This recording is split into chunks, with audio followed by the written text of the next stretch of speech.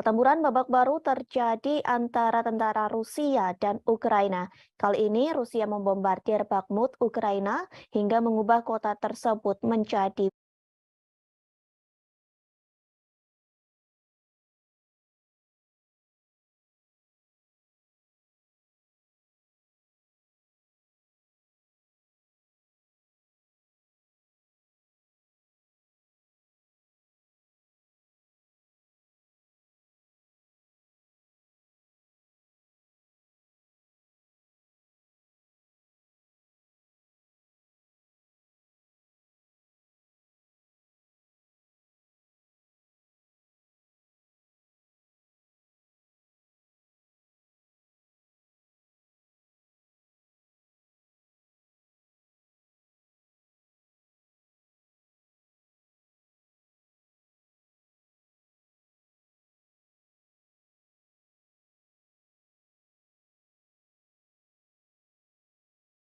mereka mendapat kesempatan untuk menyerang. Dari video yang beredar di media sosial, nampak parit-parit terbentuk di kota Bakhmut. Bahkan terdengar gemuruh tembakan dan ledakan artileri secara terus-menerus. Suara peperangan itu terus bergema di dataran yang tertutup salju. Video lain memperlihatkan kota Bakhmut telah dibombardir pasukan Rusia. Akibat serangan bertubi-tubi itu, bangunan di kota Bakhmut berubah menjadi kerikil. Bagi orang-orang Ukraina, menguasai kota itu berarti menyangkal posisi pendudukan terdalam musuh sejak dimulainya invasi Rusia ke Ukraina hampir 1 dekade lalu. Sementara bagi tentara Rusia, merebut Bakhmut akan memberi pasukan mereka moral yang lebih baik. Pasalnya, Rusia baru saja mengalami kekalahan memalukan di pusat-pusat Ukraina, satu di antaranya Kherson. Seorang penasehat Menteri Pertahanan Ukraina, Yuri Sak, mengomentari pertempuran tersebut. Ia mengatakan Bakhmut menjadi kota yang menjadi titik panas utama dalam peperangan. Rusia pun memberikan pernyataan bahwa pasukannya akan segera berhasil merebut kota Bakhmut. Bahkan pasukan Rusia mengklaim berhasil menewaskan banyak korban di kota tersebut. Namun pernyataan tersebut diragukan oleh Institute for the Study of War. Organisasi itu meragukan klaim Rusia yang memenangkan situasi di kota Bakhmut. Bahkan mereka mengatakan pasukan Rusia masih berada jauh di kata keberhasilan untuk merebut kota tersebut. Hingga kini masih belum diketahui jelas berapa banyak korban yang tewas dalam pertempuran tersebut. Namun Ukraina mengklaim sebanyak 10.000 orang tewas antara pertempuran yang terjadi pada bulan September hingga minggu terakhir di bulan November. Kementerian Pertahanan Luar Negeri Ukraina melaporkan 560 tentara Rusia tambahan tewas dalam semalam. Sementara Rusia masih bungkam terkait pasukannya yang tewas dalam pertempuran parit di Bakhmut.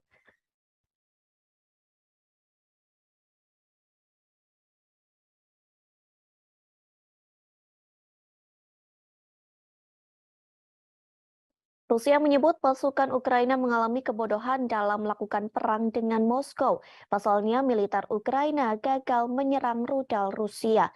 Sebaliknya, serangan gagal itu justru menghancurkan senjata pertahanan milik Ukraina sendiri. Hal tersebut telah disampaikan oleh juru bicara Kementerian Pertahanan Rusia, Letnan Jenderal Igor Konasenkov. Ia mengatakan pasukan Rusia berhasil menembak jatuh pesawat tempur milik Ukraina. Jenis pesawat tempur Ukraina yang berhasil ditembak yakni Sukhoi Su-25. Peristiwa itu terjadi di wilayah Republik Rakyat Donetsk pada Rabu 30 November 2022. Igor Konasenkov mengatakan mulanya Ukraina hendak menyerang rudal pertahanan udara Rusia menggunakan Sukhoi Su-25. Namun serangan tersebut gagal total karena kebodohan militer Ukraina sendiri. Kegagalan tersebut lantaran unit artileri militer Rusia di Bakhmut selalu siap siaga, sehingga Rusia berhasil menggagalkan siasat dari pasukan Ukraina yang hendak menembak rudal udara Moskow. Rusia menggagalkan siasat itu dengan menembak jatuh pesawat tempur Sukhoi Su-25 milik Ukraina. Upaya penggagalan siasat Ukraina itu dilakukan oleh pasukan Dirgantara Rusia. Angkatan bersenjata Federasi Rusia dilaporkan berhasil menembak jatuh 8 unit drone tempur milik Ukraina. Bahkan pesawat tanpa awak Ukraina juga berjatuhan di LPR dan Republik Zaporozhia. Diketahui sebelumnya pasukan Rusia membombardir kota Bakhmut, Ukraina, hingga mengubah kota tersebut menjadi wilayah berdarah.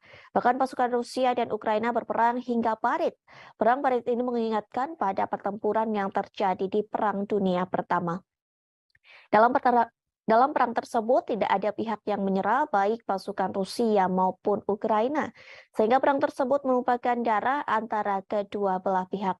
Sementara staf umum tentara Ukraina melaporkan dalam satu hari terjadi pengeboman artileri dan tank di kota Bakhmut. Peristiwa tersebut terjadi pada Kamis 1 Desember 2022. Selain di kota Bakhmut, penembakan juga terjadi di pemukiman lainnya.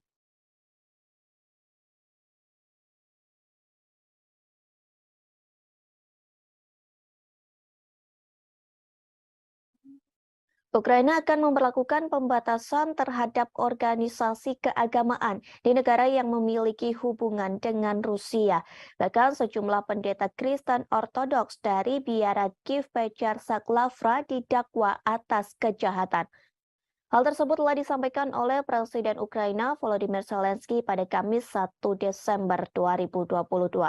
Zelensky mengatakan mereka didakwa atas kejahatan memuji Rusia.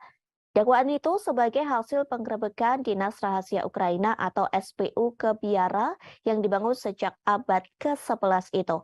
Penggerebekan itu telah dilakukan pada Kamis pekan lalu. Penggerebekan dilakukan lantaran biara itu digunakan untuk menyembunyikan tim penyabot, warga negara asing, dan sejumlah senjata lainnya. Hal ini dilakukan dengan tujuan kegiatan subversif Dinas Khusus Rusia. Patriarkat Moskow menyatakan penggerebekan ke tempat para pendeta dan pusat kekristenan Ortodoks Ukraina itu merupakan upaya mengintimidasi umat beriman. SPU mengatakan telah menerima petunjuk pendeta dan beberapa kaki tangannya. Pasalnya mereka telah mengucapkan kata-kata pujian tentang Rusia selama kebaktian di gereja. Kemudian pada Jumat 2 Desember 2022, Layanan Keamanan Dalam Negeri Ukraina menetapkan ada fakta aktivitas ilegal melalui penyelidikan tersebut.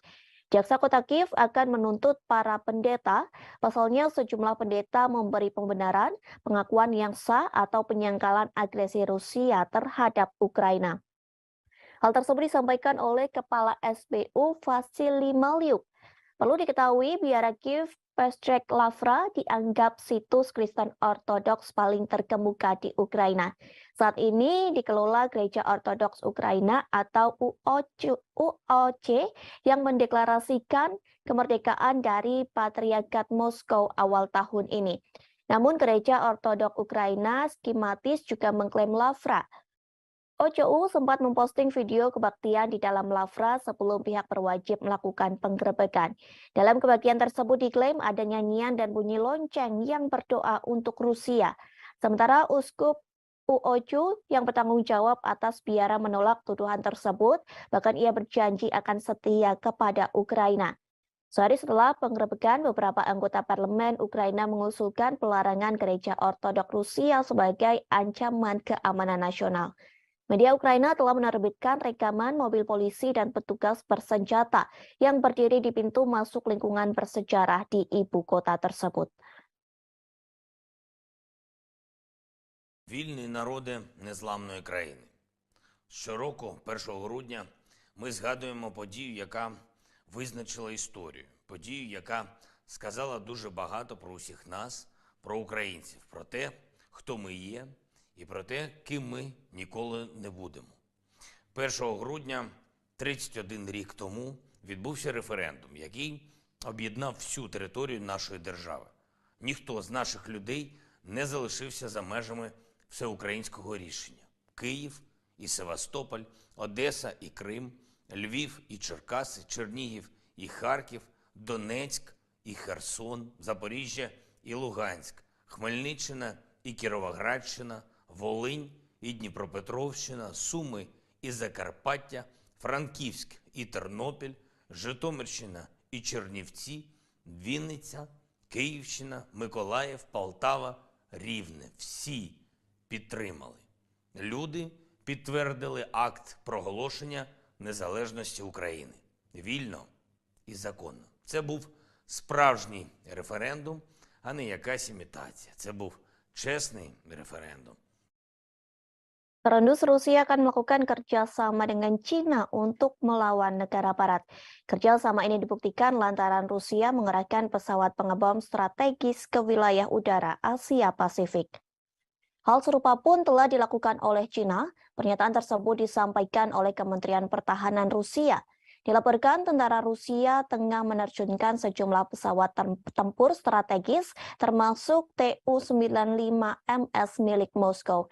Sementara China mengerahkan jet pembom strategis yakni H-6K. Dalam laporan yang dirilis Kementerian Pertahanan Rusia, patroli udara antara China dan Rusia digelar dengan menggunakan pesawat pengebom selama 8 jam. Kegiatan tersebut dilakukan di atas perairan Pasifik Barat, tepatnya di Laut Jepang dan Laut Cina Timur. Tak hanya melakukan patroli, aksi manuver pesawat pengebom Tu-95MS dan H-6K yang diselenggarakan pada Rabu 30 November 2022. Diklaim China dan Rusia melakukan serangkaian latihan bersama dengan menyelesaikan misi pendaratan silang di lanut kedua negara. Selama patroli berlangsung, pejabat Rusia menegaskan bahwa kedua pesawat yang tidak melanggar wilayah udara negara manapun. Pejabat Rusia mengklaim manuver ini juga dilakukan sesuai dengan ketentuan hukum internasional yang berlaku. Patroli ini merupakan kali pertama yang digelar antara Rusia dan China. Meskipun Rusia menyebut bahwa kerjasama ini dilakukan sebagai bagian dari rencana kongsi militer 202. Namun, Pentagon meyakini bahwa patroli kedua negara ini dilakukan untuk menyatukan kekuatan dalam menghadapi serangan militer Amerika Serikat. Pasalnya, hubungan ketiga negara tersebut sedang menegak. Ternyata hubungan Rusia dan China yang kian harmonis sudah terjalin sejak beberapa tahun terakhir. Kerjasama pertahanan antara China dan Rusia semakin kuat sejak Presiden Vladimir Putin mengirim pasukannya ke Ukraina pada 24 Februari. Bahkan di tengah memanasnya hubungan Rusia dengan negara-negara barat, pemerintah China nekat melakukan latihan gabungan dengan Rusia. Latihan tersebut telah dilakukan pada September 2022 silam. Dalam latihan tersebut, China mengirim lebih dari 2.000 tentara bersama dengan lebih dari 300 kendaraan militer dan 21 pesawat tempur serta 3 kapal perang lainnya.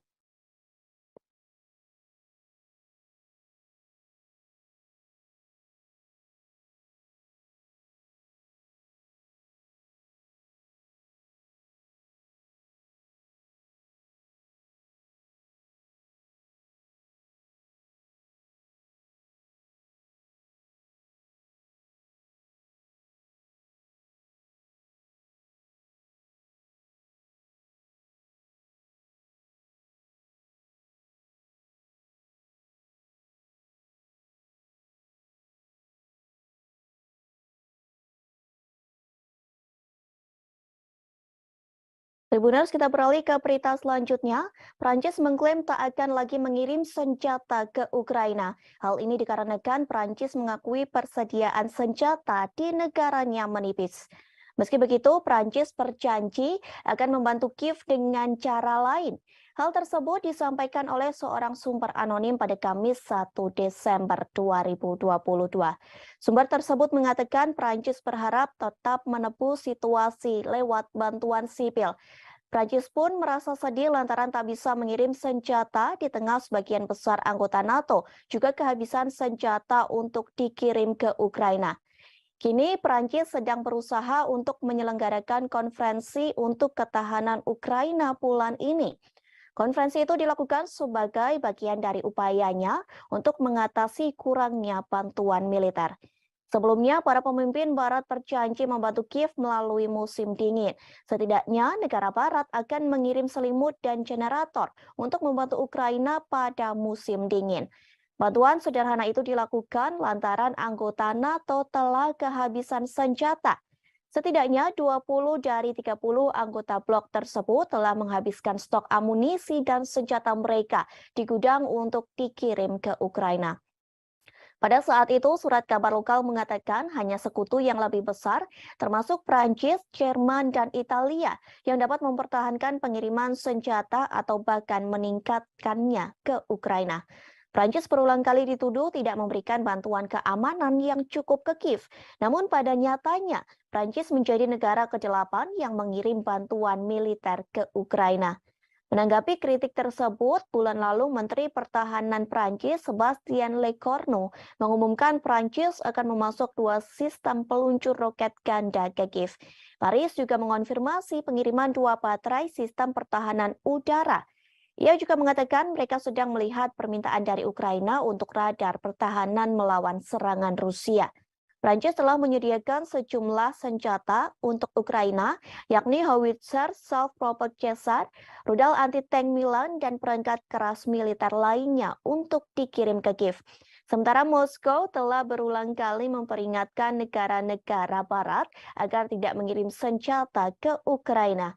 Pasalnya dengan bantuan dari negara barat, sama saja mereka sedang memperpanjang konflik.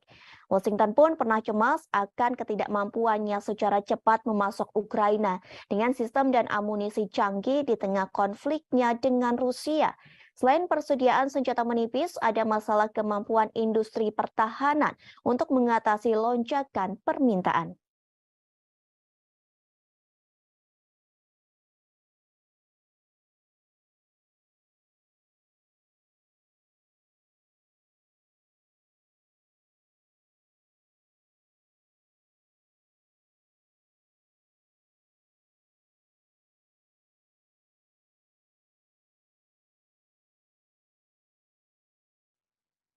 Ukraina kehilangan banyak pasukan dalam perang melawan Rusia. Dilaporkan sejauh ini, Ukraina kehilangan 10.000 hingga 13.000 tentara dalam perang tersebut. Hal ini telah dikatakan oleh penasehat Presiden Ukraina, yakni Mikhailo Podolyak. Ia mengatakan perkiraan angka ribuan tentara yang tewas itu sejak akhir Agustus 2022. Kala itu Panglima Angkatan Bersenjata mengatakan hampir 9.000 personil militer tewas, namun angkanya terus bertambah hingga awal Desember 2022. Meski banyak yang meninggal, namun sejatinya Podolyak mengatakan banyak tentara Rusia yang terluka. Tak hanya Ukraina, sebenarnya Rusia juga kehilangan ribuan pasukannya dalam perang melawan Ukraina. Dilaporkan Presiden Rusia Vladimir Putin telah kehilangan lebih di 6.000 pasukannya hanya dalam 2 minggu. Angka ini menambah korban dari perkiraan jumlah orang Rusia yang tewas di Ukraina. Sementara staf umum Angkatan Bersenjata Ukraina turut mengomentari hal tersebut. Pihaknya memperkirakan Rusia telah kehilangan 88.000 personil sejak awal invasi. Selain kehilangan ribuan tentara, Rusia juga menghadapi kerugian artileri dan kendaraan yang cukup besar dalam periode 2 minggu. Hal tersebut pun telah disampaikan oleh staf umum Ukraina. Dikatakan Rusia kehilangan 43 tank, 75 kendaraan personil lapis baja, dan 69 kendaraan serta tangki bahan bakar. Jumlah tersebut lenyap hanya dalam kurun waktu 16 hingga 30 November 2022. Tentu setelah 9 bulan berperang, Putin mengharapkan adanya kemenangan yang cepat. Rusia juga pernah mengklaim kehilangan 1.000 tentaranya hanya dalam waktu sehari. Hal ini diyakini menjadi pukulan berat bagi Presiden Rusia Vladimir Putin. Menurut Ukraina, kondisi terparah yang terjadi pada Minggu 30 Oktober dengan jumlah pasukan tewas mencapai 950 orang dalam seharinya.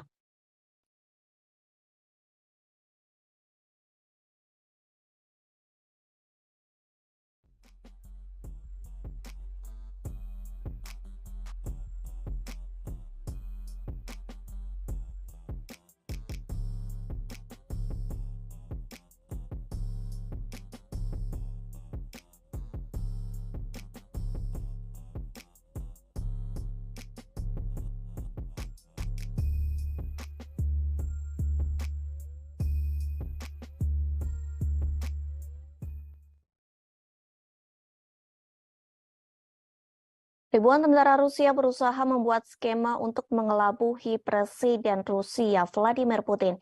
Hal ini dilakukan agar pasukan Rusia bisa terbebas dari perang melawan Ukraina. Dilaporkan sebanyak 3.500 tentara Rusia melakukan sebuah proyek yang telah dimulai pada September 2022. Proyek tersebut diberi nama I Want to Live. Sebenarnya proyek ini diinisiasi oleh pihak Ukraina. Pasalnya banyak tentara Rusia yang justru mengadu kepada Ukraina. Ribuan tentara Rusia menelepon hotline melalui aplikasi berpesan ke Kiev. Hal tersebut telah disampaikan oleh Kepala Proyek I Want to Live yakni Vitali Matvienko. Ia mengatakan lebih dari 3.500 tentara Rusia menelepon keluarganya yang berada di Ukraina. Ribuan tentara Rusia itu menolak dikirim ke garis depan untuk berperang, sehingga proyek tersebut dibuat agar mereka tidak meninggal karena perang. Sementara seorang wanita yang memiliki nama samaran Svetlana mengaku menangani panggilan telepon dari tentara Rusia. Ia mengaku mendapat pengaduan dari tentara Rusia melalui panggilan telepon dan pesan lewat Telegram maupun WhatsApp. Ia menjelaskan malam hari adalah hari yang paling sibuk. Pasalnya pada malam hari banyak tentara Rusia memiliki lebih banyak waktu luang dan dapat menyelinap pergi untuk menelepon pihak Ukraina. Svetlana tidak diizinkan memberitahu berapa banyak orang Rusia yang telah ia bantu. Ia hanya menyebutkan bahwa tentara yang ingin menyerah hanya disuruh membagikan lokasinya sebelum diberikan instruksi lebih lanjut. Beberapa tentara Rusia juga menghubungi hanya untuk memprovokasi. Meskipun menurutnya tidak semua dari mereka percaya akan klaim tidak berdasar Kremlin bahwa Ukraina dikuasai oleh Nazi.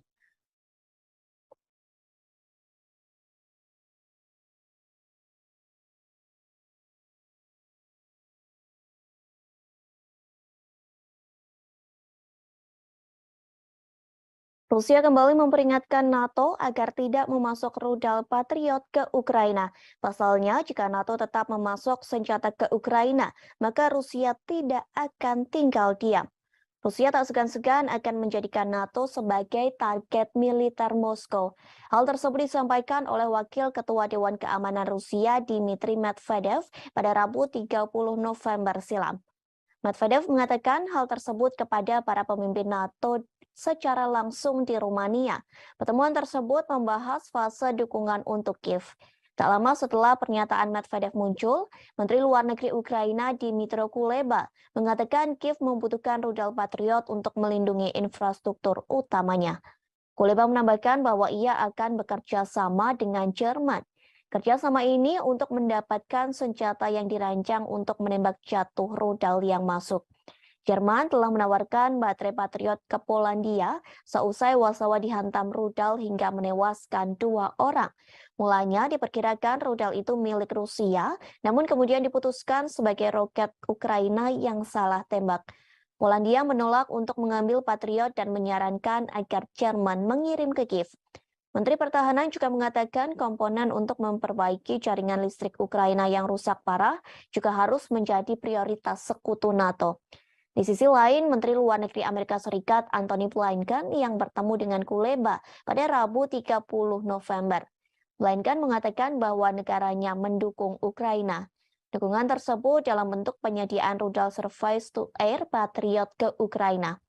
Bantuan ini menjadi tanda kemajuan besar dalam jenis sistem pertahanan udara yang dikirim Barat untuk membantu Ukraina.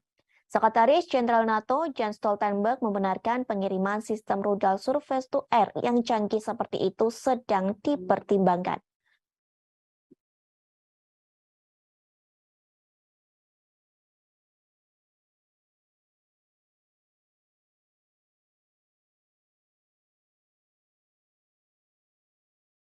Presiden Amerika Serikat Joe Biden mengatakan siap bertemu dengan Presiden Rusia Vladimir Putin. Biden ingin bertemu dengan Putin dan berbicara terkait perang dengan Ukraina. Ia ingin meminta Putin agar segera mengakhiri invasinya ke negara yang dipimpin Presiden Volodymyr Zelensky. Hal tersebut diakui Biden saat ia bertemu dengan Presiden Prancis Emmanuel Macron. Pertemuan kedua pemimpin negara ini dilakukan di Gedung Putih pada Kamis 1 Desember 2022. Pertemuan tersebut untuk mempresentasikan front persatuan di Ukraina sembari mengecam invasi brutal yang dilakukan oleh pasukan Rusia. Seperti diketahui, Biden menolak berbicara dengan Putin sejak Februari 2022. Sementara Macron tetap membuka jalur komunikasi dengan Putin. Adapun Macron mengatakan bahwa ia akan terus berdialog dengan Vladimir Putin. Dialog untuk menjadi upaya mencegah eskalasi dan segera mengakhiri invasinya ke Ukraina. Selain menjanjikan dukungan untuk Ukraina, kedua pemimpin juga akan mencari cara untuk meredakan beberapa ketegangan ekonomi. Biden berjanji kepada Macron untuk membuat perubahan pada Undang-Undang Amerika Serikat yang disahkan oleh Kongres tahun ini yang dikhawatirkan negara-negara Eropa akan merugikan ekonomi mereka. Sementara itu, Macron mengatakan bahwa ia khawatir terhadap Undang-Undang Pengurangan Inflasi atau IRA Biden. Isi IRA itu yakni menawarkan subsidi besar-besaran untuk produk-produk buatan Amerika Serikat dan ditujukan demi mengatasi krisis iklim serta mempromosikan energi terbarunya. Diketahui beberapa waktu lalu, para pemimpin Eropa mengatakan bahwa paket legislatif yang ditandatangani Biden tidak adil bagi perusahaan non-Amerika. Kebijakan tersebut akan menjadi pukulan serius bagi ekonomi mereka karena Eropa menghadapi dampak dari invasi Moskow.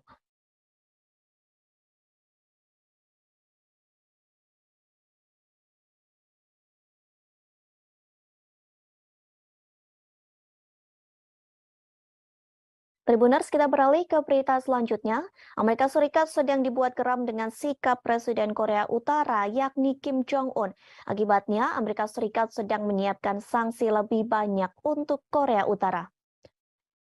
Hal tersebut telah disampaikan oleh Penasehat Keamanan Nasional Amerika Serikat, Jake Sullivan, pada Kamis 1 Desember 2022. Ia mengungkap rencana negaranya yang akan meningkatkan sanksi pada Korea Utara. Langkah ini diambil sebagai bentuk kertakan bagi Kim Jong-un yang gencar melakukan uji coba nuklir. Sullivan tak mengungkap sanksi apa saja yang akan dijatuhkan Washington pada Pyongyang. Namun sejauh ini Amerika Serikat mulai meluncurkan sejumlah senjata utama seperti kapal induk dan pembom jarak jauh. Ancaman ini dilontarkan untuk menekan Kim Jong-un agar mau menyerahkan persenjataan nuklirnya. Sebelum Amerika Serikat melontarkan ancaman, pemerintah Biden beserta para mitranya, Amerika Serikat, Korea Selatan, dan Jepang, sudah terlebih dahulu menyerukan upaya negosiasi denuklirisasi di semenanjung Korea pada pimpinan Pyongyang. Namun sayangnya upaya tersebut tak dihiraukan oleh Kim Jong-un. Pemimpin otoriter itu menyebut Amerika Serikat harus mengeluarkan ancaman untuk menekan Korea Utara. Menanggapi gertakan dari Amerika dan para sekutunya, Korea Utara mengatakan bahwa pihaknya tidak akan melakukan denuklirisasi. Meski Amerika tidak memiliki niat buruk terhadap Korea Utara dan terbuka untuk pembicaraan tanpa prasyarat. Namun hal tersebut tak lantas membuat Korea Utara percaya. Presiden Kim Jong-un menganggap bahwa Amerika Serikat dan sekutunya secara diam-diam telah menyusun kebijakan permusuhan. Hal ini yang kemudian mendorong Korea Utara untuk memperluas militernya dengan meningkatkan penggunaan senjata nuklir. Sebagai informasi, sebelum Washington menjatuhkan lebih banyak sanksi pada Pyongyang pada Oktober silam, diketahui pemerintah otoritas Joe Biden telah menargetkan 2 perusahaan yang terdaftar di Singapura dan sebuah perusahaan yang terdaftar di Kepulauan Marshall. Menurut Washington, keduanya secara aktif mendukung program senjata militer milik Pyongyang. Tak hanya itu, pemerintah Amerika Serikat bersama PBB beberapa kali turut menjatuhkan sanksi kepada Korea Utara. Sanksi itu berupa pemblokiran sejumlah akses pada Pyongyang. Namun sayangnya cara tersebut belum mampu menghentikan aktivitas uji coba nuklir Korea Utara. Rencana pemerintah Amerika Serikat akan terus menggelar pembicaraan untuk menghindari peningkatan bahaya kemanusiaan di kawasan Asia.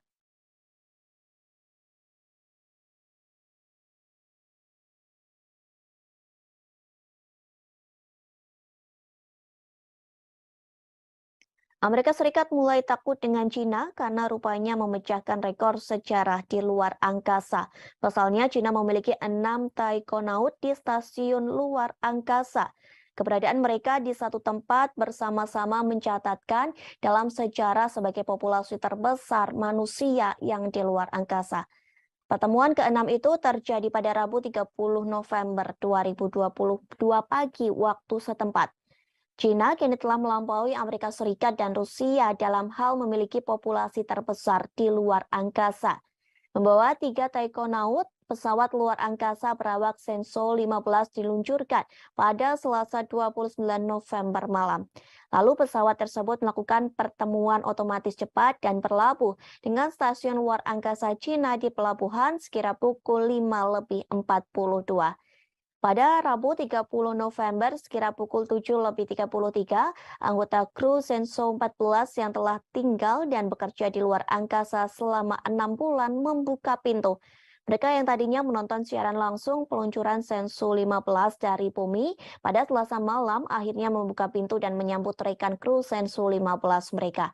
Kemudian ke-6 taikonaut dari 2 misi tersebut mengambil foto kelompok bersejarah untuk memperingati pertemuan antariksa mereka. Selanjutnya, kedua kru akan melakukan penyerahan langsung pertama stadion luar angkasa China di orbit. Mereka akan tinggal dan bekerja sama di stasiun luar angkasa selama sekira 5 hari. Hal ini juga menjadi tanda pertama dalam sejarah kedirgantaraan China. Stasiun luar angkasa telah mencapai kombinasi besar dari 6 bagian, 3 modul permanen, dan 3 pesawat luar angkasa. Massa total kombinasi telah mendekati 100 ton, yang merupakan struktur terbesar dari kombinasi stasiun luar angkasa Cina hingga saat ini. Ini menjadi pertama kalinya 2 pesawat ruang angkasa berawak Shenzhou berlabuh dengan modul inti Tianhe pada saat yang bersamaan. Pengembangan pesawat ruang angkasa menerangkan hal ini kepada media lokal. Struktur berbentuk T yang unik dari kombinasi stasiun luar angkasa Cina dengan 6 modul atau pesawat luar angkasa menunjukkan kepada dunia kemajuan dan keunggulan proyek luar angkasa berawak Cina. Hingga Rabu, ada 13 orang yang mengorbit planet bumi. Selain 6 taikonaut di stasiun luar angkasa Cina, ada 7 astronot yang tinggal dan bekerja di stasiun luar angkasa internasional. Itu berarti Cina saat ini memiliki populasi terbesar di luar angkasa. Serah terima langsung akan menjadi normal baru yang berarti bahwa pada tahap aplikasi dan pengembangan stasiun luar angkasa Cina, kemajuan ini mengubah landscape internasional ruang perawak karena Cina punya lebih banyak orang di luar angkasa daripada Amerika Serikat dan Rusia. Periode serah terima dengan 6 taikonaut tinggal dan bekerja di stasiun ruang angkasa juga memverifikasi kemampuan maksimum dan kinerja kontrol lingkungan. Keberadaan mereka akan menjadi sistem pendukung kehidupan di stasiun di bawah kondisi terisi penuh.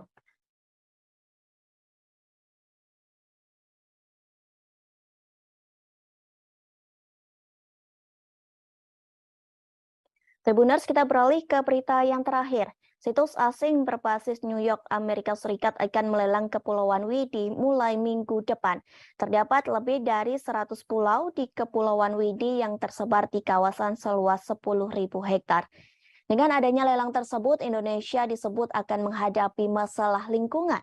Hal tersebut telah disampaikan oleh Koordinator Nasional di Destruksi Fishing Watch Indonesia, yakni Muhammad Abdi Suhufan. Ia meminta pemerintah Indonesia untuk menyelidiki lelang tersebut. Pasalnya, lelang itu telah menimbulkan kontroversi dan menarik perhatian publik Indonesia.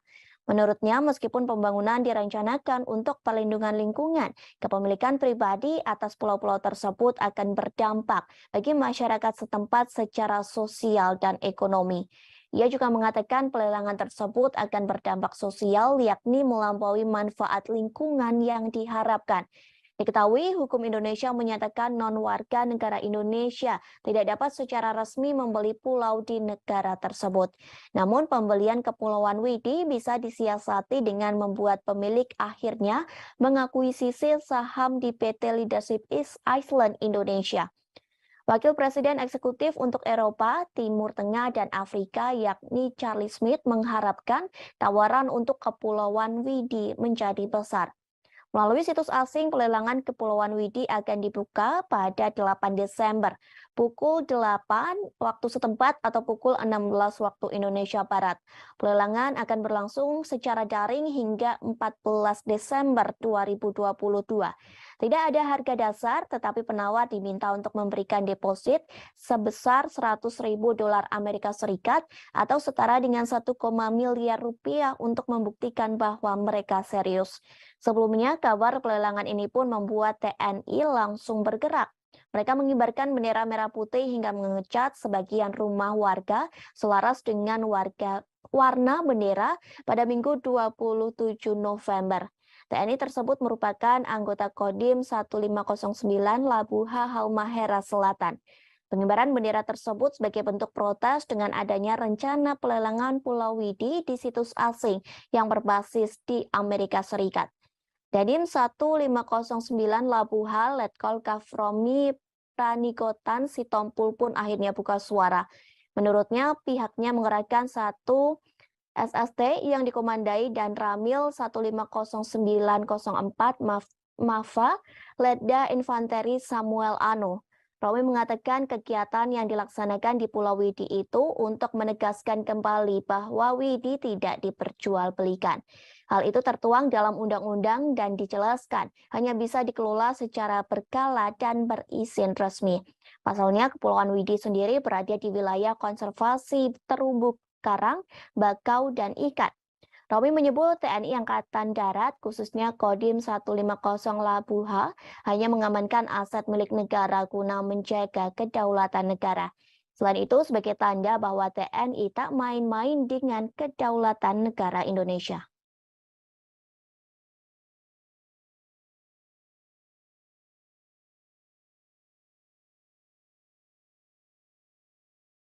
Pertempuran babak baru terjadi antara tentara Rusia dan Ukraina. Kali ini Rusia membombardir Bakhmut, Ukraina, hingga mengubah kota tersebut menjadi wilayah berdarah.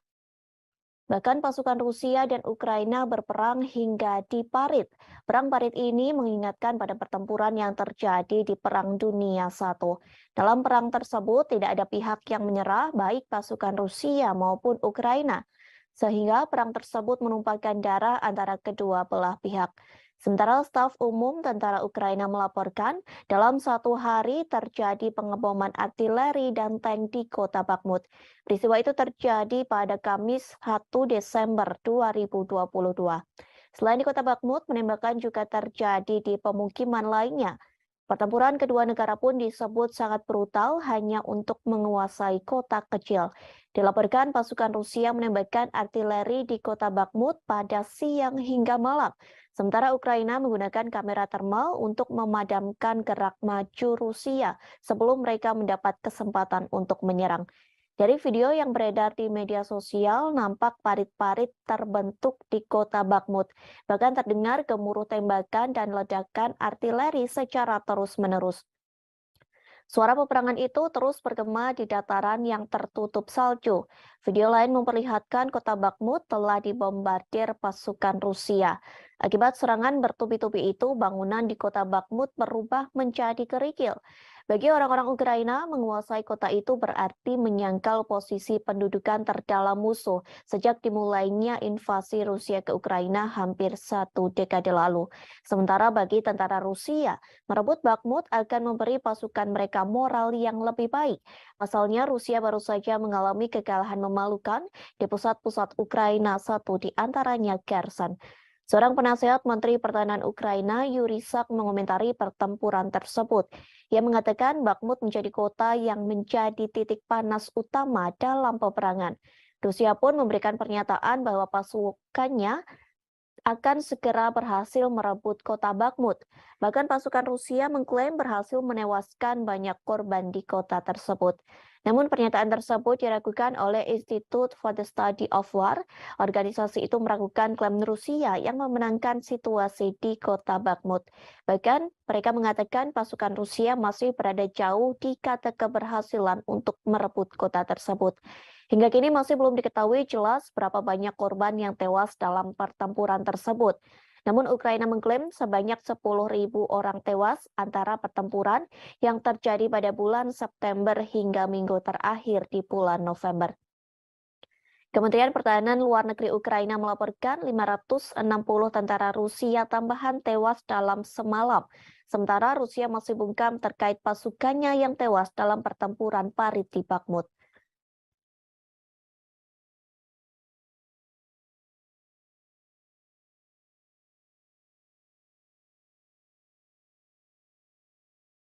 Rusia menyebut pasukan Ukraina mengalami kebodohan dalam melakukan perang dengan Moskow. Pasalnya, militer Ukraina gagal menyerang rudal Rusia.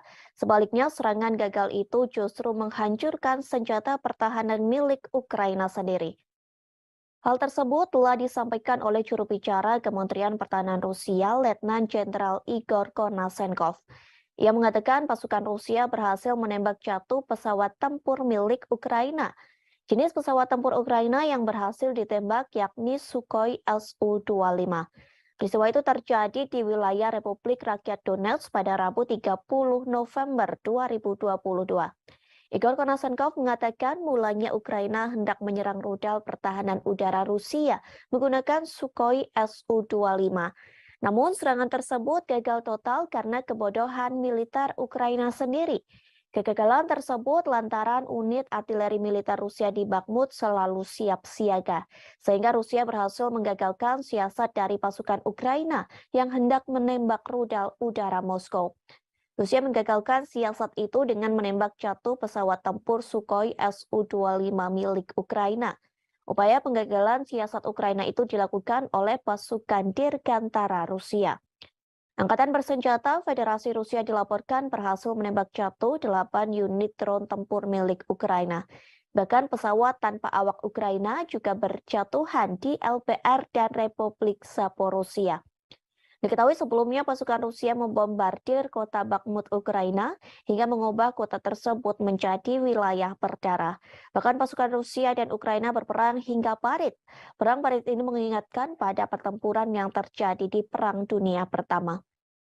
Dalam perang tersebut tidak ada pihak yang menyerah baik pasukan Rusia maupun Ukraina, sehingga perang tersebut merupakan darah antara kedua belah pihak.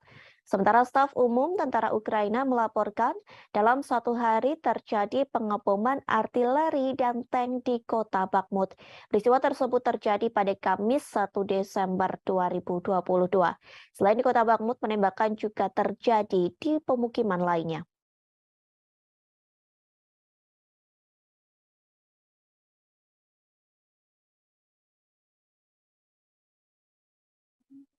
Ukraina akan memberlakukan pembatasan terhadap organisasi keagamaan di negara yang memiliki hubungan dengan Rusia. Bahkan sejumlah pendeta Kristen Ortodoks dari biara Kiev Pechar Saklavra didakwa atas kejahatan. Hal tersebut telah disampaikan oleh Presiden Ukraina Volodymyr Zelensky pada Kamis 1 Desember 2022.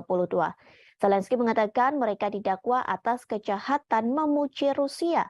Dakwaan itu sebagai hasil penggerebekan Dinas Rahasia Ukraina atau SPU ke biara yang dibangun sejak abad ke-11 itu. Penggerebekan itu telah dilakukan pada Kamis pekan lalu.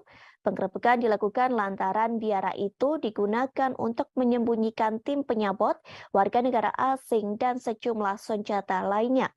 Hal ini dilakukan dengan tujuan kegiatan subversif Dinas Khusus Rusia. Patriarkat Moskow menyatakan penggerebekan ke tempat para pendeta dan pusat kekristenan Ortodoks Ukraina itu merupakan upaya mengintimidasi umat beriman. SPU mengatakan telah menerima petunjuk pendeta dan beberapa kaki tangannya. Pasalnya mereka telah mengucapkan kata-kata pujian tentang Rusia selama kebaktian di gereja. Kemudian pada Jumat 2 Desember 2022, Layanan Keamanan Dalam Negeri Ukraina menetapkan ada fakta aktivitas ilegal melalui penyelidikan tersebut. Jaksa Kota Kiev akan menuntut para pendeta, pasalnya sejumlah pendeta memberi pembenaran, pengakuan yang sah atau penyangkalan agresi Rusia terhadap Ukraina. Hal tersebut disampaikan oleh Kepala SBU Vasily Malyuk. Perlu diketahui, biara Kiev Pechar Lavra dianggap situs Kristen Ortodoks paling terkemuka di Ukraina. Saat ini dikelola Gereja Ortodoks Ukraina atau UOC yang mendeklarasikan kemerdekaan dari Patriarkat Moskow awal tahun ini. Namun Gereja Ortodoks Ukraina skematis juga mengklaim Lavra. OCU sempat memposting video kebaktian di dalam Lavra sebelum pihak berwajib melakukan penggerebekan. Dalam kebaktian tersebut diklaim ada nyanyian dan bunyi lonceng yang berdoa untuk Rusia. Sementara Uskup Uochu yang bertanggung jawab atas biara menolak tuduhan tersebut, bahkan ia berjanji akan setia kepada Ukraina. Sehari setelah penggerebekan, beberapa anggota parlemen Ukraina mengusulkan pelarangan gereja Ortodok Rusia sebagai ancaman keamanan nasional. Media Ukraina telah menerbitkan rekaman mobil polisi dan petugas bersenjata yang berdiri di pintu masuk lingkungan bersejarah di ibu kota tersebut. Вільні народи незламної країни. Щороку, 1 грудня, ми згадуємо подію, яка визначила історію. Подію, яка сказала дуже багато про усіх нас, про українців, про те, хто ми є, і про те, ким ми ніколи не будемо. 1 грудня 31 рік тому відбувся референдум, який об'єднав всю територію нашої держави. Ніхто з наших людей не залишився за межами всеукраїнського рішення. Київ і Севастополь, Одеса і Крим, Львів і Черкаси, Чернігів і Харків, Донецьк і Херсон, Запоріжжя і Луганськ, Хмельниччина і Кіровоградщина, Волинь і Дніпропетровщина, Суми і Закарпаття, Франківськ і Тернопіль, Житомирщина і Чернівці, Вінниця, Київщина, Миколаїв, Полтава, Рівне. Всі підтримали. Люди підтвердили акт проголошення незалежності України. Вільно і законно. Це був справжній референдум, а не якась імітація. Це був чесний референдум. Terendus Rusia akan melakukan kerjasama dengan China untuk melawan negara barat. Kerjasama ini dibuktikan lantaran Rusia mengerahkan pesawat pengebom strategis ke wilayah udara Asia Pasifik. Hal serupa pun telah dilakukan oleh China. Pernyataan tersebut disampaikan oleh Kementerian Pertahanan Rusia. Dilaporkan tentara Rusia tengah menerjunkan sejumlah pesawat tempur strategis termasuk Tu-95MS milik Moskow. Sementara China mengerahkan jet pembom strategis yakni H-6K. Dalam laporan yang dirilis Kementerian Pertahanan Rusia, patroli udara antara China dan Rusia digelar dengan menggunakan pesawat pengebom selama 8 jam. Kegiatan tersebut dilakukan di atas perairan Pasifik Barat, tepatnya di Laut Jepang dan Laut Cina Timur. Tak hanya melakukan patroli, aksi manuver pesawat pengebom Tu-95MS dan H-6K yang diselenggarakan pada Rabu 30 November 2022. Diklaim China dan Rusia melakukan serangkaian latihan bersama dengan menyelesaikan misi pendaratan silang di lanut kedua negara. Selama patroli berlangsung, pejabat Rusia menegaskan bahwa kedua pesawat yang tidak melanggar wilayah udara negara manapun. Pejabat Rusia mengklaim manuver ini juga dilakukan sesuai dengan ketentuan hukum internasional yang berlaku. Patroli ini merupakan kali pertama yang digelar antara Rusia dan China. Meskipun Rusia menyebut bahwa kerjasama ini dilakukan sebagai bagian dari rencana kongsi militer 202. Namun, Pentagon meyakini bahwa patroli kedua negara ini dilakukan untuk menyatukan kekuatan dalam menghadapi serangan militer Amerika Serikat. Pasalnya, hubungan ketiga negara tersebut sedang menegak. Ternyata hubungan Rusia dan China yang kian harmonis sudah terjalin sejak beberapa tahun terakhir. Kerjasama pertahanan antara China dan Rusia semakin kuat sejak Presiden Vladimir Putin mengirim pasukannya ke Ukraina pada 24 Februari. Bahkan di tengah memanasnya hubungan Rusia dengan negara-negara barat, pemerintah China nekat melakukan latihan gabungan dengan Rusia. Latihan tersebut telah dilakukan pada September 2022 silam. Dalam latihan tersebut, China mengirim lebih dari 2.000 tentara bersama dengan lebih dari 300 kendaraan militer dan 21 pesawat tempur serta 3 kapal perang lainnya.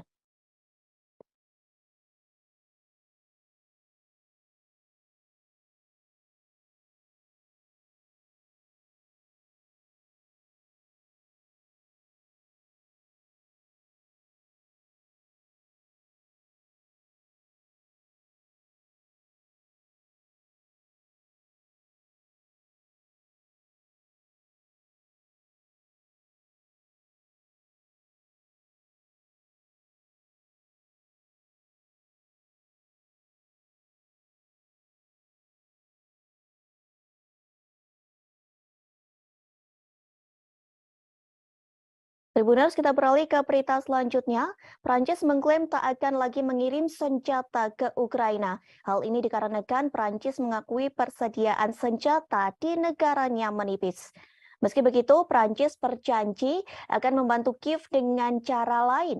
Hal tersebut disampaikan oleh seorang sumber anonim pada Kamis 1 Desember 2022. Sumber tersebut mengatakan Prancis berharap tetap menebus situasi lewat bantuan sipil. Prancis pun merasa sedih lantaran tak bisa mengirim senjata di tengah sebagian besar anggota NATO juga kehabisan senjata untuk dikirim ke Ukraina. Kini Prancis sedang berusaha untuk menyelenggarakan konferensi untuk ketahanan Ukraina bulan ini. Konferensi itu dilakukan sebagai bagian dari upayanya untuk mengatasi kurangnya bantuan militer. Sebelumnya, para pemimpin Barat berjanji membantu Kiev melalui musim dingin. Setidaknya, negara Barat akan mengirim selimut dan generator untuk membantu Ukraina pada musim dingin.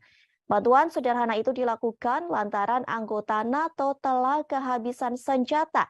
Setidaknya 20 dari 30 anggota blok tersebut telah menghabiskan stok amunisi dan senjata mereka di gudang untuk dikirim ke Ukraina.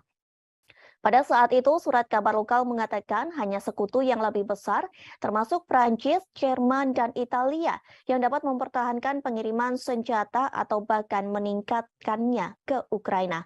Prancis berulang kali dituduh tidak memberikan bantuan keamanan yang cukup ke Kiev. Namun pada nyatanya, Prancis menjadi negara ke-8 yang mengirim bantuan militer ke Ukraina. Menanggapi kritik tersebut, bulan lalu Menteri Pertahanan Prancis Sebastien Lecornu mengumumkan Prancis akan memasok 2 sistem peluncur roket ganda ke Kiev. Paris juga mengonfirmasi pengiriman 2 baterai sistem pertahanan udara. Ia juga mengatakan mereka sedang melihat permintaan dari Ukraina untuk radar pertahanan melawan serangan Rusia. Prancis telah menyediakan sejumlah senjata untuk Ukraina, yakni howitzer, self-propelled Caesar, rudal anti-tank Milan, dan perangkat keras militer lainnya untuk dikirim ke Kiev. Sementara Moskow telah berulang kali memperingatkan negara-negara Barat agar tidak mengirim senjata ke Ukraina. Pasalnya dengan bantuan dari negara Barat, sama saja mereka sedang memperpanjang konflik. Washington pun pernah cemas akan ketidakmampuannya secara cepat memasok Ukraina dengan sistem dan amunisi canggih di tengah konfliknya dengan Rusia. Selain persediaan senjata menipis, ada masalah kemampuan industri pertahanan untuk mengatasi lonjakan permintaan.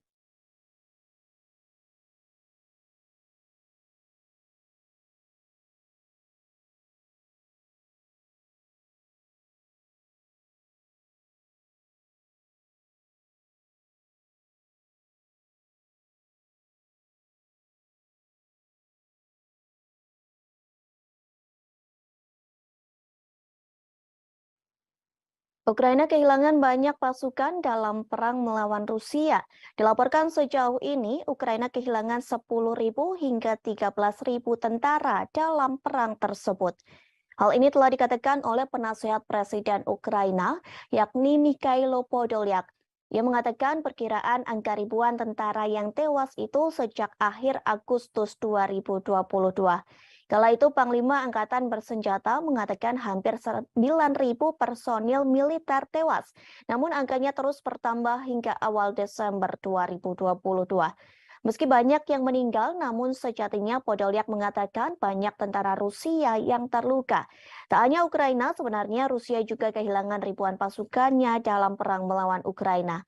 Dilaporkan Presiden Rusia Vladimir Putin telah kehilangan lebih dari 6.000 pasukannya hanya dalam 2 minggu. Angka ini menambah korban dari perkiraan jumlah orang Rusia yang tewas di Ukraina. Sementara staf umum Angkatan Bersenjata Ukraina turut mengomentari hal tersebut. Pihaknya memperkirakan Rusia telah kehilangan 88.000 personil sejak awal invasi. Selain kehilangan ribuan tentara, Rusia juga menghadapi kerugian artileri dan kendaraan yang cukup besar dalam periode 2 minggu. Hal tersebut pun telah disampaikan oleh staf umum Ukraina. Dikatakan Rusia kehilangan 43 tank, 75 kendaraan personil lapis baja, dan 69 kendaraan serta tangki bahan bakar. Jumlah tersebut lenyap hanya dalam kurun waktu 16 hingga 30 November 2022. Tentu setelah 9 bulan berperang, Putin mengharapkan adanya kemenangan yang cepat. Rusia juga pernah mengklaim kehilangan 1.000 tentaranya hanya dalam waktu sehari. Hal ini diyakini menjadi pukulan berat bagi Presiden Rusia Vladimir Putin. Menurut Ukraina, kondisi terparah yang terjadi pada Minggu 30 Oktober dengan jumlah pasukan tewas mencapai 950 orang dalam seharinya.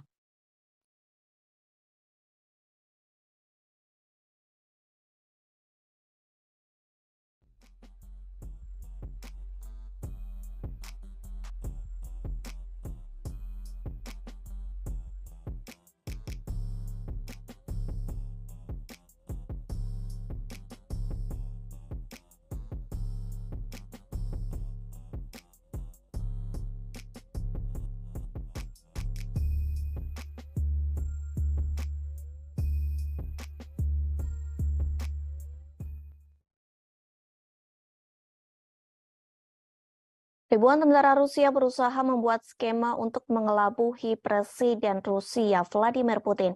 Hal ini dilakukan agar pasukan Rusia bisa terbebas dari perang melawan Ukraina. Dilaporkan sebanyak 3.500 tentara Rusia melakukan sebuah proyek yang telah dimulai pada September 2022. Proyek tersebut diberi nama I Want to Live. Sebenarnya proyek ini diinisiasi oleh pihak Ukraina. Pasalnya banyak tentara Rusia yang justru mengadu kepada Ukraina. Ribuan tentara Rusia menelepon hotline melalui aplikasi berpesan ke Kiev. Hal tersebut telah disampaikan oleh Kepala Proyek I Want to Live yakni Vitali Matvienko. Ia mengatakan lebih dari 3.500 tentara Rusia menelepon keluarganya yang berada di Ukraina. Ribuan tentara Rusia itu menolak dikirim ke garis depan untuk berperang, sehingga proyek tersebut dibuat agar mereka tidak meninggal karena perang. Sementara seorang wanita yang memiliki nama samaran Svitlana mengaku menangani panggilan telepon dari tentara Rusia. Ia mengaku mendapat pengaduan dari tentara Rusia melalui panggilan telepon dan pesan lewat Telegram maupun WhatsApp. Ia menjelaskan malam hari adalah hari yang paling sibuk. Pasalnya pada malam hari banyak tentara Rusia memiliki lebih banyak waktu luang dan dapat menyelinap pergi untuk menelepon pihak Ukraina. Svitlana tidak diizinkan memberitahu berapa banyak orang Rusia yang telah ia bantu. Ia hanya menyebutkan bahwa tentara yang ingin menyerah hanya disuruh membagikan lokasinya sebelum diberikan instruksi lebih lanjut. Beberapa tentara Rusia juga menghubungi hanya untuk memprovokasi. Meskipun menurutnya tidak semua dari mereka percaya akan klaim tidak berdasar Kremlin bahwa Ukraina dikuasai oleh Nazi.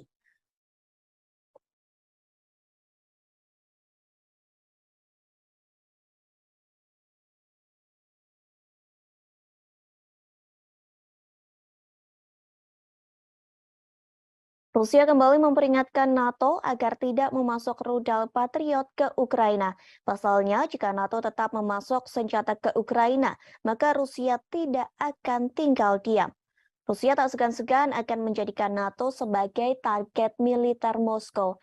Hal tersebut disampaikan oleh Wakil Ketua Dewan Keamanan Rusia Dmitry Medvedev pada Rabu 30 November silam.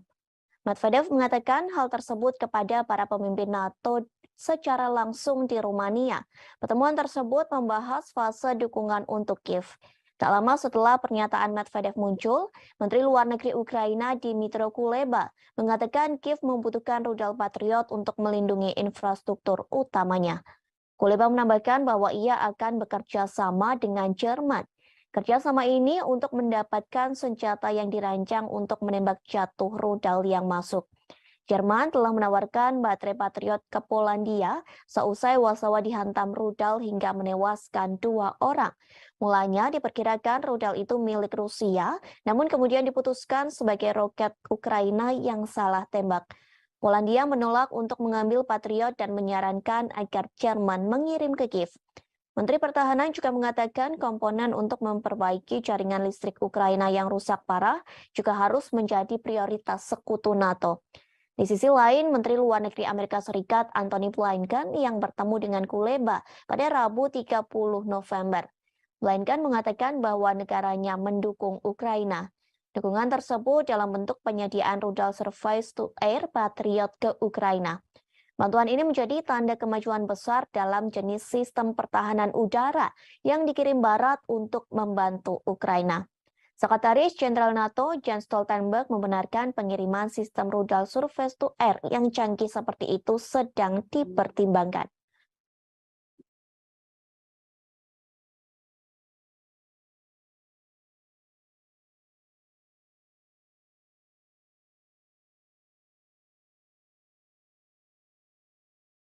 Presiden Amerika Serikat Joe Biden mengatakan siap bertemu dengan Presiden Rusia Vladimir Putin. Biden ingin bertemu dengan Putin dan berbicara terkait perang dengan Ukraina. Ia ingin meminta Putin agar segera mengakhiri invasinya ke negara yang dipimpin Presiden Volodymyr Zelensky. Hal tersebut diakui Biden saat ia bertemu dengan Presiden Prancis Emmanuel Macron. Pertemuan kedua pemimpin negara ini dilakukan di Gedung Putih pada Kamis 1 Desember 2022.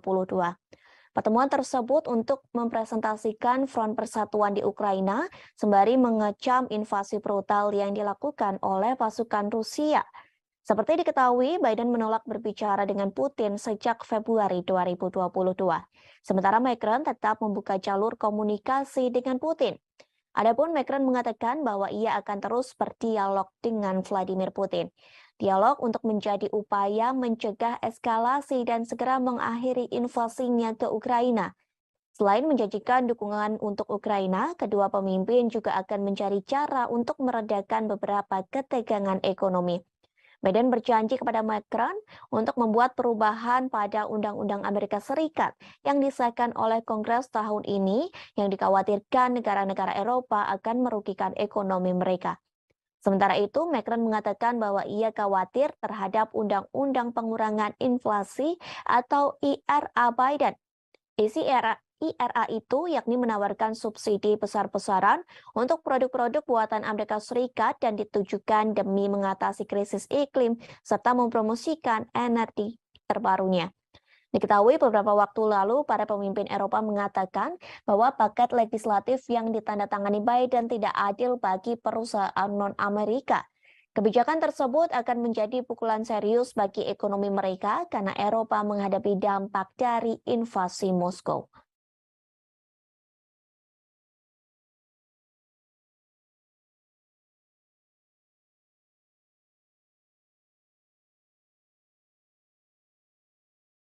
Tribuners, kita beralih ke berita selanjutnya. Amerika Serikat sedang dibuat geram dengan sikap Presiden Korea Utara yakni Kim Jong-un. Akibatnya, Amerika Serikat sedang menyiapkan sanksi lebih banyak untuk Korea Utara. Hal tersebut telah disampaikan oleh Penasihat Keamanan Nasional Amerika Serikat Jake Sullivan pada Kamis 1 Desember 2022. Ia mengungkap rencana negaranya yang akan meningkatkan sanksi pada Korea Utara. Langkah ini diambil sebagai bentuk kertakan bagi Kim Jong-un yang gencar melakukan uji coba nuklir. Sullivan tak mengungkap sanksi apa saja yang akan dijatuhkan Washington pada Pyongyang. Namun sejauh ini Amerika Serikat mulai meluncurkan sejumlah senjata utama seperti kapal induk dan pembom jarak jauh. Ancaman ini dilontarkan untuk menekan Kim Jong-un agar mau menyerahkan persenjataan nuklirnya.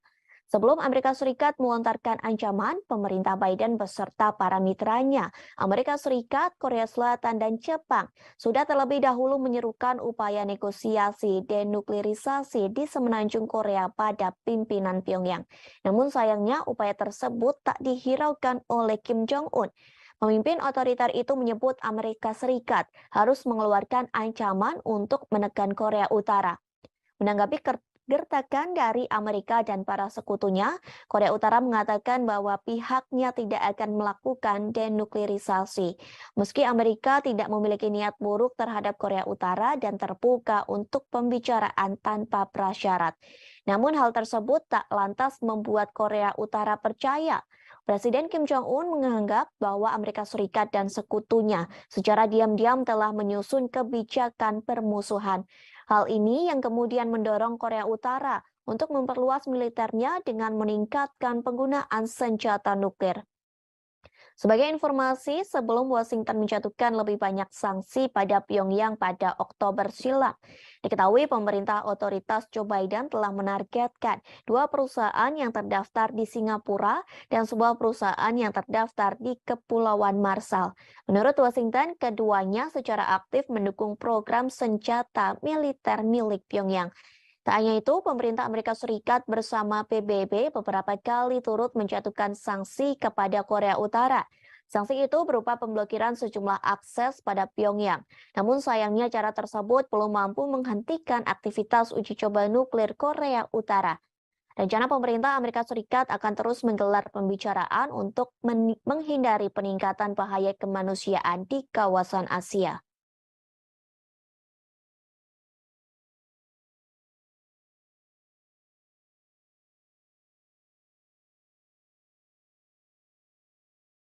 Amerika Serikat mulai takut dengan Cina karena rupanya memecahkan rekor sejarah di luar angkasa. Pasalnya, Cina memiliki 6 taikonaut di stasiun luar angkasa. Keberadaan mereka di satu tempat bersama-sama mencatatkan dalam sejarah sebagai populasi terbesar manusia yang di luar angkasa. Pertemuan ke-6 itu terjadi pada Rabu 30 November 2022 pagi waktu setempat. China kini telah melampaui Amerika Serikat dan Rusia dalam hal memiliki populasi terbesar di luar angkasa. Membawa 3 taikonaut, pesawat luar angkasa berawak Shenzhou 15 diluncurkan pada Selasa 29 November malam. Lalu pesawat tersebut melakukan pertemuan otomatis cepat dan berlabuh dengan stasiun luar angkasa China di pelabuhan sekira pukul 5:42.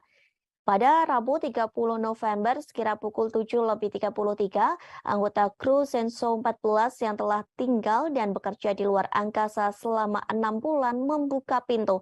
Mereka yang tadinya menonton siaran langsung peluncuran Shenzhou 15 dari bumi pada Selasa malam akhirnya membuka pintu dan menyambut rekan kru Shenzhou 15 mereka.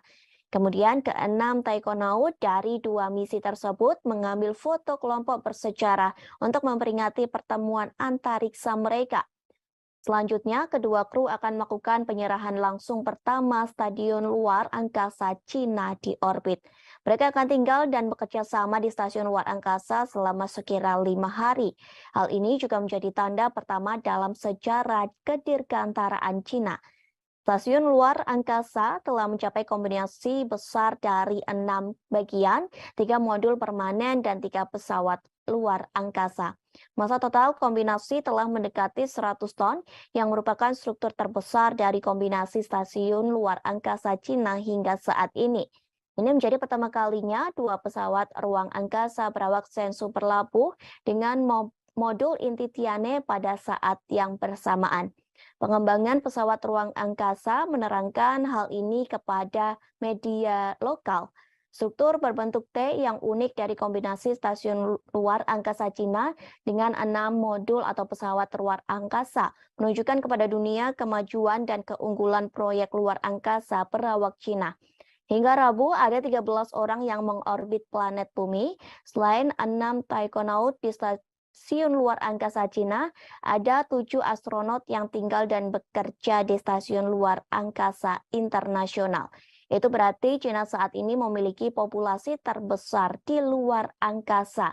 Serah terima langsung akan menjadi normal baru yang berarti bahwa pada tahap aplikasi dan pengembangan stasiun luar angkasa Cina, kemajuan ini mengubah landscape internasional ruang perawak karena Cina punya lebih banyak orang di luar angkasa daripada Amerika Serikat dan Rusia.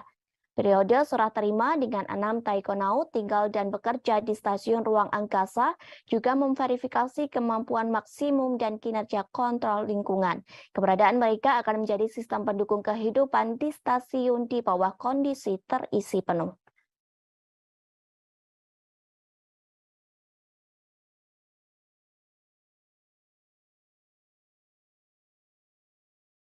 Tribuners, kita beralih ke berita yang terakhir. Situs asing berbasis New York, Amerika Serikat akan melelang Kepulauan Widi mulai minggu depan. Terdapat lebih dari 100 pulau di Kepulauan Widi yang tersebar di kawasan seluas 10.000 hektar.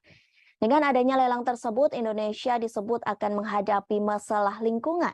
Hal tersebut telah disampaikan oleh Koordinator Nasional di Destruksi Fishing Watch Indonesia, yakni Muhammad Abdi Suhufan. Ia meminta pemerintah Indonesia untuk menyelidiki lelang tersebut.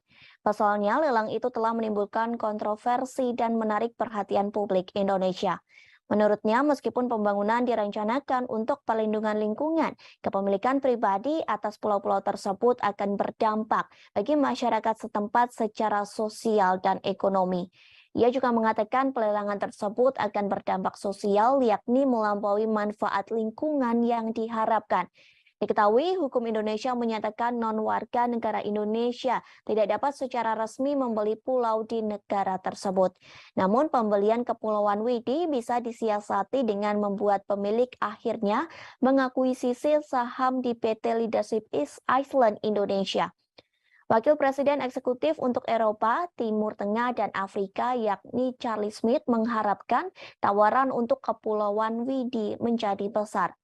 Melalui situs asing, pelelangan Kepulauan Widi akan dibuka pada 8 Desember, pukul 8 waktu setempat atau pukul 16 waktu Indonesia Barat. Pelelangan akan berlangsung secara daring hingga 14 Desember 2022. Tidak ada harga dasar, tetapi penawar diminta untuk memberikan deposit sebesar 100.000 dolar Amerika Serikat atau setara dengan 1, miliar rupiah untuk membuktikan bahwa mereka serius. Sebelumnya, kabar pelelangan ini pun membuat TNI langsung bergerak. Mereka mengibarkan bendera merah putih hingga mengecat sebagian rumah warga selaras dengan warna bendera pada Minggu 27 November. TNI tersebut merupakan anggota Kodim 1509 Labuha Halmahera Selatan. Pengibaran bendera tersebut sebagai bentuk protes dengan adanya rencana pelelangan Pulau Widi di situs asing yang berbasis di Amerika Serikat. Dadim 1509 Labuha Letkol Kafromi Pranikotan Sitompul pun akhirnya buka suara. Menurutnya, pihaknya mengerahkan satu SST yang dikomandai dan Ramil 150904 MAFA Letda Infanteri Samuel Ano. Romi mengatakan kegiatan yang dilaksanakan di Pulau Widi itu untuk menegaskan kembali bahwa Widi tidak diperjualbelikan. Hal itu tertuang dalam undang-undang dan dijelaskan hanya bisa dikelola secara berkala dan berizin resmi. Pasalnya, Kepulauan Widi sendiri berada di wilayah konservasi terumbu karang, bakau, dan ikan. Romi menyebut TNI Angkatan Darat, khususnya Kodim 150 Labuha, hanya mengamankan aset milik negara guna menjaga kedaulatan negara. Selain itu, sebagai tanda bahwa TNI tak main-main dengan kedaulatan negara Indonesia.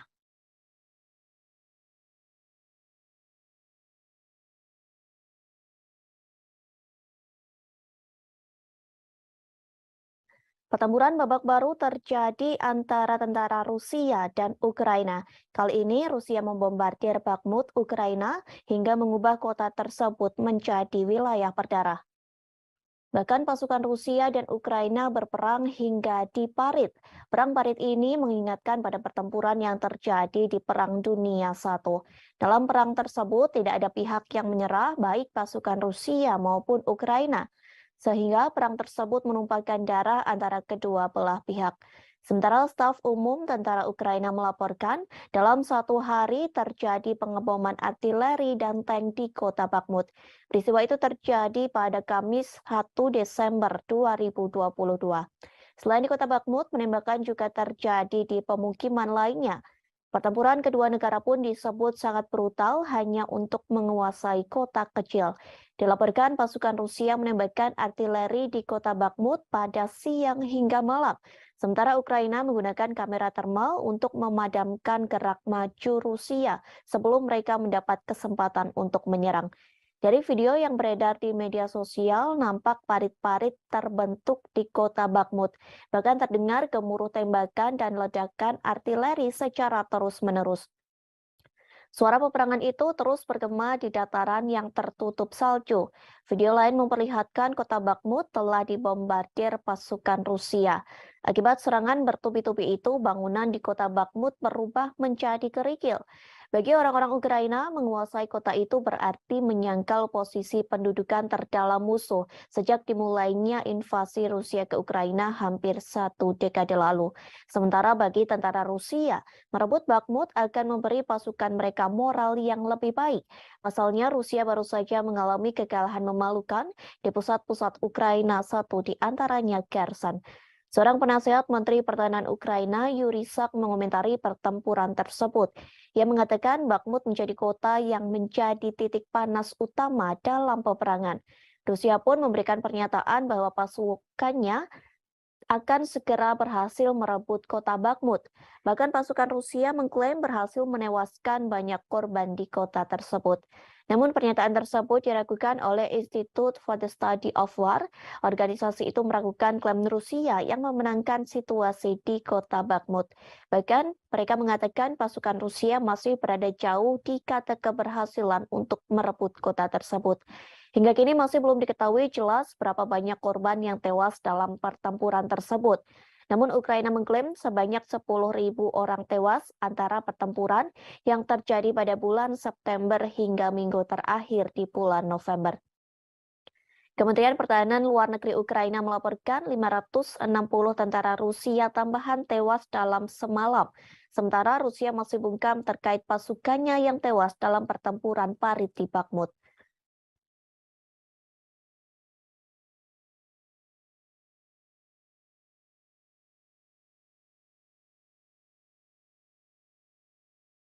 Rusia menyebut pasukan Ukraina mengalami kebodohan dalam melakukan perang dengan Moskow. Pasalnya, militer Ukraina gagal menyerang rudal Rusia. Sebaliknya, serangan gagal itu justru menghancurkan senjata pertahanan milik Ukraina sendiri. Hal tersebut telah disampaikan oleh juru bicara Kementerian Pertahanan Rusia, Letnan Jenderal Igor Konasenkov. Ia mengatakan pasukan Rusia berhasil menembak jatuh pesawat tempur milik Ukraina. Jenis pesawat tempur Ukraina yang berhasil ditembak yakni Sukhoi Su-25. Peristiwa itu terjadi di wilayah Republik Rakyat Donetsk pada Rabu 30 November 2022. Igor Konasenkov mengatakan mulanya Ukraina hendak menyerang rudal pertahanan udara Rusia menggunakan Sukhoi Su-25. Namun serangan tersebut gagal total karena kebodohan militer Ukraina sendiri. Kegagalan tersebut lantaran unit artileri militer Rusia di Bakhmut selalu siap siaga, sehingga Rusia berhasil menggagalkan siasat dari pasukan Ukraina yang hendak menembak rudal udara Moskow. Rusia menggagalkan siasat itu dengan menembak jatuh pesawat tempur Sukhoi Su-25 milik Ukraina. Upaya penggagalan siasat Ukraina itu dilakukan oleh pasukan Dirgantara Rusia. Angkatan bersenjata Federasi Rusia dilaporkan berhasil menembak jatuh 8 unit drone tempur milik Ukraina. Bahkan pesawat tanpa awak Ukraina juga berjatuhan di LPR dan Republik Zaporozhia. Diketahui sebelumnya pasukan Rusia membombardir kota Bakhmut Ukraina hingga mengubah kota tersebut menjadi wilayah berdarah. Bahkan pasukan Rusia dan Ukraina berperang hingga parit. Perang parit ini mengingatkan pada pertempuran yang terjadi di Perang Dunia Pertama. Dalam perang tersebut tidak ada pihak yang menyerah baik pasukan sehingga perang tersebut merupakan darah antara kedua belah pihak. Kamis 1 Desember 2022. Selain di kota Bakhmut, penembakan juga terjadi di pemukiman lainnya.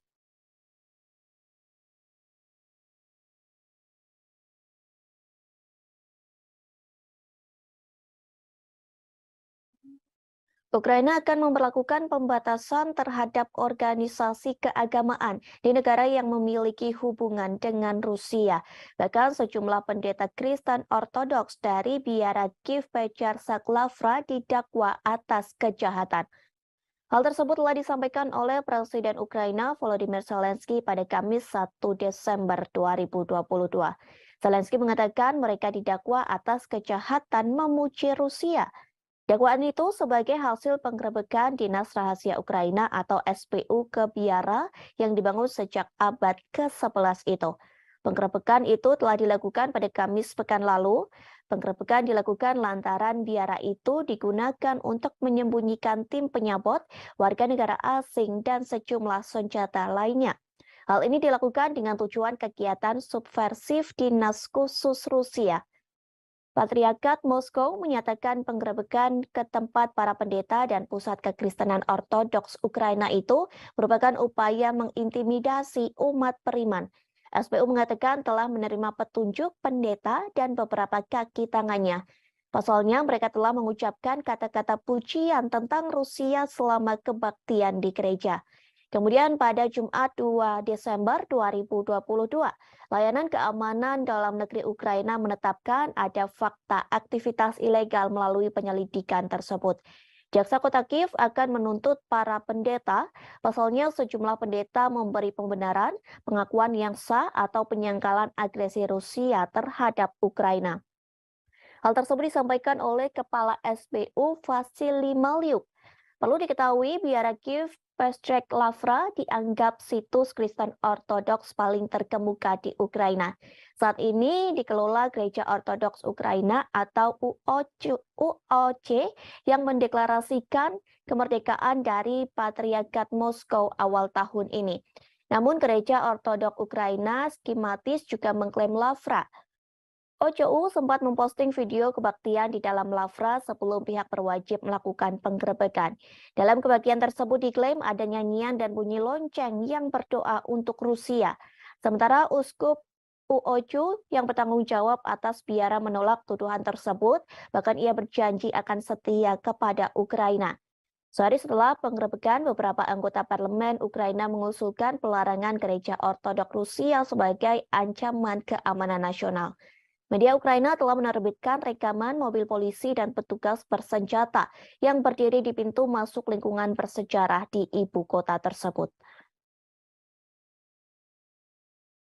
Вільні народи незламної країни. Щороку, 1 грудня, ми згадуємо подію, яка визначила історію. Подію, яка сказала дуже багато про усіх нас, про українців, про те, хто ми є, і про те, ким ми ніколи не будемо. 1 грудня 31 рік тому відбувся референдум, який об'єднав всю територію нашої держави. Ніхто з наших людей не залишився за межами всеукраїнського рішення. Київ і Севастополь, Одеса і Крим, Львів і Черкаси, Чернігів і Харків, Донецьк і Херсон, Запоріжжя і Луганськ, Хмельниччина і Кіровоградщина, Волинь і Дніпропетровщина, Суми і Закарпаття, Франківськ і Тернопіль, Житомирщина і Чернівці, Вінниця, Київщина, Миколаїв, Полтава, Рівне. Всі підтримали. Люди підтвердили акт проголошення незалежності України. Вільно і законно. Це був справжній референдум, а не якась імітація. Це був чесний референдум. Terendus Rusia akan melakukan kerjasama dengan China untuk melawan negara barat. Kerjasama ini dibuktikan lantaran Rusia mengerahkan pesawat pengebom strategis ke wilayah udara Asia Pasifik. Hal serupa pun telah dilakukan oleh China. Pernyataan tersebut disampaikan oleh Kementerian Pertahanan Rusia. Dilaporkan tentara Rusia tengah menerjunkan sejumlah pesawat tempur strategis termasuk Tu-95MS milik Moskow. Sementara China mengerahkan jet pembom strategis yakni H-6K. Dalam laporan yang dirilis Kementerian Pertahanan Rusia, patroli udara antara China dan Rusia digelar dengan menggunakan pesawat pengebom selama 8 jam. Kegiatan tersebut dilakukan di atas perairan Pasifik Barat, tepatnya di Laut Jepang dan Laut Cina Timur. Tak hanya melakukan patroli, aksi manuver pesawat pengebom Tu-95MS dan H-6K yang diselenggarakan pada Rabu 30 November 2022. Diklaim China dan Rusia melakukan serangkaian latihan bersama dengan menyelesaikan misi pendaratan silang di lanut kedua negara. Selama patroli berlangsung, pejabat Rusia menegaskan bahwa kedua pesawat yang tidak melanggar wilayah udara negara manapun. Pejabat Rusia mengklaim manuver ini juga dilakukan sesuai dengan ketentuan hukum internasional yang berlaku. Patroli ini merupakan kali pertama yang digelar antara Rusia dan China. Meskipun Rusia menyebut bahwa kerjasama ini dilakukan sebagai bagian dari rencana kongsi militer 202. Namun, Pentagon meyakini bahwa patroli kedua negara ini dilakukan untuk menyatukan kekuatan dalam menghadapi serangan militer Amerika Serikat. Pasalnya, hubungan ketiga negara tersebut sedang menegang. Ternyata hubungan Rusia dan Cina yang kian harmonis sudah terjalin sejak beberapa tahun terakhir. Kerjasama pertahanan antara Cina dan Rusia semakin kuat sejak Presiden Vladimir Putin mengirim pasukannya ke Ukraina pada 24 Februari. Bahkan di tengah memanasnya hubungan Rusia dengan negara-negara barat, pemerintah Cina nekat melakukan latihan gabungan dengan Rusia. Latihan tersebut telah dilakukan pada September 2022 silam. Dalam latihan tersebut, Cina mengirim lebih dari 2.000 tentara bersama dengan lebih dari 300 kendaraan militer dan 21 pesawat tempur serta 3 kapal perang lainnya.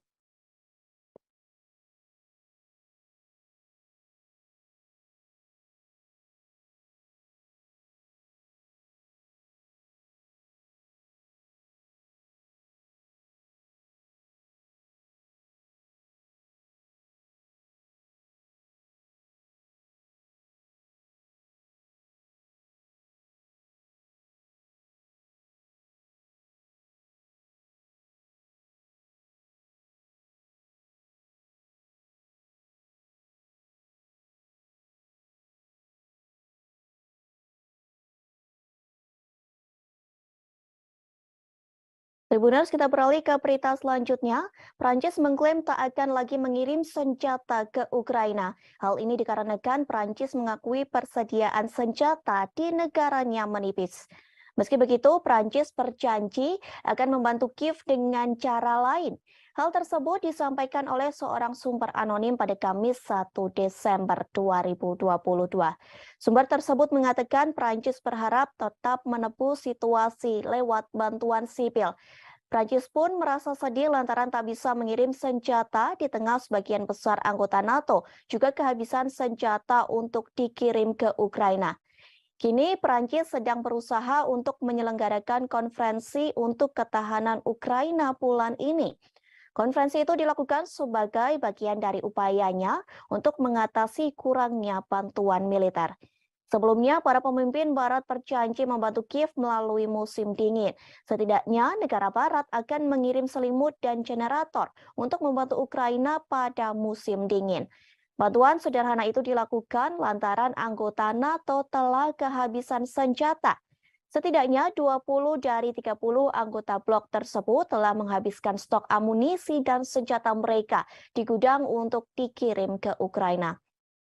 Pada saat itu, surat kabar lokal mengatakan hanya sekutu yang lebih besar, termasuk Prancis, Jerman, dan Italia, yang dapat mempertahankan pengiriman senjata atau bahkan meningkatkannya ke Ukraina. Prancis berulang kali dituduh tidak memberikan bantuan keamanan yang cukup ke Kiev. Namun pada nyatanya, Prancis menjadi negara ke-8 yang mengirim bantuan militer ke Ukraina. Menanggapi kritik tersebut, bulan lalu Menteri Pertahanan Prancis Sebastien Lecornu mengumumkan Prancis akan memasok 2 sistem peluncur roket ganda ke Kiev. Paris juga mengonfirmasi pengiriman 2 baterai sistem pertahanan udara. Ia juga mengatakan mereka sedang melihat permintaan dari Ukraina untuk radar pertahanan melawan serangan Rusia. Prancis telah menyediakan sejumlah senjata untuk Ukraina, yakni howitzer, self-propelled Caesar, rudal anti-tank Milan, dan perangkat keras militer lainnya untuk dikirim ke Kiev. Sementara Moskow telah berulang kali memperingatkan negara-negara barat agar tidak mengirim senjata ke Ukraina. Pasalnya dengan bantuan dari negara barat, sama saja mereka sedang memperpanjang konflik. Washington pun pernah cemas akan ketidakmampuannya secara cepat memasok Ukraina dengan sistem dan amunisi canggih di tengah konfliknya dengan Rusia. Selain persediaan senjata menipis, ada masalah kemampuan industri pertahanan untuk mengatasi lonjakan permintaan.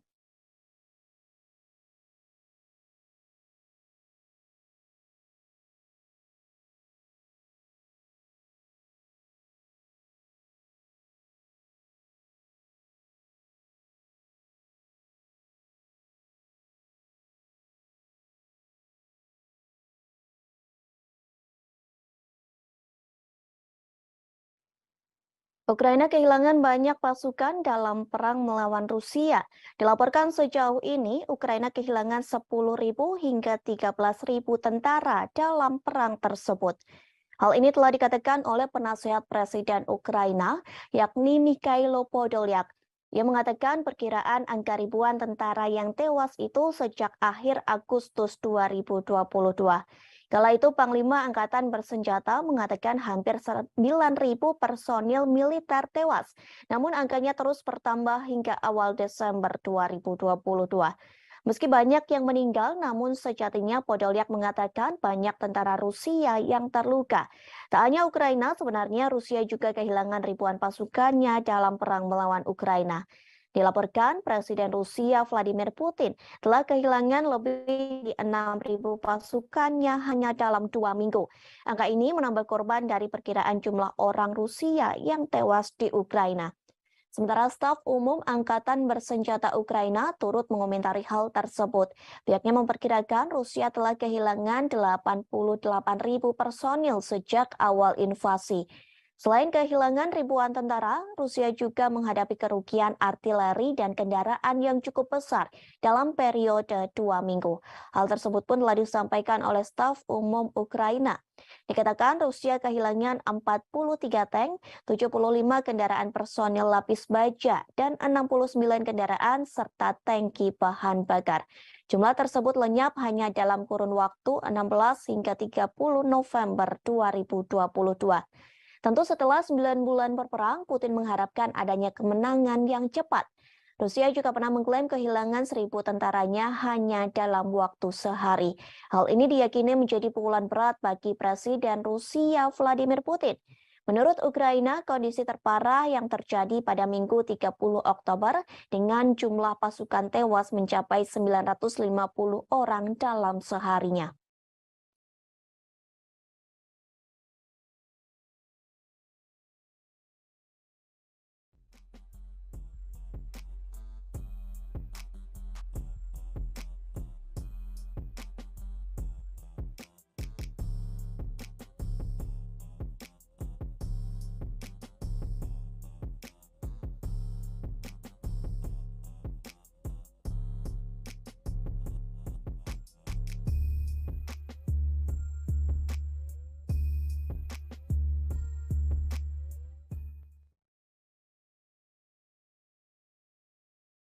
Ribuan tentara Rusia berusaha membuat skema untuk mengelabuhi Presiden Rusia Vladimir Putin.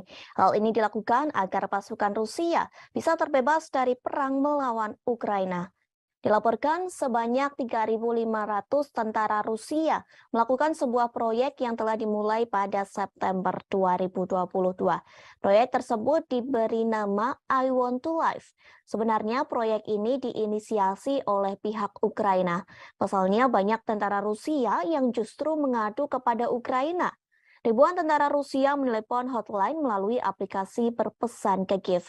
Hal tersebut telah disampaikan oleh Kepala Proyek I Want to Live yakni Vitali Matvienko. Ia mengatakan lebih dari 3.500 tentara Rusia menelepon keluarganya yang berada di Ukraina. Ribuan tentara Rusia itu menolak dikirim ke garis depan untuk berperang, sehingga proyek tersebut dibuat agar mereka tidak meninggal karena perang. Sementara seorang wanita yang memiliki nama samaran Svetlana mengaku menangani panggilan telepon dari tentara Rusia. Ia mengaku mendapat pengaduan dari tentara Rusia melalui panggilan telepon dan pesan lewat Telegram maupun WhatsApp. Ia menjelaskan malam hari adalah hari yang paling sibuk. Pasalnya pada malam hari banyak tentara Rusia memiliki lebih banyak waktu luang dan dapat menyelinap pergi untuk menelepon pihak Ukraina.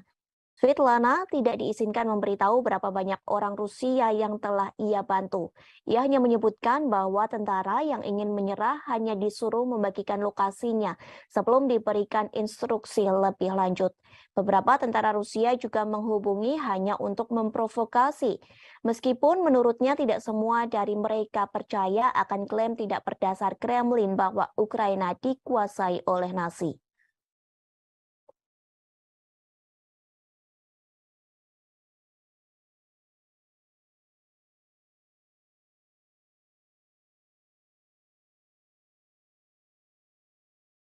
Rusia kembali memperingatkan NATO agar tidak memasok rudal Patriot ke Ukraina.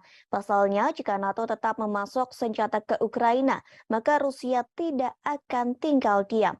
Rusia tak segan-segan akan menjadikan NATO sebagai target militer Moskow. Hal tersebut disampaikan oleh Wakil Ketua Dewan Keamanan Rusia Dmitry Medvedev pada Rabu 30 November silam. Medvedev mengatakan hal tersebut kepada para pemimpin NATO secara langsung di Rumania. Pertemuan tersebut membahas fase dukungan untuk Kiev. Tak lama setelah pernyataan Medvedev muncul, Menteri Luar Negeri Ukraina Dmytro Kuleba mengatakan Kiev membutuhkan rudal Patriot untuk melindungi infrastruktur utamanya. Kuleba menambahkan bahwa ia akan bekerja sama dengan Jerman. Kerjasama ini untuk mendapatkan senjata yang dirancang untuk menembak jatuh rudal yang masuk. Jerman telah menawarkan baterai Patriot ke Polandia seusai Warsawa dihantam rudal hingga menewaskan 2 orang. Mulanya diperkirakan rudal itu milik Rusia, namun kemudian diputuskan sebagai roket Ukraina yang salah tembak. Polandia menolak untuk mengambil Patriot dan menyarankan agar Jerman mengirim ke Kiev. Menteri Pertahanan juga mengatakan komponen untuk memperbaiki jaringan listrik Ukraina yang rusak parah juga harus menjadi prioritas sekutu NATO. Di sisi lain, Menteri Luar Negeri Amerika Serikat Antony Blinken yang bertemu dengan Kuleba pada Rabu 30 November. Blinken mengatakan bahwa negaranya mendukung Ukraina. Dukungan tersebut dalam bentuk penyediaan rudal surface-to-air Patriot ke Ukraina. Bantuan ini menjadi tanda kemajuan besar dalam jenis sistem pertahanan udara yang dikirim Barat untuk membantu Ukraina. Sekretaris Jenderal NATO Jens Stoltenberg membenarkan pengiriman sistem rudal surface-to-air yang canggih seperti itu sedang dipertimbangkan.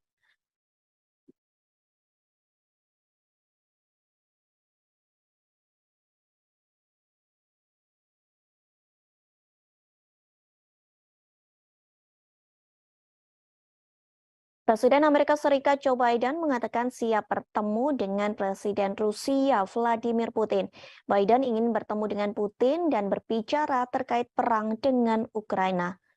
Ia ingin meminta Putin agar segera mengakhiri invasinya ke negara yang dipimpin Presiden Volodymyr Zelensky. Hal tersebut diakui Biden saat ia bertemu dengan Presiden Prancis Emmanuel Macron.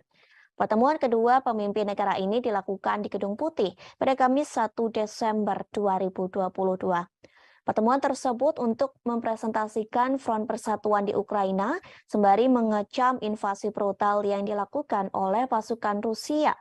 Seperti diketahui, Biden menolak berbicara dengan Putin sejak Februari 2022. Sementara Macron tetap membuka jalur komunikasi dengan Putin. Adapun Macron mengatakan bahwa ia akan terus berdialog dengan Vladimir Putin. Dialog untuk menjadi upaya mencegah eskalasi dan segera mengakhiri invasinya ke Ukraina. Selain menjanjikan dukungan untuk Ukraina, kedua pemimpin juga akan mencari cara untuk meredakan beberapa ketegangan ekonomi. Biden berjanji kepada Macron untuk membuat perubahan pada Undang-Undang Amerika Serikat yang disahkan oleh Kongres tahun ini yang dikhawatirkan negara-negara Eropa akan merugikan ekonomi mereka. Sementara itu, Macron mengatakan bahwa ia khawatir terhadap Undang-Undang Pengurangan Inflasi atau IRA Biden.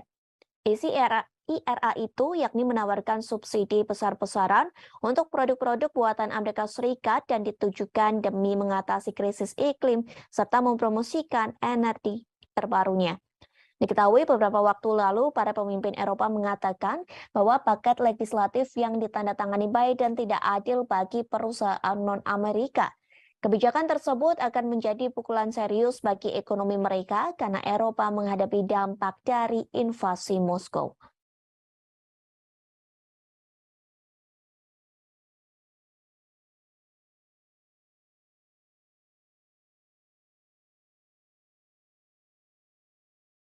Tribuners, kita beralih ke berita selanjutnya. Amerika Serikat sedang dibuat geram dengan sikap Presiden Korea Utara yakni Kim Jong-un. Akibatnya, Amerika Serikat sedang menyiapkan sanksi lebih banyak untuk Korea Utara. Hal tersebut telah disampaikan oleh Penasehat Keamanan Nasional Amerika Serikat Jake Sullivan pada Kamis 1 Desember 2022. Ia mengungkap rencana negaranya yang akan meningkatkan sanksi pada Korea Utara. Langkah ini diambil sebagai bentuk kertakan bagi Kim Jong-un yang gencar melakukan uji coba nuklir. Sullivan tak mengungkap sanksi apa saja yang akan dijatuhkan Washington pada Pyongyang. Namun sejauh ini Amerika Serikat mulai meluncurkan sejumlah senjata utama seperti kapal induk dan pembom jarak jauh. Ancaman ini dilontarkan untuk menekan Kim Jong-un agar mau menyerahkan persenjataan nuklirnya. Sebelum Amerika Serikat melontarkan ancaman, pemerintah Biden beserta para mitranya, Amerika Serikat, Korea Selatan, dan Jepang, sudah terlebih dahulu menyerukan upaya negosiasi denuklirisasi di semenanjung Korea pada pimpinan Pyongyang.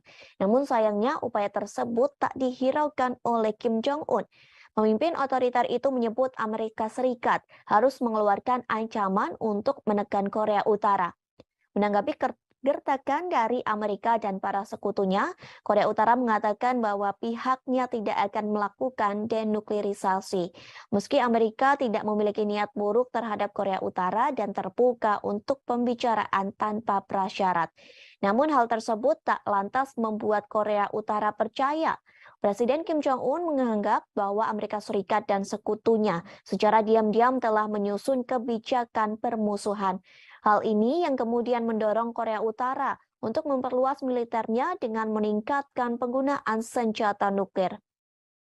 Sebagai informasi, sebelum Washington menjatuhkan lebih banyak sanksi pada Pyongyang pada Oktober silam, diketahui pemerintah otoritas Joe Biden telah menargetkan 2 perusahaan yang terdaftar di Singapura dan sebuah perusahaan yang terdaftar di Kepulauan Marshall.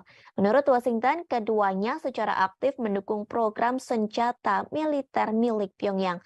Tak hanya itu, pemerintah Amerika Serikat bersama PBB beberapa kali turut menjatuhkan sanksi kepada Korea Utara.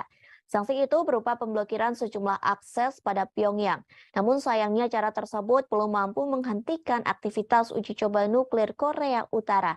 Rencana pemerintah Amerika Serikat akan terus menggelar pembicaraan untuk menghindari peningkatan bahaya kemanusiaan di kawasan Asia.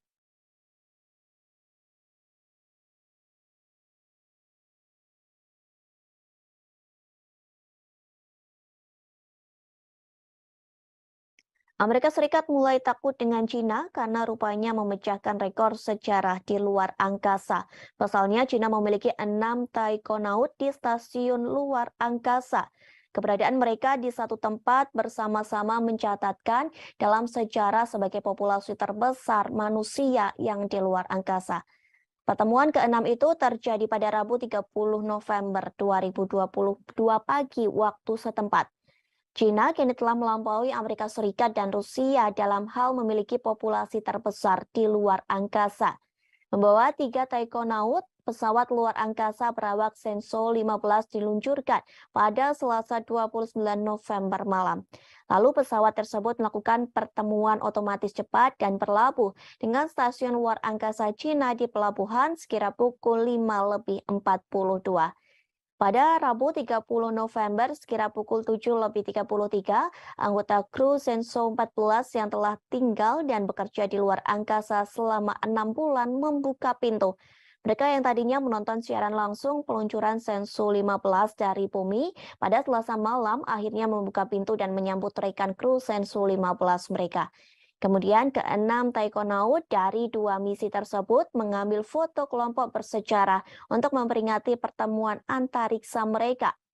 Selanjutnya, kedua kru akan melakukan penyerahan langsung pertama stadion luar angkasa Cina di orbit. Mereka akan tinggal dan bekerja sama di stasiun luar angkasa selama sekira 5 hari. Hal ini juga menjadi tanda pertama dalam sejarah kedirgantaraan Cina. Stasiun luar angkasa telah mencapai kombinasi besar dari 6 bagian, 3 modul permanen, dan 3 pesawat luar angkasa. Massa total kombinasi telah mendekati 100 ton, yang merupakan struktur terbesar dari kombinasi stasiun luar angkasa Cina hingga saat ini. Ini menjadi pertama kalinya 2 pesawat ruang angkasa berawak Shenzhou berlabuh dengan modul inti Tianhe pada saat yang bersamaan. Pengembangan pesawat ruang angkasa menerangkan hal ini kepada media lokal. Struktur berbentuk T yang unik dari kombinasi stasiun luar angkasa Cina dengan 6 modul atau pesawat luar angkasa menunjukkan kepada dunia kemajuan dan keunggulan proyek luar angkasa berawak Cina. Hingga Rabu, ada 13 orang yang mengorbit planet Bumi. Selain 6 taikonaut di stasiun luar angkasa Cina, ada 7 astronot yang tinggal dan bekerja di stasiun luar angkasa internasional. Itu berarti Cina saat ini memiliki populasi terbesar di luar angkasa. Serah terima langsung akan menjadi normal baru yang berarti bahwa pada tahap aplikasi dan pengembangan stasiun luar angkasa Cina, kemajuan ini mengubah landscape internasional ruang perawak karena Cina punya lebih banyak orang di luar angkasa daripada Amerika Serikat dan Rusia. Periode serah terima dengan 6 taikonaut tinggal dan bekerja di stasiun ruang angkasa juga memverifikasi kemampuan maksimum dan kinerja kontrol lingkungan. Keberadaan mereka akan menjadi sistem pendukung kehidupan di stasiun di bawah kondisi terisi penuh.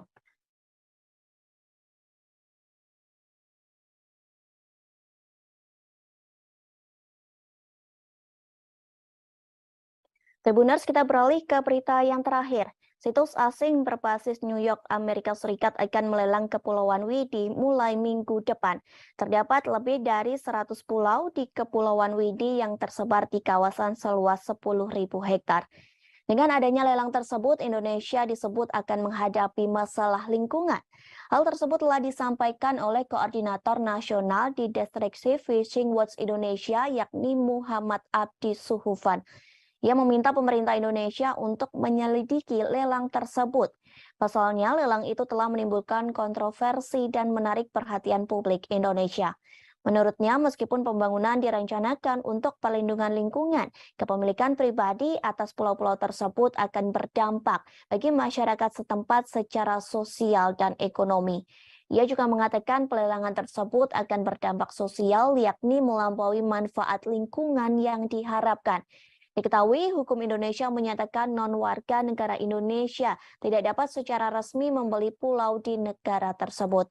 Namun, pembelian Kepulauan Widi bisa disiasati dengan membuat pemilik akhirnya mengakuisisi saham di PT Leadership East Island Indonesia.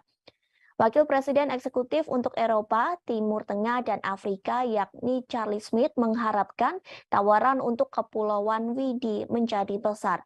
Melalui situs asing, pelelangan Kepulauan Widi akan dibuka pada 8 Desember, pukul 8 waktu setempat atau pukul 16 waktu Indonesia Barat.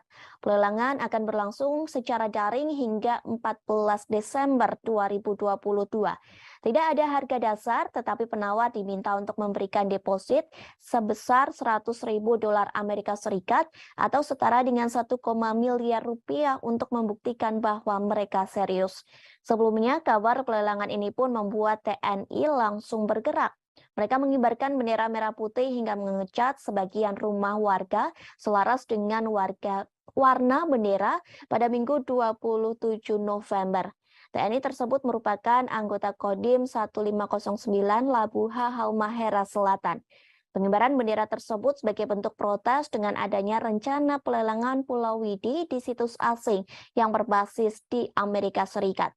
Dadin 1509 Labuha Letkol Kafromi Pranikotan Sitompul pun akhirnya buka suara. Menurutnya, pihaknya mengerahkan satu SST yang dikomandai dan Ramil 150904 MAFA Letda Infanteri Samuel Ano. Romi mengatakan kegiatan yang dilaksanakan di Pulau Widi itu untuk menegaskan kembali bahwa Widi tidak diperjualbelikan. Hal itu tertuang dalam undang-undang dan dijelaskan hanya bisa dikelola secara berkala dan berizin resmi. Pasalnya, Kepulauan Widi sendiri berada di wilayah konservasi terumbu karang, bakau, dan ikan.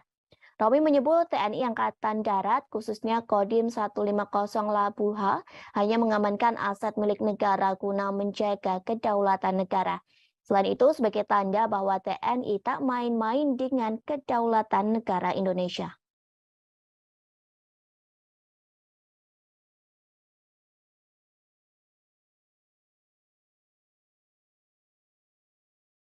Pertempuran babak baru terjadi antara tentara Rusia dan Ukraina. Kali ini Rusia membombardir Bakhmut, Ukraina, hingga mengubah kota tersebut menjadi wilayah berdarah. Bahkan pasukan Rusia dan Ukraina berperang hingga di Parit. Perang Parit ini mengingatkan pada pertempuran yang terjadi di Perang Dunia I.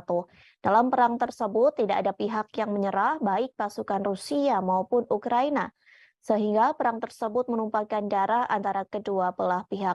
Sementara staf umum tentara Ukraina melaporkan, dalam satu hari terjadi pengeboman artileri dan tank di kota Bakhmut. Peristiwa itu terjadi pada Kamis 1 Desember 2022. Selain di kota Bakhmut, penembakan juga terjadi di pemukiman lainnya.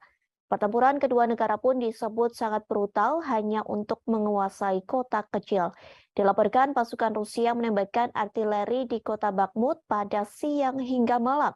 Sementara Ukraina menggunakan kamera termal untuk memadamkan gerak maju Rusia sebelum mereka mendapat kesempatan untuk menyerang. Dari video yang beredar di media sosial, nampak parit-parit terbentuk di kota Bakhmut. Bahkan terdengar gemuruh tembakan dan ledakan artileri secara terus-menerus. Suara peperangan itu terus bergema di dataran yang tertutup salju. Video lain memperlihatkan kota Bakhmut telah dibombardir pasukan Rusia. Akibat serangan bertubi-tubi itu, bangunan di kota Bakhmut berubah menjadi kerikil. Bagi orang-orang Ukraina, menguasai kota itu berarti menyangkal posisi pendudukan terdalam musuh sejak dimulainya invasi Rusia ke Ukraina hampir 1 dekade lalu. Sementara bagi tentara Rusia, merebut Bakhmut akan memberi pasukan mereka moral yang lebih baik. Pasalnya, Rusia baru saja mengalami kekalahan memalukan di pusat-pusat Ukraina, satu di antaranya Kherson. Seorang penasehat Menteri Pertahanan Ukraina, Yuri Sak, mengomentari pertempuran tersebut. Ia mengatakan Bakhmut menjadi kota yang menjadi titik panas utama dalam peperangan. Rusia pun memberikan pernyataan bahwa pasukannya akan segera berhasil merebut kota Bakhmut. Bahkan pasukan Rusia mengklaim berhasil menewaskan banyak korban di kota tersebut. Namun pernyataan tersebut diragukan oleh Institute for the Study of War. Organisasi itu meragukan klaim Rusia yang memenangkan situasi di kota Bakhmut. Bahkan mereka mengatakan pasukan Rusia masih berada jauh di kata keberhasilan untuk merebut kota tersebut. Hingga kini masih belum diketahui jelas berapa banyak korban yang tewas dalam pertempuran tersebut. Namun Ukraina mengklaim sebanyak 10.000 orang tewas antara pertempuran yang terjadi pada bulan September hingga minggu terakhir di bulan November. Kementerian Pertahanan Luar Negeri Ukraina melaporkan 560 tentara Rusia tambahan tewas dalam semalam. Sementara Rusia masih bungkam terkait pasukannya yang tewas dalam pertempuran Parit di Bakhmut.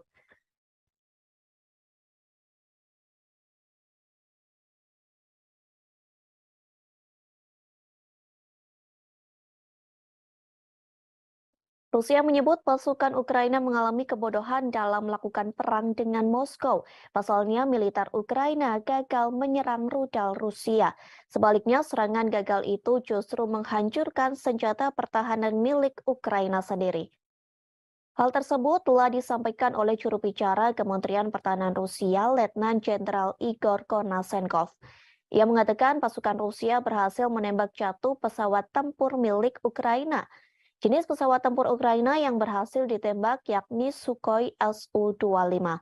Peristiwa itu terjadi di wilayah Republik Rakyat Donetsk pada Rabu 30 November 2022. Igor Konasenkov mengatakan mulanya Ukraina hendak menyerang rudal pertahanan udara Rusia menggunakan Sukhoi Su-25. Namun serangan tersebut gagal total karena kebodohan militer Ukraina sendiri. Kegagalan tersebut lantaran unit artileri militer Rusia di Bakhmut selalu siap siaga, sehingga Rusia berhasil menggagalkan siasat dari pasukan Ukraina yang hendak menembak rudal udara Moskow. Rusia menggagalkan siasat itu dengan menembak jatuh pesawat tempur Sukhoi Su-25 milik Ukraina.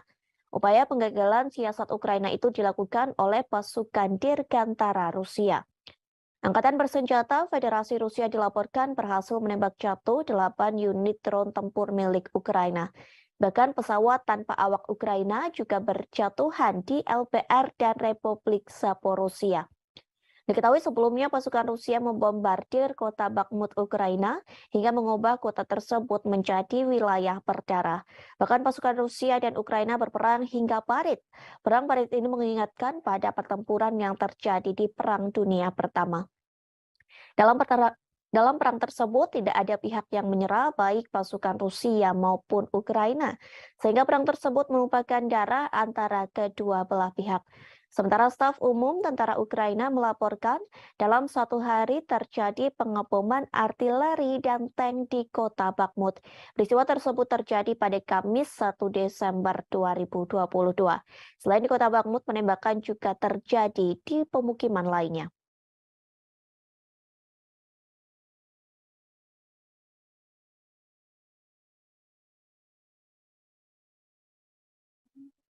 Ukraina akan memperlakukan pembatasan terhadap organisasi keagamaan di negara yang memiliki hubungan dengan Rusia. Bahkan sejumlah pendeta Kristen Ortodoks dari biara Kiev Petr-Saklavra didakwa atas kejahatan. Hal tersebut telah disampaikan oleh Presiden Ukraina Volodymyr Zelensky pada Kamis 1 Desember 2022. Zelensky mengatakan mereka didakwa atas kejahatan memuji Rusia. Dakwaan itu sebagai hasil penggerebekan Dinas Rahasia Ukraina atau SPU ke biara yang dibangun sejak abad ke-11 itu. Penggerebekan itu telah dilakukan pada Kamis pekan lalu. Penggerebekan dilakukan lantaran biara itu digunakan untuk menyembunyikan tim penyabot, warga negara asing, dan sejumlah senjata lainnya. Hal ini dilakukan dengan tujuan kegiatan subversif Dinas Khusus Rusia. Patriarkat Moskow menyatakan penggerebekan ke tempat para pendeta dan pusat kekristenan Ortodoks Ukraina itu merupakan upaya mengintimidasi umat beriman. SPU mengatakan telah menerima petunjuk pendeta dan beberapa kaki tangannya. Pasalnya mereka telah mengucapkan kata-kata pujian tentang Rusia selama kebaktian di gereja. Kemudian pada Jumat 2 Desember 2022, Layanan Keamanan Dalam Negeri Ukraina menetapkan ada fakta aktivitas ilegal melalui penyelidikan tersebut. Jaksa Kota Kiev akan menuntut para pendeta, pasalnya sejumlah pendeta memberi pembenaran, pengakuan yang sah atau penyangkalan agresi Rusia terhadap Ukraina. Hal tersebut disampaikan oleh Kepala SBU Vasily Malyuk. Perlu diketahui, biara Kiev Petr-Saklavra dianggap situs Kristen Ortodoks paling terkemuka di Ukraina. Saat ini dikelola Gereja Ortodoks Ukraina atau UOC yang mendeklarasikan kemerdekaan dari Patriarkat Moskow awal tahun ini. Namun Gereja Ortodoks Ukraina skematis juga mengklaim Lavra. OCU sempat memposting video kebaktian di dalam Lavra sebelum pihak berwajib melakukan penggerebekan. Dalam kebagian tersebut diklaim ada nyanyian dan bunyi lonceng yang berdoa untuk Rusia. Sementara Uskup UOCU yang bertanggung jawab atas biara menolak tuduhan tersebut, bahkan ia berjanji akan setia kepada Ukraina. Sehari setelah penggerebekan, beberapa anggota parlemen Ukraina mengusulkan pelarangan gereja Ortodoks Rusia sebagai ancaman keamanan nasional. Media Ukraina telah menerbitkan rekaman mobil polisi dan petugas bersenjata yang berdiri di pintu masuk lingkungan bersejarah di ibu kota tersebut. Вільні народи незламної країни. Щороку, 1 грудня, ми згадуємо подію, яка визначила історію. Подію, яка сказала дуже багато про усіх нас, про українців, про те, хто ми є, і про те, ким ми ніколи не будемо. 1 грудня 31 рік тому відбувся референдум, який об'єднав всю територію нашої держави. Ніхто з наших людей не залишився за межами всеукраїнського рішення. Київ і Севастополь, Одеса і Крим, Львів і Черкаси, Чернігів і Харків, Донецьк і Херсон, Запоріжжя і Луганськ, Хмельниччина і Кіровоградщина, Волинь і Дніпропетровщина, Суми і Закарпаття, Франківськ і Тернопіль, Житомирщина і Чернівці, Вінниця, Київщина, Миколаїв, Полтава, Рівне. Всі підтримали. Люди підтвердили акт проголошення незалежності України. Вільно і законно. Це був справжній референдум, а не якась імітація. Це був чесний референдум. Terendus Rusia akan melakukan kerjasama dengan China untuk melawan negara barat. Kerjasama ini dibuktikan lantaran Rusia mengerahkan pesawat pengebom strategis ke wilayah udara Asia Pasifik. Hal serupa pun telah dilakukan oleh China. Pernyataan tersebut disampaikan oleh Kementerian Pertahanan Rusia. Dilaporkan tentara Rusia tengah menerjunkan sejumlah pesawat tempur strategis termasuk Tu-95MS milik Moskow. Sementara China mengerahkan jet pembom strategis yakni H-6K.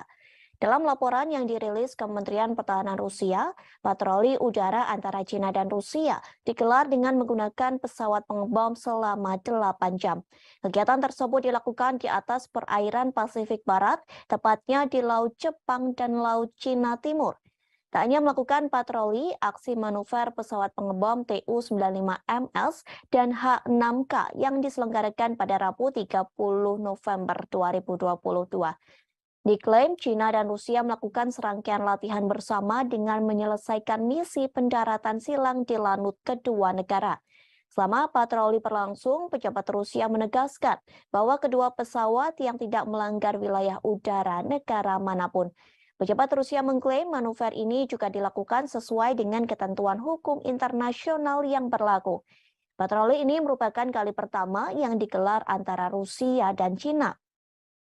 Meskipun Rusia menyebut bahwa kerjasama ini dilakukan sebagai bagian dari rencana kongsi militer 202.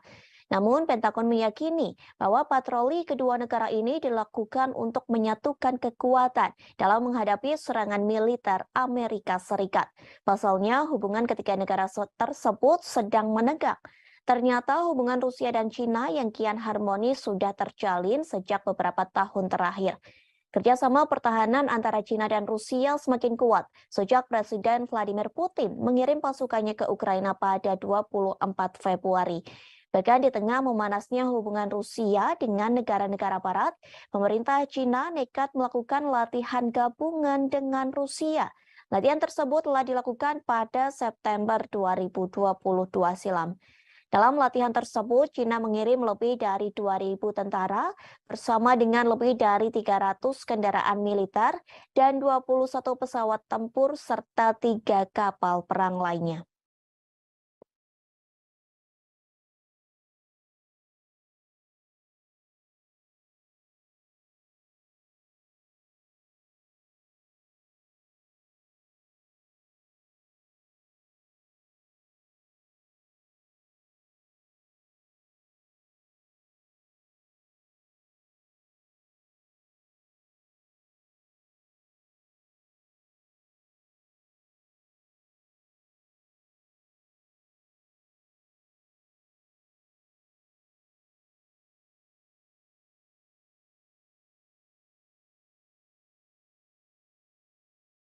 Tribuners, kita beralih ke berita selanjutnya. Prancis mengklaim tak akan lagi mengirim senjata ke Ukraina. Hal ini dikarenakan Prancis mengakui persediaan senjata di negaranya menipis. Meski begitu, Prancis berjanji akan membantu Kiev dengan cara lain. Hal tersebut disampaikan oleh seorang sumber anonim pada Kamis 1 Desember 2022. Sumber tersebut mengatakan Prancis berharap tetap menebus situasi lewat bantuan sipil. Prancis pun merasa sedih lantaran tak bisa mengirim senjata di tengah sebagian besar anggota NATO juga kehabisan senjata untuk dikirim ke Ukraina. Kini Prancis sedang berusaha untuk menyelenggarakan konferensi untuk ketahanan Ukraina bulan ini. Konferensi itu dilakukan sebagai bagian dari upayanya untuk mengatasi kurangnya bantuan militer. Sebelumnya, para pemimpin Barat berjanji membantu Kiev melalui musim dingin.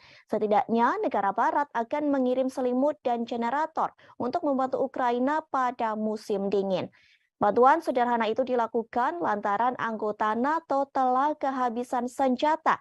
Setidaknya 20 dari 30 anggota blok tersebut telah menghabiskan stok amunisi dan senjata mereka di gudang untuk dikirim ke Ukraina. Pada saat itu, surat kabar lokal mengatakan hanya sekutu yang lebih besar, termasuk Prancis, Jerman, dan Italia, yang dapat mempertahankan pengiriman senjata atau bahkan meningkatkannya ke Ukraina. Prancis berulang kali dituduh tidak memberikan bantuan keamanan yang cukup ke Kiev. Namun pada nyatanya, Prancis menjadi negara ke-8 yang mengirim bantuan militer ke Ukraina. Menanggapi kritik tersebut, bulan lalu Menteri Pertahanan Prancis Sebastien Lecornu mengumumkan Prancis akan memasok 2 sistem peluncur roket ganda ke Kiev. Paris juga mengonfirmasi pengiriman 2 baterai sistem pertahanan udara. Ia juga mengatakan mereka sedang melihat permintaan dari Ukraina untuk radar pertahanan melawan serangan Rusia. Prancis telah menyediakan sejumlah senjata untuk Ukraina, yakni howitzer, self-propelled Caesar, rudal anti-tank Milan, dan perangkat keras militer lainnya untuk dikirim ke Kiev.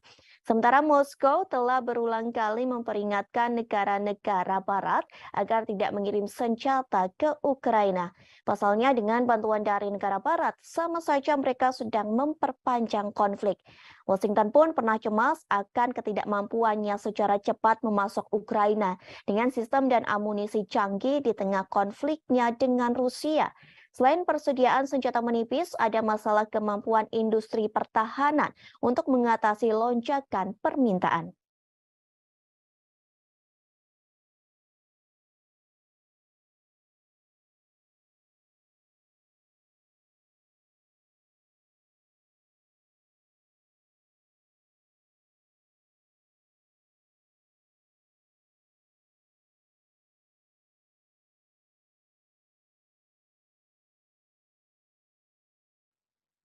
Ukraina kehilangan banyak pasukan dalam perang melawan Rusia.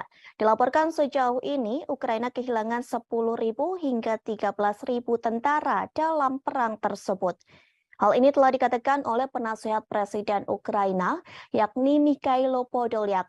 Ia mengatakan perkiraan angka ribuan tentara yang tewas itu sejak akhir Agustus 2022.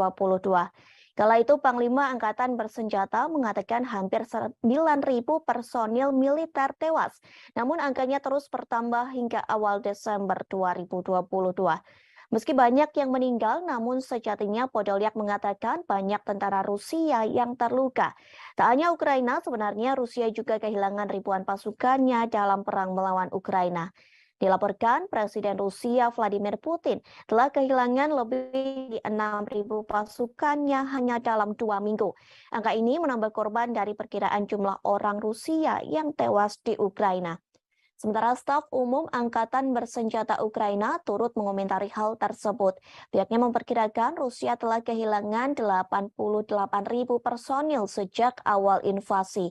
Selain kehilangan ribuan tentara, Rusia juga menghadapi kerugian artileri dan kendaraan yang cukup besar dalam periode 2 minggu. Hal tersebut pun telah disampaikan oleh staf umum Ukraina. Dikatakan Rusia kehilangan 43 tank, 75 kendaraan personil lapis baja, dan 69 kendaraan serta tangki bahan bakar. Jumlah tersebut lenyap hanya dalam kurun waktu 16 hingga 30 November 2022. Tentu setelah 9 bulan berperang, Putin mengharapkan adanya kemenangan yang cepat. Rusia juga pernah mengklaim kehilangan 1.000 tentaranya hanya dalam waktu sehari. Hal ini diyakini menjadi pukulan berat bagi Presiden Rusia Vladimir Putin. Menurut Ukraina, kondisi terparah yang terjadi pada Minggu 30 Oktober dengan jumlah pasukan tewas mencapai 950 orang dalam seharinya.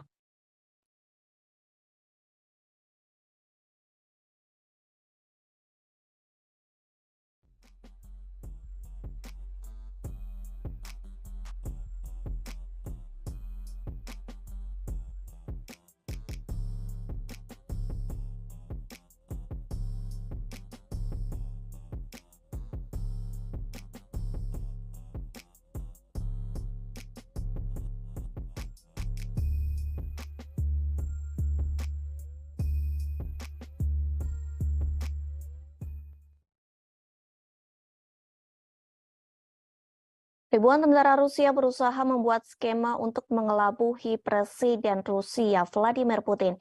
Hal ini dilakukan agar pasukan Rusia bisa terbebas dari perang melawan Ukraina. Dilaporkan sebanyak 3.500 tentara Rusia melakukan sebuah proyek yang telah dimulai pada September 2022. Proyek tersebut diberi nama I Want to Live.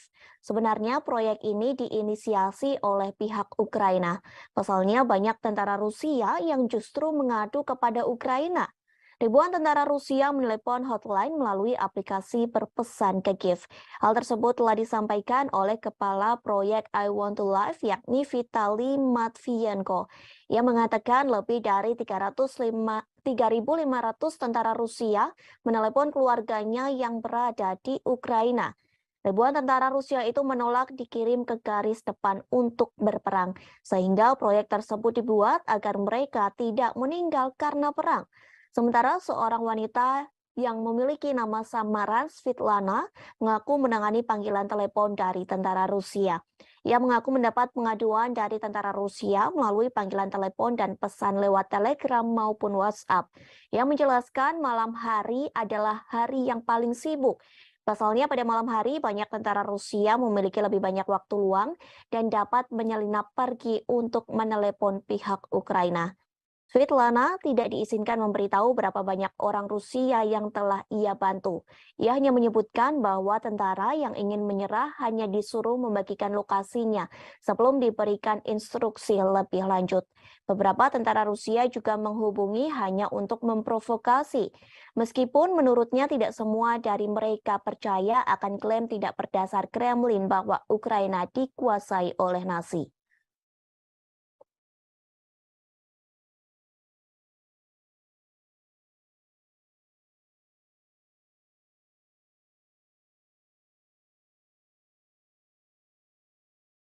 Rusia kembali memperingatkan NATO agar tidak memasok rudal Patriot ke Ukraina. Pasalnya, jika NATO tetap memasok senjata ke Ukraina, maka Rusia tidak akan tinggal diam. Rusia tak segan-segan akan menjadikan NATO sebagai target militer Moskow. Hal tersebut disampaikan oleh Wakil Ketua Dewan Keamanan Rusia Dmitry Medvedev pada Rabu 30 November silam.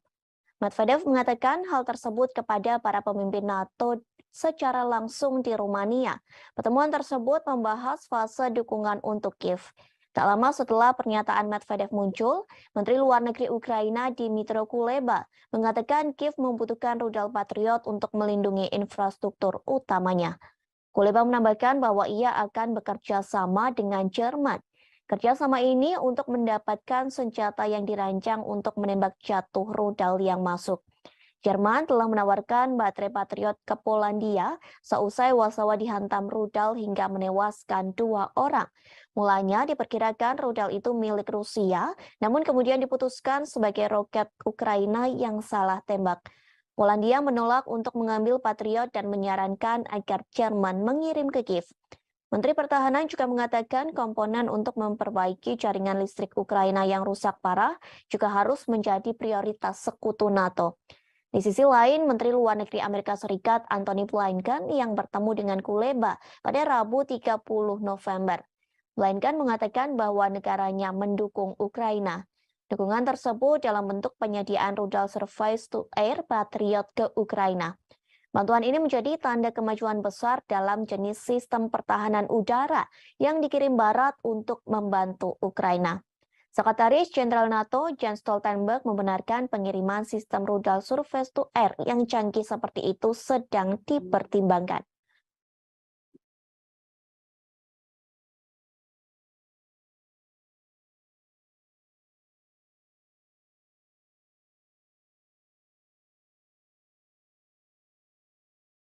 Presiden Amerika Serikat Joe Biden mengatakan siap bertemu dengan Presiden Rusia Vladimir Putin. Biden ingin bertemu dengan Putin dan berbicara terkait perang dengan Ukraina. Ia ingin meminta Putin agar segera mengakhiri invasinya ke negara yang dipimpin Presiden Volodymyr Zelensky. Hal tersebut diakui Biden saat ia bertemu dengan Presiden Prancis Emmanuel Macron. Pertemuan kedua pemimpin negara ini dilakukan di Gedung Putih pada Kamis 1 Desember 2022. Pertemuan tersebut untuk mempresentasikan front persatuan di Ukraina sembari mengecam invasi brutal yang dilakukan oleh pasukan Rusia. Seperti diketahui, Biden menolak berbicara dengan Putin sejak Februari 2022.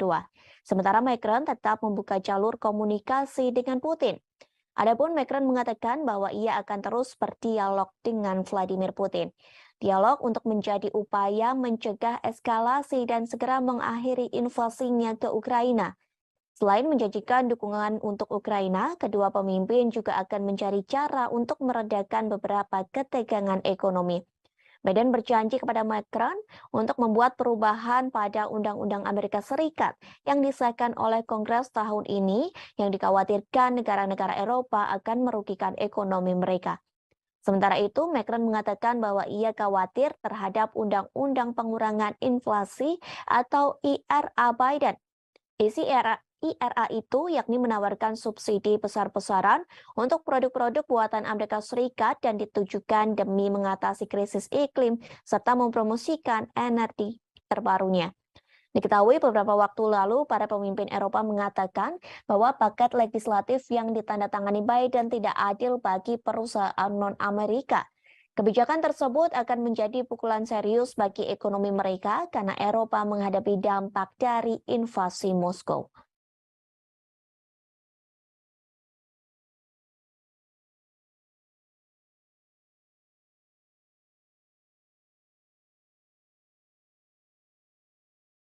Tribuners, kita beralih ke berita selanjutnya.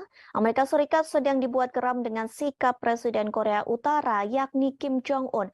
Akibatnya, Amerika Serikat sedang menyiapkan sanksi lebih banyak untuk Korea Utara.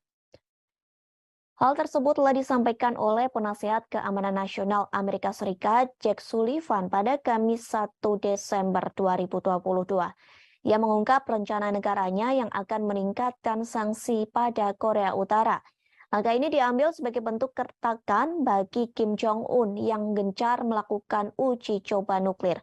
Sullivan tak mengungkap sanksi apa saja yang akan dijatuhkan Washington pada Pyongyang. Namun sejauh ini Amerika Serikat mulai meluncurkan sejumlah senjata utama seperti kapal induk dan pembom jarak jauh. Ancaman ini dilontarkan untuk menekan Kim Jong-un agar mau menyerahkan persenjataan nuklirnya. Sebelum Amerika Serikat melontarkan ancaman, pemerintah Biden beserta para mitranya, Amerika Serikat, Korea Selatan, dan Jepang, sudah terlebih dahulu menyerukan upaya negosiasi denuklirisasi di semenanjung Korea pada pimpinan Pyongyang. Namun sayangnya upaya tersebut tak dihiraukan oleh Kim Jong-un. Pemimpin otoriter itu menyebut Amerika Serikat harus mengeluarkan ancaman untuk menekan Korea Utara. Menanggapi gertakan dari Amerika dan para sekutunya, Korea Utara mengatakan bahwa pihaknya tidak akan melakukan denuklirisasi. Meski Amerika tidak memiliki niat buruk terhadap Korea Utara dan terbuka untuk pembicaraan tanpa prasyarat. Namun hal tersebut tak lantas membuat Korea Utara percaya. Presiden Kim Jong-un menganggap bahwa Amerika Serikat dan sekutunya secara diam-diam telah menyusun kebijakan permusuhan. Hal ini yang kemudian mendorong Korea Utara untuk memperluas militernya dengan meningkatkan penggunaan senjata nuklir. Sebagai informasi, sebelum Washington menjatuhkan lebih banyak sanksi pada Pyongyang pada Oktober silam, diketahui pemerintah otoritas Joe Biden telah menargetkan 2 perusahaan yang terdaftar di Singapura dan sebuah perusahaan yang terdaftar di Kepulauan Marshall. Menurut Washington, keduanya secara aktif mendukung program senjata militer milik Pyongyang. Tak hanya itu, pemerintah Amerika Serikat bersama PBB beberapa kali turut menjatuhkan sanksi kepada Korea Utara. Sanksi itu berupa pemblokiran sejumlah akses pada Pyongyang. Namun sayangnya cara tersebut belum mampu menghentikan aktivitas uji coba nuklir Korea Utara. Rencana pemerintah Amerika Serikat akan terus menggelar pembicaraan untuk menghindari peningkatan bahaya kemanusiaan di kawasan Asia.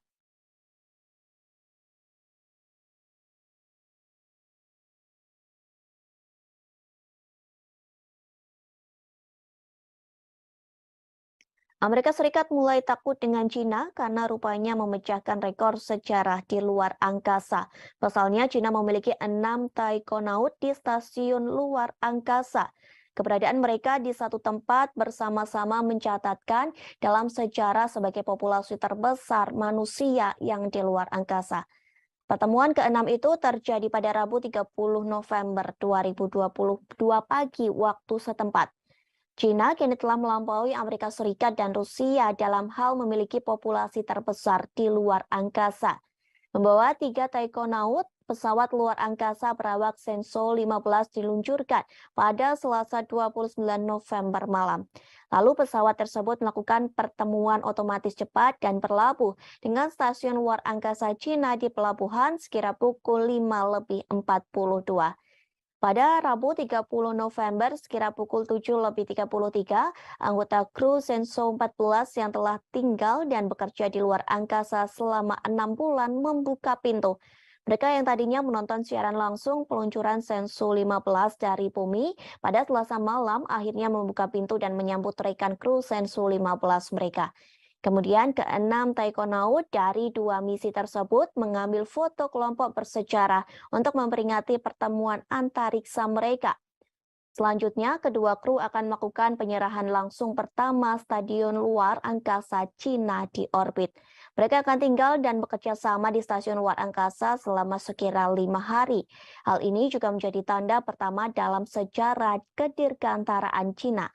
Stasiun luar angkasa telah mencapai kombinasi besar dari 6 bagian, 3 modul permanen, dan 3 pesawat luar angkasa.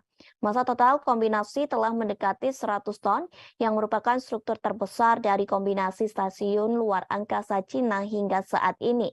Ini menjadi pertama kalinya 2 pesawat ruang angkasa berawak Shenzhou berlabuh dengan modul inti Tianhe pada saat yang bersamaan. Pengembangan pesawat ruang angkasa menerangkan hal ini kepada media lokal. Struktur berbentuk T yang unik dari kombinasi stasiun luar angkasa Cina dengan 6 modul atau pesawat luar angkasa menunjukkan kepada dunia kemajuan dan keunggulan proyek luar angkasa berawak Cina. Hingga Rabu, ada 13 orang yang mengorbit planet bumi. Selain 6 taikonaut di stasiun luar angkasa Cina, ada 7 astronot yang tinggal dan bekerja di stasiun luar angkasa internasional. Itu berarti Cina saat ini memiliki populasi terbesar di luar angkasa. Serah terima langsung akan menjadi normal baru yang berarti bahwa pada tahap aplikasi dan pengembangan stasiun luar angkasa Cina, kemajuan ini mengubah landscape internasional ruang berawak karena Cina punya lebih banyak orang di luar angkasa daripada Amerika Serikat dan Rusia. Periode serah terima dengan 6 taikonaut tinggal dan bekerja di stasiun ruang angkasa juga memverifikasi kemampuan maksimum dan kinerja kontrol lingkungan. Keberadaan mereka akan menjadi sistem pendukung kehidupan di stasiun di bawah kondisi terisi penuh.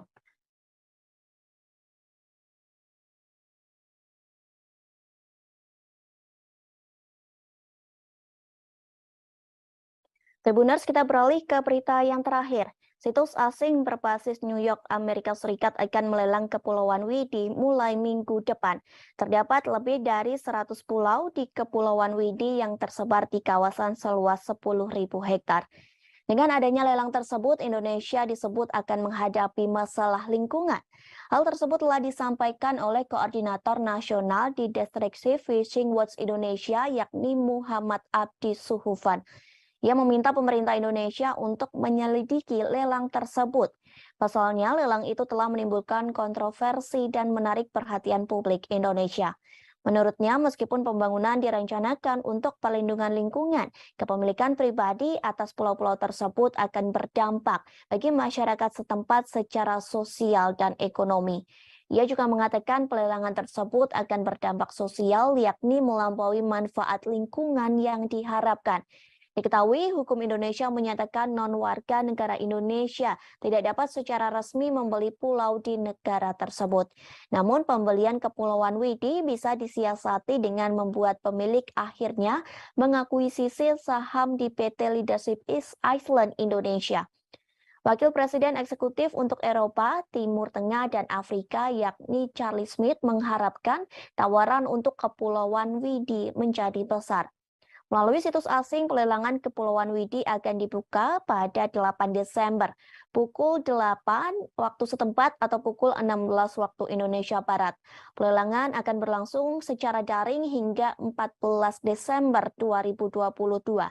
Tidak ada harga dasar, tetapi penawar diminta untuk memberikan deposit sebesar 100.000 dolar Amerika Serikat atau setara dengan 1, miliar rupiah untuk membuktikan bahwa mereka serius. Sebelumnya, kabar pelelangan ini pun membuat TNI langsung bergerak. Mereka mengibarkan bendera merah putih hingga mengecat sebagian rumah warga selaras dengan warna bendera pada Minggu 27 November. TNI tersebut merupakan anggota Kodim 1509 Labuha Halmahera Selatan. Pengibaran bendera tersebut sebagai bentuk protes dengan adanya rencana pelelangan Pulau Widi di situs asing yang berbasis di Amerika Serikat. Dadim 1509 Labuha Letkol Kafromi Pranikotan Sitompul pun akhirnya buka suara. Menurutnya, pihaknya mengerahkan satu SST yang dikomandai dan Ramil 150904 Mafa Letda Infanteri Samuel Ano. Romi mengatakan kegiatan yang dilaksanakan di Pulau Widi itu untuk menegaskan kembali bahwa Widi tidak diperjualbelikan. Hal itu tertuang dalam undang-undang dan dijelaskan hanya bisa dikelola secara berkala dan berizin resmi. Pasalnya, Kepulauan Widi sendiri berada di wilayah konservasi terumbu karang, bakau, dan ikan. Romi menyebut TNI Angkatan Darat, khususnya Kodim 150 Labuha, hanya mengamankan aset milik negara guna menjaga kedaulatan negara. Selain itu, sebagai tanda bahwa TNI tak main-main dengan kedaulatan negara Indonesia.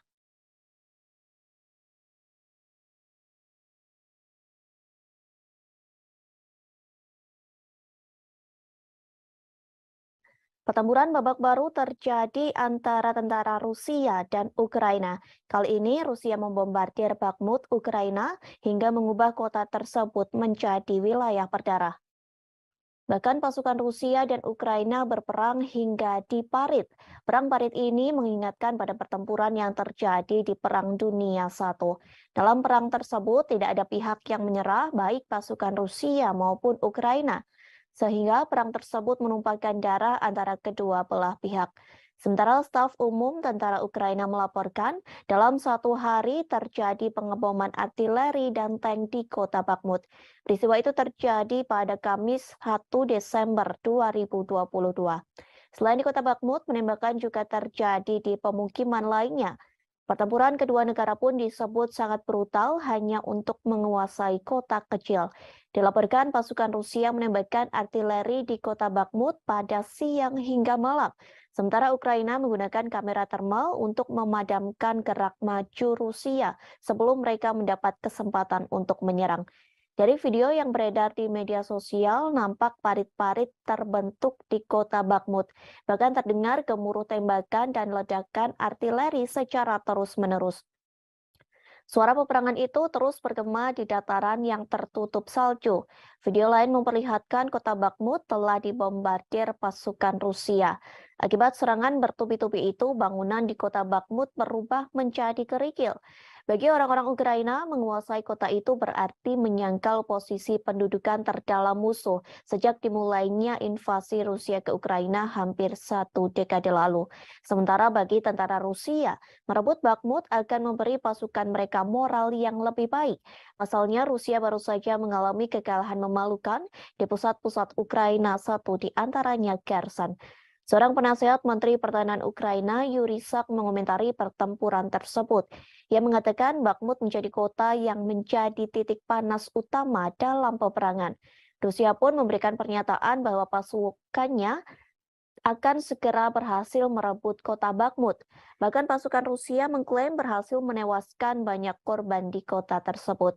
Namun pernyataan tersebut diragukan oleh Institute for the Study of War. Organisasi itu meragukan klaim Rusia yang memenangkan situasi di kota Bakhmut. Bahkan mereka mengatakan pasukan Rusia masih berada jauh di kata keberhasilan untuk merebut kota tersebut. Hingga kini masih belum diketahui jelas berapa banyak korban yang tewas dalam pertempuran tersebut. Namun Ukraina mengklaim sebanyak 10.000 orang tewas antara pertempuran yang terjadi pada bulan September hingga minggu terakhir di bulan November. Kementerian Pertahanan Luar Negeri Ukraina melaporkan 560 tentara Rusia tambahan tewas dalam semalam. Sementara Rusia masih bungkam terkait pasukannya yang tewas dalam pertempuran parit di Bakhmut.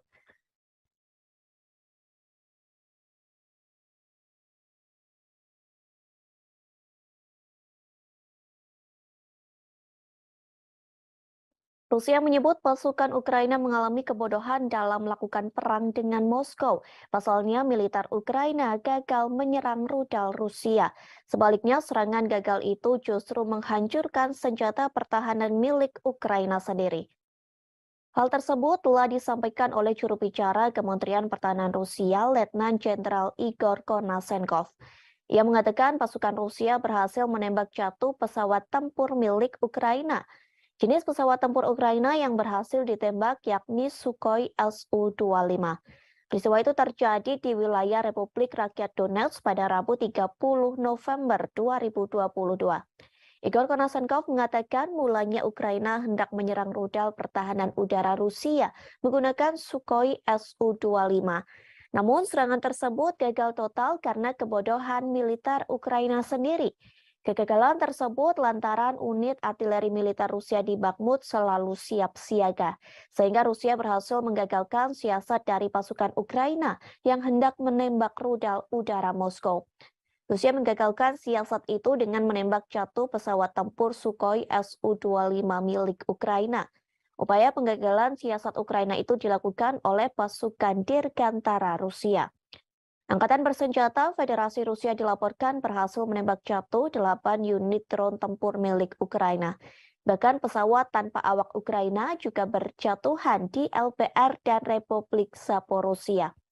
Diketahui sebelumnya pasukan Rusia membombardir kota Bakhmut Ukraina hingga mengubah kota tersebut menjadi wilayah berdarah. Bahkan pasukan Rusia dan Ukraina berperang hingga parit. Perang parit ini mengingatkan pada pertempuran yang terjadi di Perang Dunia Pertama. Dalam perang tersebut tidak ada pihak yang menyerah baik pasukan Rusia maupun Ukraina, sehingga perang tersebut merupakan darah antara kedua belah pihak. Sementara staf umum tentara Ukraina melaporkan dalam satu hari terjadi pengeboman artileri dan tank di kota Bakhmut. Peristiwa tersebut terjadi pada Kamis 1 Desember 2022. Selain di kota Bakhmut, penembakan juga terjadi di pemukiman lainnya.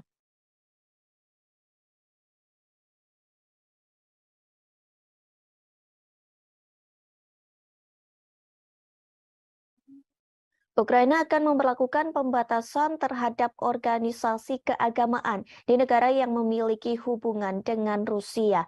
Bahkan sejumlah pendeta Kristen Ortodoks dari biara Kiev Pechersk-Lavra didakwa atas kejahatan. Hal tersebut telah disampaikan oleh Presiden Ukraina Volodymyr Zelensky pada Kamis 1 Desember 2022.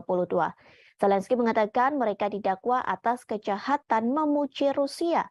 Dakwaan itu sebagai hasil penggerebekan Dinas Rahasia Ukraina atau SPU ke biara yang dibangun sejak abad ke-11 itu.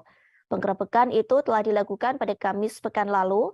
Penggerebekan dilakukan lantaran biara itu digunakan untuk menyembunyikan tim penyabot, warga negara asing, dan sejumlah senjata lainnya. Hal ini dilakukan dengan tujuan kegiatan subversif Dinas Khusus Rusia. Patriarkat Moskow menyatakan penggerebekan ke tempat para pendeta dan pusat kekristenan Ortodoks Ukraina itu merupakan upaya mengintimidasi umat beriman.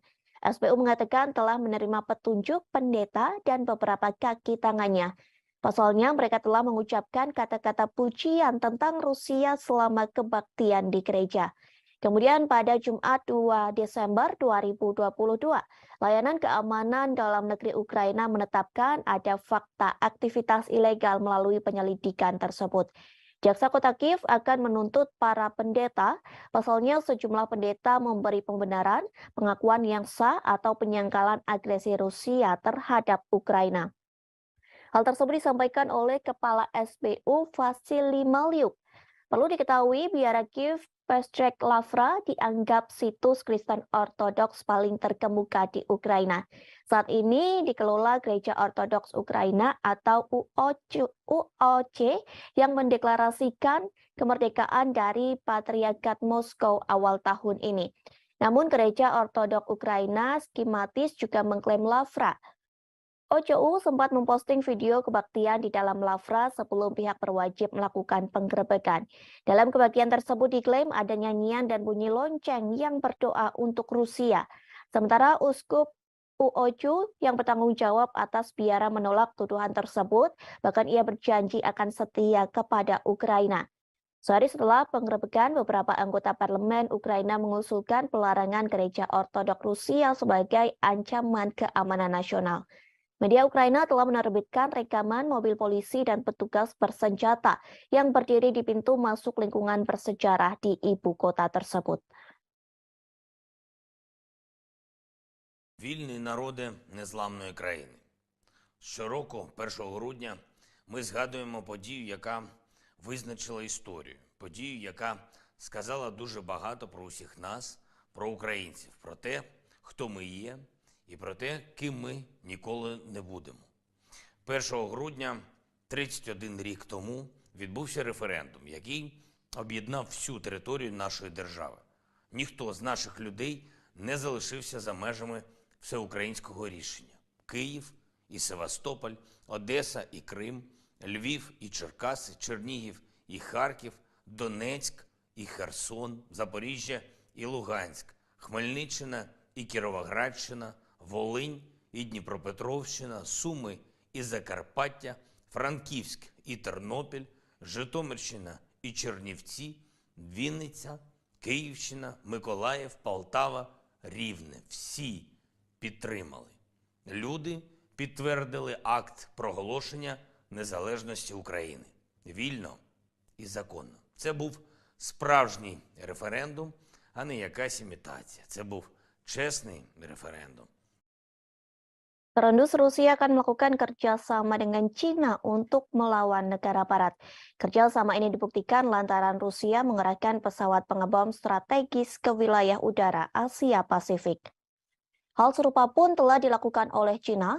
Pernyataan tersebut disampaikan oleh Kementerian Pertahanan Rusia. Dilaporkan tentara Rusia tengah menerjunkan sejumlah pesawat tempur strategis termasuk Tu-95MS milik Moskow. Sementara China mengerahkan jet pembom strategis yakni H-6K. Dalam laporan yang dirilis Kementerian Pertahanan Rusia, patroli udara antara China dan Rusia digelar dengan menggunakan pesawat pengebom selama 8 jam. Kegiatan tersebut dilakukan di atas perairan Pasifik Barat, tepatnya di Laut Jepang dan Laut Cina Timur. Tak hanya melakukan patroli, aksi manuver pesawat pengebom Tu-95MS dan H-6K yang diselenggarakan pada Rabu 30 November 2022. Diklaim China dan Rusia melakukan serangkaian latihan bersama dengan menyelesaikan misi pendaratan silang di lanut kedua negara. Selama patroli berlangsung, pejabat Rusia menegaskan bahwa kedua pesawat yang tidak melanggar wilayah udara negara manapun. Pejabat Rusia mengklaim manuver ini juga dilakukan sesuai dengan ketentuan hukum internasional yang berlaku. Patroli ini merupakan kali pertama yang digelar antara Rusia dan China. Meskipun Rusia menyebut bahwa kerjasama ini dilakukan sebagai bagian dari rencana kongsi militer 202. Namun, Pentagon meyakini bahwa patroli kedua negara ini dilakukan untuk menyatukan kekuatan dalam menghadapi serangan militer Amerika Serikat. Pasalnya, hubungan ketiga negara tersebut sedang menegak. Ternyata hubungan Rusia dan China yang kian harmonis sudah terjalin sejak beberapa tahun terakhir. Kerjasama pertahanan antara China dan Rusia semakin kuat sejak Presiden Vladimir Putin mengirim pasukannya ke Ukraina pada 24 Februari. Bahkan di tengah memanasnya hubungan Rusia dengan negara-negara barat, pemerintah China nekat melakukan latihan gabungan dengan Rusia. Latihan tersebut telah dilakukan pada September 2022 silam. Dalam latihan tersebut, China mengirim lebih dari 2.000 tentara bersama dengan lebih dari 300 kendaraan militer dan 21 pesawat tempur serta 3 kapal perang lainnya.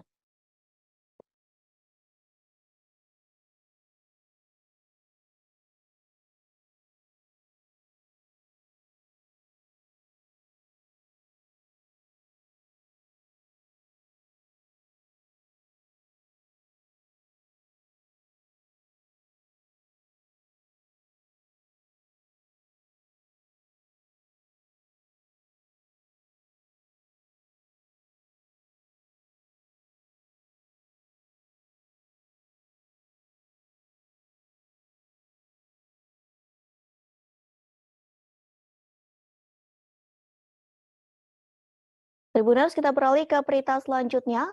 Prancis mengklaim tak akan lagi mengirim senjata ke Ukraina. Hal ini dikarenakan Prancis mengakui persediaan senjata di negaranya menipis.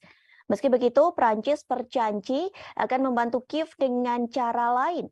Hal tersebut disampaikan oleh seorang sumber anonim pada Kamis 1 Desember 2022. Sumber tersebut mengatakan Prancis berharap tetap menebus situasi lewat bantuan sipil.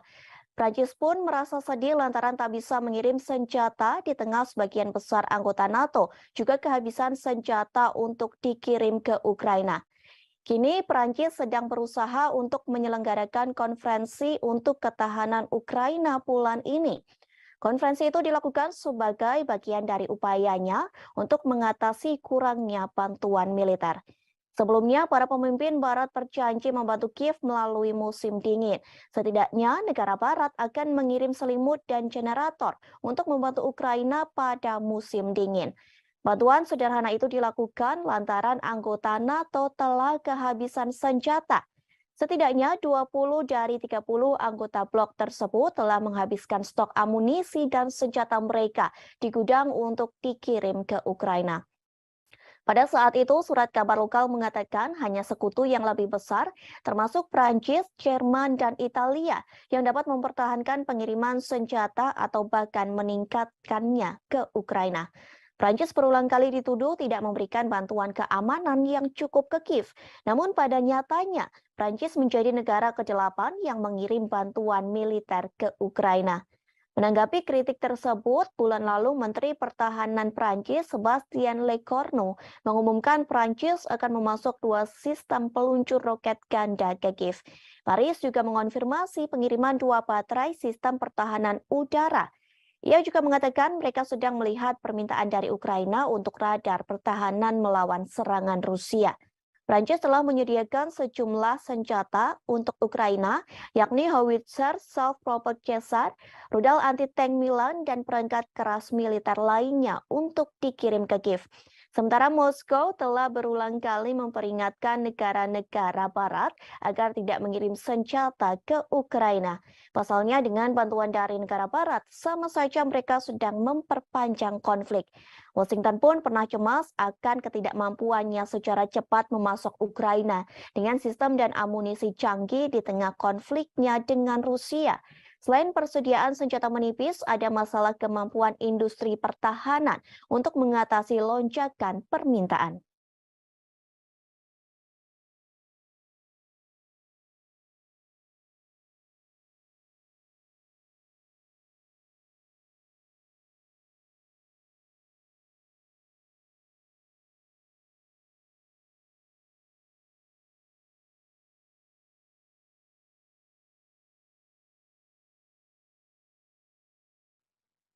Ukraina kehilangan banyak pasukan dalam perang melawan Rusia.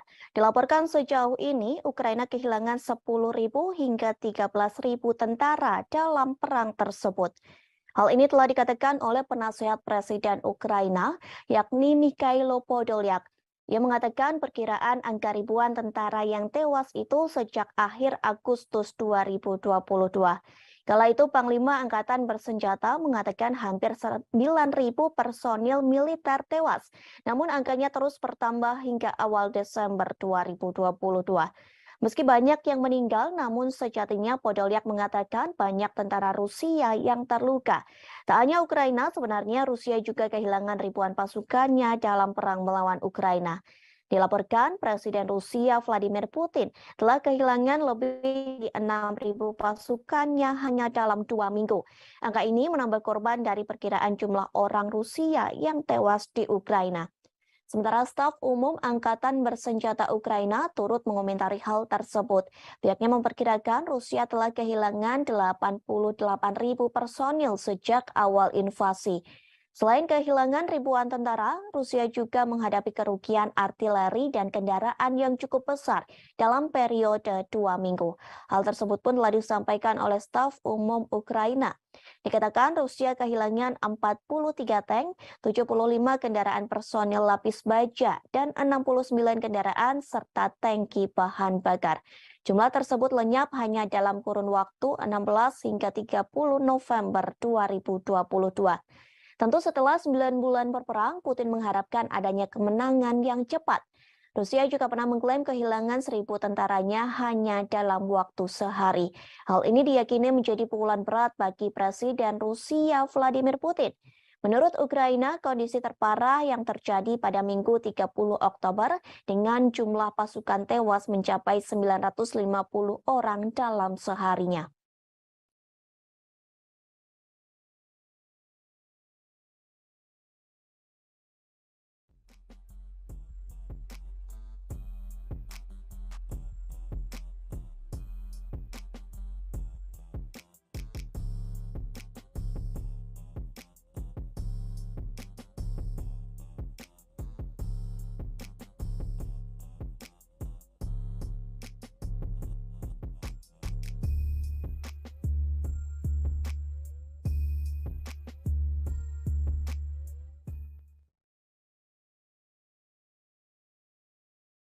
Ribuan tentara Rusia berusaha membuat skema untuk mengelabuhi Presiden Rusia Vladimir Putin. Hal ini dilakukan agar pasukan Rusia bisa terbebas dari perang melawan Ukraina. Dilaporkan sebanyak 3.500 tentara Rusia melakukan sebuah proyek yang telah dimulai pada September 2022. Proyek tersebut diberi nama I Want to Live. Sebenarnya proyek ini diinisiasi oleh pihak Ukraina. Pasalnya banyak tentara Rusia yang justru mengadu kepada Ukraina. Ribuan tentara Rusia menelepon hotline melalui aplikasi berpesan ke Kiev. Hal tersebut telah disampaikan oleh Kepala Proyek I Want to Live yakni Vitali Matvienko. Ia mengatakan lebih dari 3.500 tentara Rusia menelepon keluarganya yang berada di Ukraina. Ribuan tentara Rusia itu menolak dikirim ke garis depan untuk berperang, sehingga proyek tersebut dibuat agar mereka tidak meninggal karena perang. Sementara seorang wanita yang memiliki nama samaran Svitlana mengaku menangani panggilan telepon dari tentara Rusia. Ia mengaku mendapat pengaduan dari tentara Rusia melalui panggilan telepon dan pesan lewat Telegram maupun WhatsApp. Ia menjelaskan malam hari adalah hari yang paling sibuk. Pasalnya pada malam hari banyak tentara Rusia memiliki lebih banyak waktu luang dan dapat menyelinap pergi untuk menelepon pihak Ukraina. Svitlana tidak diizinkan memberitahu berapa banyak orang Rusia yang telah ia bantu. Ia hanya menyebutkan bahwa tentara yang ingin menyerah hanya disuruh membagikan lokasinya sebelum diberikan instruksi lebih lanjut. Beberapa tentara Rusia juga menghubungi hanya untuk memprovokasi. Meskipun menurutnya tidak semua dari mereka percaya akan klaim tidak berdasar Kremlin bahwa Ukraina dikuasai oleh Nazi.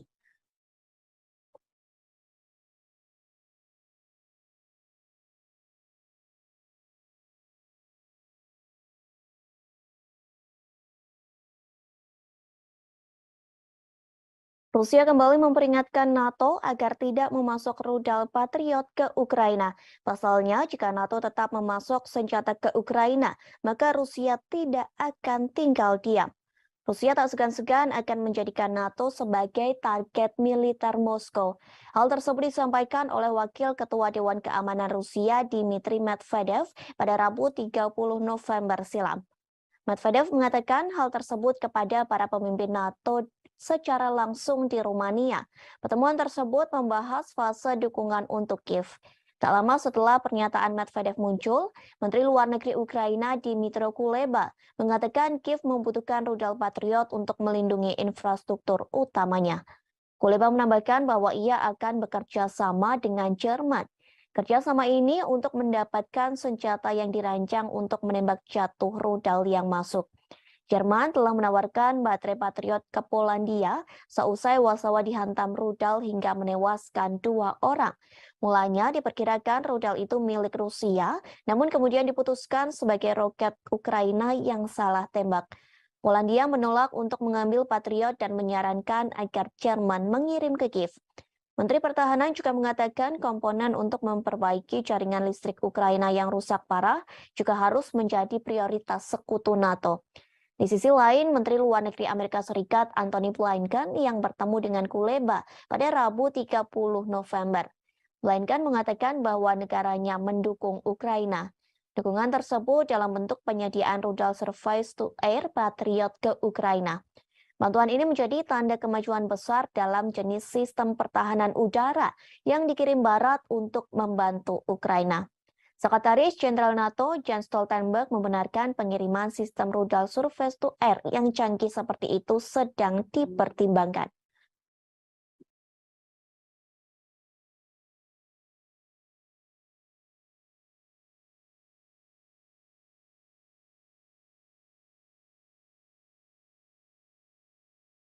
Presiden Amerika Serikat Joe Biden mengatakan siap bertemu dengan Presiden Rusia Vladimir Putin. Biden ingin bertemu dengan Putin dan berbicara terkait perang dengan Ukraina. Ia ingin meminta Putin agar segera mengakhiri invasinya ke negara yang dipimpin Presiden Volodymyr Zelensky. Hal tersebut diakui Biden saat ia bertemu dengan Presiden Prancis Emmanuel Macron. Pertemuan kedua pemimpin negara ini dilakukan di Gedung Putih pada Kamis 1 Desember 2022. Pertemuan tersebut untuk mempresentasikan front persatuan di Ukraina sembari mengecam invasi brutal yang dilakukan oleh pasukan Rusia. Seperti diketahui, Biden menolak berbicara dengan Putin sejak Februari 2022. Sementara Macron tetap membuka jalur komunikasi dengan Putin. Adapun Macron mengatakan bahwa ia akan terus berdialog dengan Vladimir Putin. Dialog untuk menjadi upaya mencegah eskalasi dan segera mengakhiri invasinya ke Ukraina. Selain menjanjikan dukungan untuk Ukraina, kedua pemimpin juga akan mencari cara untuk meredakan beberapa ketegangan ekonomi. Biden berjanji kepada Macron untuk membuat perubahan pada Undang-Undang Amerika Serikat yang disahkan oleh Kongres tahun ini yang dikhawatirkan negara-negara Eropa akan merugikan ekonomi mereka. Sementara itu, Macron mengatakan bahwa ia khawatir terhadap Undang-Undang Pengurangan Inflasi atau IRA Biden. Isi IRA itu yakni menawarkan subsidi besar-besaran untuk produk-produk buatan Amerika Serikat dan ditujukan demi mengatasi krisis iklim serta mempromosikan energi terbarunya. Diketahui beberapa waktu lalu para pemimpin Eropa mengatakan bahwa paket legislatif yang ditandatangani Biden tidak adil bagi perusahaan non-Amerika. Kebijakan tersebut akan menjadi pukulan serius bagi ekonomi mereka karena Eropa menghadapi dampak dari invasi Moskow.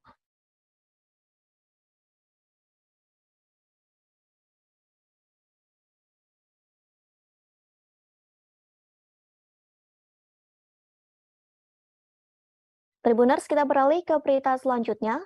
Amerika Serikat sedang dibuat geram dengan sikap Presiden Korea Utara yakni Kim Jong-un. Akibatnya, Amerika Serikat sedang menyiapkan sanksi lebih banyak untuk Korea Utara. Hal tersebut telah disampaikan oleh Penasihat Keamanan Nasional Amerika Serikat Jake Sullivan pada Kamis 1 Desember 2022. Ia mengungkap rencana negaranya yang akan meningkatkan sanksi pada Korea Utara. Langkah ini diambil sebagai bentuk kertakan bagi Kim Jong-un yang gencar melakukan uji coba nuklir.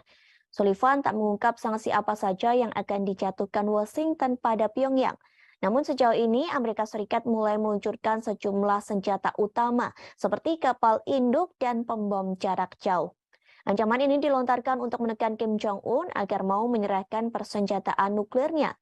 Sebelum Amerika Serikat melontarkan ancaman, pemerintah Biden beserta para mitranya, Amerika Serikat, Korea Selatan, dan Jepang, sudah terlebih dahulu menyerukan upaya negosiasi denuklirisasi di semenanjung Korea pada pimpinan Pyongyang.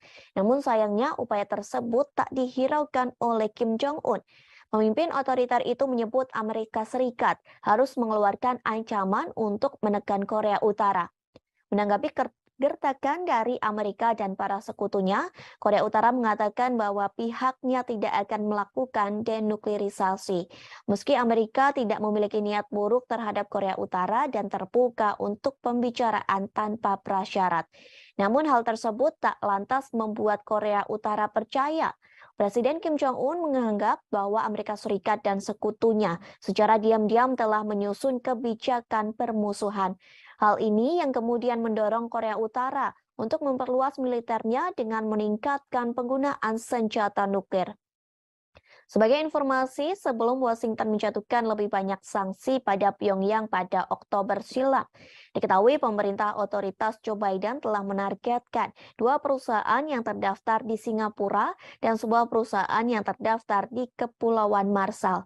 Menurut Washington, keduanya secara aktif mendukung program senjata militer milik Pyongyang. Tak hanya itu, pemerintah Amerika Serikat bersama PBB beberapa kali turut menjatuhkan sanksi kepada Korea Utara. Sanksi itu berupa pemblokiran sejumlah akses pada Pyongyang. Namun sayangnya cara tersebut belum mampu menghentikan aktivitas uji coba nuklir Korea Utara. Rencana pemerintah Amerika Serikat akan terus menggelar pembicaraan untuk menghindari peningkatan bahaya kemanusiaan di kawasan Asia.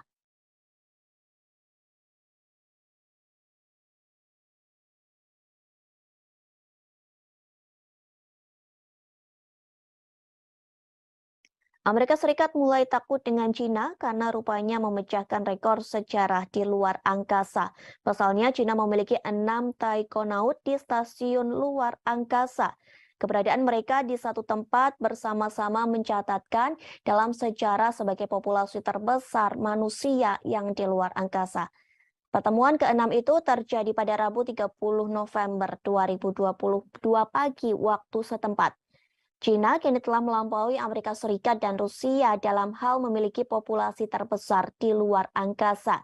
Membawa 3 taikonaut, pesawat luar angkasa berawak Shenzhou 15 diluncurkan pada Selasa 29 November malam. Lalu pesawat tersebut melakukan pertemuan otomatis cepat dan berlabuh dengan stasiun luar angkasa China di pelabuhan sekira pukul 5:42. Pada Rabu 30 November sekira pukul 7:33, anggota kru Shenzhou 14 yang telah tinggal dan bekerja di luar angkasa selama 6 bulan membuka pintu. Mereka yang tadinya menonton siaran langsung peluncuran Shenzhou 15 dari bumi pada Selasa malam akhirnya membuka pintu dan menyambut rekan kru Shenzhou 15 mereka. Kemudian ke-6 taikonaut dari 2 misi tersebut mengambil foto kelompok bersejarah untuk memperingati pertemuan antariksa mereka. Selanjutnya, kedua kru akan melakukan penyerahan langsung pertama stadion luar angkasa Cina di orbit. Mereka akan tinggal dan bekerja sama di stasiun luar angkasa selama sekira 5 hari. Hal ini juga menjadi tanda pertama dalam sejarah kedirgantaraan Cina. Stasiun luar angkasa telah mencapai kombinasi besar dari 6 bagian, 3 modul permanen, dan 3 pesawat luar angkasa. Masa total kombinasi telah mendekati 100 ton, yang merupakan struktur terbesar dari kombinasi stasiun luar angkasa Cina hingga saat ini. Ini menjadi pertama kalinya 2 pesawat ruang angkasa berawak Shenzhou berlabuh dengan modul inti Tianhe pada saat yang bersamaan. Pengembangan pesawat ruang angkasa menerangkan hal ini kepada media lokal. Struktur berbentuk T yang unik dari kombinasi stasiun luar angkasa Cina dengan 6 modul atau pesawat luar angkasa menunjukkan kepada dunia kemajuan dan keunggulan proyek luar angkasa berawak Cina. Hingga Rabu, ada 13 orang yang mengorbit planet bumi. Selain 6 taikonaut di stasiun luar angkasa Cina, ada 7 astronot yang tinggal dan bekerja di stasiun luar angkasa internasional. Itu berarti Cina saat ini memiliki populasi terbesar di luar angkasa. Serah terima langsung akan menjadi normal baru yang berarti bahwa pada tahap aplikasi dan pengembangan stasiun luar angkasa Cina, kemajuan ini mengubah landscape internasional ruang perawak karena Cina punya lebih banyak orang di luar angkasa daripada Amerika Serikat dan Rusia. Periode serah terima dengan 6 taikonaut tinggal dan bekerja di stasiun ruang angkasa juga memverifikasi kemampuan maksimum dan kinerja kontrol lingkungan. Keberadaan mereka akan menjadi sistem pendukung kehidupan di stasiun di bawah kondisi terisi penuh.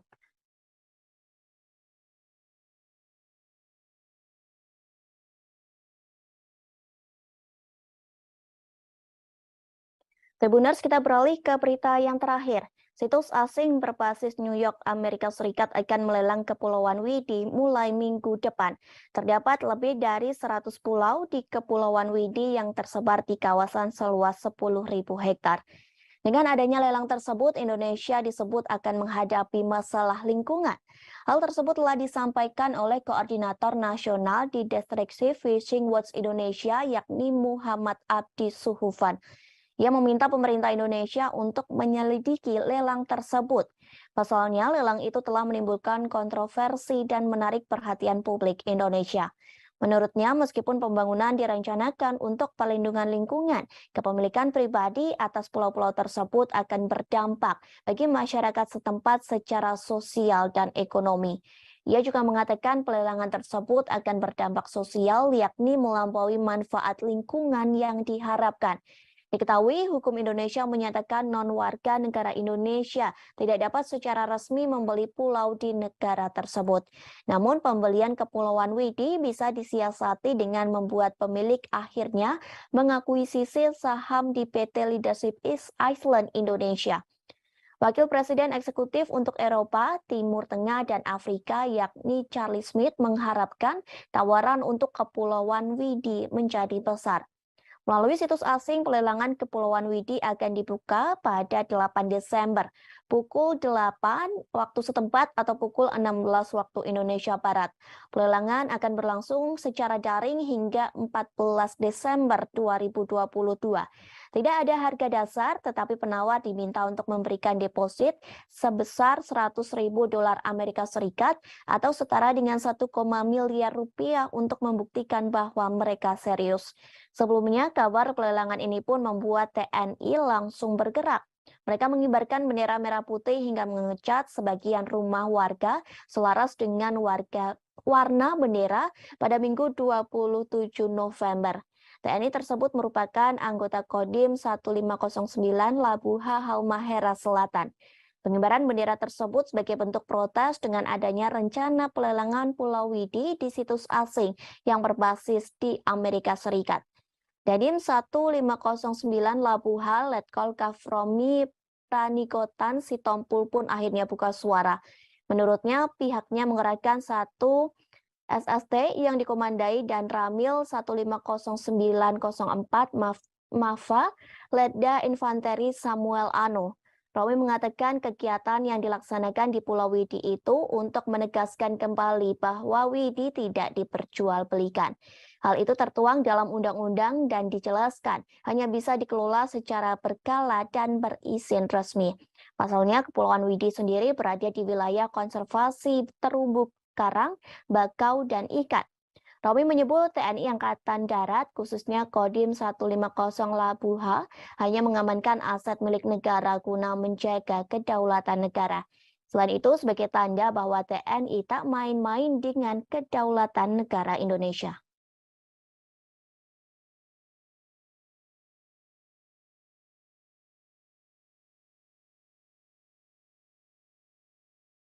Pertempuran babak baru terjadi antara tentara Rusia dan Ukraina. Kali ini Rusia membombardir Bakhmut, Ukraina, hingga mengubah kota tersebut menjadi wilayah berdarah. Bahkan pasukan Rusia dan Ukraina berperang hingga di Parit.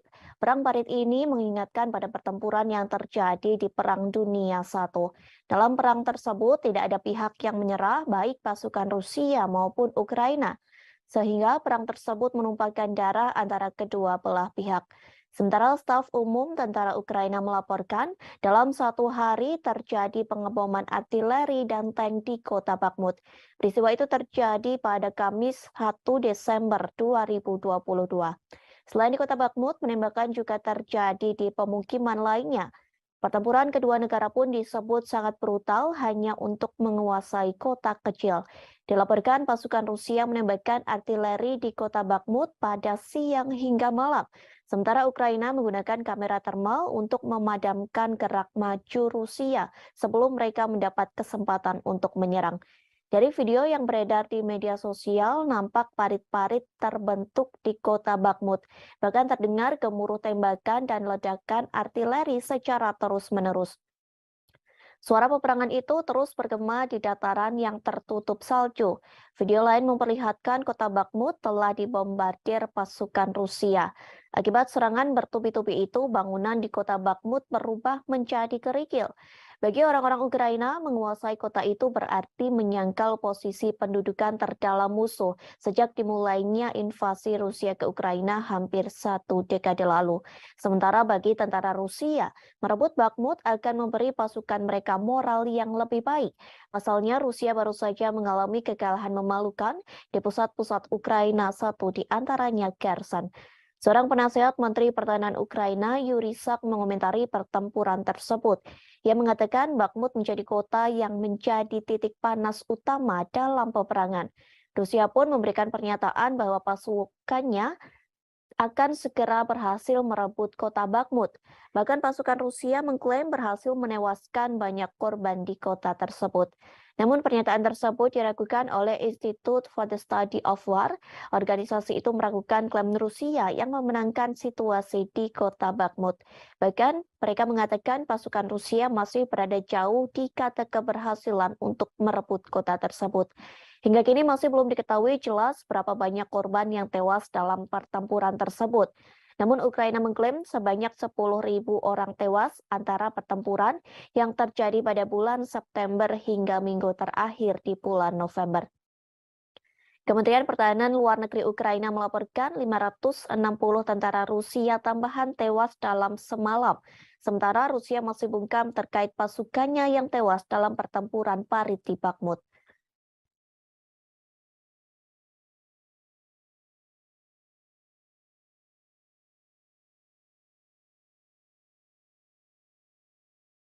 Rusia menyebut pasukan Ukraina mengalami kebodohan dalam melakukan perang dengan Moskow. Pasalnya, militer Ukraina gagal menyerang rudal Rusia.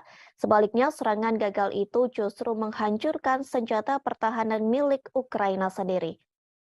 Hal tersebut telah disampaikan oleh juru bicara Kementerian Pertahanan Rusia, Letnan Jenderal Igor Konasenkov. Ia mengatakan pasukan Rusia berhasil menembak jatuh pesawat tempur milik Ukraina. Jenis pesawat tempur Ukraina yang berhasil ditembak yakni Sukhoi Su-25. Peristiwa itu terjadi di wilayah Republik Rakyat Donetsk pada Rabu 30 November 2022. Igor Konasenkov mengatakan mulanya Ukraina hendak menyerang rudal pertahanan udara Rusia menggunakan Sukhoi Su-25. Namun serangan tersebut gagal total karena kebodohan militer Ukraina sendiri.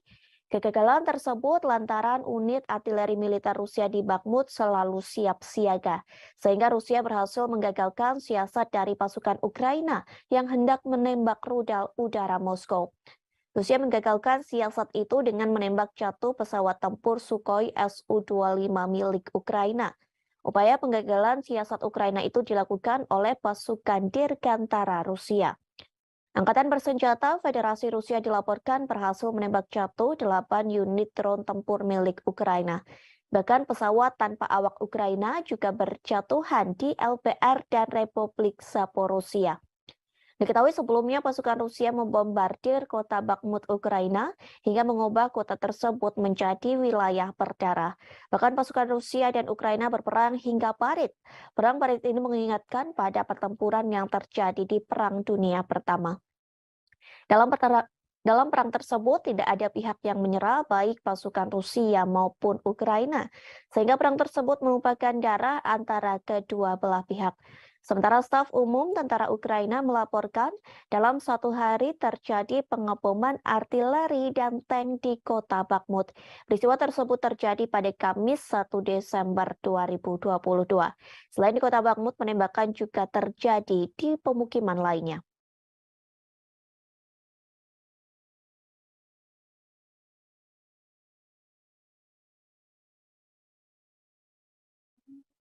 Ukraina akan memberlakukan pembatasan terhadap organisasi keagamaan di negara yang memiliki hubungan dengan Rusia.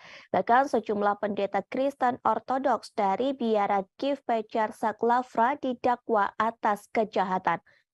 Hal tersebut telah disampaikan oleh Presiden Ukraina Volodymyr Zelensky pada Kamis 1 Desember 2022. Zelensky mengatakan mereka didakwa atas kejahatan memuji Rusia. Dakwaan itu sebagai hasil penggerebekan Dinas Rahasia Ukraina atau SPU ke biara yang dibangun sejak abad ke-11 itu.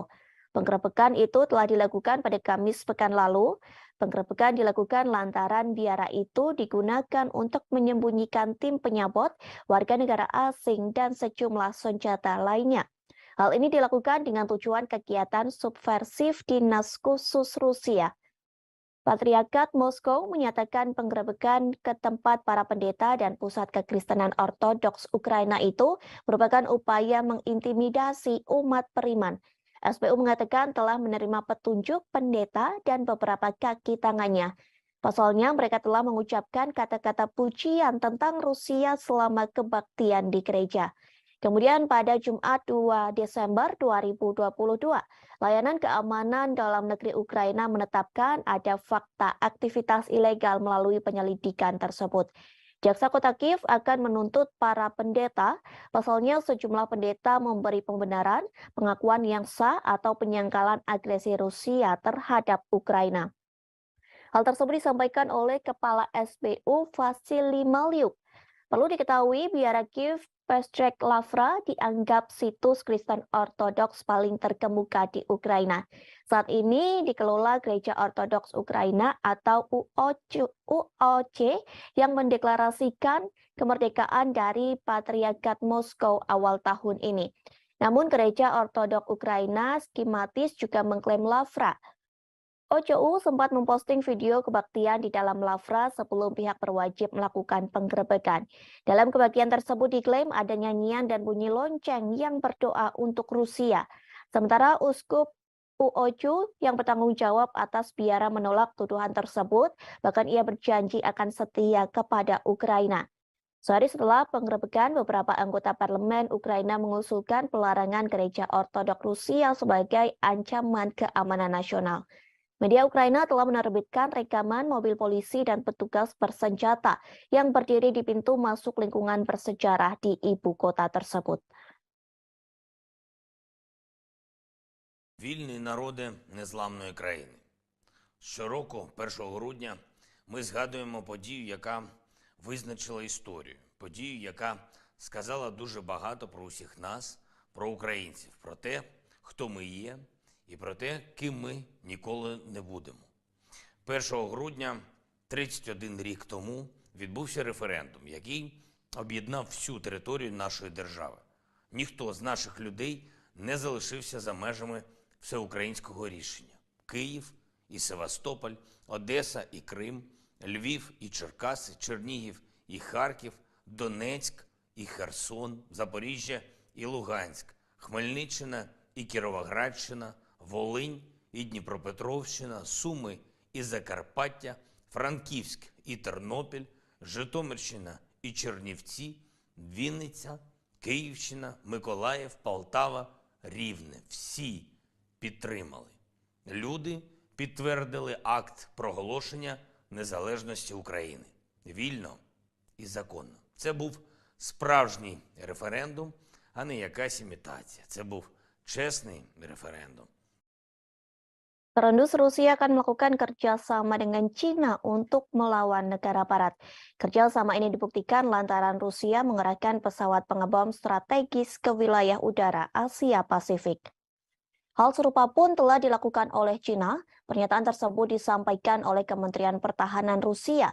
Dilaporkan tentara Rusia tengah menerjunkan sejumlah pesawat tempur strategis termasuk Tu-95MS milik Moskow. Sementara China mengerahkan jet pembom strategis yakni H-6K.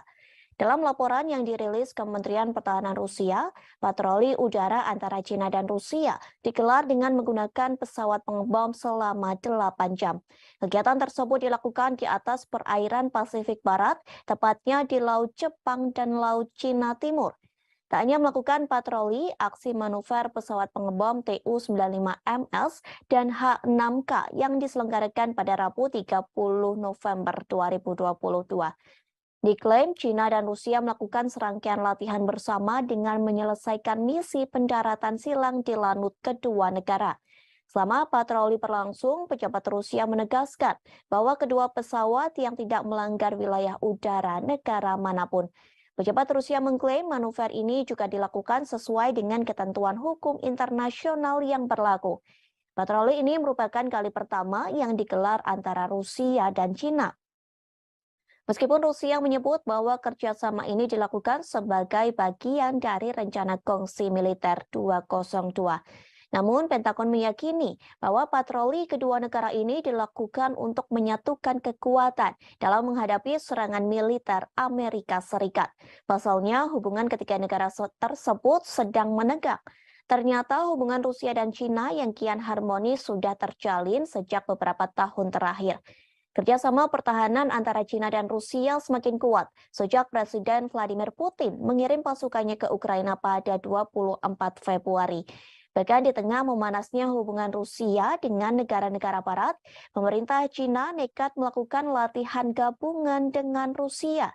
Latihan tersebut telah dilakukan pada September 2022 silam. Dalam latihan tersebut, China mengirim lebih dari 2.000 tentara bersama dengan lebih dari 300 kendaraan militer dan 21 pesawat tempur serta 3 kapal perang lainnya.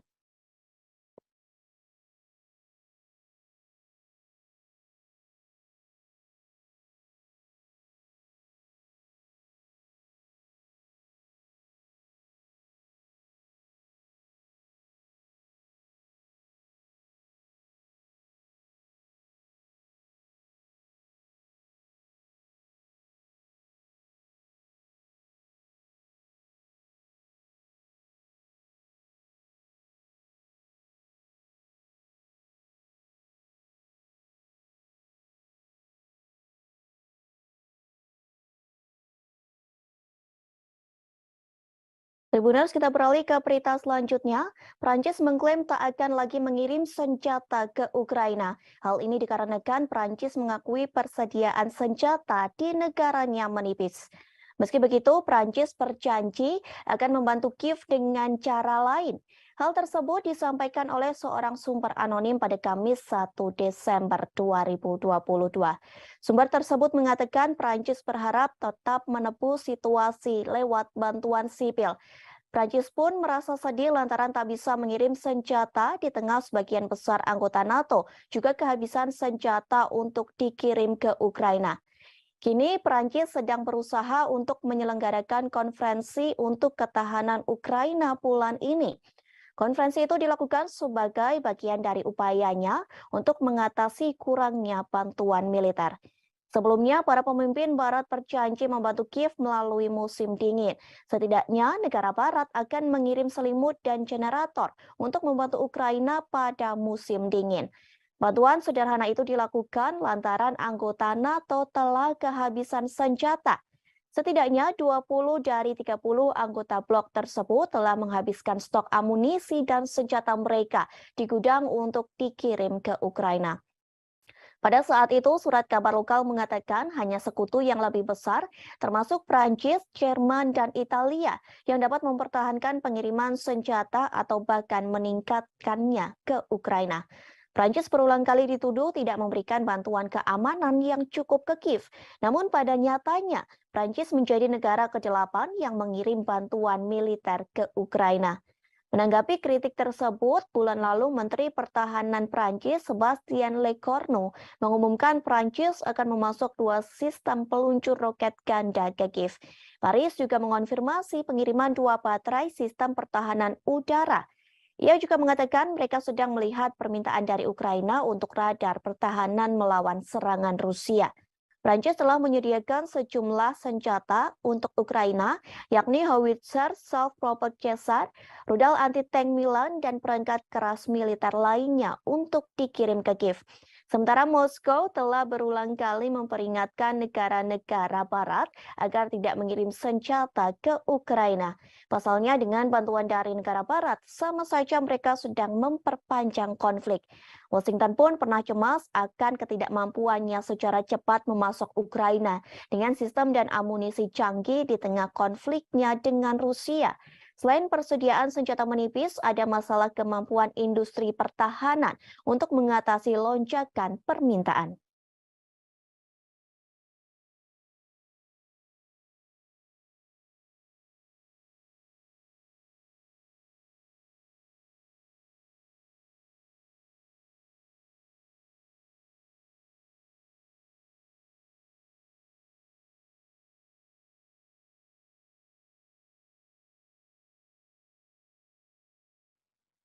Ukraina kehilangan banyak pasukan dalam perang melawan Rusia. Dilaporkan sejauh ini, Ukraina kehilangan 10.000 hingga 13.000 tentara dalam perang tersebut. Hal ini telah dikatakan oleh penasehat Presiden Ukraina, yakni Mikhailo Podolyak. Ia mengatakan perkiraan angka ribuan tentara yang tewas itu sejak akhir Agustus 2022. Kala itu, Panglima Angkatan Bersenjata mengatakan hampir 9.000 personil militer tewas. Namun angkanya terus bertambah hingga awal Desember 2022. Meski banyak yang meninggal, namun sejatinya Podolyak mengatakan banyak tentara Rusia yang terluka. Tak hanya Ukraina, sebenarnya Rusia juga kehilangan ribuan pasukannya dalam perang melawan Ukraina. Dilaporkan Presiden Rusia Vladimir Putin telah kehilangan lebih dari 6.000 pasukannya hanya dalam 2 minggu. Angka ini menambah korban dari perkiraan jumlah orang Rusia yang tewas di Ukraina. Sementara staf umum Angkatan Bersenjata Ukraina turut mengomentari hal tersebut. Pihaknya memperkirakan Rusia telah kehilangan 88.000 personil sejak awal invasi. Selain kehilangan ribuan tentara, Rusia juga menghadapi kerugian artileri dan kendaraan yang cukup besar dalam periode 2 minggu. Hal tersebut pun telah disampaikan oleh staf umum Ukraina. Dikatakan Rusia kehilangan 43 tank, 75 kendaraan personil lapis baja, dan 69 kendaraan serta tangki bahan bakar. Jumlah tersebut lenyap hanya dalam kurun waktu 16 hingga 30 November 2022. Tentu setelah 9 bulan berperang, Putin mengharapkan adanya kemenangan yang cepat. Rusia juga pernah mengklaim kehilangan 1.000 tentaranya hanya dalam waktu sehari. Hal ini diyakini menjadi pukulan berat bagi Presiden Rusia Vladimir Putin. Menurut Ukraina, kondisi terparah yang terjadi pada Minggu 30 Oktober dengan jumlah pasukan tewas mencapai 950 orang dalam seharinya.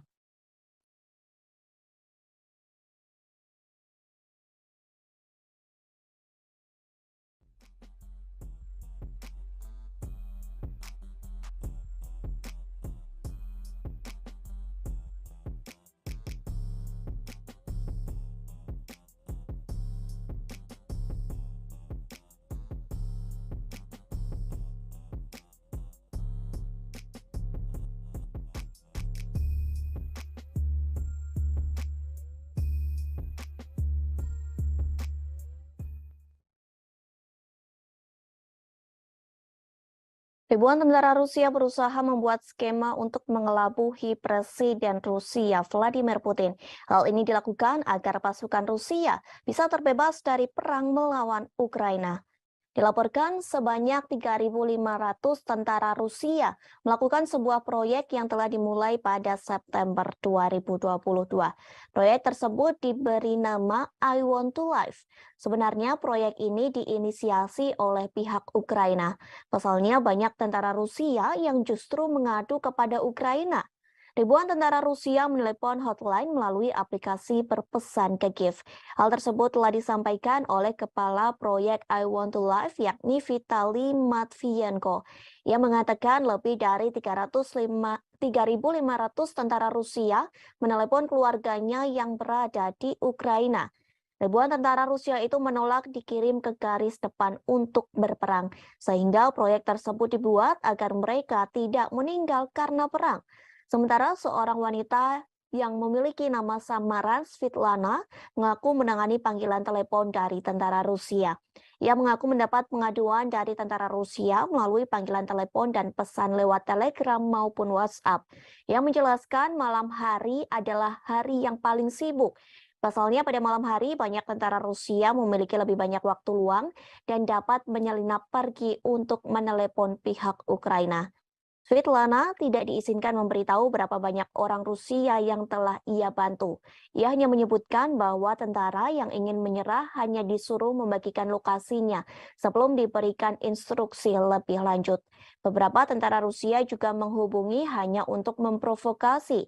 Meskipun menurutnya tidak semua dari mereka percaya akan klaim tidak berdasar Kremlin bahwa Ukraina dikuasai oleh Nazi.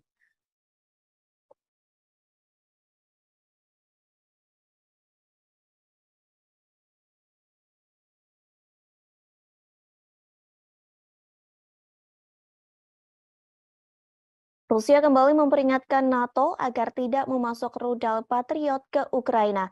Pasalnya, jika NATO tetap memasok senjata ke Ukraina, maka Rusia tidak akan tinggal diam. Rusia tak segan-segan akan menjadikan NATO sebagai target militer Moskow. Hal tersebut disampaikan oleh Wakil Ketua Dewan Keamanan Rusia Dmitry Medvedev pada Rabu 30 November silam. Medvedev mengatakan hal tersebut kepada para pemimpin NATO secara langsung di Rumania. Pertemuan tersebut membahas fase dukungan untuk Kiev. Tak lama setelah pernyataan Medvedev muncul, Menteri Luar Negeri Ukraina Dmytro Kuleba mengatakan Kiev membutuhkan rudal Patriot untuk melindungi infrastruktur utamanya. Kuleba menambahkan bahwa ia akan bekerja sama dengan Jerman. Kerjasama ini untuk mendapatkan senjata yang dirancang untuk menembak jatuh rudal yang masuk. Jerman telah menawarkan baterai Patriot ke Polandia seusai Warsawa dihantam rudal hingga menewaskan 2 orang.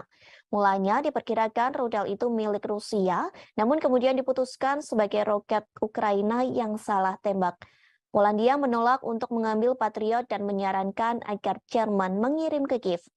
Menteri Pertahanan juga mengatakan komponen untuk memperbaiki jaringan listrik Ukraina yang rusak parah juga harus menjadi prioritas sekutu NATO.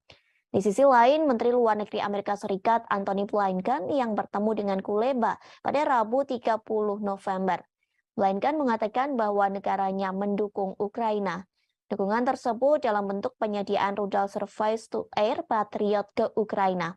Bantuan ini menjadi tanda kemajuan besar dalam jenis sistem pertahanan udara yang dikirim Barat untuk membantu Ukraina. Sekretaris Jenderal NATO Jens Stoltenberg membenarkan pengiriman sistem rudal surface-to-air yang canggih seperti itu sedang dipertimbangkan.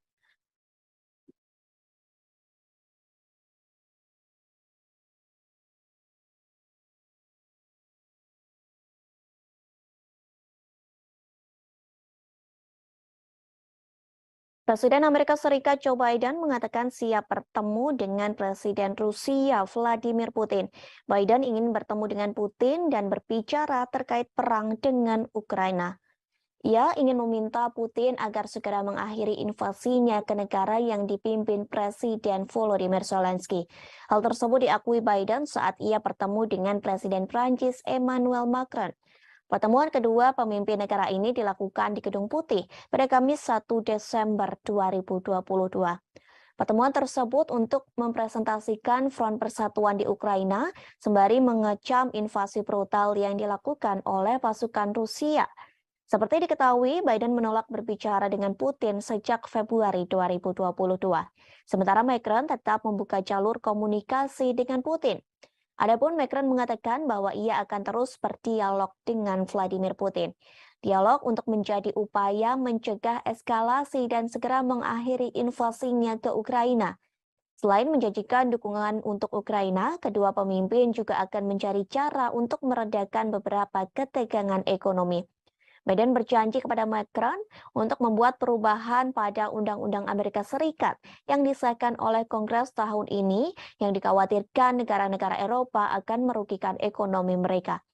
Sementara itu, Macron mengatakan bahwa ia khawatir terhadap Undang-Undang Pengurangan Inflasi atau IRA Biden. Isi IRA itu yakni menawarkan subsidi besar-besaran untuk produk-produk buatan Amerika Serikat dan ditujukan demi mengatasi krisis iklim serta mempromosikan energi terbarunya.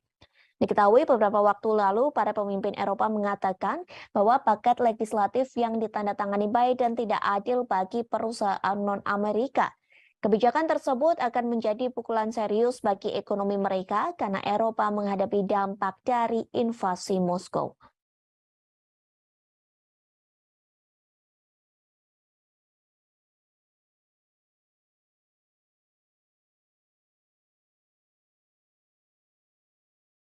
Tribuners, kita beralih ke berita selanjutnya.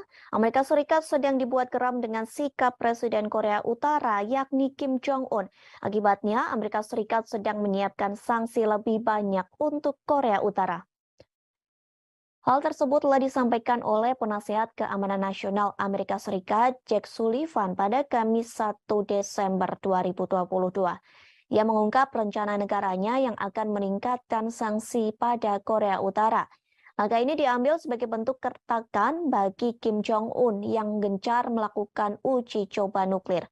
Sullivan tak mengungkap sanksi apa saja yang akan dijatuhkan Washington pada Pyongyang.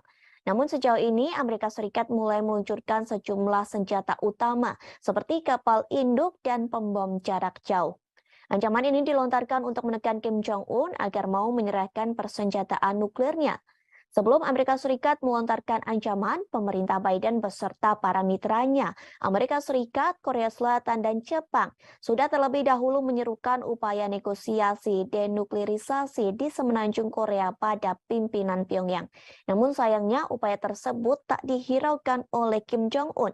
Pemimpin otoriter itu menyebut Amerika Serikat harus mengeluarkan ancaman untuk menekan Korea Utara.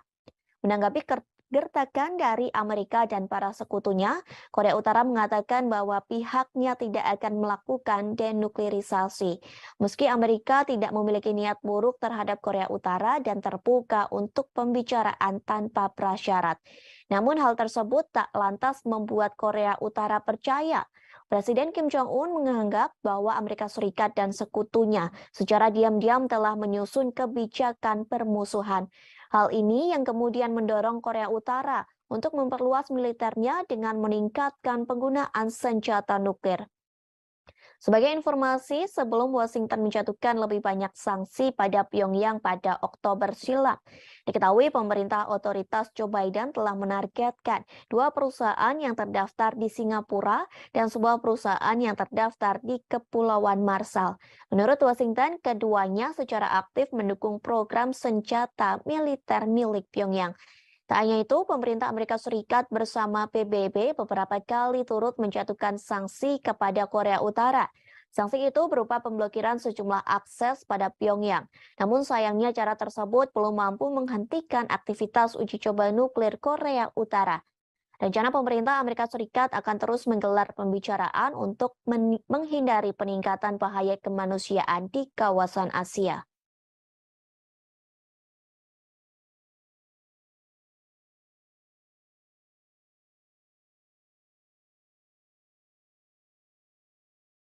Amerika Serikat mulai takut dengan Cina karena rupanya memecahkan rekor sejarah di luar angkasa.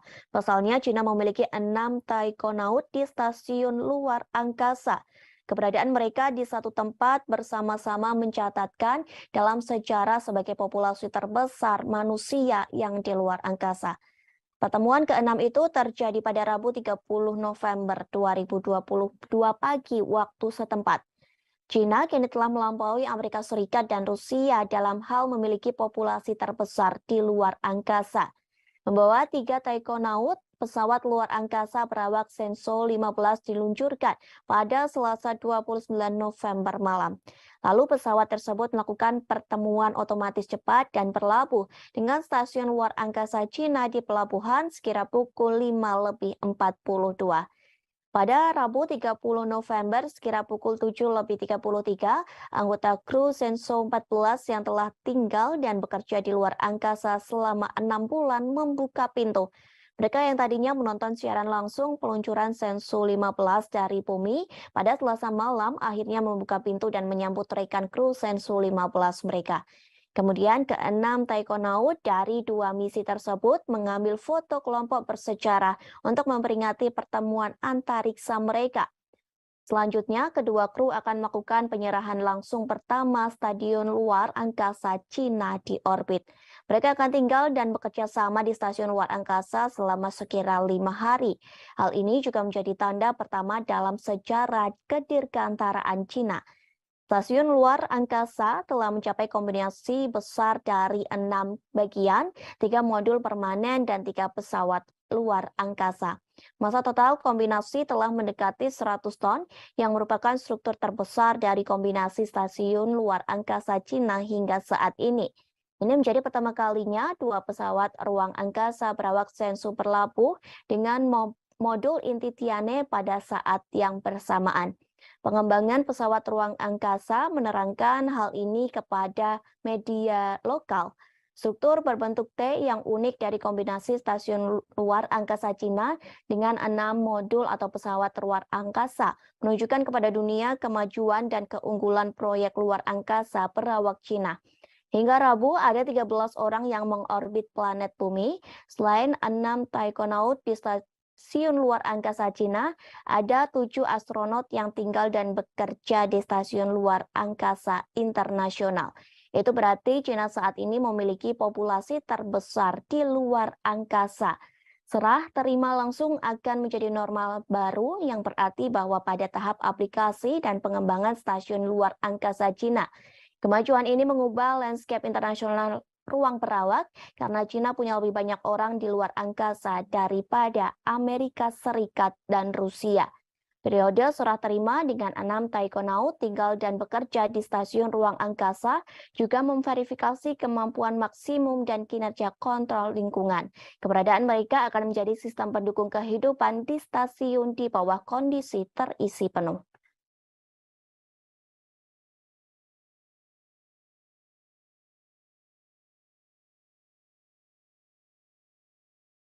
Tribuners, kita beralih ke berita yang terakhir. Situs asing berbasis New York, Amerika Serikat akan melelang Kepulauan Widi mulai minggu depan.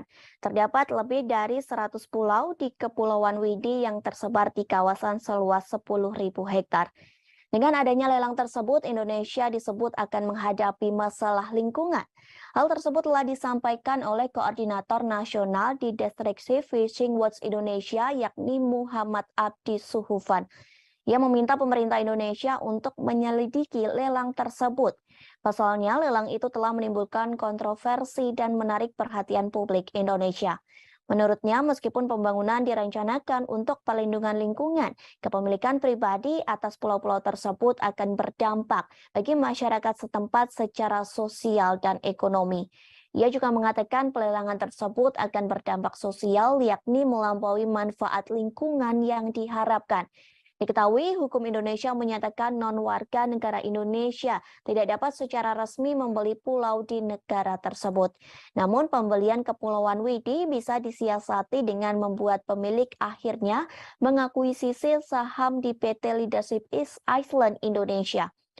Wakil Presiden Eksekutif untuk Eropa, Timur Tengah, dan Afrika, yakni Charlie Smith, mengharapkan tawaran untuk Kepulauan Widi menjadi besar. Melalui situs asing, pelelangan Kepulauan Widi akan dibuka pada 8 Desember, pukul 8 waktu setempat atau pukul 16 waktu Indonesia Barat. Pelelangan akan berlangsung secara daring hingga 14 Desember 2022. Tidak ada harga dasar, tetapi penawar diminta untuk memberikan deposit sebesar 100.000 dolar Amerika Serikat atau setara dengan 1, miliar rupiah untuk membuktikan bahwa mereka serius. Sebelumnya, kabar pelelangan ini pun membuat TNI langsung bergerak. Mereka mengibarkan bendera merah putih hingga mengecat sebagian rumah warga selaras dengan warna bendera pada Minggu 27 November. TNI tersebut merupakan anggota Kodim 1509 Labuha Halmahera Selatan. Pengibaran bendera tersebut sebagai bentuk protes dengan adanya rencana pelelangan Pulau Widi di situs asing yang berbasis di Amerika Serikat. Dadim 1509 Labuha Letkol Kafromi Pranikotan Sitompul pun akhirnya buka suara. Menurutnya, pihaknya mengerahkan 1 SST yang dikomandai dan Ramil 1509004 Mava, Letda Infanteri Samuel Ano. Romi mengatakan kegiatan yang dilaksanakan di Pulau Widi itu untuk menegaskan kembali bahwa Widi tidak diperjualbelikan. Hal itu tertuang dalam undang-undang dan dijelaskan hanya bisa dikelola secara berkala dan berizin resmi. Pasalnya, Kepulauan Widi sendiri berada di wilayah konservasi terumbu karang, bakau, dan ikan.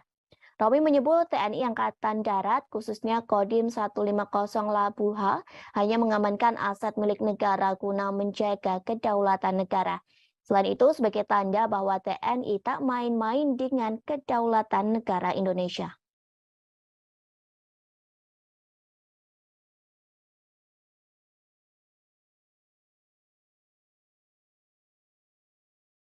Pertempuran babak baru terjadi antara tentara Rusia dan Ukraina. Kali ini Rusia membombardir Bakhmut, Ukraina, hingga mengubah kota tersebut menjadi wilayah berdarah.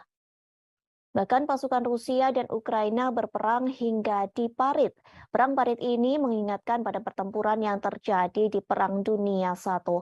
Dalam perang tersebut tidak ada pihak yang menyerah, baik pasukan Rusia maupun Ukraina, sehingga perang tersebut menumpahkan darah antara kedua belah pihak.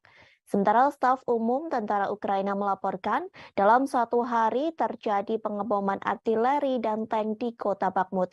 Peristiwa itu terjadi pada Kamis 1 Desember 2022. Selain di kota Bakhmut, penembakan juga terjadi di pemukiman lainnya. Pertempuran kedua negara pun disebut sangat brutal hanya untuk menguasai kota kecil. Dilaporkan pasukan Rusia menembakkan artileri di kota Bakhmut pada siang hingga malam.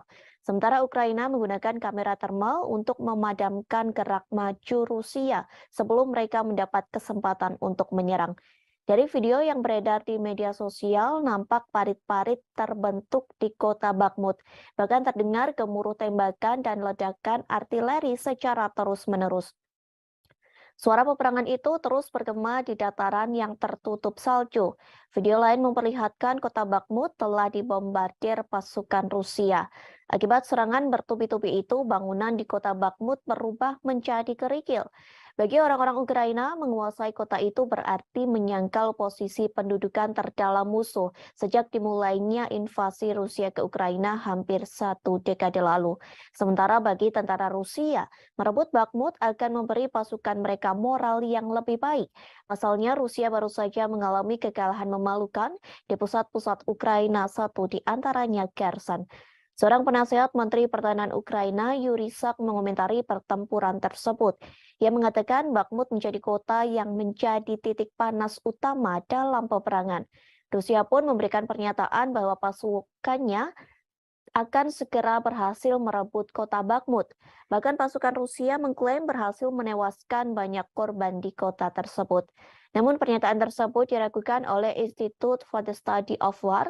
Organisasi itu meragukan klaim Rusia yang memenangkan situasi di kota Bakhmut. Bahkan mereka mengatakan pasukan Rusia masih berada jauh di kata keberhasilan untuk merebut kota tersebut. Hingga kini masih belum diketahui jelas berapa banyak korban yang tewas dalam pertempuran tersebut. Namun Ukraina mengklaim sebanyak 10.000 orang tewas antara pertempuran yang terjadi pada bulan September hingga minggu terakhir di bulan November. Kementerian Pertahanan Luar Negeri Ukraina melaporkan 560 tentara Rusia tambahan tewas dalam semalam. Sementara Rusia masih bungkam terkait pasukannya yang tewas dalam pertempuran Parit di Bakhmut.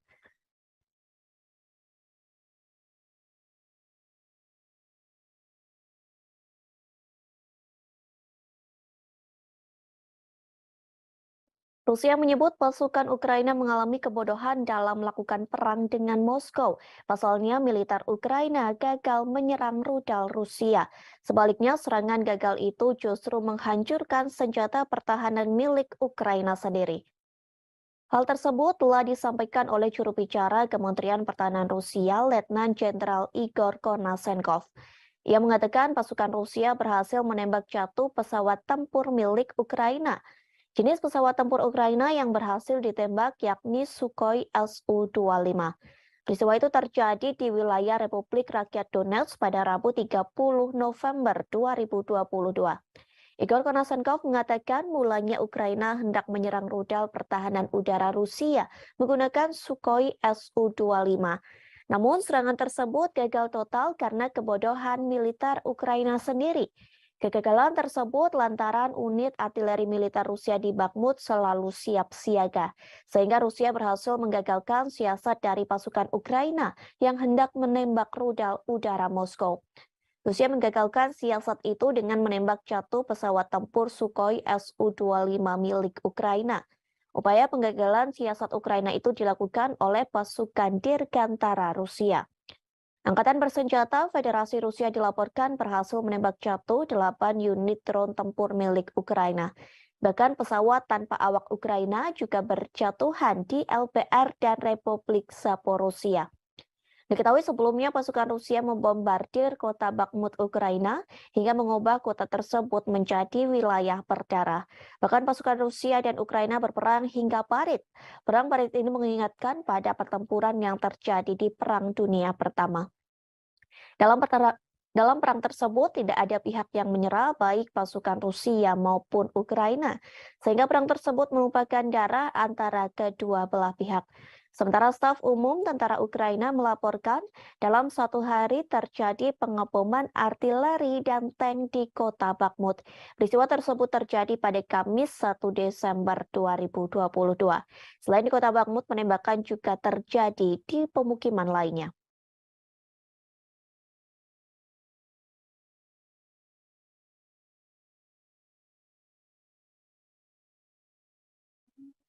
Ukraina akan memperlakukan pembatasan terhadap organisasi keagamaan di negara yang memiliki hubungan dengan Rusia. Bahkan sejumlah pendeta Kristen Ortodoks dari biara Kiev Pechar Saklavra didakwa atas kejahatan. Hal tersebut telah disampaikan oleh Presiden Ukraina Volodymyr Zelensky pada Kamis 1 Desember 2022. Zelensky mengatakan mereka didakwa atas kejahatan memuji Rusia. Dakwaan itu sebagai hasil penggerebekan Dinas Rahasia Ukraina atau SPU ke biara yang dibangun sejak abad ke-11 itu. Penggerebekan itu telah dilakukan pada Kamis pekan lalu.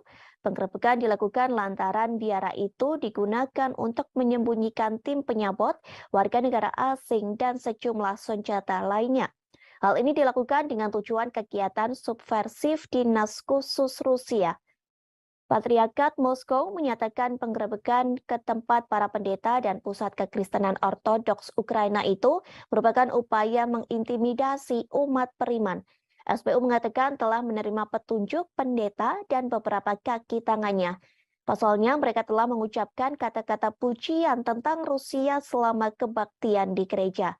Kemudian pada Jumat 2 Desember 2022, Layanan Keamanan Dalam Negeri Ukraina menetapkan ada fakta aktivitas ilegal melalui penyelidikan tersebut.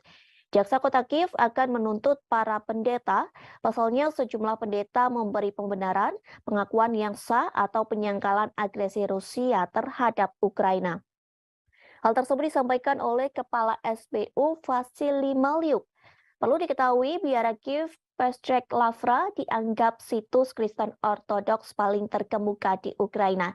Saat ini dikelola Gereja Ortodoks Ukraina atau UOC yang mendeklarasikan kemerdekaan dari Patriarkat Moskow awal tahun ini. Namun Gereja Ortodoks Ukraina skematis juga mengklaim Lavra.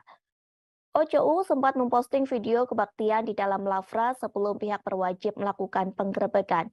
Dalam kebaktian tersebut diklaim ada nyanyian dan bunyi lonceng yang berdoa untuk Rusia. Sementara Uskup UOCU yang bertanggung jawab atas biara menolak tuduhan tersebut, bahkan ia berjanji akan setia kepada Ukraina. Sehari setelah penggerebekan, beberapa anggota parlemen Ukraina mengusulkan pelarangan gereja Ortodoks Rusia sebagai ancaman keamanan nasional. Media Ukraina telah menerbitkan rekaman mobil polisi dan petugas bersenjata yang berdiri di pintu masuk lingkungan bersejarah di ibu kota tersebut. Вільні народи незламної країни. Щороку, 1 грудня, ми згадуємо подію, яка визначила історію. Подію, яка сказала дуже багато про усіх нас, про українців, про те, хто ми є, і про те, ким ми ніколи не будемо. 1 грудня 31 рік тому відбувся референдум, який об'єднав всю територію нашої держави. Ніхто з наших людей не залишився за межами всеукраїнського рішення. Київ і Севастополь, Одеса і Крим, Львів і Черкаси, Чернігів і Харків, Донецьк і Херсон, Запоріжжя і Луганськ, Хмельниччина і Кіровоградщина, Волинь і Дніпропетровщина, Суми і Закарпаття, Франківськ і Тернопіль, Житомирщина і Чернівці, Вінниця, Київщина, Миколаїв, Полтава, Рівне. Всі підтримали. Люди підтвердили акт проголошення незалежності України. Вільно і законно. Це був справжній референдум, а не якась імітація. Це був чесний референдум. Terus Rusia akan melakukan kerjasama dengan China untuk melawan negara barat. Kerjasama ini dibuktikan lantaran Rusia mengerahkan pesawat pengebom strategis ke wilayah udara Asia Pasifik. Hal serupa pun telah dilakukan oleh China. Pernyataan tersebut disampaikan oleh Kementerian Pertahanan Rusia. Dilaporkan tentara Rusia tengah menerjunkan sejumlah pesawat tempur strategis termasuk Tu-95MS milik Moskow. Sementara China mengerahkan jet pembom strategis yakni H-6K. Dalam laporan yang dirilis Kementerian Pertahanan Rusia, patroli udara antara China dan Rusia digelar dengan menggunakan pesawat pengebom selama 8 jam. Kegiatan tersebut dilakukan di atas perairan Pasifik Barat, tepatnya di Laut Jepang dan Laut Cina Timur. Tak hanya melakukan patroli, aksi manuver pesawat pengebom Tu-95MS dan H-6K yang diselenggarakan pada Rabu 30 November 2022. Diklaim China dan Rusia melakukan serangkaian latihan bersama dengan menyelesaikan misi pendaratan silang di lanut kedua negara. Selama patroli berlangsung, pejabat Rusia menegaskan bahwa kedua pesawat yang tidak melanggar wilayah udara negara manapun. Pejabat Rusia mengklaim manuver ini juga dilakukan sesuai dengan ketentuan hukum internasional yang berlaku. Patroli ini merupakan kali pertama yang digelar antara Rusia dan China. Meskipun Rusia menyebut bahwa kerjasama ini dilakukan sebagai bagian dari rencana kongsi militer 202. Namun, Pentagon meyakini bahwa patroli kedua negara ini dilakukan untuk menyatukan kekuatan dalam menghadapi serangan militer Amerika Serikat. Pasalnya, hubungan ketiga negara tersebut sedang menegak. Ternyata hubungan Rusia dan China yang kian harmonis sudah terjalin sejak beberapa tahun terakhir. Kerjasama pertahanan antara China dan Rusia semakin kuat sejak Presiden Vladimir Putin mengirim pasukannya ke Ukraina pada 24 Februari. Bahkan di tengah memanasnya hubungan Rusia dengan negara-negara barat, pemerintah China nekat melakukan latihan gabungan dengan Rusia. Latihan tersebut telah dilakukan pada September 2022 silam. Dalam latihan tersebut, China mengirim lebih dari 2.000 tentara bersama dengan lebih dari 300 kendaraan militer dan 21 pesawat tempur serta 3 kapal perang lainnya.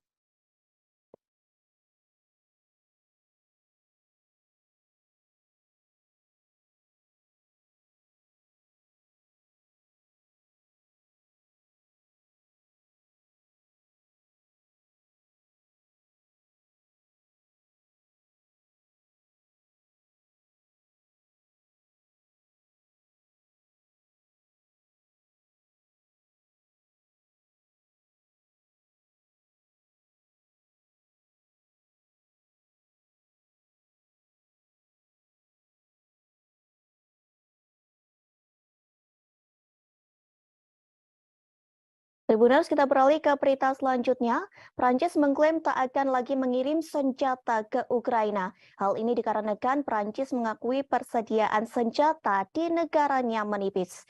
Meski begitu, Prancis berjanji akan membantu Kiev dengan cara lain. Hal tersebut disampaikan oleh seorang sumber anonim pada Kamis 1 Desember 2022. Sumber tersebut mengatakan Prancis berharap tetap menebus situasi lewat bantuan sipil. Prancis pun merasa sedih lantaran tak bisa mengirim senjata di tengah sebagian besar anggota NATO juga kehabisan senjata untuk dikirim ke Ukraina. Kini Prancis sedang berusaha untuk menyelenggarakan konferensi untuk ketahanan Ukraina bulan ini. Konferensi itu dilakukan sebagai bagian dari upayanya untuk mengatasi kurangnya bantuan militer. Sebelumnya, para pemimpin Barat berjanji membantu Kiev melalui musim dingin. Setidaknya, negara Barat akan mengirim selimut dan generator untuk membantu Ukraina pada musim dingin. Bantuan sederhana itu dilakukan lantaran anggota NATO telah kehabisan senjata.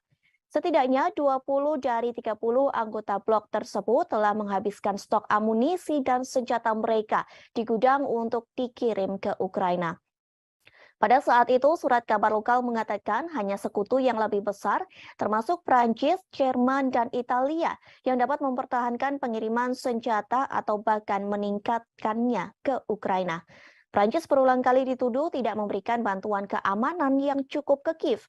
Namun pada nyatanya, Prancis menjadi negara ke-8 yang mengirim bantuan militer ke Ukraina. Menanggapi kritik tersebut, bulan lalu Menteri Pertahanan Prancis Sebastien Lecornu mengumumkan Prancis akan memasok 2 sistem peluncur roket ganda ke Kiev. Paris juga mengonfirmasi pengiriman 2 baterai sistem pertahanan udara. Ia juga mengatakan mereka sedang melihat permintaan dari Ukraina untuk radar pertahanan melawan serangan Rusia. Prancis telah menyediakan sejumlah senjata untuk Ukraina, yakni howitzer self-propelled Caesar, rudal anti-tank Milan, dan perangkat keras militer lainnya untuk dikirim ke Kiev. Sementara Moskow telah berulang kali memperingatkan negara-negara Barat agar tidak mengirim senjata ke Ukraina. Pasalnya dengan bantuan dari negara Barat, sama saja mereka sedang memperpanjang konflik. Washington pun pernah cemas akan ketidakmampuannya secara cepat memasok Ukraina dengan sistem dan amunisi canggih di tengah konfliknya dengan Rusia. Selain persediaan senjata menipis, ada masalah kemampuan industri pertahanan untuk mengatasi lonjakan permintaan.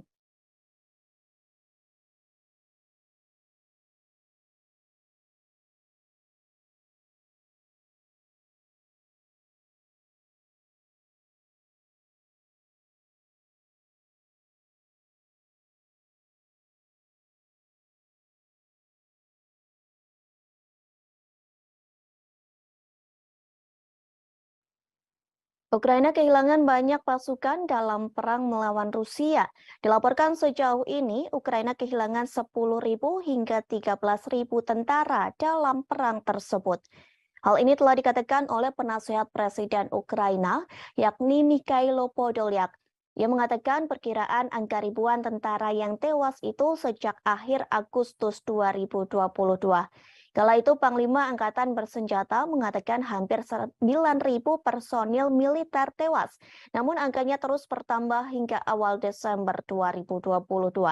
Meski banyak yang meninggal, namun sejatinya Podolyak mengatakan banyak tentara Rusia yang terluka. Tak hanya Ukraina, sebenarnya Rusia juga kehilangan ribuan pasukannya dalam perang melawan Ukraina.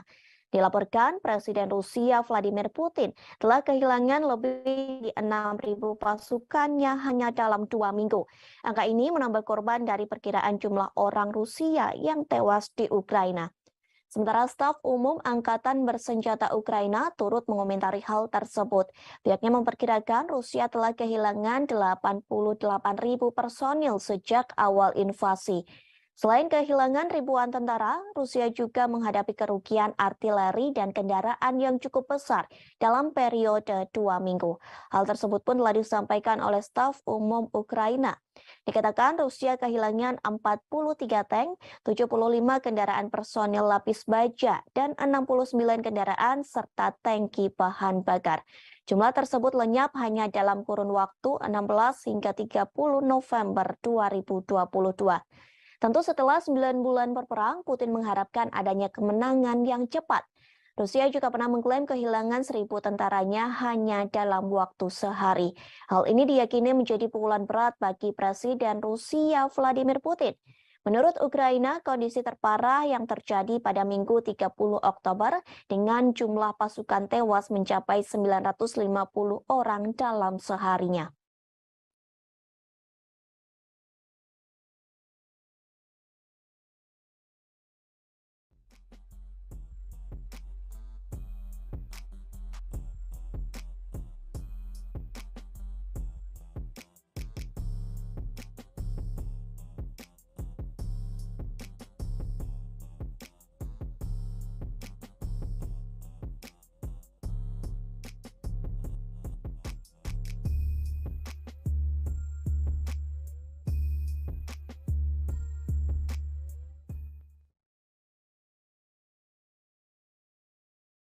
Ribuan tentara Rusia berusaha membuat skema untuk mengelabuhi Presiden Rusia Vladimir Putin.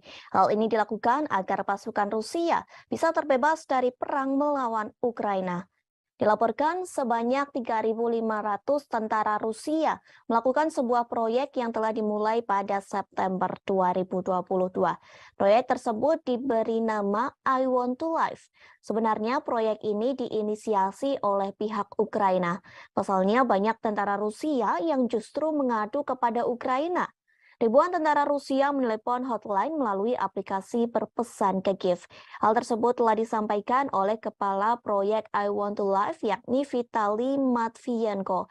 Ia mengatakan lebih dari 3.500 tentara Rusia menelepon keluarganya yang berada di Ukraina. Ribuan tentara Rusia itu menolak dikirim ke garis depan untuk berperang, sehingga proyek tersebut dibuat agar mereka tidak meninggal karena perang. Sementara seorang wanita yang memiliki nama samaran Svitlana mengaku menangani panggilan telepon dari tentara Rusia. Ia mengaku mendapat pengaduan dari tentara Rusia melalui panggilan telepon dan pesan lewat Telegram maupun WhatsApp. Ia menjelaskan malam hari adalah hari yang paling sibuk. Pasalnya pada malam hari banyak tentara Rusia memiliki lebih banyak waktu luang dan dapat menyelinap pergi untuk menelepon pihak Ukraina. Svetlana tidak diizinkan memberitahu berapa banyak orang Rusia yang telah ia bantu. Ia hanya menyebutkan bahwa tentara yang ingin menyerah hanya disuruh membagikan lokasinya sebelum diberikan instruksi lebih lanjut. Beberapa tentara Rusia juga menghubungi hanya untuk memprovokasi. Meskipun menurutnya tidak semua dari mereka percaya akan klaim tidak berdasar Kremlin bahwa Ukraina dikuasai oleh Nazi.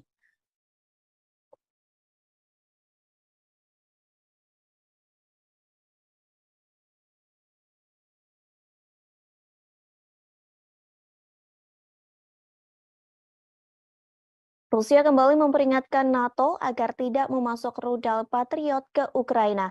Pasalnya, jika NATO tetap memasok senjata ke Ukraina, maka Rusia tidak akan tinggal diam. Rusia tak segan-segan akan menjadikan NATO sebagai target militer Moskow. Hal tersebut disampaikan oleh Wakil Ketua Dewan Keamanan Rusia Dmitry Medvedev pada Rabu 30 November silam. Medvedev mengatakan hal tersebut kepada para pemimpin NATO secara langsung di Rumania. Pertemuan tersebut membahas fase dukungan untuk Kiev. Tak lama setelah pernyataan Medvedev muncul, Menteri Luar Negeri Ukraina Dmytro Kuleba mengatakan Kiev membutuhkan rudal Patriot untuk melindungi infrastruktur utamanya. Kuleba menambahkan bahwa ia akan bekerja sama dengan Jerman. Kerjasama ini untuk mendapatkan senjata yang dirancang untuk menembak jatuh rudal yang masuk. Jerman telah menawarkan baterai Patriot ke Polandia seusai Warsawa dihantam rudal hingga menewaskan 2 orang. Mulanya diperkirakan rudal itu milik Rusia, namun kemudian diputuskan sebagai roket Ukraina yang salah tembak. Polandia menolak untuk mengambil Patriot dan menyarankan agar Jerman mengirim ke Kiev.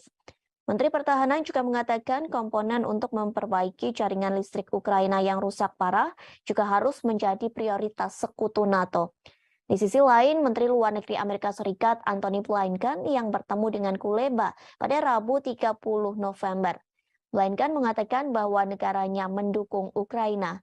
Dukungan tersebut dalam bentuk penyediaan rudal surface-to-air Patriot ke Ukraina. Bantuan ini menjadi tanda kemajuan besar dalam jenis sistem pertahanan udara yang dikirim Barat untuk membantu Ukraina. Sekretaris Jenderal NATO Jens Stoltenberg membenarkan pengiriman sistem rudal surface-to-air yang canggih seperti itu sedang dipertimbangkan.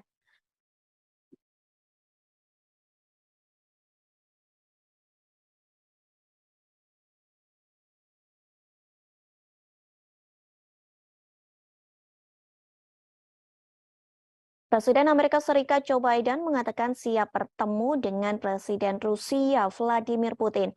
Biden ingin bertemu dengan Putin dan berbicara terkait perang dengan Ukraina. Ia ingin meminta Putin agar segera mengakhiri invasinya ke negara yang dipimpin Presiden Volodymyr Zelensky. Hal tersebut diakui Biden saat ia bertemu dengan Presiden Prancis Emmanuel Macron. Pertemuan kedua pemimpin negara ini dilakukan di Gedung Putih pada Kamis 1 Desember 2022. Pertemuan tersebut untuk mempresentasikan front persatuan di Ukraina sembari mengecam invasi brutal yang dilakukan oleh pasukan Rusia. Seperti diketahui, Biden menolak berbicara dengan Putin sejak Februari 2022. Sementara Macron tetap membuka jalur komunikasi dengan Putin. Adapun Macron mengatakan bahwa ia akan terus berdialog dengan Vladimir Putin. Dialog untuk menjadi upaya mencegah eskalasi dan segera mengakhiri invasinya ke Ukraina. Selain menjanjikan dukungan untuk Ukraina, kedua pemimpin juga akan mencari cara untuk meredakan beberapa ketegangan ekonomi. Biden berjanji kepada Macron untuk membuat perubahan pada Undang-Undang Amerika Serikat yang disahkan oleh Kongres tahun ini yang dikhawatirkan negara-negara Eropa akan merugikan ekonomi mereka. Sementara itu, Macron mengatakan bahwa ia khawatir terhadap Undang-Undang Pengurangan Inflasi atau IRA Biden. Isi IRA itu yakni menawarkan subsidi besar-besaran untuk produk-produk buatan Amerika Serikat dan ditujukan demi mengatasi krisis iklim serta mempromosikan energi terbarunya. Diketahui beberapa waktu lalu, para pemimpin Eropa mengatakan bahwa paket legislatif yang ditandatangani Biden tidak adil bagi perusahaan non-Amerika. Kebijakan tersebut akan menjadi pukulan serius bagi ekonomi mereka karena Eropa menghadapi dampak dari invasi Moskow.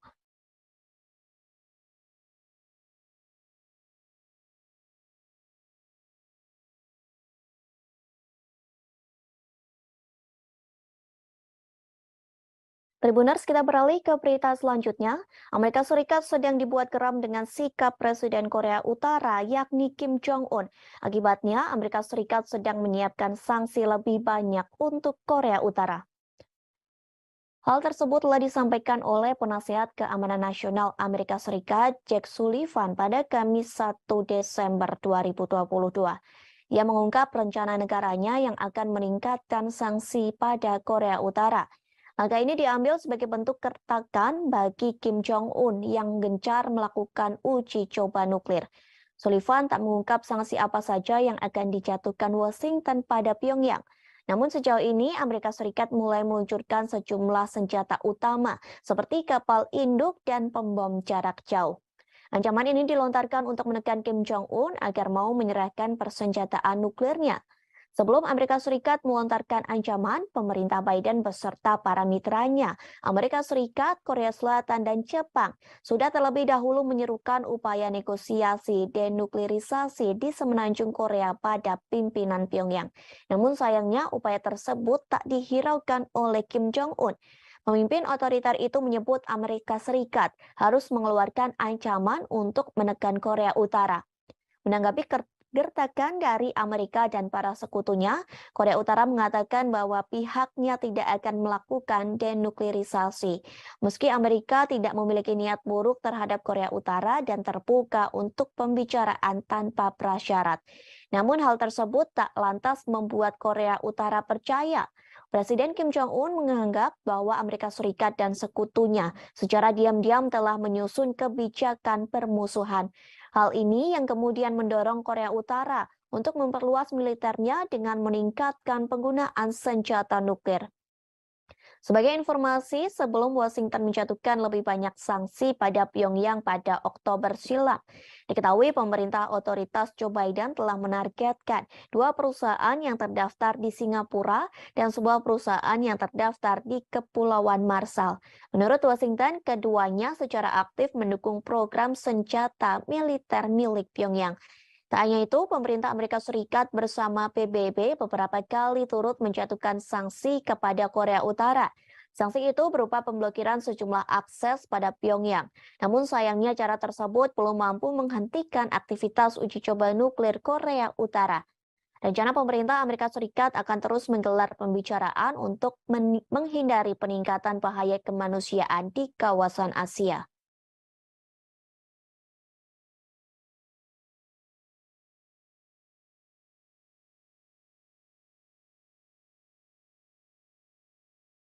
Amerika Serikat mulai takut dengan Cina karena rupanya memecahkan rekor sejarah di luar angkasa. Pasalnya, Cina memiliki 6 taikonaut di stasiun luar angkasa.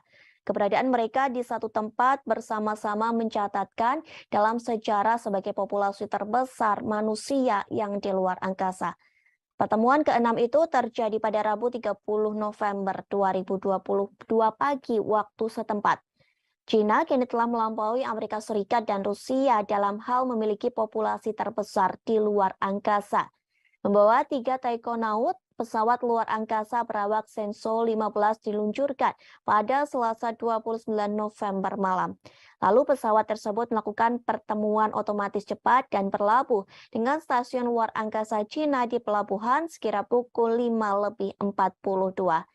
Pada Rabu 30 November sekira pukul 7:33, anggota kru Shenzhou 14 yang telah tinggal dan bekerja di luar angkasa selama 6 bulan membuka pintu.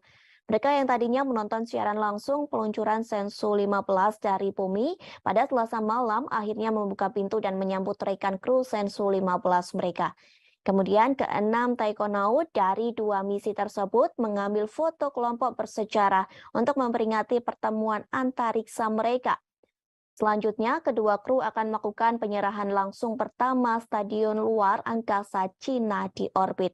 Mereka akan tinggal dan bekerja sama di stasiun luar angkasa selama sekira 5 hari. Hal ini juga menjadi tanda pertama dalam sejarah kedirgantaraan China. Stasiun luar angkasa telah mencapai kombinasi besar dari 6 bagian, 3 modul permanen, dan 3 pesawat luar angkasa. Masa total kombinasi telah mendekati 100 ton, yang merupakan struktur terbesar dari kombinasi stasiun luar angkasa Cina hingga saat ini. Ini menjadi pertama kalinya 2 pesawat ruang angkasa berawak Shenzhou berlabuh dengan modul inti Tianhe pada saat yang bersamaan. Pengembangan pesawat ruang angkasa menerangkan hal ini kepada media lokal. Struktur berbentuk T yang unik dari kombinasi stasiun luar angkasa Cina dengan 6 modul atau pesawat luar angkasa menunjukkan kepada dunia kemajuan dan keunggulan proyek luar angkasa berawak Cina. Hingga Rabu, ada 13 orang yang mengorbit planet bumi. Selain 6 taikonaut di stasiun luar angkasa Cina, ada 7 astronot yang tinggal dan bekerja di stasiun luar angkasa internasional.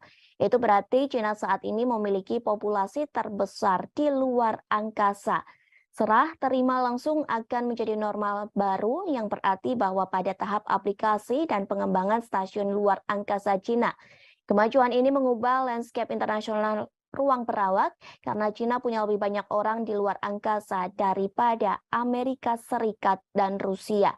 Periode serah terima dengan 6 taikonaut tinggal dan bekerja di stasiun ruang angkasa juga memverifikasi kemampuan maksimum dan kinerja kontrol lingkungan. Keberadaan mereka akan menjadi sistem pendukung kehidupan di stasiun di bawah kondisi terisi penuh.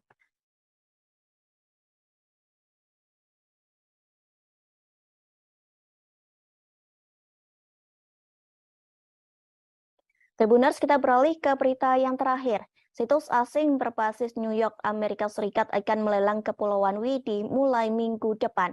Terdapat lebih dari 100 pulau di Kepulauan Widi yang tersebar di kawasan seluas 10.000 hektar. Dengan adanya lelang tersebut, Indonesia disebut akan menghadapi masalah lingkungan. Hal tersebut telah disampaikan oleh Koordinator Nasional di Destructive Fishing Watch Indonesia, yakni Muhammad Abdi Suhufan. Ia meminta pemerintah Indonesia untuk menyelidiki lelang tersebut. Pasalnya, lelang itu telah menimbulkan kontroversi dan menarik perhatian publik Indonesia. Menurutnya, meskipun pembangunan direncanakan untuk perlindungan lingkungan, kepemilikan pribadi atas pulau-pulau tersebut akan berdampak bagi masyarakat setempat secara sosial dan ekonomi.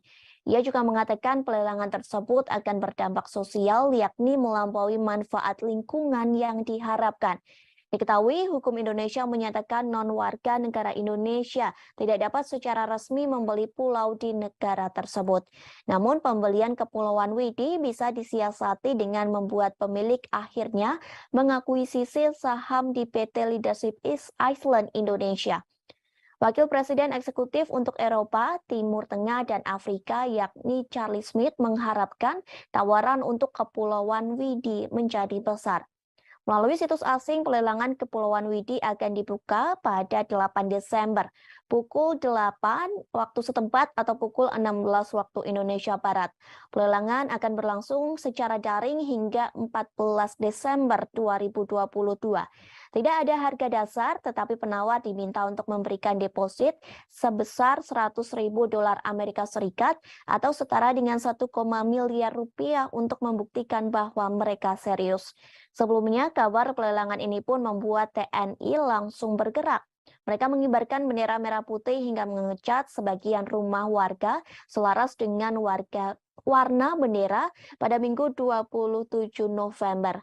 TNI tersebut merupakan anggota Kodim 1509 Labuha Halmahera Selatan. Pengibaran bendera tersebut sebagai bentuk protes dengan adanya rencana pelelangan Pulau Widi di situs asing yang berbasis di Amerika Serikat. Dadim 1509 Labuha Letkol Kafromi Pranikotan Sitompul pun akhirnya buka suara. Menurutnya, pihaknya mengerahkan satu SST yang dikomandai dan Ramil 150904 Mafa Letda Infanteri Samuel Ano.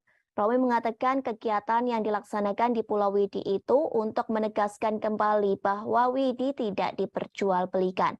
Hal itu tertuang dalam undang-undang dan dijelaskan hanya bisa dikelola secara berkala dan berizin resmi. Pasalnya, Kepulauan Widi sendiri berada di wilayah konservasi terumbu karang, bakau, dan ikan. Romi menyebut TNI Angkatan Darat, khususnya Kodim 150 Labuha, hanya mengamankan aset milik negara guna menjaga kedaulatan negara. Selain itu, sebagai tanda bahwa TNI tak main-main dengan kedaulatan negara Indonesia.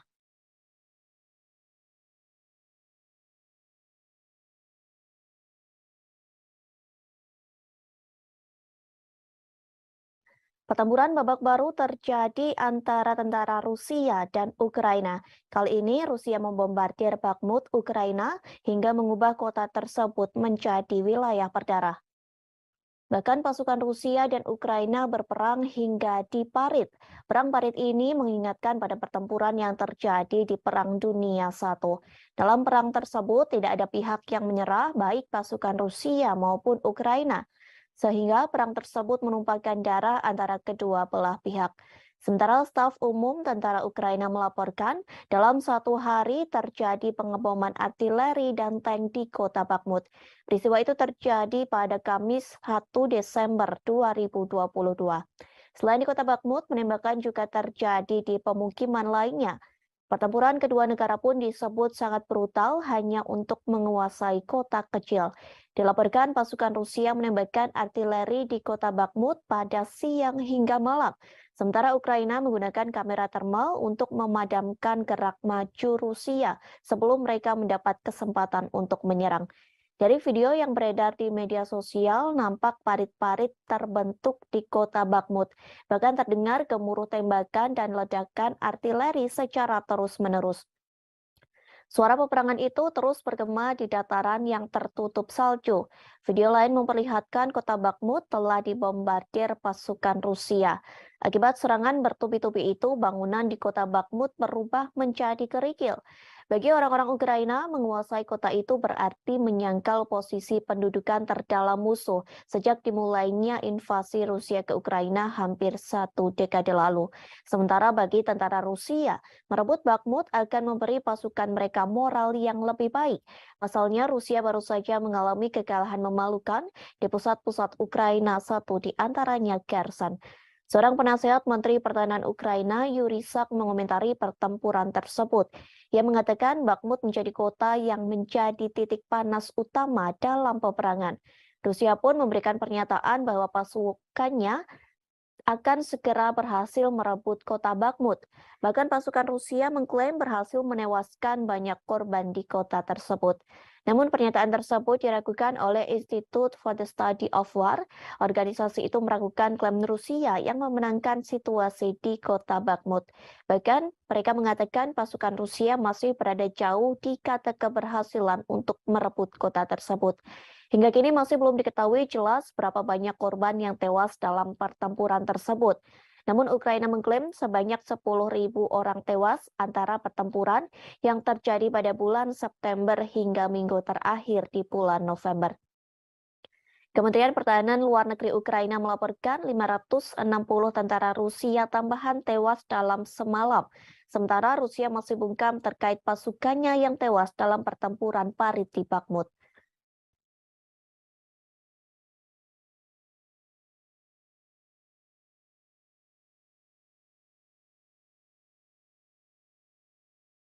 Rusia menyebut pasukan Ukraina mengalami kebodohan dalam melakukan perang dengan Moskow. Pasalnya, militer Ukraina gagal menyerang rudal Rusia. Sebaliknya, serangan gagal itu justru menghancurkan senjata pertahanan milik Ukraina sendiri. Hal tersebut telah disampaikan oleh juru bicara Kementerian Pertahanan Rusia, Letnan Jenderal Igor Konasenkov. Ia mengatakan pasukan Rusia berhasil menembak jatuh pesawat tempur milik Ukraina. Jenis pesawat tempur Ukraina yang berhasil ditembak yakni Sukhoi Su-25. Peristiwa itu terjadi di wilayah Republik Rakyat Donetsk pada Rabu 30 November 2022. Igor Konasenkov mengatakan mulanya Ukraina hendak menyerang rudal pertahanan udara Rusia menggunakan Sukhoi Su-25. Namun serangan tersebut gagal total karena kebodohan militer Ukraina sendiri. Kegagalan tersebut lantaran unit artileri militer Rusia di Bakhmut selalu siap siaga, sehingga Rusia berhasil menggagalkan siasat dari pasukan Ukraina yang hendak menembak rudal udara Moskow. Rusia menggagalkan siasat itu dengan menembak jatuh pesawat tempur Sukhoi Su-25 milik Ukraina. Upaya penggagalan siasat Ukraina itu dilakukan oleh pasukan Dirgantara Rusia. Angkatan bersenjata Federasi Rusia dilaporkan berhasil menembak jatuh 8 unit drone tempur milik Ukraina. Bahkan pesawat tanpa awak Ukraina juga berjatuhan di LPR dan Republik Zaporozhia. Diketahui sebelumnya pasukan Rusia membombardir kota Bakhmut Ukraina hingga mengubah kota tersebut menjadi wilayah berdarah. Bahkan pasukan Rusia dan Ukraina berperang hingga parit. Perang parit ini mengingatkan pada pertempuran yang terjadi di Perang Dunia Pertama. Dalam perang tersebut tidak ada pihak yang menyerah baik pasukan Rusia maupun Ukraina, sehingga perang tersebut merupakan darah antara kedua belah pihak. Sementara staf umum tentara Ukraina melaporkan dalam satu hari terjadi pengeboman artileri dan tank di kota Bakhmut. Peristiwa tersebut terjadi pada Kamis 1 Desember 2022. Selain di kota Bakhmut, penembakan juga terjadi di pemukiman lainnya.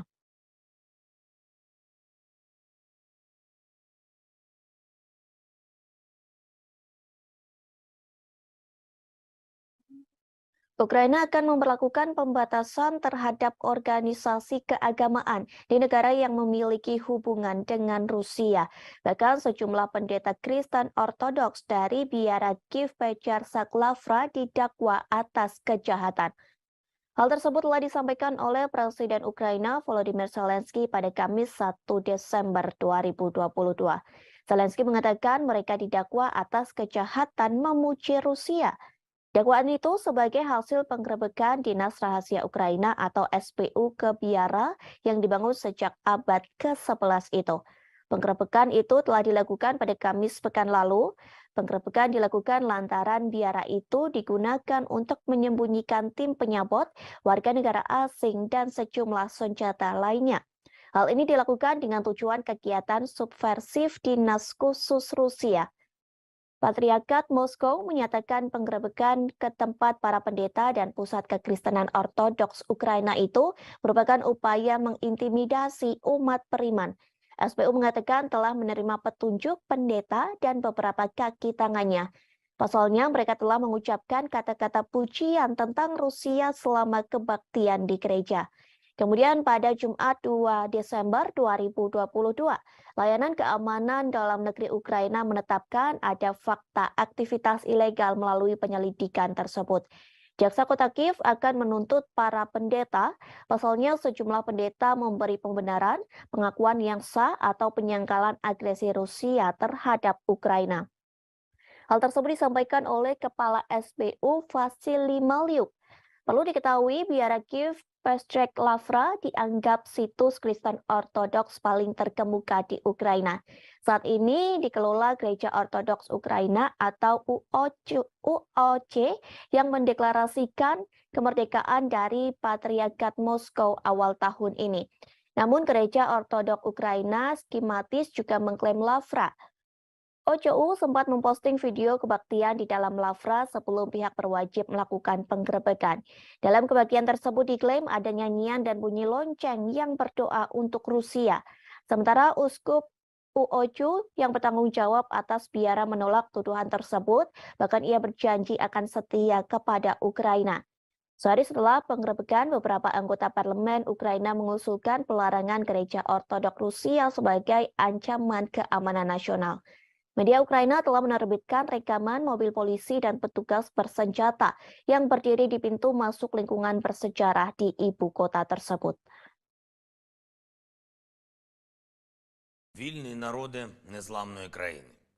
Щороку, 1 грудня, ми згадуємо подію, яка визначила історію. Подію, яка сказала дуже багато про усіх нас, про українців, про те, хто ми є, і про те, ким ми ніколи не будемо.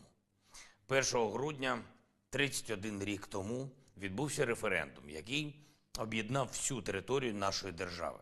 Ніхто з наших людей не залишився за межами всеукраїнського рішення. Київ і Севастополь, Одеса і Крим, Львів і Черкаси, Чернігів і Харків, Донецьк і Херсон, Запоріжжя і Луганськ, Хмельниччина і Кіровоградщина, Волинь і Дніпропетровщина, Суми і Закарпаття, Франківськ і Тернопіль, Житомирщина і Чернівці, Вінниця, Київщина, Миколаїв, Полтава, Рівне. Всі підтримали. Люди підтвердили акт проголошення незалежності України. Вільно і законно. Це був справжній референдум, а не якась імітація. Це був чесний референдум. Terendus Rusia akan melakukan kerjasama dengan China untuk melawan negara barat. Kerjasama ini dibuktikan lantaran Rusia mengerahkan pesawat pengebom strategis ke wilayah udara Asia Pasifik. Hal serupa pun telah dilakukan oleh China. Pernyataan tersebut disampaikan oleh Kementerian Pertahanan Rusia. Dilaporkan tentara Rusia tengah menerjunkan sejumlah pesawat tempur strategis termasuk Tu-95MS milik Moskow. Sementara China mengerahkan jet pembom strategis yakni H-6K. Dalam laporan yang dirilis Kementerian Pertahanan Rusia, patroli udara antara China dan Rusia digelar dengan menggunakan pesawat pengebom selama 8 jam. Kegiatan tersebut dilakukan di atas perairan Pasifik Barat, tepatnya di Laut Jepang dan Laut Cina Timur. Tak hanya melakukan patroli, aksi manuver pesawat pengebom Tu-95MS dan H-6K yang diselenggarakan pada Rabu 30 November 2022. Diklaim China dan Rusia melakukan serangkaian latihan bersama dengan menyelesaikan misi pendaratan silang di lanut kedua negara. Selama patroli berlangsung, pejabat Rusia menegaskan bahwa kedua pesawat yang tidak melanggar wilayah udara negara manapun. Pejabat Rusia mengklaim manuver ini juga dilakukan sesuai dengan ketentuan hukum internasional yang berlaku. Patroli ini merupakan kali pertama yang digelar antara Rusia dan China. Meskipun Rusia menyebut bahwa kerjasama ini dilakukan sebagai bagian dari rencana kongsi militer 202. Namun Pentagon meyakini bahwa patroli kedua negara ini dilakukan untuk menyatukan kekuatan dalam menghadapi serangan militer Amerika Serikat. Pasalnya hubungan ketiga negara tersebut sedang menegang. Ternyata hubungan Rusia dan China yang kian harmonis sudah terjalin sejak beberapa tahun terakhir. Kerjasama pertahanan antara China dan Rusia semakin kuat sejak Presiden Vladimir Putin mengirim pasukannya ke Ukraina pada 24 Februari. Bahkan di tengah memanasnya hubungan Rusia dengan negara-negara barat, pemerintah China nekat melakukan latihan gabungan dengan Rusia. Latihan tersebut telah dilakukan pada September 2022 silam. Dalam latihan tersebut, China mengirim lebih dari 2.000 tentara bersama dengan lebih dari 300 kendaraan militer dan 21 pesawat tempur serta 3 kapal perang lainnya.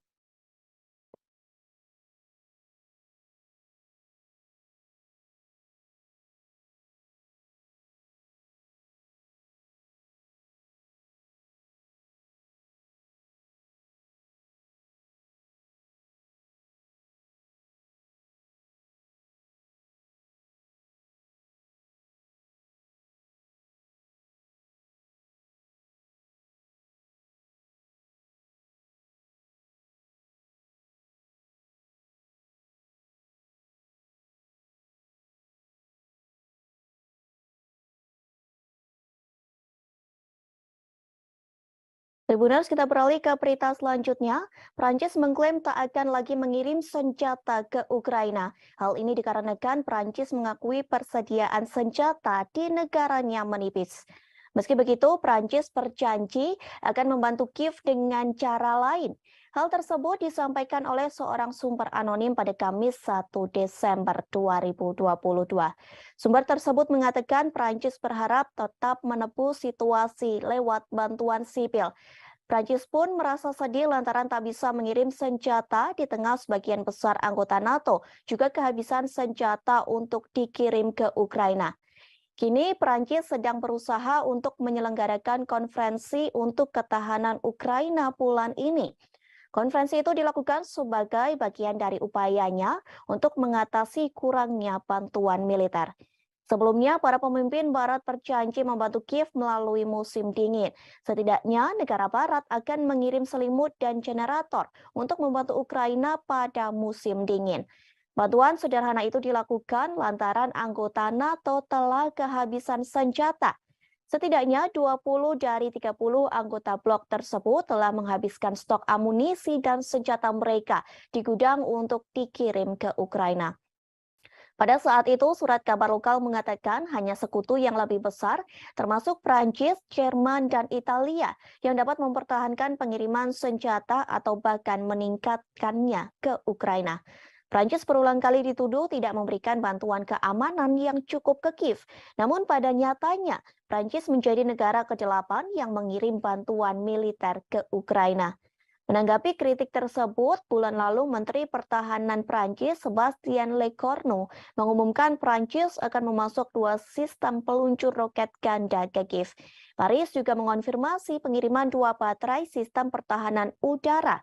Ia juga mengatakan mereka sedang melihat permintaan dari Ukraina untuk radar pertahanan melawan serangan Rusia. Prancis telah menyediakan sejumlah senjata untuk Ukraina, yakni howitzer, self-propelled Caesar, rudal anti-tank Milan, dan perangkat keras militer lainnya untuk dikirim ke Kiev. Sementara Moskow telah berulang kali memperingatkan negara-negara Barat agar tidak mengirim senjata ke Ukraina. Pasalnya dengan bantuan dari negara Barat, sama saja mereka sedang memperpanjang konflik. Washington pun pernah cemas akan ketidakmampuannya secara cepat memasok Ukraina dengan sistem dan amunisi canggih di tengah konfliknya dengan Rusia. Selain persediaan senjata menipis, ada masalah kemampuan industri pertahanan untuk mengatasi lonjakan permintaan.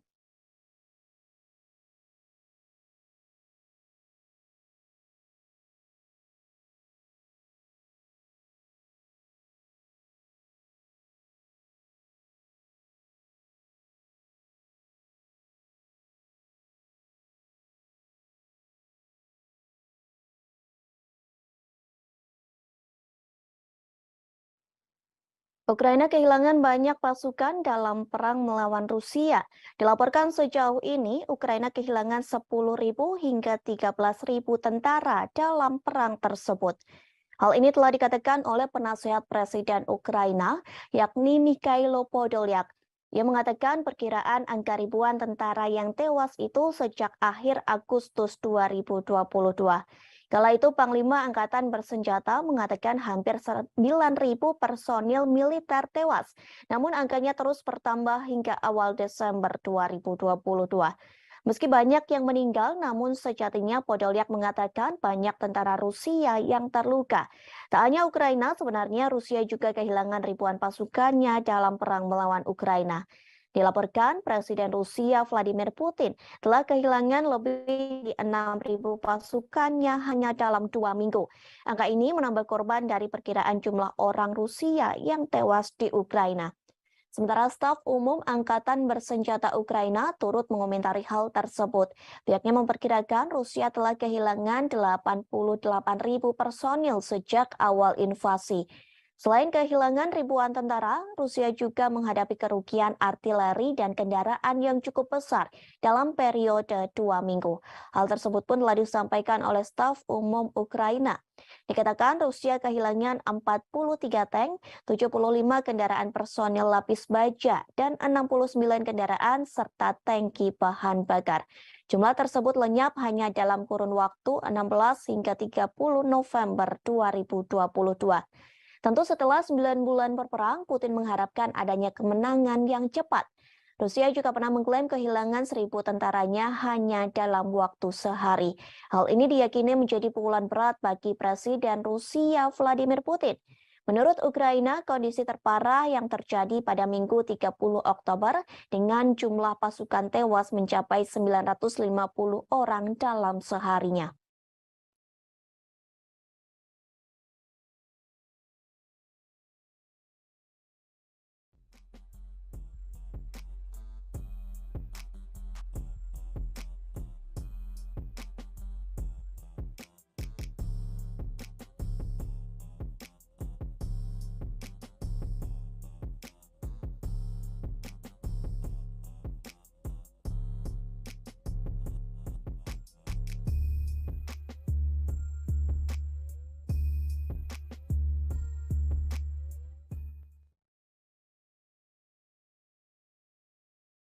Ribuan tentara Rusia berusaha membuat skema untuk mengelabuhi Presiden Rusia Vladimir Putin. Hal ini dilakukan agar pasukan Rusia bisa terbebas dari perang melawan Ukraina. Dilaporkan sebanyak 3.500 tentara Rusia melakukan sebuah proyek yang telah dimulai pada September 2022. Proyek tersebut diberi nama I Want to Live. Sebenarnya proyek ini diinisiasi oleh pihak Ukraina. Pasalnya banyak tentara Rusia yang justru mengadu kepada Ukraina. Ribuan tentara Rusia menelepon hotline melalui aplikasi berpesan ke Kiev. Hal tersebut telah disampaikan oleh Kepala Proyek I Want to Live yakni Vitali Matvienko. Ia mengatakan lebih dari 3.500 tentara Rusia menelepon keluarganya yang berada di Ukraina. Ribuan tentara Rusia itu menolak dikirim ke garis depan untuk berperang, sehingga proyek tersebut dibuat agar mereka tidak meninggal karena perang. Sementara seorang wanita yang memiliki nama samaran Svitlana mengaku menangani panggilan telepon dari tentara Rusia. Ia mengaku mendapat pengaduan dari tentara Rusia melalui panggilan telepon dan pesan lewat Telegram maupun WhatsApp. Ia menjelaskan malam hari adalah hari yang paling sibuk. Pasalnya pada malam hari banyak tentara Rusia memiliki lebih banyak waktu luang dan dapat menyelinap pergi untuk menelepon pihak Ukraina. Svitlana tidak diizinkan memberitahu berapa banyak orang Rusia yang telah ia bantu. Ia hanya menyebutkan bahwa tentara yang ingin menyerah hanya disuruh membagikan lokasinya sebelum diberikan instruksi lebih lanjut. Beberapa tentara Rusia juga menghubungi hanya untuk memprovokasi. Meskipun menurutnya tidak semua dari mereka percaya akan klaim tidak berdasar Kremlin bahwa Ukraina dikuasai oleh Nazi.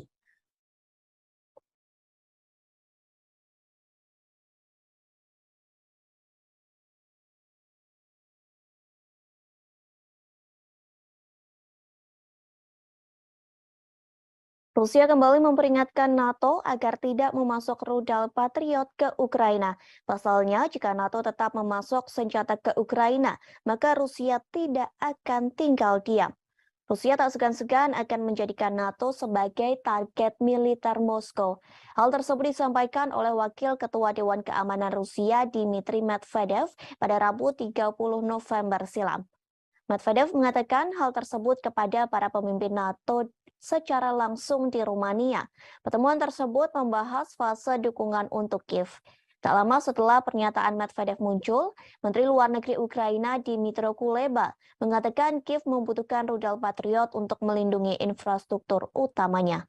Kuleba menambahkan bahwa ia akan bekerja sama dengan Jerman. Kerjasama ini untuk mendapatkan senjata yang dirancang untuk menembak jatuh rudal yang masuk.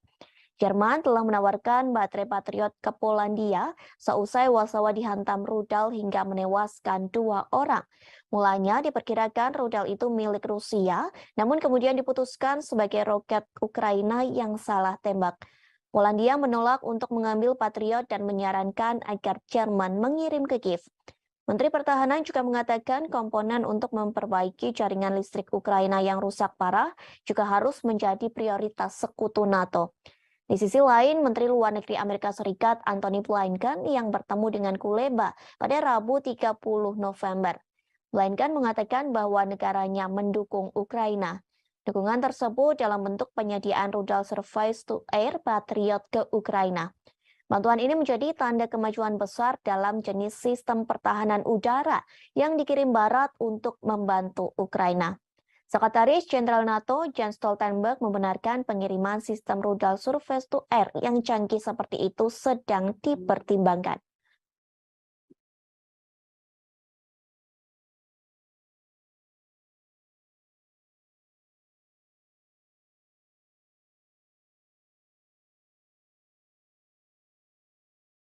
Presiden Amerika Serikat Joe Biden mengatakan siap bertemu dengan Presiden Rusia Vladimir Putin. Biden ingin bertemu dengan Putin dan berbicara terkait perang dengan Ukraina. Ia ingin meminta Putin agar segera mengakhiri invasinya ke negara yang dipimpin Presiden Volodymyr Zelensky. Hal tersebut diakui Biden saat ia bertemu dengan Presiden Prancis Emmanuel Macron. Pertemuan kedua pemimpin negara ini dilakukan di Gedung Putih pada Kamis 1 Desember 2022. Pertemuan tersebut untuk mempresentasikan front persatuan di Ukraina sembari mengecam invasi brutal yang dilakukan oleh pasukan Rusia. Seperti diketahui, Biden menolak berbicara dengan Putin sejak Februari 2022. Sementara Macron tetap membuka jalur komunikasi dengan Putin. Adapun Macron mengatakan bahwa ia akan terus berdialog dengan Vladimir Putin. Dialog untuk menjadi upaya mencegah eskalasi dan segera mengakhiri invasinya ke Ukraina. Selain menjanjikan dukungan untuk Ukraina, kedua pemimpin juga akan mencari cara untuk meredakan beberapa ketegangan ekonomi. Biden berjanji kepada Macron untuk membuat perubahan pada Undang-Undang Amerika Serikat yang disahkan oleh Kongres tahun ini yang dikhawatirkan negara-negara Eropa akan merugikan ekonomi mereka. Sementara itu, Macron mengatakan bahwa ia khawatir terhadap Undang-Undang Pengurangan Inflasi atau IRA Biden. Isi IRA itu yakni menawarkan subsidi besar-besaran untuk produk-produk buatan Amerika Serikat dan ditujukan demi mengatasi krisis iklim serta mempromosikan energi terbarunya. Diketahui beberapa waktu lalu para pemimpin Eropa mengatakan bahwa paket legislatif yang ditandatangani Biden tidak adil bagi perusahaan non-Amerika. Kebijakan tersebut akan menjadi pukulan serius bagi ekonomi mereka karena Eropa menghadapi dampak dari invasi Moskow.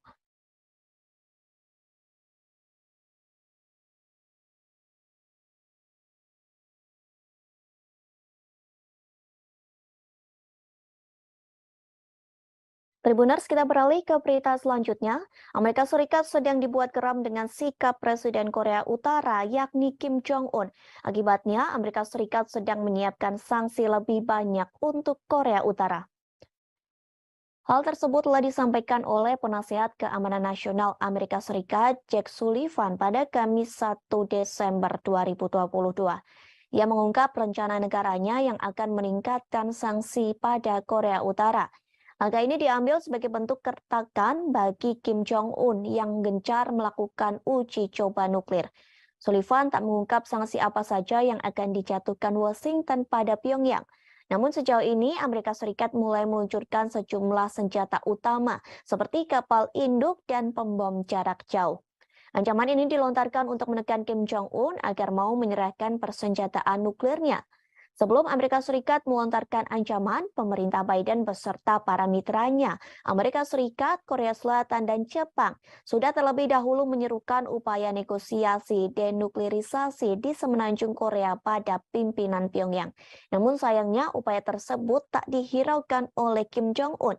Pemimpin otoriter itu menyebut Amerika Serikat harus mengeluarkan ancaman untuk menekan Korea Utara.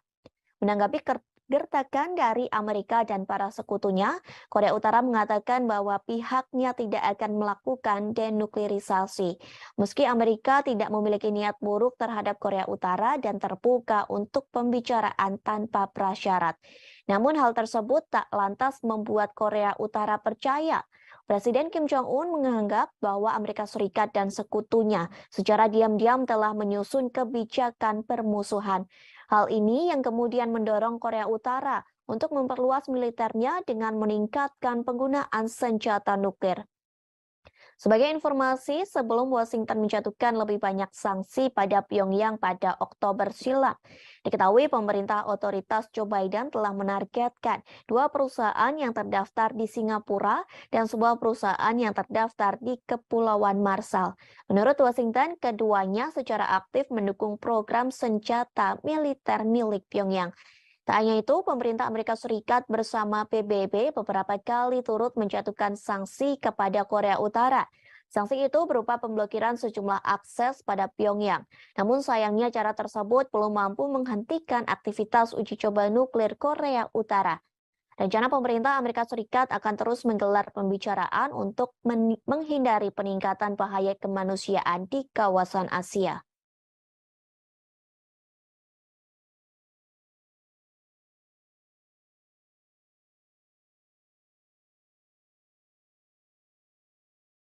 Amerika Serikat mulai takut dengan Cina karena rupanya memecahkan rekor sejarah di luar angkasa.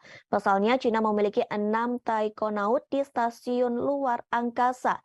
Keberadaan mereka di satu tempat bersama-sama mencatatkan dalam sejarah sebagai populasi terbesar manusia yang di luar angkasa. Pertemuan ke-6 itu terjadi pada Rabu 30 November 2022 pagi waktu setempat. China kini telah melampaui Amerika Serikat dan Rusia dalam hal memiliki populasi terbesar di luar angkasa. Membawa 3 taikonaut, pesawat luar angkasa berawak Shenzhou 15 diluncurkan pada Selasa 29 November malam. Lalu pesawat tersebut melakukan pertemuan otomatis cepat dan berlabuh dengan stasiun luar angkasa China di pelabuhan sekira pukul 5:42. Pada Rabu 30 November sekira pukul 7:33, anggota kru Shenzhou 14 yang telah tinggal dan bekerja di luar angkasa selama 6 bulan membuka pintu. Mereka yang tadinya menonton siaran langsung peluncuran Shenzhou 15 dari bumi pada Selasa malam akhirnya membuka pintu dan menyambut rekan kru Shenzhou 15 mereka. Kemudian ke-6 taikonaut dari 2 misi tersebut mengambil foto kelompok bersejarah untuk memperingati pertemuan antariksa mereka. Selanjutnya, kedua kru akan melakukan penyerahan langsung pertama stadion luar angkasa Cina di orbit. Mereka akan tinggal dan bekerja sama di stasiun luar angkasa selama sekira 5 hari.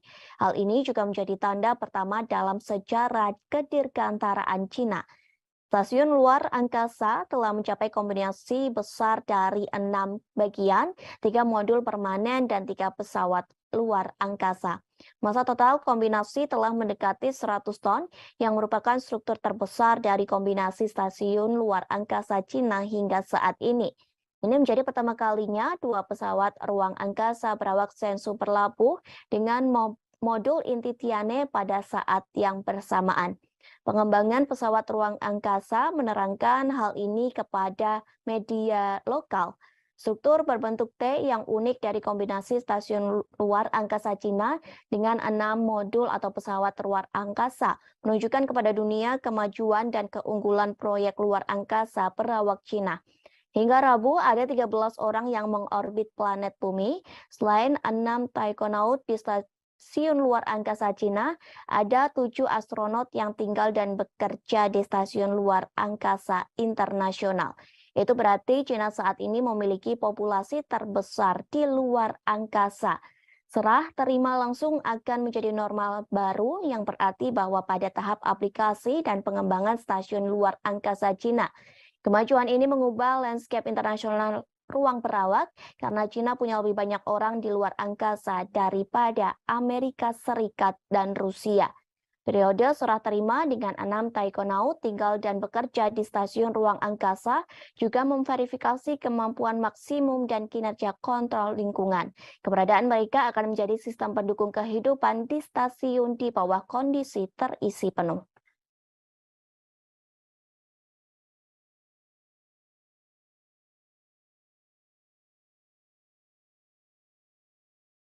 Tribuners, kita beralih ke berita yang terakhir. Situs asing berbasis New York, Amerika Serikat akan melelang Kepulauan Widi mulai minggu depan. Terdapat lebih dari 100 pulau di Kepulauan Widi yang tersebar di kawasan seluas 10.000 hektar. Dengan adanya lelang tersebut, Indonesia disebut akan menghadapi masalah lingkungan. Hal tersebut telah disampaikan oleh Koordinator Nasional di Destructive Fishing Watch Indonesia, yakni Muhammad Abdi Suhufan. Ia meminta pemerintah Indonesia untuk menyelidiki lelang tersebut.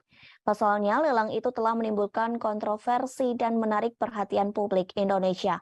Menurutnya, meskipun pembangunan direncanakan untuk perlindungan lingkungan, kepemilikan pribadi atas pulau-pulau tersebut akan berdampak bagi masyarakat setempat secara sosial dan ekonomi.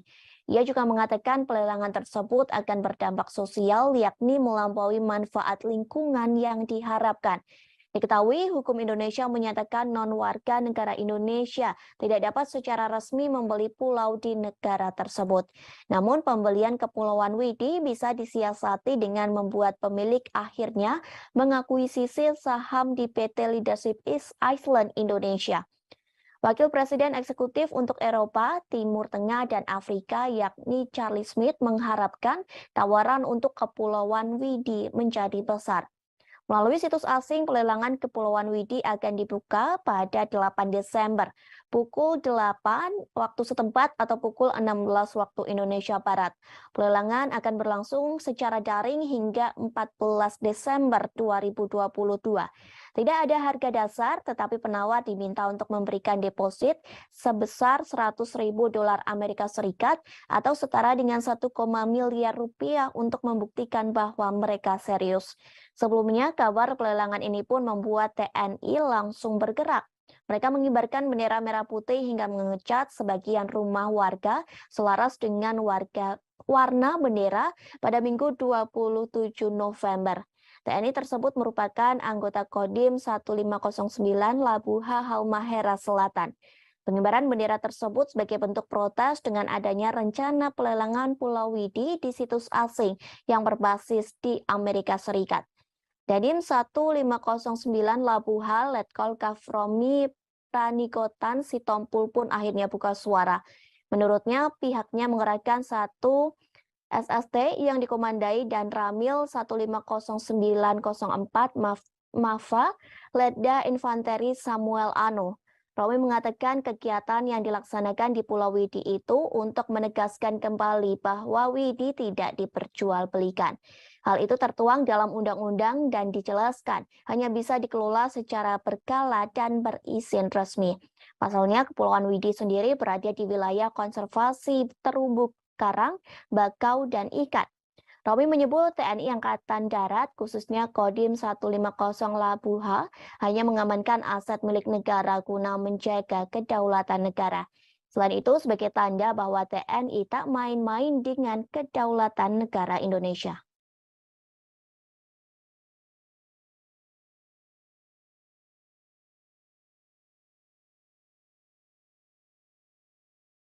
Pertempuran babak baru terjadi antara tentara Rusia dan Ukraina. Kali ini Rusia membombardir Bakhmut, Ukraina, hingga mengubah kota tersebut menjadi wilayah berdarah. Bahkan pasukan Rusia dan Ukraina berperang hingga di Parit. Perang Parit ini mengingatkan pada pertempuran yang terjadi di Perang Dunia I. Dalam perang tersebut tidak ada pihak yang menyerah, baik pasukan Rusia maupun Ukraina, sehingga perang tersebut menumpahkan darah antara kedua belah pihak. Sementara staf umum tentara Ukraina melaporkan, dalam satu hari terjadi pengeboman artileri dan tank di kota Bakhmut. Peristiwa itu terjadi pada Kamis 1 Desember 2022. Selain di kota Bakhmut, penembakan juga terjadi di pemukiman lainnya. Pertempuran kedua negara pun disebut sangat brutal hanya untuk menguasai kota kecil. Dilaporkan pasukan Rusia menembakkan artileri di kota Bakhmut pada siang hingga malam. Sementara Ukraina menggunakan kamera termal untuk memadamkan gerak maju Rusia sebelum mereka mendapat kesempatan untuk menyerang. Dari video yang beredar di media sosial, nampak parit-parit terbentuk di kota Bakhmut. Bahkan terdengar gemuruh tembakan dan ledakan artileri secara terus-menerus. Suara peperangan itu terus bergema di dataran yang tertutup salju. Video lain memperlihatkan kota Bakhmut telah dibombardir pasukan Rusia. Akibat serangan bertubi-tubi itu, bangunan di kota Bakhmut berubah menjadi kerikil. Bagi orang-orang Ukraina, menguasai kota itu berarti menyangkal posisi pendudukan terdalam musuh sejak dimulainya invasi Rusia ke Ukraina hampir 1 dekade lalu. Sementara bagi tentara Rusia, merebut Bakhmut akan memberi pasukan mereka moral yang lebih baik.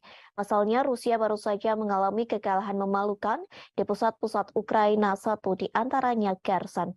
Seorang penasehat Menteri Pertahanan Ukraina, Yuri Sak, mengomentari pertempuran tersebut. Ia mengatakan Bakhmut menjadi kota yang menjadi titik panas utama dalam peperangan. Rusia pun memberikan pernyataan bahwa pasukannya akan segera berhasil merebut kota Bakhmut. Bahkan pasukan Rusia mengklaim berhasil menewaskan banyak korban di kota tersebut. Namun pernyataan tersebut diragukan oleh Institute for the Study of War. Organisasi itu meragukan klaim Rusia yang memenangkan situasi di kota Bakhmut. Bahkan mereka mengatakan pasukan Rusia masih berada jauh di kata keberhasilan untuk merebut kota tersebut. Hingga kini masih belum diketahui jelas berapa banyak korban yang tewas dalam pertempuran tersebut.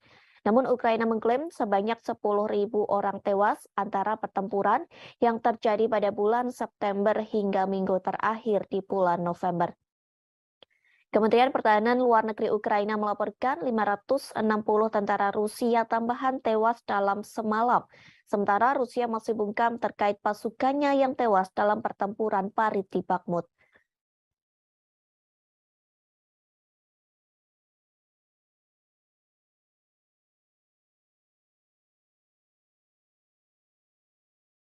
Rusia menyebut pasukan Ukraina mengalami kebodohan dalam melakukan perang dengan Moskow. Pasalnya, militer Ukraina gagal menyerang rudal Rusia. Sebaliknya, serangan gagal itu justru menghancurkan senjata pertahanan milik Ukraina sendiri. Hal tersebut telah disampaikan oleh juru bicara Kementerian Pertahanan Rusia, Letnan Jenderal Igor Konasenkov. Ia mengatakan pasukan Rusia berhasil menembak jatuh pesawat tempur milik Ukraina. Jenis pesawat tempur Ukraina yang berhasil ditembak yakni Sukhoi Su-25. Peristiwa itu terjadi di wilayah Republik Rakyat Donetsk pada Rabu 30 November 2022. Igor Konasenkov mengatakan mulanya Ukraina hendak menyerang rudal pertahanan udara Rusia menggunakan Sukhoi Su-25. Namun serangan tersebut gagal total karena kebodohan militer Ukraina sendiri. Kegagalan tersebut lantaran unit artileri militer Rusia di Bakhmut selalu siap siaga, sehingga Rusia berhasil menggagalkan siasat dari pasukan Ukraina yang hendak menembak rudal udara Moskow. Rusia menggagalkan siasat itu dengan menembak jatuh pesawat tempur Sukhoi Su-25 milik Ukraina. Upaya penggagalan siasat Ukraina itu dilakukan oleh pasukan Dirgantara Rusia. Angkatan bersenjata Federasi Rusia dilaporkan berhasil menembak jatuh 8 unit drone tempur milik Ukraina. Bahkan pesawat tanpa awak Ukraina juga berjatuhan di LPR dan Republik Zaporozhia. Diketahui sebelumnya pasukan Rusia membombardir kota Bakhmut Ukraina hingga mengubah kota tersebut menjadi wilayah berdarah. Bahkan pasukan Rusia dan Ukraina berperang hingga parit. Perang parit ini mengingatkan pada pertempuran yang terjadi di Perang Dunia Pertama. Dalam perang tersebut tidak ada pihak yang menyerah baik pasukan Rusia maupun Ukraina, sehingga perang tersebut menumpahkan darah antara kedua belah pihak. Sementara staf umum tentara Ukraina melaporkan dalam 1 hari terjadi pengeboman artileri dan tank di kota Bakhmut. Peristiwa tersebut terjadi pada Kamis 1 Desember 2022. Selain di kota Bakhmut, penembakan juga terjadi di pemukiman lainnya.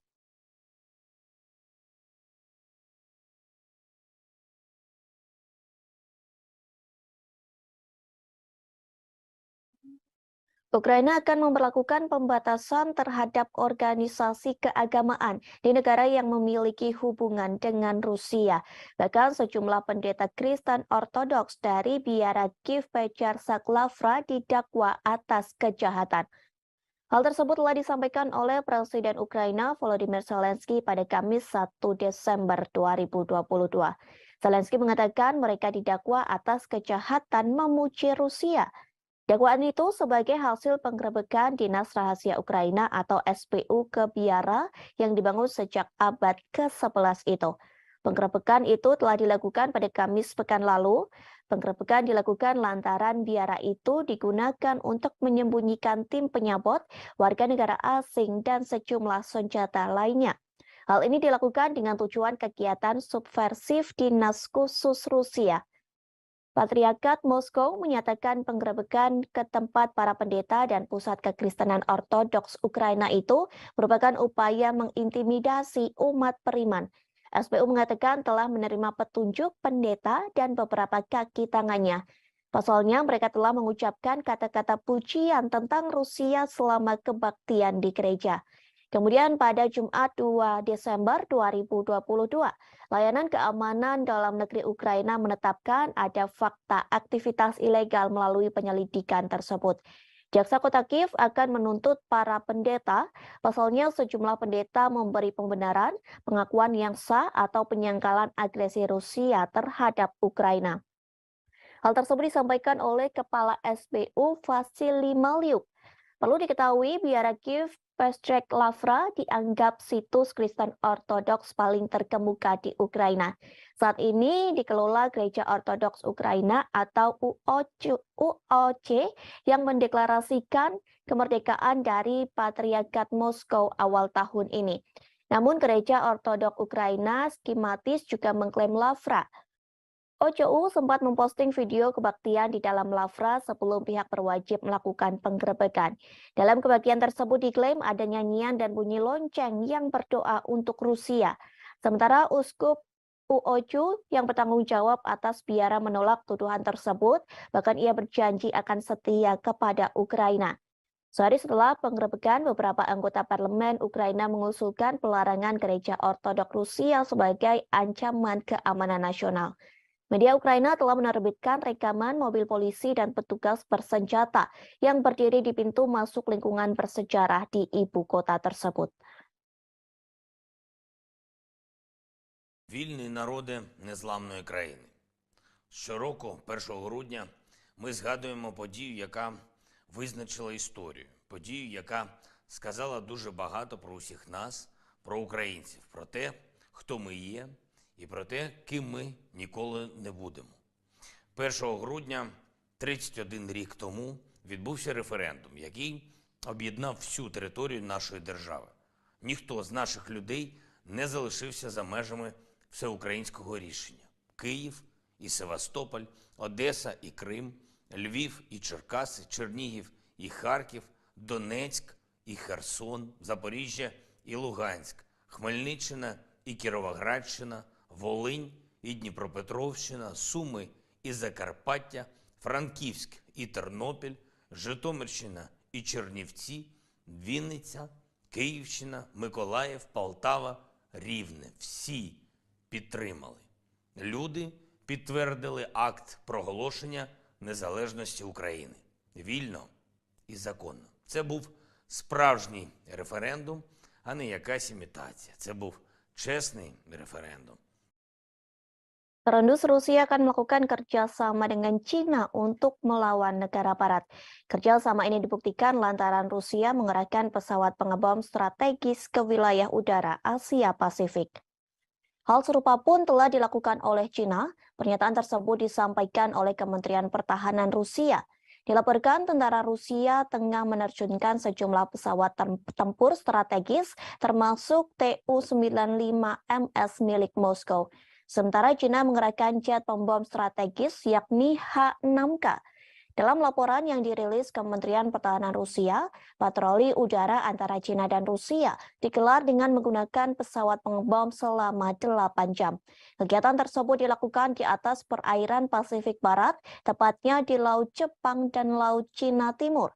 Tak hanya melakukan patroli, aksi manuver pesawat pengebom Tu-95MS dan H-6K yang diselenggarakan pada Rabu 30 November 2022.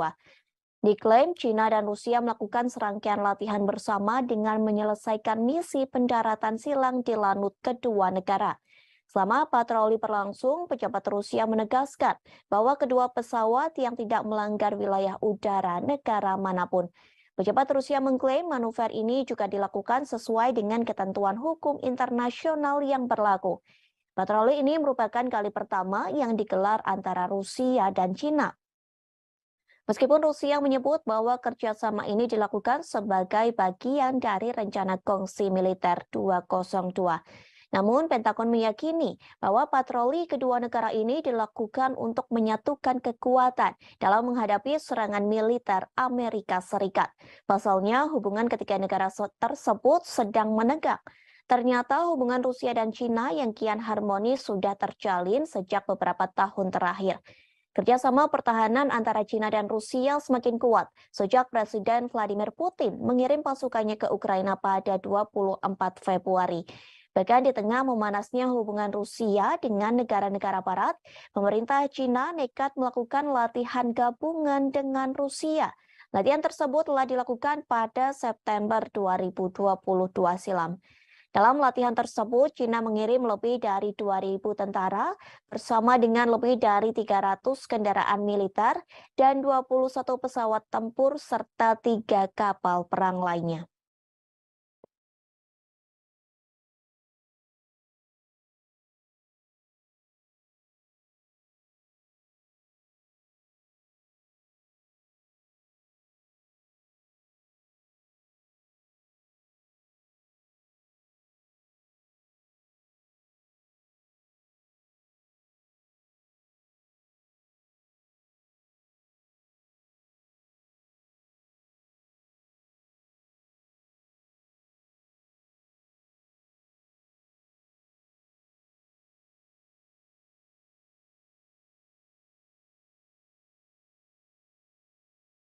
Tribuners, kita beralih ke berita selanjutnya. Prancis mengklaim tak akan lagi mengirim senjata ke Ukraina. Hal ini dikarenakan Prancis mengakui persediaan senjata di negaranya menipis. Meski begitu, Prancis berjanji akan membantu Kiev dengan cara lain. Hal tersebut disampaikan oleh seorang sumber anonim pada Kamis 1 Desember 2022. Sumber tersebut mengatakan Prancis berharap tetap menebus situasi lewat bantuan sipil.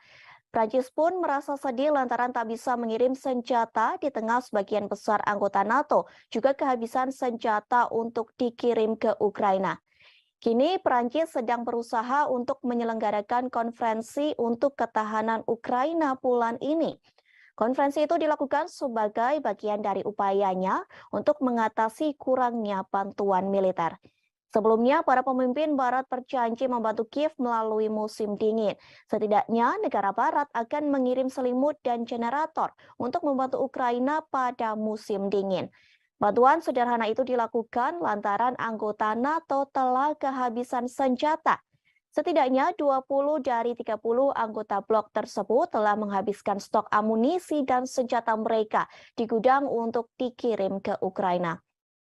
Pada saat itu, surat kabar lokal mengatakan hanya sekutu yang lebih besar, termasuk Prancis, Jerman, dan Italia, yang dapat mempertahankan pengiriman senjata atau bahkan meningkatkannya ke Ukraina. Prancis berulang kali dituduh tidak memberikan bantuan keamanan yang cukup ke Kiev. Namun pada nyatanya, Prancis menjadi negara ke-8 yang mengirim bantuan militer ke Ukraina. Menanggapi kritik tersebut, bulan lalu Menteri Pertahanan Prancis Sebastien Lecornu mengumumkan Prancis akan memasok 2 sistem peluncur roket ganda ke Kiev. Paris juga mengonfirmasi pengiriman 2 baterai sistem pertahanan udara. Ia juga mengatakan mereka sedang melihat permintaan dari Ukraina untuk radar pertahanan melawan serangan Rusia.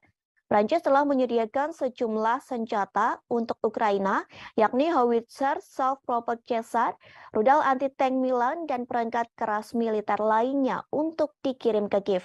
Sementara Moskow telah berulang kali memperingatkan negara-negara barat agar tidak mengirim senjata ke Ukraina. Pasalnya dengan bantuan dari negara barat, sama saja mereka sedang memperpanjang konflik. Washington pun pernah cemas akan ketidakmampuannya secara cepat memasok Ukraina dengan sistem dan amunisi canggih di tengah konfliknya dengan Rusia. Selain persediaan senjata menipis, ada masalah kemampuan industri pertahanan untuk mengatasi lonjakan permintaan.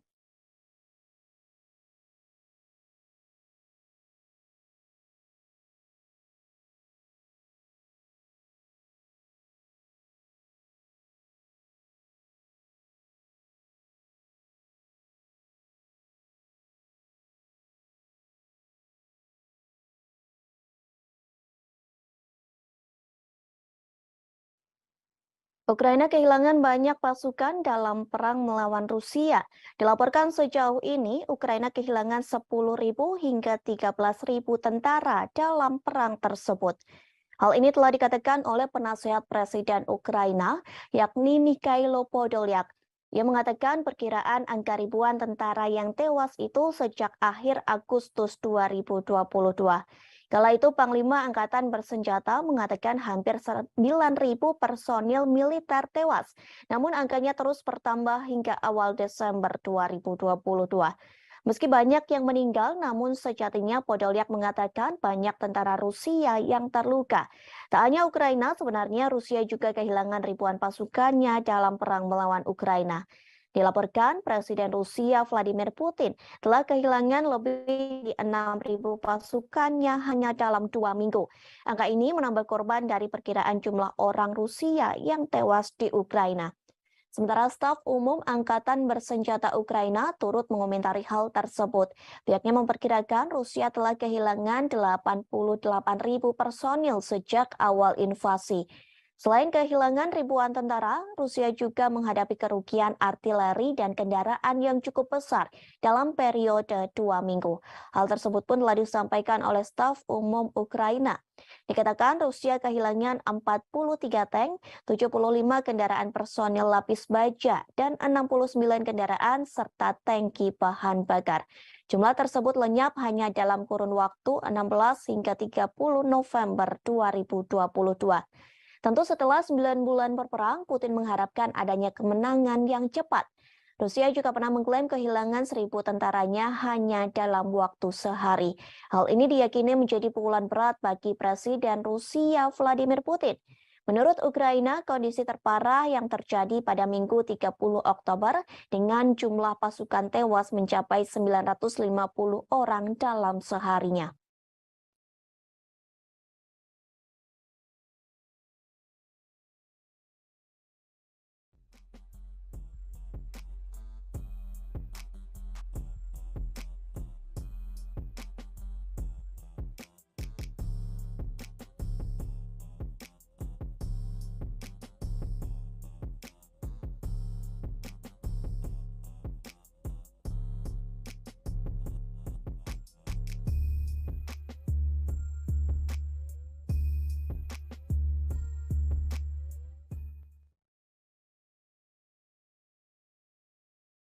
Ribuan tentara Rusia berusaha membuat skema untuk mengelabuhi Presiden Rusia Vladimir Putin. Hal ini dilakukan agar pasukan Rusia bisa terbebas dari perang melawan Ukraina. Dilaporkan sebanyak 3.500 tentara Rusia melakukan sebuah proyek yang telah dimulai pada September 2022. Proyek tersebut diberi nama I Want to Live. Sebenarnya proyek ini diinisiasi oleh pihak Ukraina. Pasalnya banyak tentara Rusia yang justru mengadu kepada Ukraina. Ribuan tentara Rusia menelepon hotline melalui aplikasi berpesan ke Kiev. Hal tersebut telah disampaikan oleh Kepala Proyek I Want to Live yakni Vitali Matvienko. Ia mengatakan lebih dari 3.500 tentara Rusia menelepon keluarganya yang berada di Ukraina. Ribuan tentara Rusia itu menolak dikirim ke garis depan untuk berperang, sehingga proyek tersebut dibuat agar mereka tidak meninggal karena perang. Sementara seorang wanita yang memiliki nama samaran Svetlana mengaku menangani panggilan telepon dari tentara Rusia. Ia mengaku mendapat pengaduan dari tentara Rusia melalui panggilan telepon dan pesan lewat Telegram maupun WhatsApp. Ia menjelaskan malam hari adalah hari yang paling sibuk. Pasalnya pada malam hari banyak tentara Rusia memiliki lebih banyak waktu luang dan dapat menyelinap pergi untuk menelepon pihak Ukraina. Svetlana tidak diizinkan memberitahu berapa banyak orang Rusia yang telah ia bantu. Ia hanya menyebutkan bahwa tentara yang ingin menyerah hanya disuruh membagikan lokasinya sebelum diberikan instruksi lebih lanjut. Beberapa tentara Rusia juga menghubungi hanya untuk memprovokasi. Meskipun menurutnya tidak semua dari mereka percaya akan klaim tidak berdasar Kremlin bahwa Ukraina dikuasai oleh Nazi.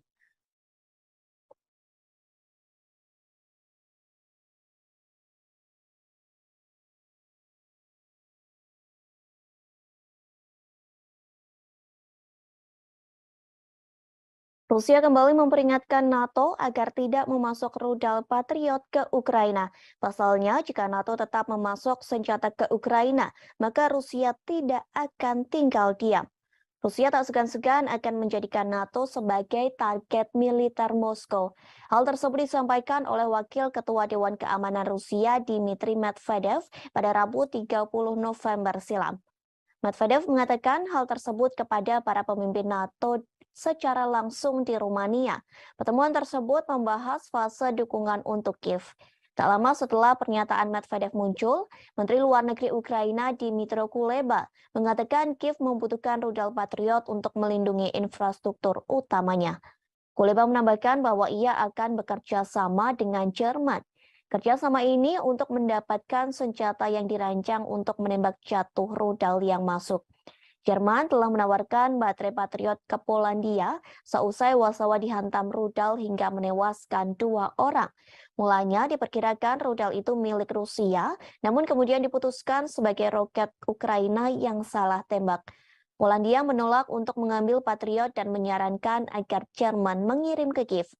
Menteri Pertahanan juga mengatakan komponen untuk memperbaiki jaringan listrik Ukraina yang rusak parah juga harus menjadi prioritas sekutu NATO. Di sisi lain, Menteri Luar Negeri Amerika Serikat Antony Blinken yang bertemu dengan Kuleba pada Rabu 30 November. Blinken mengatakan bahwa negaranya mendukung Ukraina. Dukungan tersebut dalam bentuk penyediaan rudal surface-to-air Patriot ke Ukraina. Bantuan ini menjadi tanda kemajuan besar dalam jenis sistem pertahanan udara yang dikirim Barat untuk membantu Ukraina. Sekretaris Jenderal NATO Jens Stoltenberg membenarkan pengiriman sistem rudal surface-to-air yang canggih seperti itu sedang dipertimbangkan.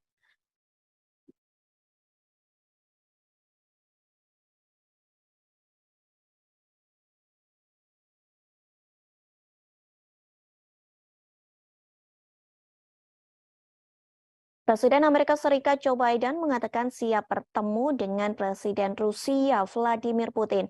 Biden ingin bertemu dengan Putin dan berbicara terkait perang dengan Ukraina.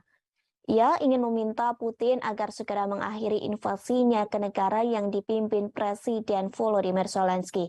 Hal tersebut diakui Biden saat ia bertemu dengan Presiden Prancis Emmanuel Macron. Pertemuan kedua pemimpin negara ini dilakukan di Gedung Putih pada Kamis 1 Desember 2022. Pertemuan tersebut untuk mempresentasikan front persatuan di Ukraina sembari mengecam invasi brutal yang dilakukan oleh pasukan Rusia. Seperti diketahui, Biden menolak berbicara dengan Putin sejak Februari 2022. Sementara Macron tetap membuka jalur komunikasi dengan Putin. Adapun Macron mengatakan bahwa ia akan terus berdialog dengan Vladimir Putin. Dialog untuk menjadi upaya mencegah eskalasi dan segera mengakhiri invasinya ke Ukraina. Selain menjanjikan dukungan untuk Ukraina, kedua pemimpin juga akan mencari cara untuk meredakan beberapa ketegangan ekonomi. Biden berjanji kepada Macron untuk membuat perubahan pada Undang-Undang Amerika Serikat yang disahkan oleh Kongres tahun ini yang dikhawatirkan negara-negara Eropa akan merugikan ekonomi mereka. Sementara itu, Macron mengatakan bahwa ia khawatir terhadap Undang-Undang Pengurangan Inflasi atau IRA Biden. Isi IRA itu yakni menawarkan subsidi besar-besaran untuk produk-produk buatan Amerika Serikat dan ditujukan demi mengatasi krisis iklim serta mempromosikan energi terbarunya.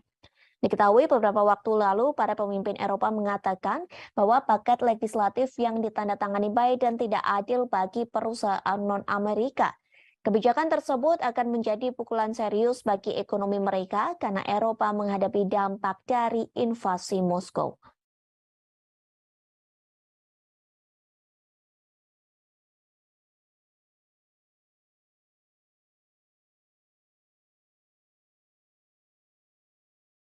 Tribuners, kita beralih ke berita selanjutnya. Amerika Serikat sedang dibuat geram dengan sikap Presiden Korea Utara yakni Kim Jong-un. Akibatnya, Amerika Serikat sedang menyiapkan sanksi lebih banyak untuk Korea Utara. Hal tersebut telah disampaikan oleh Penasehat Keamanan Nasional Amerika Serikat Jake Sullivan pada Kamis 1 Desember 2022. Ia mengungkap rencana negaranya yang akan meningkatkan sanksi pada Korea Utara. Langkah ini diambil sebagai bentuk kertakan bagi Kim Jong-un yang gencar melakukan uji coba nuklir. Sullivan tak mengungkap sanksi apa saja yang akan dijatuhkan Washington pada Pyongyang. Namun sejauh ini Amerika Serikat mulai meluncurkan sejumlah senjata utama seperti kapal induk dan pembom jarak jauh. Ancaman ini dilontarkan untuk menekan Kim Jong-un agar mau menyerahkan persenjataan nuklirnya. Sebelum Amerika Serikat melontarkan ancaman, pemerintah Biden beserta para mitranya, Amerika Serikat, Korea Selatan, dan Jepang, sudah terlebih dahulu menyerukan upaya negosiasi denuklirisasi di semenanjung Korea pada pimpinan Pyongyang. Namun sayangnya upaya tersebut tak dihiraukan oleh Kim Jong-un. Pemimpin otoriter itu menyebut Amerika Serikat harus mengeluarkan ancaman untuk menekan Korea Utara. Menanggapi gertakan dari Amerika dan para sekutunya, Korea Utara mengatakan bahwa pihaknya tidak akan melakukan denuklirisasi. Meski Amerika tidak memiliki niat buruk terhadap Korea Utara dan terbuka untuk pembicaraan tanpa prasyarat. Namun hal tersebut tak lantas membuat Korea Utara percaya. Presiden Kim Jong-un menganggap bahwa Amerika Serikat dan sekutunya secara diam-diam telah menyusun kebijakan permusuhan. Hal ini yang kemudian mendorong Korea Utara untuk memperluas militernya dengan meningkatkan penggunaan senjata nuklir.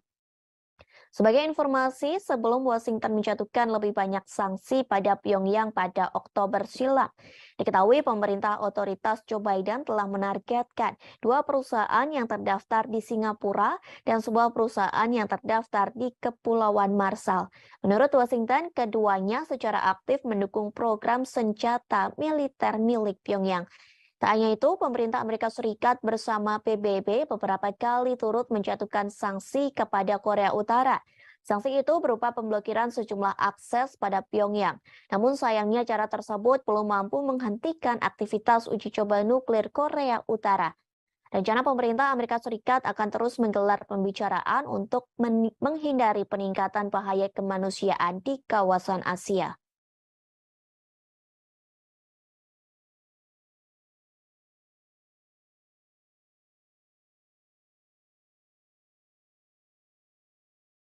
Amerika Serikat mulai takut dengan Cina karena rupanya memecahkan rekor sejarah di luar angkasa. Pasalnya, Cina memiliki 6 taikonaut di stasiun luar angkasa. Keberadaan mereka di satu tempat bersama-sama mencatatkan dalam sejarah sebagai populasi terbesar manusia yang di luar angkasa. Pertemuan ke-6 itu terjadi pada Rabu 30 November 2022 pagi waktu setempat. China kini telah melampaui Amerika Serikat dan Rusia dalam hal memiliki populasi terbesar di luar angkasa. Membawa 3 taikonaut, pesawat luar angkasa berawak Shenzhou 15 diluncurkan pada Selasa 29 November malam. Lalu pesawat tersebut melakukan pertemuan otomatis cepat dan berlabuh dengan stasiun luar angkasa China di pelabuhan sekira pukul 5:42. Pada Rabu 30 November sekira pukul 7:33, anggota kru Shenzhou 14 yang telah tinggal dan bekerja di luar angkasa selama 6 bulan membuka pintu. Mereka yang tadinya menonton siaran langsung peluncuran Shenzhou 15 dari bumi pada Selasa malam akhirnya membuka pintu dan menyambut rekan kru Shenzhou 15 mereka. Kemudian ke-6 taikonaut dari 2 misi tersebut mengambil foto kelompok bersejarah untuk memperingati pertemuan antariksa mereka. Selanjutnya, kedua kru akan melakukan penyerahan langsung pertama stadion luar angkasa Cina di orbit. Mereka akan tinggal dan bekerja sama di stasiun luar angkasa selama sekira 5 hari. Hal ini juga menjadi tanda pertama dalam sejarah kedirgantaraan Cina. Stasiun luar angkasa telah mencapai kombinasi besar dari 6 bagian, 3 modul permanen, dan 3 pesawat luar angkasa. Massa total kombinasi telah mendekati 100 ton, yang merupakan struktur terbesar dari kombinasi stasiun luar angkasa Cina hingga saat ini. Ini menjadi pertama kalinya 2 pesawat ruang angkasa berawak Shenzhou berlabuh dengan modul inti Tianhe pada saat yang bersamaan. Pengembangan pesawat ruang angkasa menerangkan hal ini kepada media lokal. Struktur berbentuk T yang unik dari kombinasi stasiun luar angkasa Cina dengan 6 modul atau pesawat luar angkasa menunjukkan kepada dunia kemajuan dan keunggulan proyek luar angkasa berawak Cina. Hingga Rabu, ada 13 orang yang mengorbit planet Bumi. Selain 6 taikonaut di stasiun luar angkasa Cina, ada 7 astronot yang tinggal dan bekerja di stasiun luar angkasa internasional. Itu berarti Cina saat ini memiliki populasi terbesar di luar angkasa. Serah terima langsung akan menjadi normal baru yang berarti bahwa pada tahap aplikasi dan pengembangan stasiun luar angkasa Cina, kemajuan ini mengubah landscape internasional ruang perawak karena Cina punya lebih banyak orang di luar angkasa daripada Amerika Serikat dan Rusia. Periode serah terima dengan 6 taikonaut tinggal dan bekerja di stasiun ruang angkasa juga memverifikasi kemampuan maksimum dan kinerja kontrol lingkungan. Keberadaan mereka akan menjadi sistem pendukung kehidupan di stasiun di bawah kondisi terisi penuh.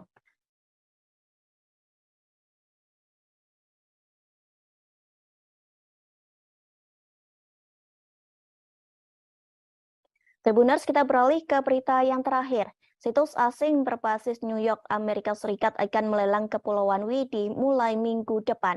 Terdapat lebih dari 100 pulau di Kepulauan Widi yang tersebar di kawasan seluas 10.000 hektar. Dengan adanya lelang tersebut, Indonesia disebut akan menghadapi masalah lingkungan. Hal tersebut telah disampaikan oleh Koordinator Nasional di Destruksi Fishing Watch Indonesia, yakni Muhammad Abdi Suhufan. Ia meminta pemerintah Indonesia untuk menyelidiki lelang tersebut. Pasalnya, lelang itu telah menimbulkan kontroversi dan menarik perhatian publik Indonesia. Menurutnya, meskipun pembangunan direncanakan untuk perlindungan lingkungan, kepemilikan pribadi atas pulau-pulau tersebut akan berdampak bagi masyarakat setempat secara sosial dan ekonomi.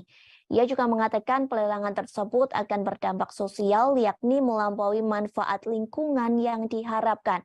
Diketahui, hukum Indonesia menyatakan non-warga negara Indonesia tidak dapat secara resmi membeli pulau di negara tersebut. Namun, pembelian Kepulauan Widi bisa disiasati dengan membuat pemilik akhirnya mengakuisisi saham di PT Leadership East Island Indonesia. Wakil Presiden Eksekutif untuk Eropa, Timur Tengah, dan Afrika, yakni Charlie Smith, mengharapkan tawaran untuk Kepulauan Widi menjadi besar. Melalui situs asing, pelelangan Kepulauan Widi akan dibuka pada 8 Desember, pukul 8 waktu setempat atau pukul 16 waktu Indonesia Barat. Pelelangan akan berlangsung secara daring hingga 14 Desember 2022. Tidak ada harga dasar, tetapi penawar diminta untuk memberikan deposit sebesar 100.000 dolar Amerika Serikat atau setara dengan 1, miliar rupiah untuk membuktikan bahwa mereka serius. Sebelumnya, kabar pelelangan ini pun membuat TNI langsung bergerak.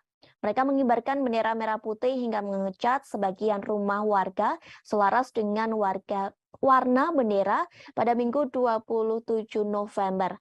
TNI tersebut merupakan anggota Kodim 1509 Labuha Halmahera Selatan. Pengibaran bendera tersebut sebagai bentuk protes dengan adanya rencana pelelangan Pulau Widi di situs asing yang berbasis di Amerika Serikat. Dadin 1509 Labuha Letkol Kafromi Pranikotan Sitompul pun akhirnya buka suara. Menurutnya, pihaknya mengerahkan satu SST yang dikomandai dan Ramil 150904 MAFA Letda Infanteri Samuel Ano. Romi mengatakan kegiatan yang dilaksanakan di Pulau Widi itu untuk menegaskan kembali bahwa Widi tidak diperjualbelikan. Hal itu tertuang dalam undang-undang dan dijelaskan hanya bisa dikelola secara berkala dan berizin resmi. Pasalnya, Kepulauan Widi sendiri berada di wilayah konservasi terumbu karang, bakau, dan ikan. Romi menyebut TNI Angkatan Darat, khususnya Kodim 150 Labuha, hanya mengamankan aset milik negara guna menjaga kedaulatan negara. Selain itu, sebagai tanda bahwa TNI tak main-main dengan kedaulatan negara Indonesia.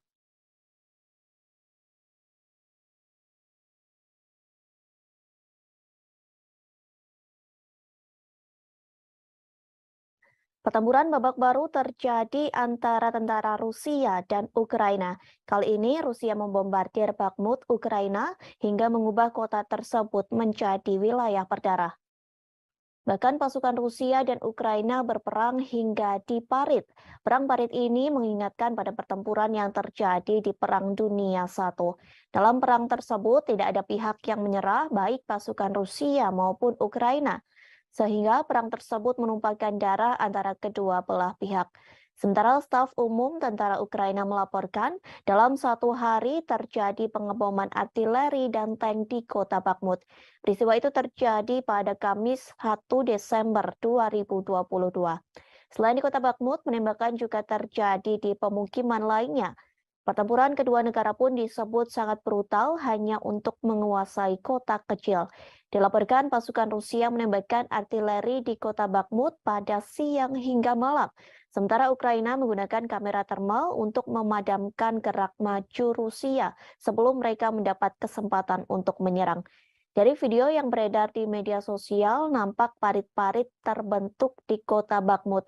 Bahkan terdengar gemuruh tembakan dan ledakan artileri secara terus-menerus. Suara peperangan itu terus bergema di dataran yang tertutup salju.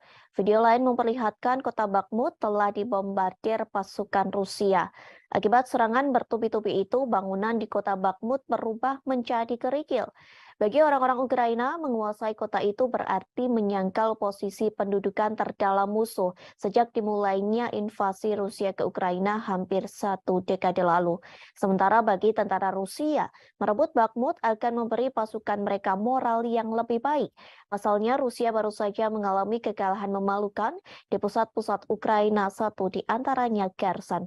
Seorang penasehat Menteri Pertahanan Ukraina, Yuri Sak, mengomentari pertempuran tersebut.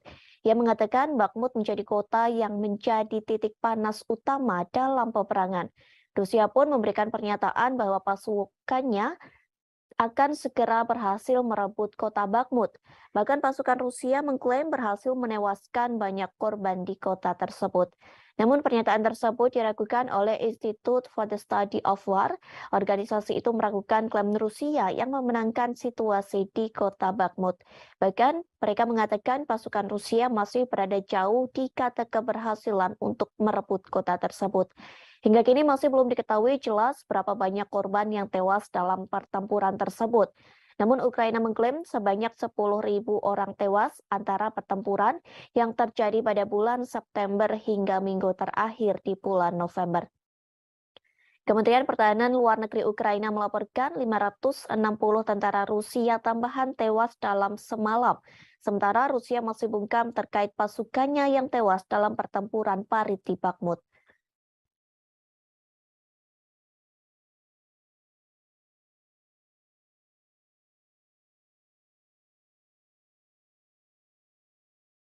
Rusia menyebut pasukan Ukraina mengalami kebodohan dalam melakukan perang dengan Moskow. Pasalnya, militer Ukraina gagal menyerang rudal Rusia. Sebaliknya, serangan gagal itu justru menghancurkan senjata pertahanan milik Ukraina sendiri. Hal tersebut telah disampaikan oleh juru bicara Kementerian Pertahanan Rusia, Letnan Jenderal Igor Konasenkov. Ia mengatakan pasukan Rusia berhasil menembak jatuh pesawat tempur milik Ukraina. Jenis pesawat tempur Ukraina yang berhasil ditembak yakni Sukhoi Su-25. Peristiwa itu terjadi di wilayah Republik Rakyat Donetsk pada Rabu 30 November 2022. Igor Konasenkov mengatakan mulanya Ukraina hendak menyerang rudal pertahanan udara Rusia menggunakan Sukhoi Su-25. Namun serangan tersebut gagal total karena kebodohan militer Ukraina sendiri. Kegagalan tersebut lantaran unit artileri militer Rusia di Bakhmut selalu siap siaga, sehingga Rusia berhasil menggagalkan siasat dari pasukan Ukraina yang hendak menembak rudal udara Moskow. Rusia menggagalkan siasat itu dengan menembak jatuh pesawat tempur Sukhoi Su-25 milik Ukraina. Upaya penggagalan siasat Ukraina itu dilakukan oleh pasukan Dirgantara Rusia. Angkatan bersenjata Federasi Rusia dilaporkan berhasil menembak jatuh 8 unit drone tempur milik Ukraina. Bahkan pesawat tanpa awak Ukraina juga berjatuhan di LPR dan Republik Zaporozhia. Diketahui sebelumnya pasukan Rusia membombardir kota Bakhmut, Ukraina, hingga mengubah kota tersebut menjadi wilayah berdarah. Bahkan pasukan Rusia dan Ukraina berperang hingga parit. Perang parit ini mengingatkan pada pertempuran yang terjadi di Perang Dunia Pertama. Dalam perang tersebut tidak ada pihak yang menyerah, baik pasukan Rusia maupun Ukraina, sehingga perang tersebut merupakan darah antara kedua belah pihak. Sementara staf umum tentara Ukraina melaporkan dalam satu hari terjadi pengeboman artileri dan tank di kota Bakhmut. Peristiwa tersebut terjadi pada Kamis 1 Desember 2022. Selain di kota Bakhmut, penembakan juga terjadi di pemukiman lainnya.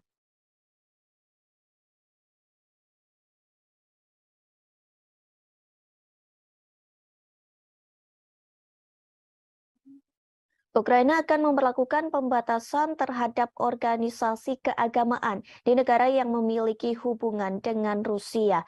Bahkan sejumlah pendeta Kristen Ortodoks dari biara Kiev Pechar Saklavra didakwa atas kejahatan. Hal tersebut telah disampaikan oleh Presiden Ukraina Volodymyr Zelensky pada Kamis 1 Desember 2022. Zelensky mengatakan mereka didakwa atas kejahatan memuji Rusia. Dakwaan itu sebagai hasil penggerebekan Dinas Rahasia Ukraina atau SPU ke biara yang dibangun sejak abad ke-11 itu. Penggerebekan itu telah dilakukan pada Kamis pekan lalu. Penggerebekan dilakukan lantaran biara itu digunakan untuk menyembunyikan tim penyabot, warga negara asing, dan sejumlah senjata lainnya. Hal ini dilakukan dengan tujuan kegiatan subversif Dinas Khusus Rusia. Patriarkat Moskow menyatakan penggerebekan ke tempat para pendeta dan pusat kekristenan Ortodoks Ukraina itu merupakan upaya mengintimidasi umat beriman. SPU mengatakan telah menerima petunjuk pendeta dan beberapa kaki tangannya. Pasalnya mereka telah mengucapkan kata-kata pujian tentang Rusia selama kebaktian di gereja. Kemudian pada Jumat 2 Desember 2022, Layanan Keamanan Dalam Negeri Ukraina menetapkan ada fakta aktivitas ilegal melalui penyelidikan tersebut. Jaksa Kota Kiev akan menuntut para pendeta, pasalnya sejumlah pendeta memberi pembenaran, pengakuan yang sah atau penyangkalan agresi Rusia terhadap Ukraina. Hal tersebut disampaikan oleh Kepala SBU Vasily Malyuk. Perlu diketahui, biara Kiev Pestrek Lavra dianggap situs Kristen Ortodoks paling terkemuka di Ukraina. Saat ini dikelola Gereja Ortodoks Ukraina atau UOC yang mendeklarasikan kemerdekaan dari Patriarkat Moskow awal tahun ini. Namun Gereja Ortodoks Ukraina skematis juga mengklaim Lavra. OCU sempat memposting video kebaktian di dalam Lavra sebelum pihak berwajib melakukan penggerebekan. Dalam kebaktian tersebut diklaim ada nyanyian dan bunyi lonceng yang berdoa untuk Rusia. Sementara Uskup UOCU yang bertanggung jawab atas biara menolak tuduhan tersebut, bahkan ia berjanji akan setia kepada Ukraina. Sehari setelah penggerebekan, beberapa anggota parlemen Ukraina mengusulkan pelarangan gereja Ortodoks Rusia sebagai ancaman keamanan nasional. Media Ukraina telah menerbitkan rekaman mobil polisi dan petugas bersenjata yang berdiri di pintu masuk lingkungan bersejarah di ibu kota tersebut. Вільні народи незламної країни. Щороку, 1 грудня, ми згадуємо подію, яка визначила історію. Подію, яка сказала дуже багато про усіх нас, про українців, про те, хто ми є, і про те, ким ми ніколи не будемо. 1 грудня 31 рік тому відбувся референдум, який об'єднав всю територію нашої держави. Ніхто з наших людей не залишився за межами всеукраїнського рішення. Київ і Севастополь, Одеса і Крим, Львів і Черкаси, Чернігів і Харків, Донецьк і Херсон, Запоріжжя і Луганськ, Хмельниччина і Кіровоградщина, Волинь і Дніпропетровщина, Суми і Закарпаття, Франківськ і Тернопіль, Житомирщина і Чернівці, Вінниця, Київщина, Миколаїв, Полтава, Рівне. Всі підтримали. Люди підтвердили акт проголошення незалежності України. Вільно і законно. Це був справжній референдум, а не якась імітація. Це був чесний референдум.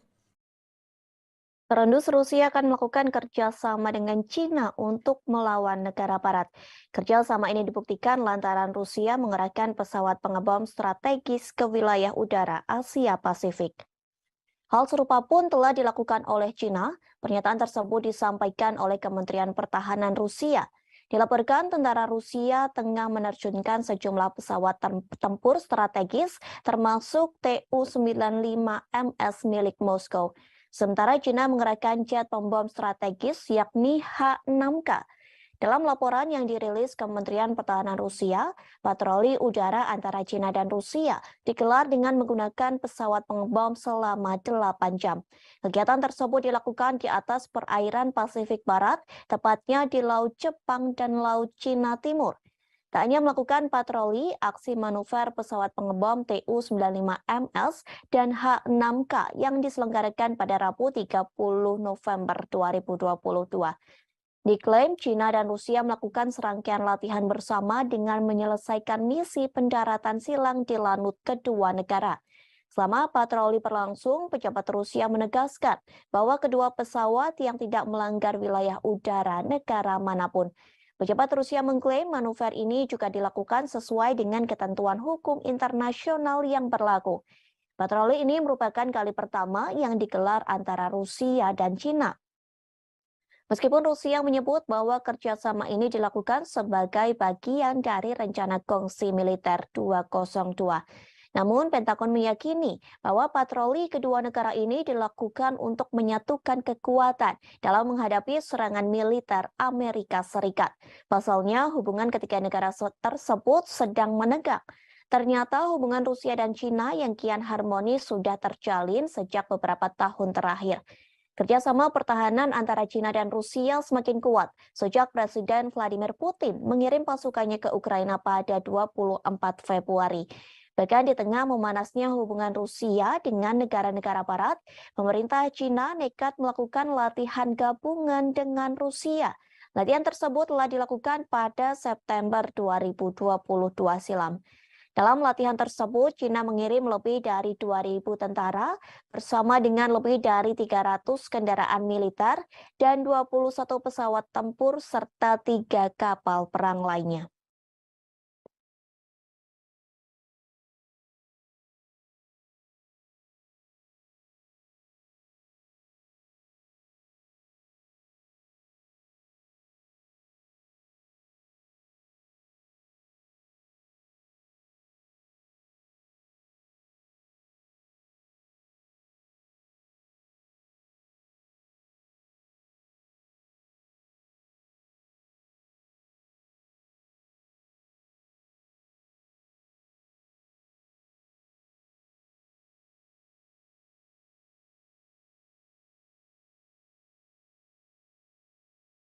Tribuners, kita beralih ke berita selanjutnya. Prancis mengklaim tak akan lagi mengirim senjata ke Ukraina. Hal ini dikarenakan Prancis mengakui persediaan senjata di negaranya menipis.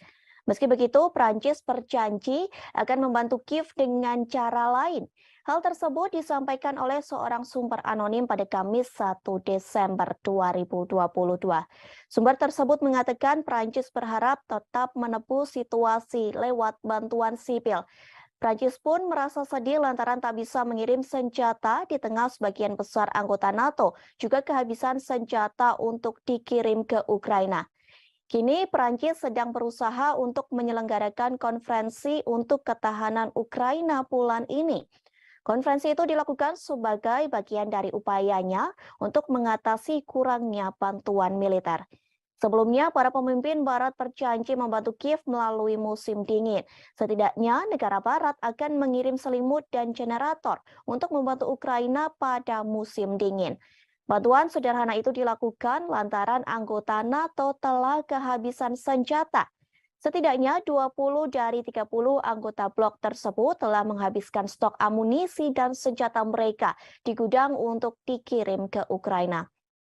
Pada saat itu, surat kabar lokal mengatakan hanya sekutu yang lebih besar, termasuk Prancis, Jerman, dan Italia, yang dapat mempertahankan pengiriman senjata atau bahkan meningkatkannya ke Ukraina. Prancis berulang kali dituduh tidak memberikan bantuan keamanan yang cukup ke Kiev. Namun pada nyatanya, Prancis menjadi negara ke-8 yang mengirim bantuan militer ke Ukraina.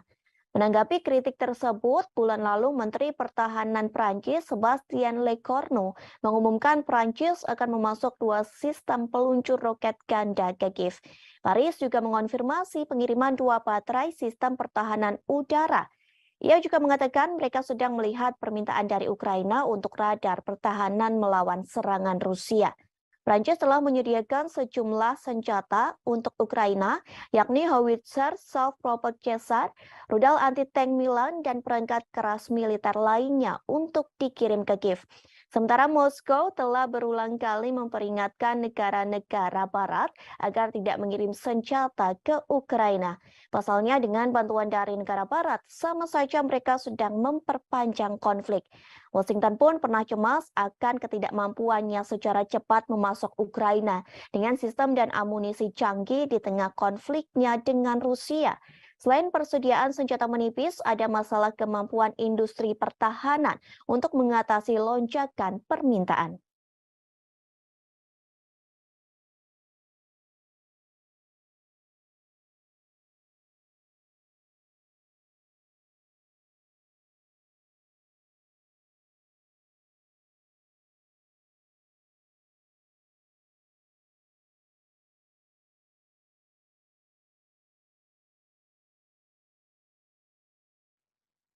Ukraina kehilangan banyak pasukan dalam perang melawan Rusia. Dilaporkan sejauh ini, Ukraina kehilangan 10.000 hingga 13.000 tentara dalam perang tersebut. Hal ini telah dikatakan oleh penasehat Presiden Ukraina, yakni Mikhailo Podolyak. Ia mengatakan perkiraan angka ribuan tentara yang tewas itu sejak akhir Agustus 2022.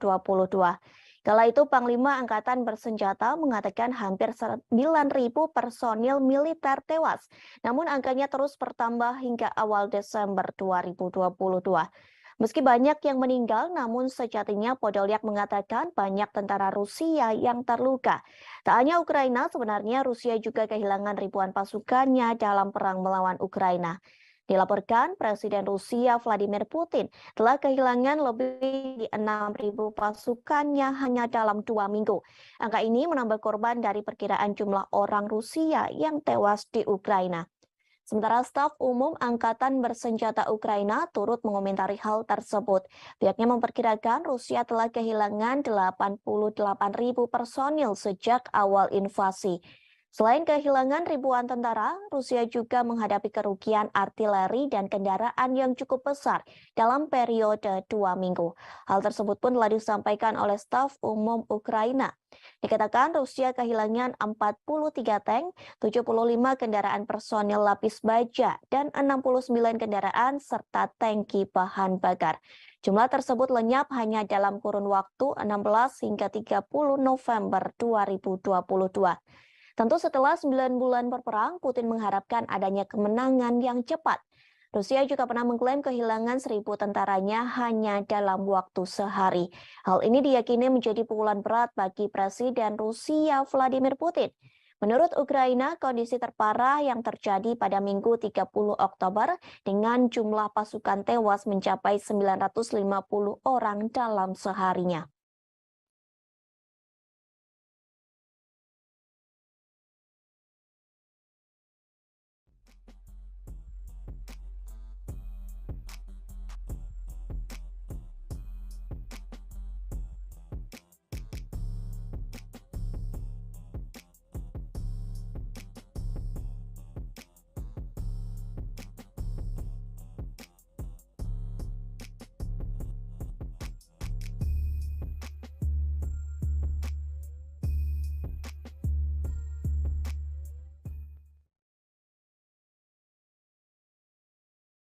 Ribuan tentara Rusia berusaha membuat skema untuk mengelabuhi Presiden Rusia Vladimir Putin.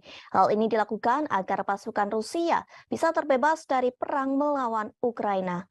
Dilaporkan sebanyak 3.500 tentara Rusia melakukan sebuah proyek yang telah dimulai pada September 2022.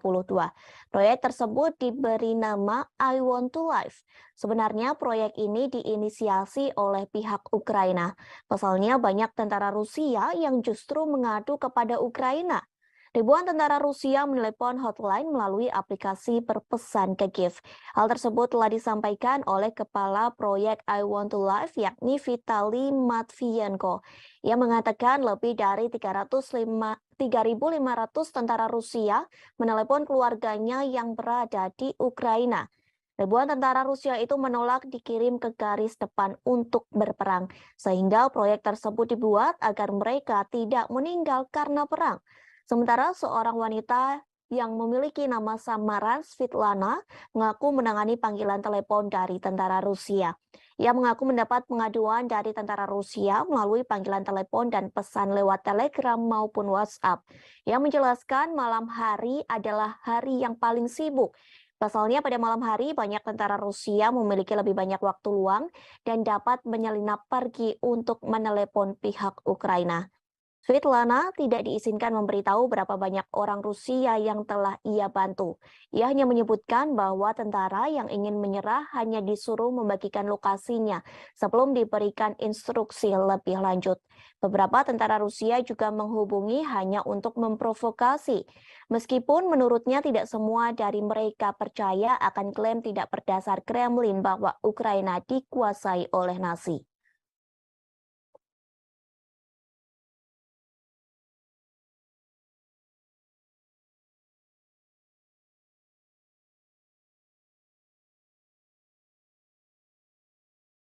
Rusia kembali memperingatkan NATO agar tidak memasok rudal Patriot ke Ukraina. Pasalnya, jika NATO tetap memasok senjata ke Ukraina, maka Rusia tidak akan tinggal diam. Rusia tak segan-segan akan menjadikan NATO sebagai target militer Moskow. Hal tersebut disampaikan oleh Wakil Ketua Dewan Keamanan Rusia Dmitry Medvedev pada Rabu 30 November silam. Medvedev mengatakan hal tersebut kepada para pemimpin NATO secara langsung di Rumania. Pertemuan tersebut membahas fase dukungan untuk Kiev. Tak lama setelah pernyataan Medvedev muncul, Menteri Luar Negeri Ukraina Dmytro Kuleba mengatakan Kiev membutuhkan rudal Patriot untuk melindungi infrastruktur utamanya. Kuleba menambahkan bahwa ia akan bekerja sama dengan Jerman. Kerjasama ini untuk mendapatkan senjata yang dirancang untuk menembak jatuh rudal yang masuk. Jerman telah menawarkan baterai Patriot ke Polandia seusai Warsawa dihantam rudal hingga menewaskan 2 orang. Mulanya diperkirakan rudal itu milik Rusia, namun kemudian diputuskan sebagai roket Ukraina yang salah tembak. Polandia menolak untuk mengambil Patriot dan menyarankan agar Jerman mengirim ke Kiev. Menteri Pertahanan juga mengatakan komponen untuk memperbaiki jaringan listrik Ukraina yang rusak parah juga harus menjadi prioritas sekutu NATO. Di sisi lain, Menteri Luar Negeri Amerika Serikat Antony Blinken yang bertemu dengan Kuleba pada Rabu 30 November. Blinken mengatakan bahwa negaranya mendukung Ukraina. Dukungan tersebut dalam bentuk penyediaan rudal surface-to-air Patriot ke Ukraina. Bantuan ini menjadi tanda kemajuan besar dalam jenis sistem pertahanan udara yang dikirim Barat untuk membantu Ukraina. Sekretaris Jenderal NATO Jens Stoltenberg membenarkan pengiriman sistem rudal surface-to-air yang canggih seperti itu sedang dipertimbangkan.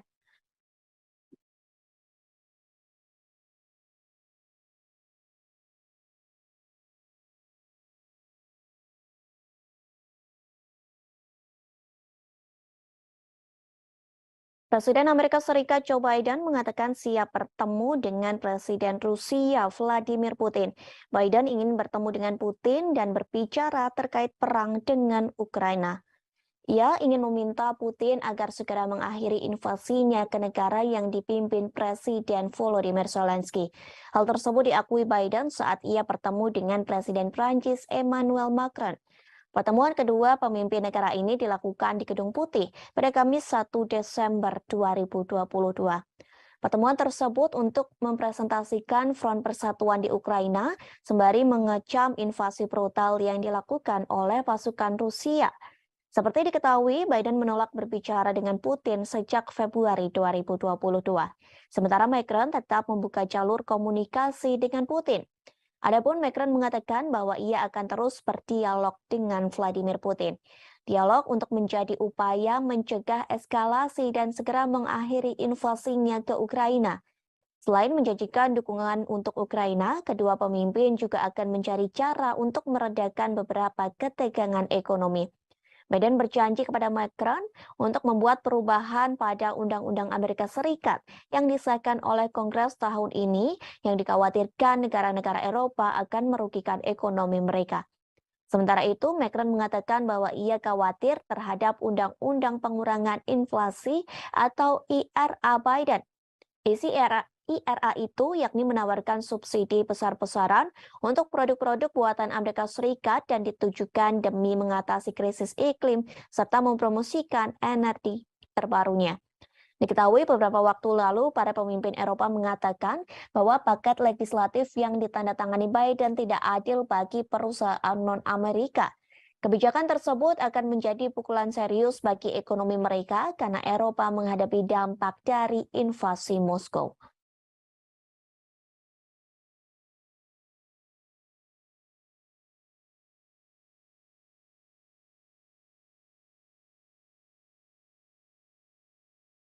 Tribuners, kita beralih ke berita selanjutnya. Amerika Serikat sedang dibuat geram dengan sikap Presiden Korea Utara, yakni Kim Jong-un. Akibatnya, Amerika Serikat sedang menyiapkan sanksi lebih banyak untuk Korea Utara.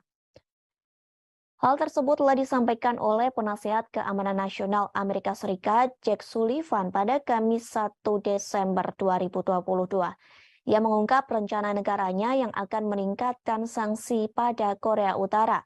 Langkah ini diambil sebagai bentuk kertakan bagi Kim Jong-un yang gencar melakukan uji coba nuklir.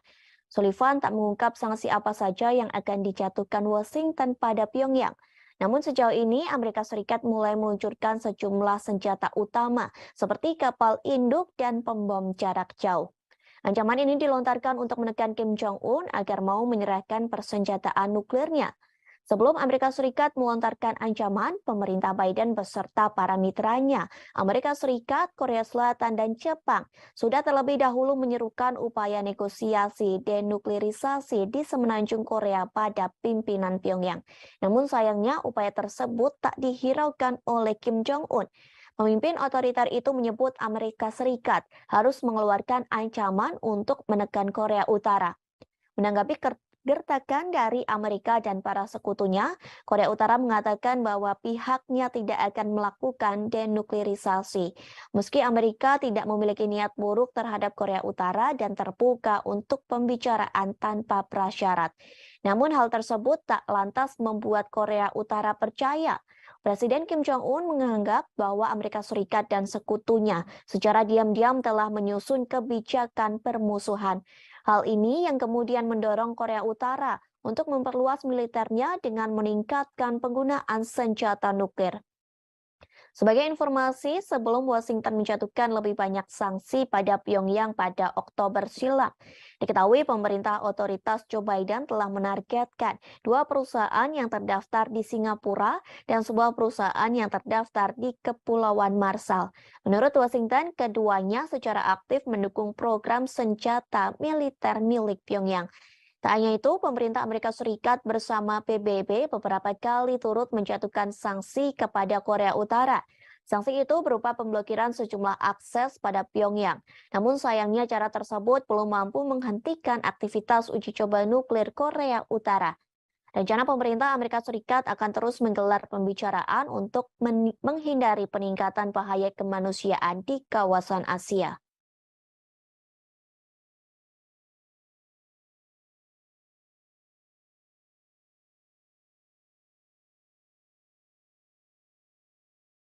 Amerika Serikat mulai takut dengan Cina karena rupanya memecahkan rekor sejarah di luar angkasa.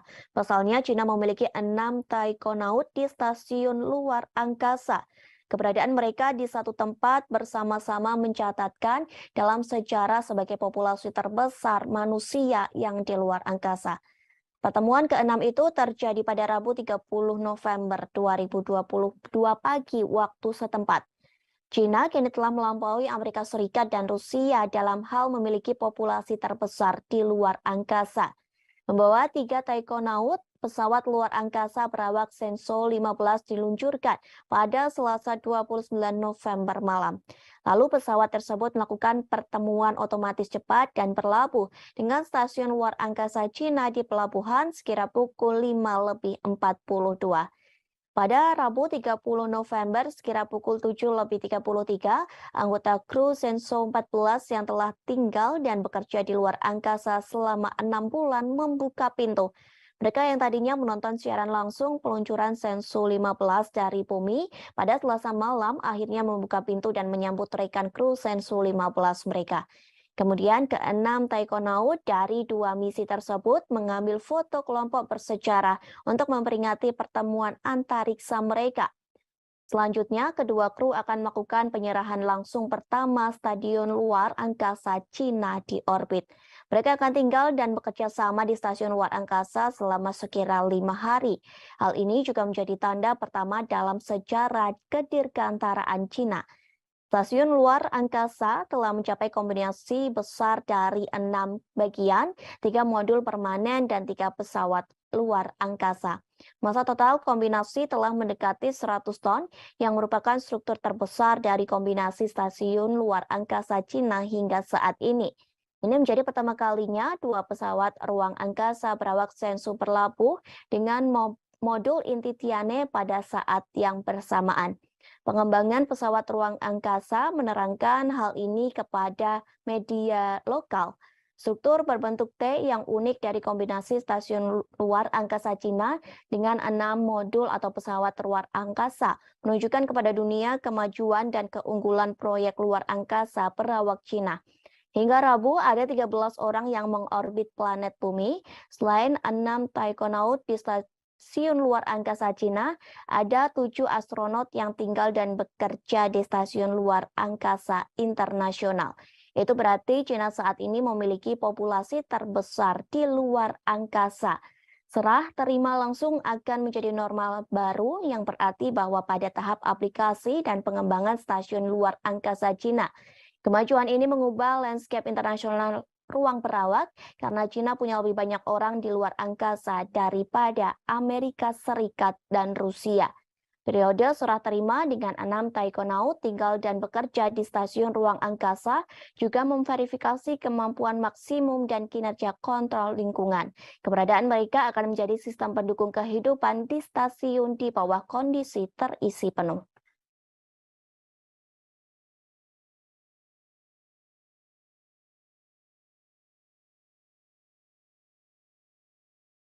Tribuners, kita beralih ke berita yang terakhir. Situs asing berbasis New York, Amerika Serikat akan melelang Kepulauan Widi mulai minggu depan. Terdapat lebih dari 100 pulau di Kepulauan Widi yang tersebar di kawasan seluas 10.000 hektar. Dengan adanya lelang tersebut, Indonesia disebut akan menghadapi masalah lingkungan. Hal tersebut telah disampaikan oleh Koordinator Nasional di Destructive Fishing Watch Indonesia, yakni Muhammad Abdi Suhufan. Ia meminta pemerintah Indonesia untuk menyelidiki lelang tersebut. Pasalnya, lelang itu telah menimbulkan kontroversi dan menarik perhatian publik Indonesia. Menurutnya, meskipun pembangunan direncanakan untuk perlindungan lingkungan, kepemilikan pribadi atas pulau-pulau tersebut akan berdampak bagi masyarakat setempat secara sosial dan ekonomi. Ia juga mengatakan pelelangan tersebut akan berdampak sosial, yakni melampaui manfaat lingkungan yang diharapkan. Diketahui, hukum Indonesia menyatakan non-warga negara Indonesia tidak dapat secara resmi membeli pulau di negara tersebut. Namun, pembelian Kepulauan Widi bisa disiasati dengan membuat pemilik akhirnya mengakuisisi saham di PT Leadership East Island Indonesia. Wakil Presiden Eksekutif untuk Eropa, Timur Tengah, dan Afrika, yakni Charlie Smith, mengharapkan tawaran untuk Kepulauan Widi menjadi besar. Melalui situs asing, pelelangan Kepulauan Widi akan dibuka pada 8 Desember. pukul 8 waktu setempat atau pukul 16 waktu Indonesia Barat. Pelelangan akan berlangsung secara daring hingga 14 Desember 2022. Tidak ada harga dasar, tetapi penawar diminta untuk memberikan deposit sebesar 100.000 dolar Amerika Serikat atau setara dengan 1, miliar rupiah untuk membuktikan bahwa mereka serius. Sebelumnya, kabar pelelangan ini pun membuat TNI langsung bergerak. Mereka mengibarkan bendera merah putih hingga mengecat sebagian rumah warga selaras dengan warna bendera pada Minggu 27 November. TNI tersebut merupakan anggota Kodim 1509 Labuha Halmahera Selatan. Pengibaran bendera tersebut sebagai bentuk protes dengan adanya rencana pelelangan Pulau Widi di situs asing yang berbasis di Amerika Serikat. Dadim 1509 Labuha Letkol Kafromi Pranikotan Sitompul pun akhirnya buka suara. Menurutnya, pihaknya mengerahkan satu SST yang dikomandai dan Ramil 150904 MAFA Letda Infanteri Samuel Ano. Romi mengatakan kegiatan yang dilaksanakan di Pulau Widi itu untuk menegaskan kembali bahwa Widi tidak diperjualbelikan. Hal itu tertuang dalam undang-undang dan dijelaskan hanya bisa dikelola secara berkala dan berizin resmi. Pasalnya, Kepulauan Widi sendiri berada di wilayah konservasi terumbu karang, bakau, dan ikan. Romi menyebut TNI Angkatan Darat, khususnya Kodim 150 Labuha, hanya mengamankan aset milik negara guna menjaga kedaulatan negara. Selain itu, sebagai tanda bahwa TNI tak main-main dengan kedaulatan negara Indonesia.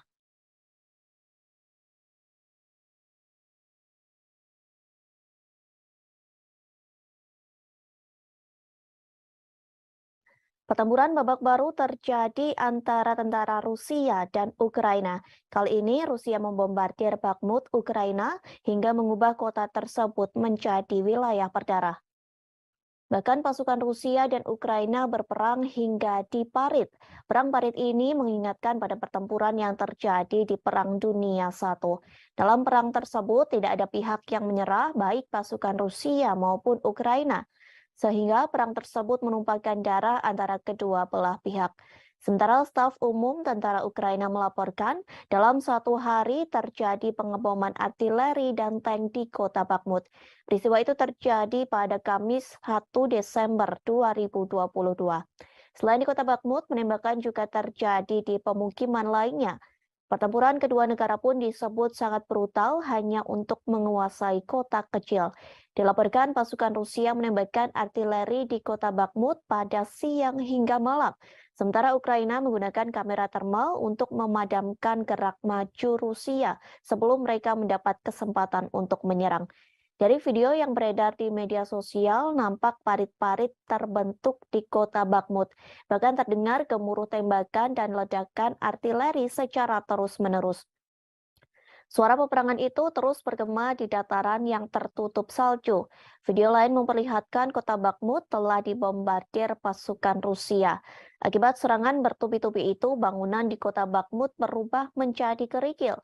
Bagi orang-orang Ukraina, menguasai kota itu berarti menyangkal posisi pendudukan terdalam musuh sejak dimulainya invasi Rusia ke Ukraina hampir 1 dekade lalu. Sementara bagi tentara Rusia, merebut Bakhmut akan memberi pasukan mereka moral yang lebih baik. Pasalnya, Rusia baru saja mengalami kekalahan memalukan di pusat-pusat Ukraina, satu di antaranya Kherson. Seorang penasehat Menteri Pertahanan Ukraina, Yuri Sak, mengomentari pertempuran tersebut. Ia mengatakan Bakhmut menjadi kota yang menjadi titik panas utama dalam peperangan. Rusia pun memberikan pernyataan bahwa pasukannya akan segera berhasil merebut kota Bakhmut. Bahkan pasukan Rusia mengklaim berhasil menewaskan banyak korban di kota tersebut. Namun pernyataan tersebut diragukan oleh Institute for the Study of War. Organisasi itu meragukan klaim Rusia yang memenangkan situasi di kota Bakhmut. Bahkan mereka mengatakan pasukan Rusia masih berada jauh di kata keberhasilan untuk merebut kota tersebut. Hingga kini masih belum diketahui jelas berapa banyak korban yang tewas dalam pertempuran tersebut. Namun Ukraina mengklaim sebanyak 10.000 orang tewas antara pertempuran yang terjadi pada bulan September hingga minggu terakhir di bulan November. Kementerian Pertahanan Luar Negeri Ukraina melaporkan 560 tentara Rusia tambahan tewas dalam semalam. Sementara Rusia masih bungkam terkait pasukannya yang tewas dalam pertempuran parit di Bakhmut.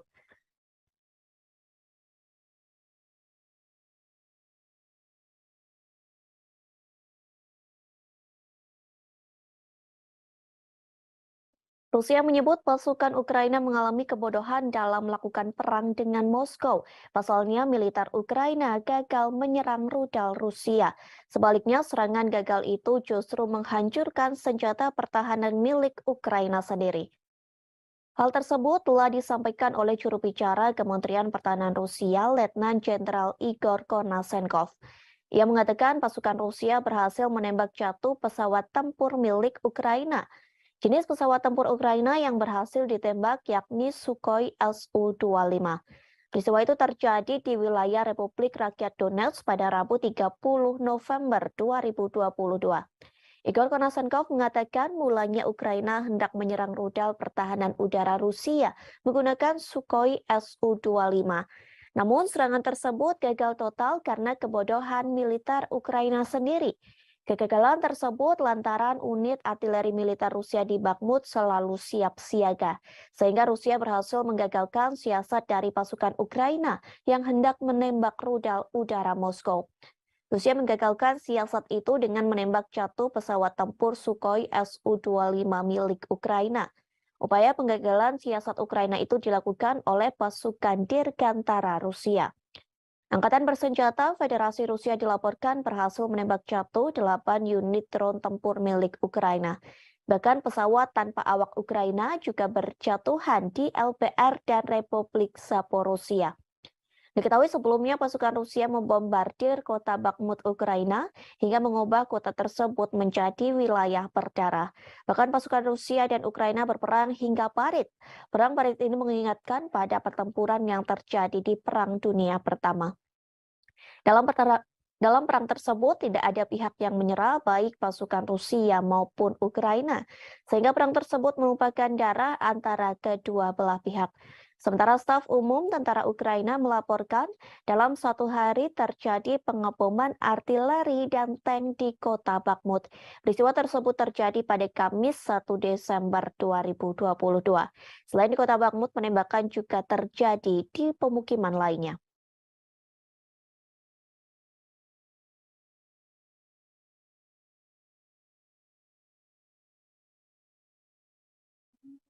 Ukraina akan memberlakukan pembatasan terhadap organisasi keagamaan di negara yang memiliki hubungan dengan Rusia. Bahkan sejumlah pendeta Kristen Ortodoks dari biara Kiev Petr Lavra didakwa atas kejahatan. Hal tersebut telah disampaikan oleh Presiden Ukraina Volodymyr Zelensky pada Kamis 1 Desember 2022. Zelensky mengatakan mereka didakwa atas kejahatan memuji Rusia. Dakwaan itu sebagai hasil penggerebekan Dinas Rahasia Ukraina atau SBU ke biara yang dibangun sejak abad ke-11 itu. Penggerebekan itu telah dilakukan pada Kamis pekan lalu. Penggerebekan dilakukan lantaran biara itu digunakan untuk menyembunyikan tim penyabot, warga negara asing, dan sejumlah senjata lainnya. Hal ini dilakukan dengan tujuan kegiatan subversif Dinas Khusus Rusia. Patriarkat Moskow menyatakan penggerebekan ke tempat para pendeta dan pusat kekristenan Ortodoks Ukraina itu merupakan upaya mengintimidasi umat beriman. SBU mengatakan telah menerima petunjuk pendeta dan beberapa kaki tangannya. Pasalnya mereka telah mengucapkan kata-kata pujian tentang Rusia selama kebaktian di gereja. Kemudian pada Jumat 2 Desember 2022, Layanan Keamanan Dalam Negeri Ukraina menetapkan ada fakta aktivitas ilegal melalui penyelidikan tersebut. Jaksa Kota Kiev akan menuntut para pendeta, pasalnya sejumlah pendeta memberi pembenaran, pengakuan yang sah atau penyangkalan agresi Rusia terhadap Ukraina. Hal tersebut disampaikan oleh Kepala SBU Vasily Malyuk. Perlu diketahui, biara Kiev Petr Lavra dianggap situs Kristen Ortodoks paling terkemuka di Ukraina. Saat ini dikelola Gereja Ortodoks Ukraina atau UOC yang mendeklarasikan kemerdekaan dari Patriarkat Moskow awal tahun ini. Namun gereja Ortodok Ukraina skematis juga mengklaim Lavra. OCU sempat memposting video kebaktian di dalam Lavra sebelum pihak berwajib melakukan penggerebekan. Dalam kebaktian tersebut diklaim ada nyanyian dan bunyi lonceng yang berdoa untuk Rusia. Sementara Uskup UOCU yang bertanggung jawab atas biara menolak tuduhan tersebut, bahkan ia berjanji akan setia kepada Ukraina. Sehari setelah penggerebekan, beberapa anggota parlemen Ukraina mengusulkan pelarangan gereja Ortodok Rusia sebagai ancaman keamanan nasional. Media Ukraina telah menerbitkan rekaman mobil polisi dan petugas bersenjata yang berdiri di pintu masuk lingkungan bersejarah di ibu kota tersebut. Вільні народи незламної країни. Щороку, 1 грудня, ми згадуємо подію, яка визначила історію. Подію, яка сказала дуже багато про усіх нас, про українців, про те, хто ми є, і про те, ким ми ніколи не будемо. 1 грудня 31 рік тому відбувся референдум, який об'єднав всю територію нашої держави. Ніхто з наших людей не залишився за межами всеукраїнського рішення. Київ і Севастополь, Одеса і Крим, Львів і Черкаси, Чернігів і Харків, Донецьк і Херсон, Запоріжжя і Луганськ, Хмельниччина і Кіровоградщина, Волинь і Дніпропетровщина, Суми і Закарпаття, Франківськ і Тернопіль, Житомирщина і Чернівці, Вінниця, Київщина, Миколаїв, Полтава, Рівне. Всі підтримали. Люди підтвердили акт проголошення незалежності України. Вільно і законно. Це був справжній референдум, а не якась імітація. Це був чесний референдум. Terendus Rusia akan melakukan kerjasama dengan China untuk melawan negara barat. Kerjasama ini dibuktikan lantaran Rusia mengerahkan pesawat pengebom strategis ke wilayah udara Asia Pasifik. Hal serupa pun telah dilakukan oleh China. Pernyataan tersebut disampaikan oleh Kementerian Pertahanan Rusia. Dilaporkan tentara Rusia tengah menerjunkan sejumlah pesawat tempur strategis termasuk Tu-95MS milik Moskow. Sementara China mengerahkan jet pembom strategis yakni H-6K. Dalam laporan yang dirilis Kementerian Pertahanan Rusia, patroli udara antara China dan Rusia digelar dengan menggunakan pesawat pengebom selama 8 jam. Kegiatan tersebut dilakukan di atas perairan Pasifik Barat, tepatnya di Laut Jepang dan Laut Cina Timur. Tak hanya melakukan patroli, aksi manuver pesawat pengebom Tu-95MS dan H-6K yang diselenggarakan pada Rabu 30 November 2022. Diklaim China dan Rusia melakukan serangkaian latihan bersama dengan menyelesaikan misi pendaratan silang di lanut kedua negara. Selama patroli berlangsung, pejabat Rusia menegaskan bahwa kedua pesawat yang tidak melanggar wilayah udara negara manapun. Pejabat Rusia mengklaim manuver ini juga dilakukan sesuai dengan ketentuan hukum internasional yang berlaku. Patroli ini merupakan kali pertama yang digelar antara Rusia dan China. Meskipun Rusia menyebut bahwa kerjasama ini dilakukan sebagai bagian dari rencana kongsi militer 202. Namun Pentagon meyakini bahwa patroli kedua negara ini dilakukan untuk menyatukan kekuatan dalam menghadapi serangan militer Amerika Serikat. Pasalnya hubungan ketiga negara tersebut sedang menegang. Ternyata hubungan Rusia dan China yang kian harmonis sudah terjalin sejak beberapa tahun terakhir. Kerjasama pertahanan antara China dan Rusia semakin kuat sejak Presiden Vladimir Putin mengirim pasukannya ke Ukraina pada 24 Februari. Bahkan di tengah memanasnya hubungan Rusia dengan negara-negara barat, pemerintah China nekat melakukan latihan gabungan dengan Rusia. Latihan tersebut telah dilakukan pada September 2022 silam. Dalam latihan tersebut, China mengirim lebih dari 2.000 tentara bersama dengan lebih dari 300 kendaraan militer dan 21 pesawat tempur serta 3 kapal perang lainnya.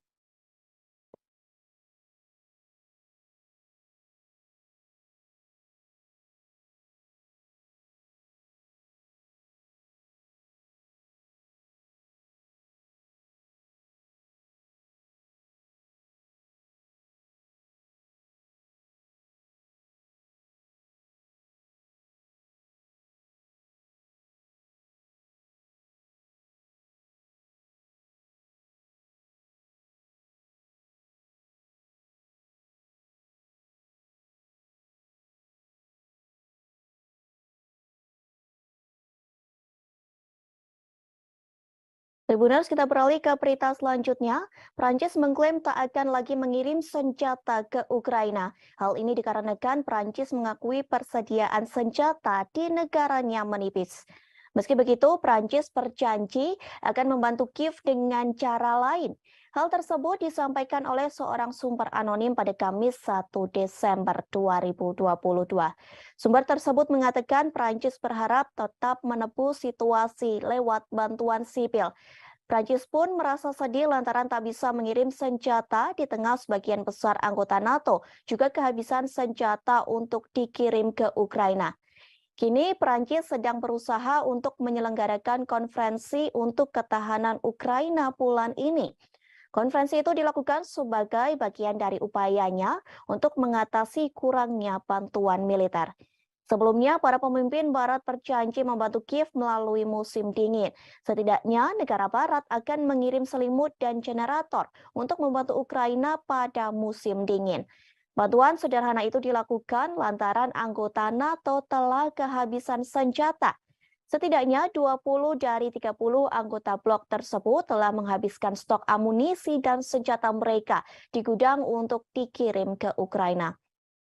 Pada saat itu, surat kabar lokal mengatakan hanya sekutu yang lebih besar, termasuk Prancis, Jerman, dan Italia, yang dapat mempertahankan pengiriman senjata atau bahkan meningkatkannya ke Ukraina. Prancis berulang kali dituduh tidak memberikan bantuan keamanan yang cukup ke Kiev. Namun pada nyatanya, Prancis menjadi negara ke-8 yang mengirim bantuan militer ke Ukraina.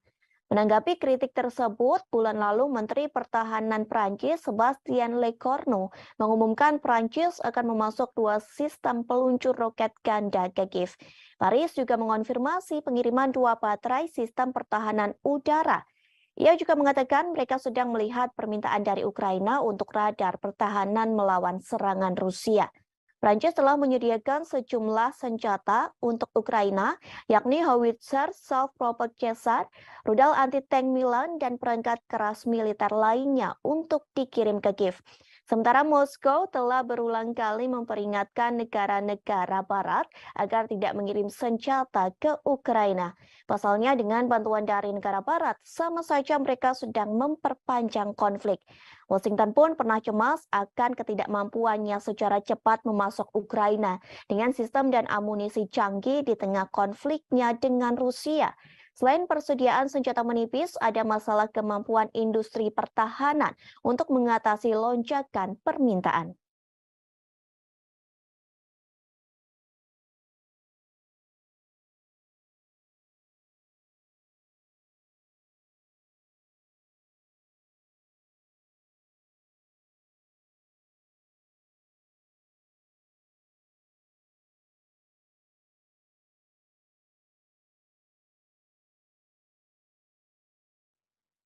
Ukraina kehilangan banyak pasukan dalam perang melawan Rusia.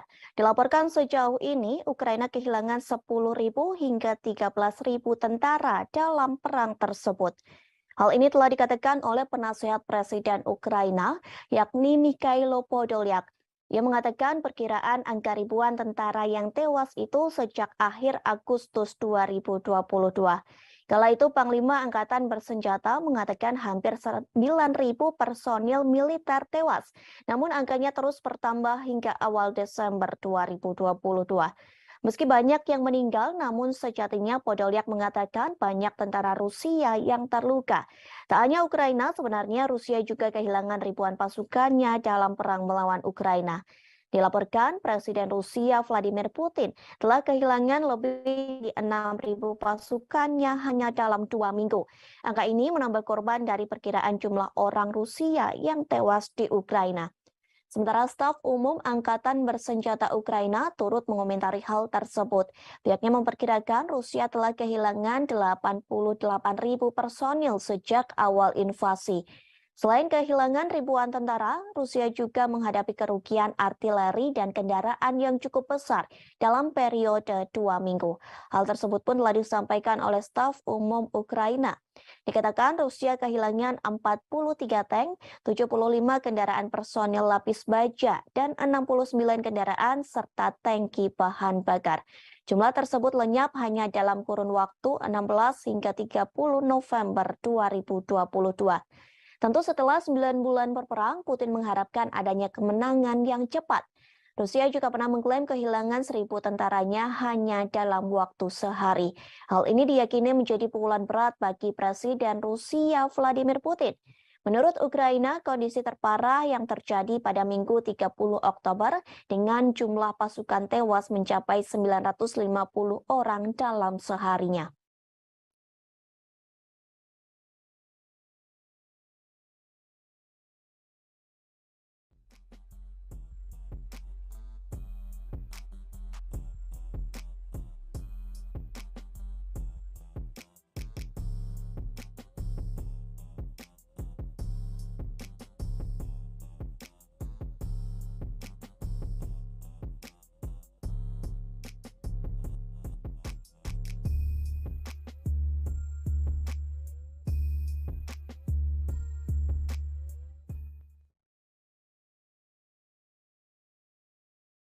Ribuan tentara Rusia berusaha membuat skema untuk mengelabuhi Presiden Rusia Vladimir Putin.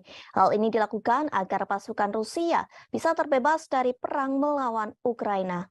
Dilaporkan sebanyak 3.500 tentara Rusia melakukan sebuah proyek yang telah dimulai pada September 2022. Proyek tersebut diberi nama I Want to Live. Sebenarnya proyek ini diinisiasi oleh pihak Ukraina. Pasalnya banyak tentara Rusia yang justru mengadu kepada Ukraina. Ribuan tentara Rusia menelepon hotline melalui aplikasi berpesan ke Kiev. Hal tersebut telah disampaikan oleh Kepala Proyek I Want to Live yakni Vitali Matvienko.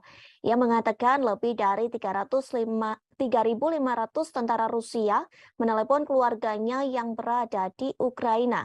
Ribuan tentara Rusia itu menolak dikirim ke garis depan untuk berperang, sehingga proyek tersebut dibuat agar mereka tidak meninggal karena perang. Sementara seorang wanita yang memiliki nama samaran Svitlana mengaku menangani panggilan telepon dari tentara Rusia. Ia mengaku mendapat pengaduan dari tentara Rusia melalui panggilan telepon dan pesan lewat Telegram maupun WhatsApp. Ia menjelaskan malam hari adalah hari yang paling sibuk. Pasalnya pada malam hari banyak tentara Rusia memiliki lebih banyak waktu luang dan dapat menyelinap pergi untuk menelepon pihak Ukraina. Svitlana tidak diizinkan memberitahu berapa banyak orang Rusia yang telah ia bantu. Ia hanya menyebutkan bahwa tentara yang ingin menyerah hanya disuruh membagikan lokasinya sebelum diberikan instruksi lebih lanjut. Beberapa tentara Rusia juga menghubungi hanya untuk memprovokasi. Meskipun menurutnya tidak semua dari mereka percaya akan klaim tidak berdasar Kremlin bahwa Ukraina dikuasai oleh Nazi.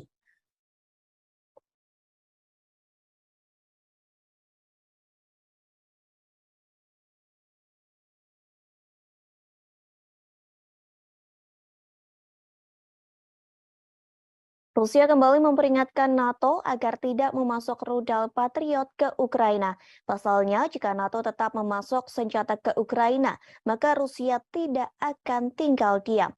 Rusia tak segan-segan akan menjadikan NATO sebagai target militer Moskow. Hal tersebut disampaikan oleh Wakil Ketua Dewan Keamanan Rusia Dmitry Medvedev pada Rabu 30 November silam.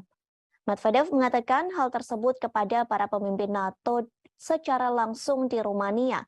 Pertemuan tersebut membahas fase dukungan untuk Kiev. Tak lama setelah pernyataan Medvedev muncul, Menteri Luar Negeri Ukraina Dmytro Kuleba mengatakan Kiev membutuhkan rudal Patriot untuk melindungi infrastruktur utamanya. Kuleba menambahkan bahwa ia akan bekerja sama dengan Jerman. Kerjasama ini untuk mendapatkan senjata yang dirancang untuk menembak jatuh rudal yang masuk. Jerman telah menawarkan baterai Patriot ke Polandia seusai Warsawa dihantam rudal hingga menewaskan 2 orang. Mulanya diperkirakan rudal itu milik Rusia, namun kemudian diputuskan sebagai roket Ukraina yang salah tembak. Polandia menolak untuk mengambil Patriot dan menyarankan agar Jerman mengirim ke Kiev.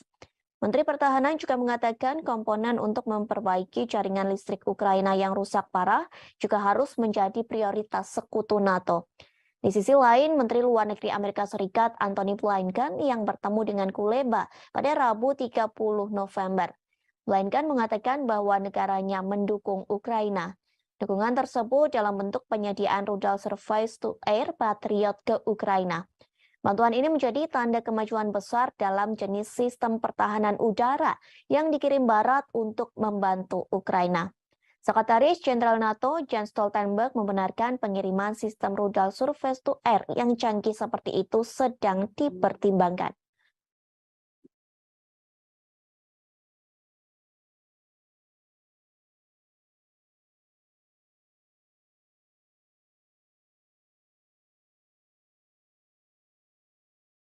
Presiden Amerika Serikat Joe Biden mengatakan siap bertemu dengan Presiden Rusia Vladimir Putin. Biden ingin bertemu dengan Putin dan berbicara terkait perang dengan Ukraina. Ia ingin meminta Putin agar segera mengakhiri invasinya ke negara yang dipimpin Presiden Volodymyr Zelensky. Hal tersebut diakui Biden saat ia bertemu dengan Presiden Prancis Emmanuel Macron. Pertemuan kedua pemimpin negara ini dilakukan di Gedung Putih pada Kamis 1 Desember 2022. Pertemuan tersebut untuk mempresentasikan front persatuan di Ukraina sembari mengecam invasi brutal yang dilakukan oleh pasukan Rusia. Seperti diketahui, Biden menolak berbicara dengan Putin sejak Februari 2022. Sementara Macron tetap membuka jalur komunikasi dengan Putin. Adapun Macron mengatakan bahwa ia akan terus berdialog dengan Vladimir Putin. Dialog untuk menjadi upaya mencegah eskalasi dan segera mengakhiri invasinya ke Ukraina. Selain menjanjikan dukungan untuk Ukraina, kedua pemimpin juga akan mencari cara untuk meredakan beberapa ketegangan ekonomi. Biden berjanji kepada Macron untuk membuat perubahan pada Undang-Undang Amerika Serikat yang disahkan oleh Kongres tahun ini yang dikhawatirkan negara-negara Eropa akan merugikan ekonomi mereka. Sementara itu, Macron mengatakan bahwa ia khawatir terhadap Undang-Undang Pengurangan Inflasi atau IRA Biden.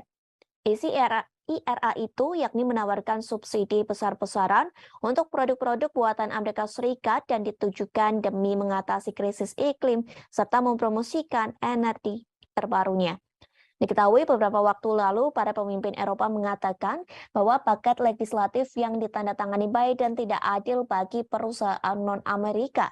Kebijakan tersebut akan menjadi pukulan serius bagi ekonomi mereka karena Eropa menghadapi dampak dari invasi Moskow.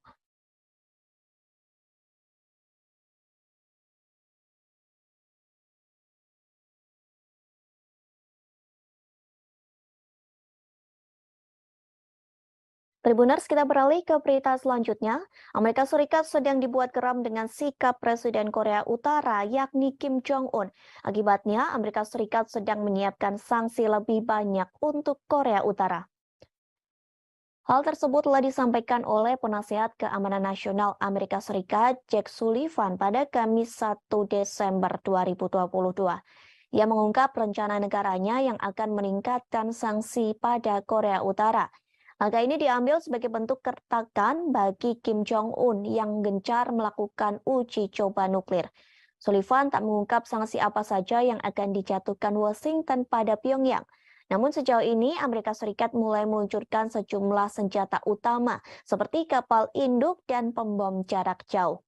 Ancaman ini dilontarkan untuk menekan Kim Jong-un agar mau menyerahkan persenjataan nuklirnya.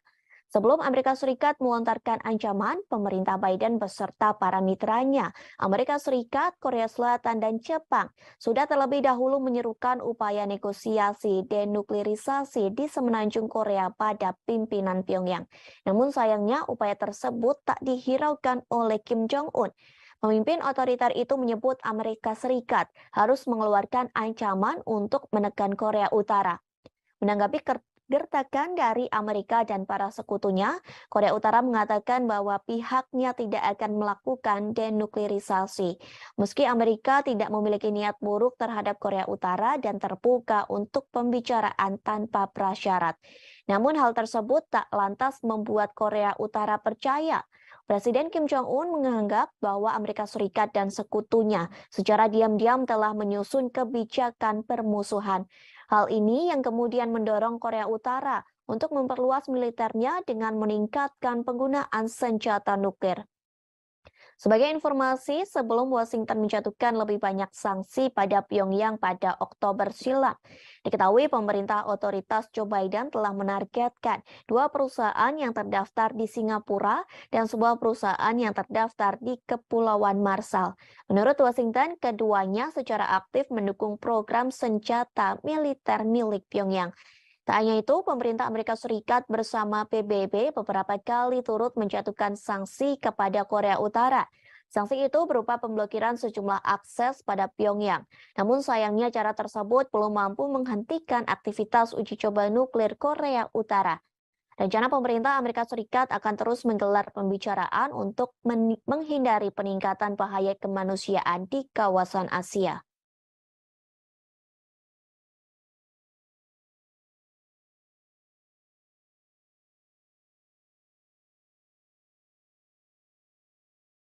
Amerika Serikat mulai takut dengan Cina karena rupanya memecahkan rekor sejarah di luar angkasa.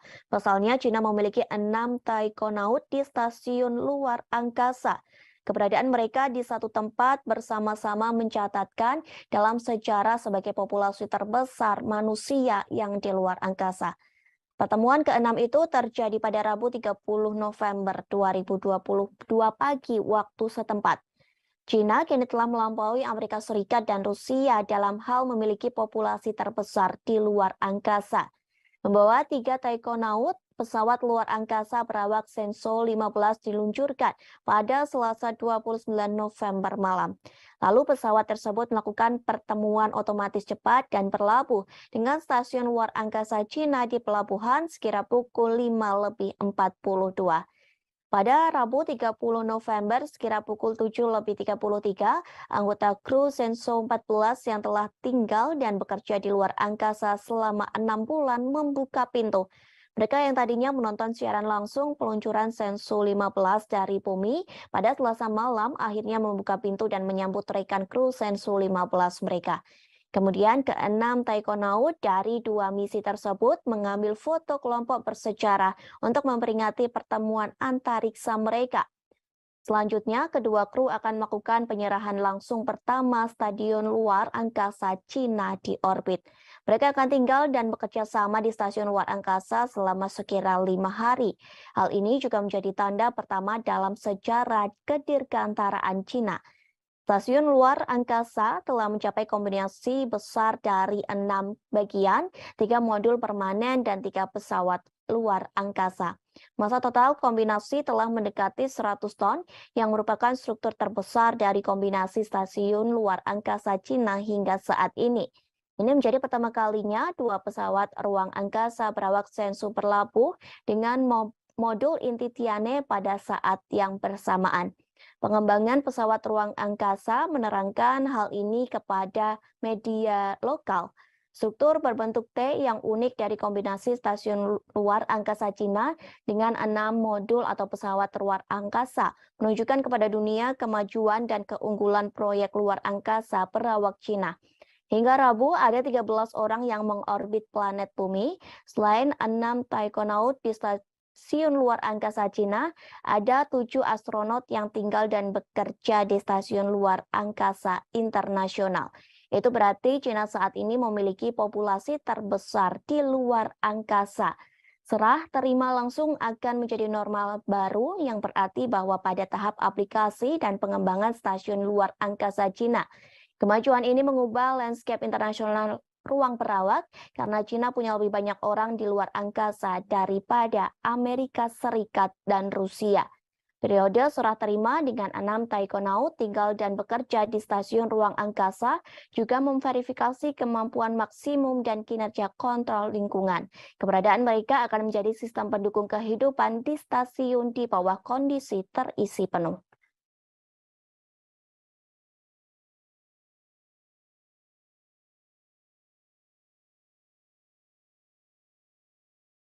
Tribuners, kita beralih ke berita yang terakhir. Situs asing berbasis New York, Amerika Serikat akan melelang Kepulauan Widi mulai minggu depan.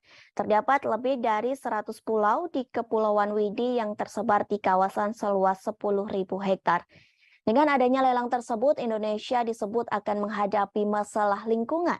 Hal tersebut telah disampaikan oleh Koordinator Nasional di Destruksi Fishing Watch Indonesia, yakni Muhammad Abdi Suhufan. Ia meminta pemerintah Indonesia untuk menyelidiki lelang tersebut. Pasalnya, lelang itu telah menimbulkan kontroversi dan menarik perhatian publik Indonesia. Menurutnya, meskipun pembangunan direncanakan untuk perlindungan lingkungan, kepemilikan pribadi atas pulau-pulau tersebut akan berdampak bagi masyarakat setempat secara sosial dan ekonomi. Ia juga mengatakan pelelangan tersebut akan berdampak sosial, yakni melampaui manfaat lingkungan yang diharapkan. Diketahui, hukum Indonesia menyatakan non-warga negara Indonesia tidak dapat secara resmi membeli pulau di negara tersebut. Namun, pembelian Kepulauan Widi bisa disiasati dengan membuat pemilik akhirnya mengakuisisi saham di PT Leadership East Island Indonesia. Wakil Presiden Eksekutif untuk Eropa, Timur Tengah, dan Afrika, yakni Charlie Smith, mengharapkan tawaran untuk Kepulauan Widi menjadi besar. Melalui situs asing, pelelangan Kepulauan Widi akan dibuka pada 8 Desember, pukul 8 waktu setempat atau pukul 16 waktu Indonesia Barat. Pelelangan akan berlangsung secara daring hingga 14 Desember 2022. Tidak ada harga dasar, tetapi penawar diminta untuk memberikan deposit sebesar 100.000 dolar Amerika Serikat atau setara dengan 1, miliar rupiah untuk membuktikan bahwa mereka serius. Sebelumnya, kabar pelelangan ini pun membuat TNI langsung bergerak. Mereka mengibarkan bendera merah putih hingga mengecat sebagian rumah warga selaras dengan warna bendera pada Minggu 27 November. TNI tersebut merupakan anggota Kodim 1509 Labuha Halmahera Selatan. Pengibaran bendera tersebut sebagai bentuk protes dengan adanya rencana pelelangan Pulau Widi di situs asing yang berbasis di Amerika Serikat. Dadim 1509 Labuha Letkol Kafromi Pranikotan Sitompul pun akhirnya buka suara. Menurutnya, pihaknya mengerahkan satu SST yang dikomandai dan Ramil 150904 MAFA Letda Infanteri Samuel Ano. Romi mengatakan kegiatan yang dilaksanakan di Pulau Widi itu untuk menegaskan kembali bahwa Widi tidak diperjualbelikan. Hal itu tertuang dalam undang-undang dan dijelaskan hanya bisa dikelola secara berkala dan berizin resmi. Pasalnya, Kepulauan Widi sendiri berada di wilayah konservasi terumbu karang, bakau, dan ikan. Romi menyebut TNI Angkatan Darat, khususnya Kodim 150 Labuha, hanya mengamankan aset milik negara guna menjaga kedaulatan negara. Selain itu, sebagai tanda bahwa TNI tak main-main dengan kedaulatan negara Indonesia.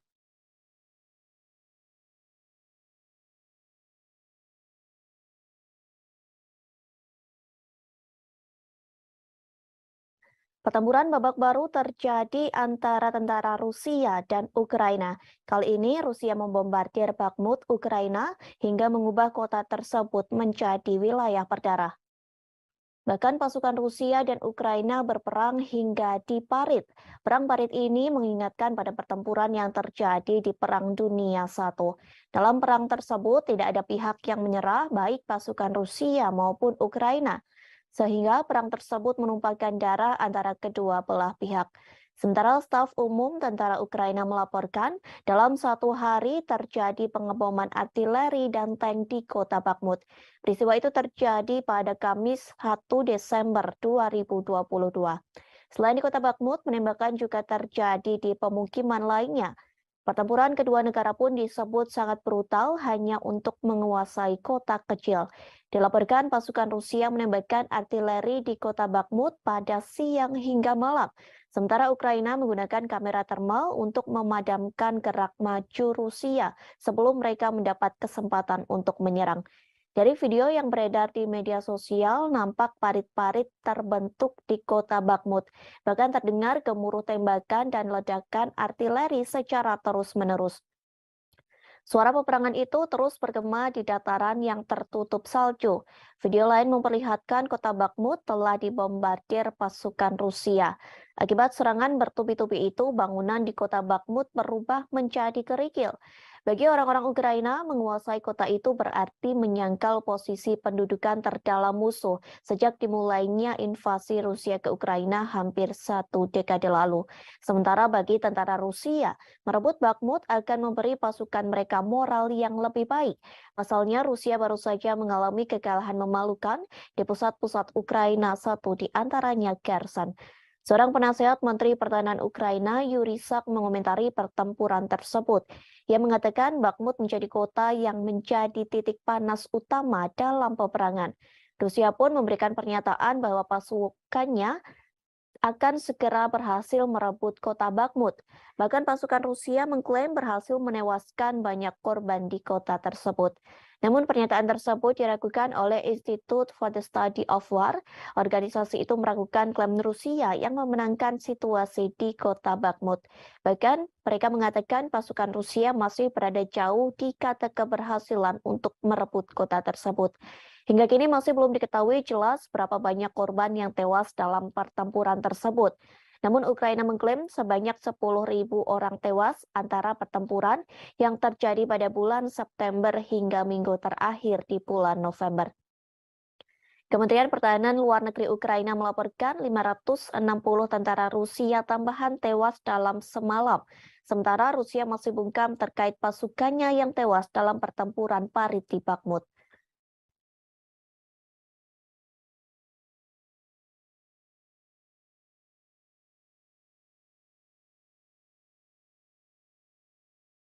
Rusia menyebut pasukan Ukraina mengalami kebodohan dalam melakukan perang dengan Moskow.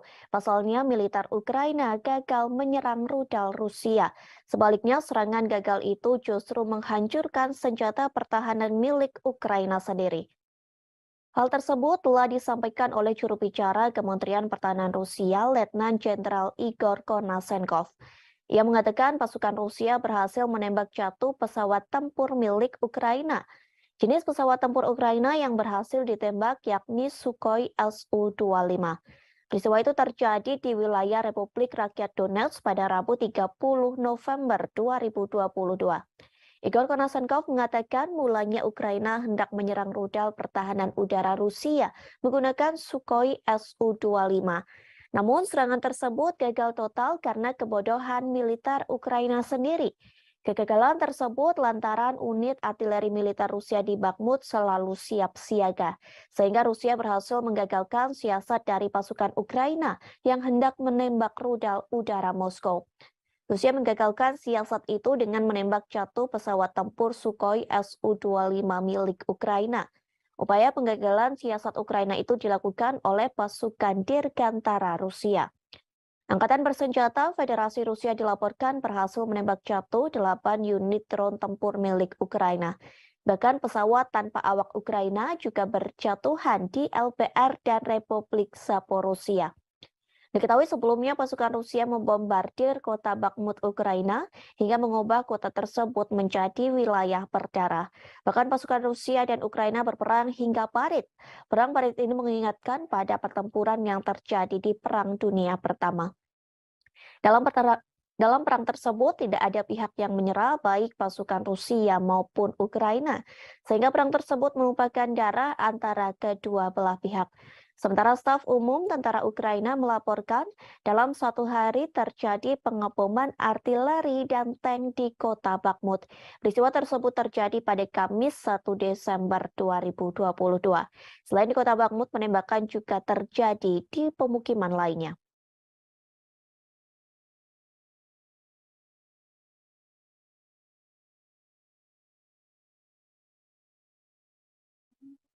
Ukraina akan memperlakukan pembatasan terhadap organisasi keagamaan di negara yang memiliki hubungan dengan Rusia. Bahkan sejumlah pendeta Kristen Ortodoks dari biara Kiev Pecharsaklavra didakwa atas kejahatan. Hal tersebut telah disampaikan oleh Presiden Ukraina Volodymyr Zelensky pada Kamis 1 Desember 2022. Zelensky mengatakan mereka didakwa atas kejahatan memuji Rusia. Dakwaan itu sebagai hasil penggerebekan Dinas Rahasia Ukraina atau SPU ke biara yang dibangun sejak abad ke-11 itu. Penggerebekan itu telah dilakukan pada Kamis pekan lalu. Penggerebekan dilakukan lantaran biara itu digunakan untuk menyembunyikan tim penyabot, warga negara asing, dan sejumlah senjata lainnya. Hal ini dilakukan dengan tujuan kegiatan subversif Dinas Khusus Rusia. Patriarkat Moskow menyatakan penggerebekan ke tempat para pendeta dan pusat kekristenan ortodoks Ukraina itu merupakan upaya mengintimidasi umat beriman. SBU mengatakan telah menerima petunjuk pendeta dan beberapa kaki tangannya. Pasalnya mereka telah mengucapkan kata-kata pujian tentang Rusia selama kebaktian di gereja. Kemudian pada Jumat 2 Desember 2022, Layanan Keamanan Dalam Negeri Ukraina menetapkan ada fakta aktivitas ilegal melalui penyelidikan tersebut. Jaksa Kota Kiev akan menuntut para pendeta, pasalnya sejumlah pendeta memberi pembenaran, pengakuan yang sah atau penyangkalan agresi Rusia terhadap Ukraina. Hal tersebut disampaikan oleh Kepala SBU Vasily Malyuk. Perlu diketahui, biara Kiev Pestrek Lavra dianggap situs Kristen Ortodoks paling terkemuka di Ukraina. Saat ini dikelola Gereja Ortodoks Ukraina atau UOC yang mendeklarasikan kemerdekaan dari Patriarkat Moskow awal tahun ini. Namun Gereja Ortodoks Ukraina skematis juga mengklaim Lavra. OCU sempat memposting video kebaktian di dalam Lavra sebelum pihak berwajib melakukan penggerebekan. Dalam kebagian tersebut diklaim ada nyanyian dan bunyi lonceng yang berdoa untuk Rusia. Sementara Uskup UOCU yang bertanggung jawab atas biara menolak tuduhan tersebut, bahkan ia berjanji akan setia kepada Ukraina. Sehari setelah penggerebekan, beberapa anggota parlemen Ukraina mengusulkan pelarangan gereja ortodoks Rusia sebagai ancaman keamanan nasional. Media Ukraina telah menerbitkan rekaman mobil polisi dan petugas bersenjata yang berdiri di pintu masuk lingkungan bersejarah di ibu kota tersebut. Вільні народи незламної країни. Щороку, 1 грудня, ми згадуємо подію, яка визначила історію. Подію, яка сказала дуже багато про усіх нас, про українців, про те, хто ми є, і про те, ким ми ніколи не будемо. 1 грудня 31 рік тому відбувся референдум, який об'єднав всю територію нашої держави. Ніхто з наших людей не залишився за межами всеукраїнського рішення. Київ і Севастополь, Одеса і Крим, Львів і Черкаси, Чернігів і Харків, Донецьк і Херсон, Запоріжжя і Луганськ, Хмельниччина і Кіровоградщина, Волинь і Дніпропетровщина, Суми і Закарпаття, Франківськ і Тернопіль, Житомирщина і Чернівці, Вінниця, Київщина, Миколаїв, Полтава, Рівне. Всі підтримали. Люди підтвердили акт проголошення незалежності України. Вільно і законно. Це був справжній референдум, а не якась імітація. Це був чесний референдум. Terendus Rusia akan melakukan kerjasama dengan China untuk melawan negara barat. Kerjasama ini dibuktikan lantaran Rusia mengerahkan pesawat pengebom strategis ke wilayah udara Asia Pasifik. Hal serupa pun telah dilakukan oleh China. Pernyataan tersebut disampaikan oleh Kementerian Pertahanan Rusia. Dilaporkan tentara Rusia tengah menerjunkan sejumlah pesawat tempur strategis termasuk Tu-95MS milik Moskow. Sementara China mengerahkan jet pembom strategis yakni H-6K. Dalam laporan yang dirilis Kementerian Pertahanan Rusia, patroli udara antara China dan Rusia digelar dengan menggunakan pesawat pengebom selama 8 jam. Kegiatan tersebut dilakukan di atas perairan Pasifik Barat, tepatnya di Laut Jepang dan Laut Cina Timur. Tak hanya melakukan patroli, aksi manuver pesawat pengebom Tu-95MS dan H-6K yang diselenggarakan pada Rabu 30 November 2022. Diklaim China dan Rusia melakukan serangkaian latihan bersama dengan menyelesaikan misi pendaratan silang di lanut kedua negara. Selama patroli berlangsung, pejabat Rusia menegaskan bahwa kedua pesawat yang tidak melanggar wilayah udara negara manapun. Pejabat Rusia mengklaim manuver ini juga dilakukan sesuai dengan ketentuan hukum internasional yang berlaku. Patroli ini merupakan kali pertama yang digelar antara Rusia dan Cina. Meskipun Rusia menyebut bahwa kerjasama ini dilakukan sebagai bagian dari rencana kongsi militer 202. Namun, Pentagon meyakini bahwa patroli kedua negara ini dilakukan untuk menyatukan kekuatan dalam menghadapi serangan militer Amerika Serikat. Pasalnya, hubungan ketiga negara tersebut sedang menegang. Ternyata hubungan Rusia dan Cina yang kian harmonis sudah terjalin sejak beberapa tahun terakhir. Kerjasama pertahanan antara Cina dan Rusia semakin kuat sejak Presiden Vladimir Putin mengirim pasukannya ke Ukraina pada 24 Februari. Bahkan di tengah memanasnya hubungan Rusia dengan negara-negara barat, pemerintah Cina nekat melakukan latihan gabungan dengan Rusia. Latihan tersebut telah dilakukan pada September 2022 silam. Dalam latihan tersebut, Cina mengirim lebih dari 2.000 tentara bersama dengan lebih dari 300 kendaraan militer dan 21 pesawat tempur serta 3 kapal perang lainnya.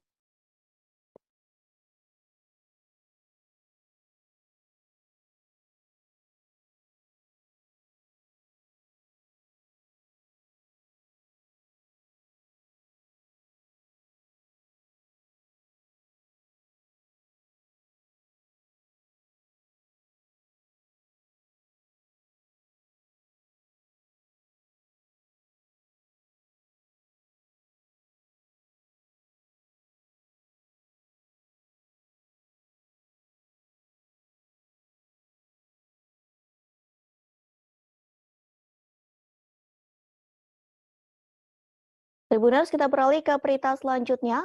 Prancis mengklaim tak akan lagi mengirim senjata ke Ukraina. Hal ini dikarenakan Prancis mengakui persediaan senjata di negaranya menipis. Meski begitu, Prancis berjanji akan membantu Kiev dengan cara lain. Hal tersebut disampaikan oleh seorang sumber anonim pada Kamis 1 Desember 2022.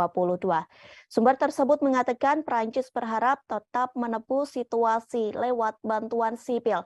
Prancis pun merasa sedih lantaran tak bisa mengirim senjata di tengah sebagian besar anggota NATO juga kehabisan senjata untuk dikirim ke Ukraina. Kini Prancis sedang berusaha untuk menyelenggarakan konferensi untuk ketahanan Ukraina bulan ini. Konferensi itu dilakukan sebagai bagian dari upayanya untuk mengatasi kurangnya bantuan militer. Sebelumnya, para pemimpin Barat berjanji membantu Kiev melalui musim dingin. Setidaknya, negara Barat akan mengirim selimut dan generator untuk membantu Ukraina pada musim dingin. Bantuan sederhana itu dilakukan lantaran anggota NATO telah kehabisan senjata. Setidaknya 20 dari 30 anggota blok tersebut telah menghabiskan stok amunisi dan senjata mereka di gudang untuk dikirim ke Ukraina. Pada saat itu, surat kabar lokal mengatakan hanya sekutu yang lebih besar, termasuk Prancis, Jerman, dan Italia, yang dapat mempertahankan pengiriman senjata atau bahkan meningkatkannya ke Ukraina. Prancis berulang kali dituduh tidak memberikan bantuan keamanan yang cukup ke Kiev. Namun pada nyatanya, Prancis menjadi negara ke-8 yang mengirim bantuan militer ke Ukraina.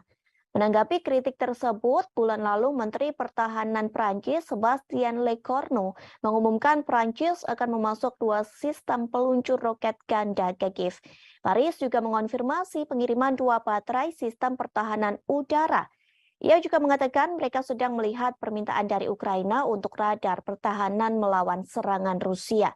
Prancis telah menyediakan sejumlah senjata untuk Ukraina, yakni howitzer, self-propelled Caesar, rudal anti-tank Milan, dan perangkat keras militer lainnya untuk dikirim ke Kiev. Sementara Moskow telah berulang kali memperingatkan negara-negara barat agar tidak mengirim senjata ke Ukraina. Pasalnya dengan bantuan dari negara barat, sama saja mereka sedang memperpanjang konflik.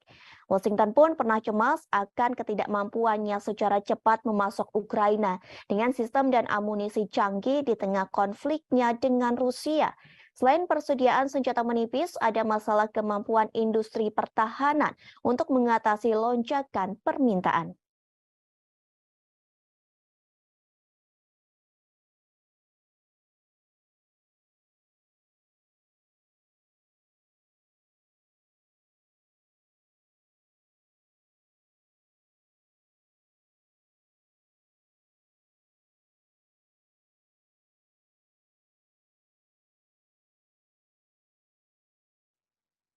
Ukraina kehilangan banyak pasukan dalam perang melawan Rusia.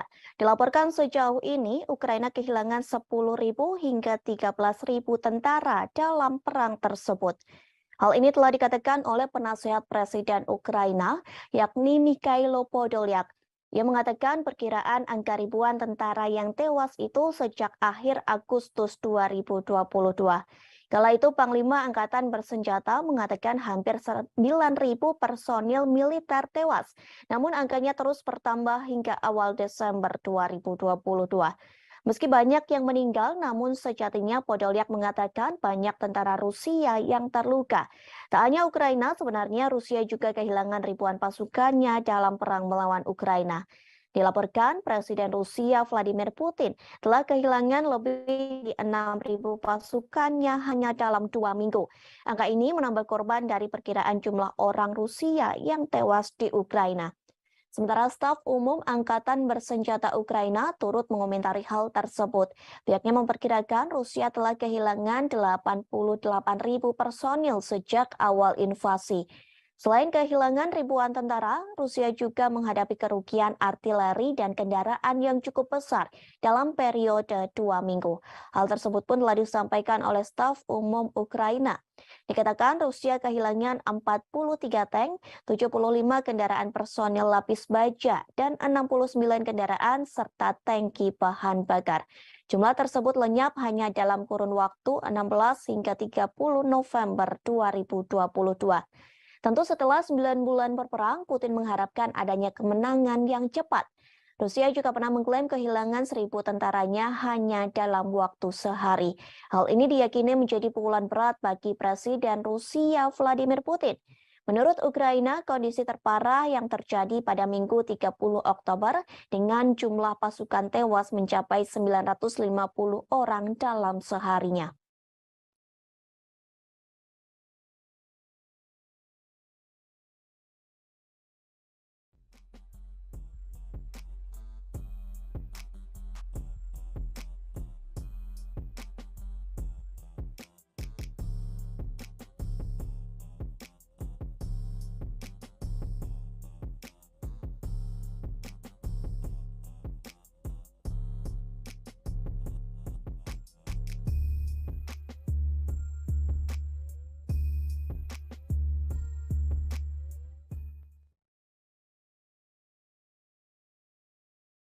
Ribuan tentara Rusia berusaha membuat skema untuk mengelabuhi Presiden Rusia Vladimir Putin. Hal ini dilakukan agar pasukan Rusia bisa terbebas dari perang melawan Ukraina. Dilaporkan sebanyak 3.500 tentara Rusia melakukan sebuah proyek yang telah dimulai pada September 2022. Proyek tersebut diberi nama I Want to Live. Sebenarnya proyek ini diinisiasi oleh pihak Ukraina. Pasalnya banyak tentara Rusia yang justru mengadu kepada Ukraina. Ribuan tentara Rusia menelepon hotline melalui aplikasi berpesan ke Kiev. Hal tersebut telah disampaikan oleh Kepala Proyek I Want to Live yakni Vitali Matvienko. Ia mengatakan lebih dari 3.500 tentara Rusia menelepon keluarganya yang berada di Ukraina.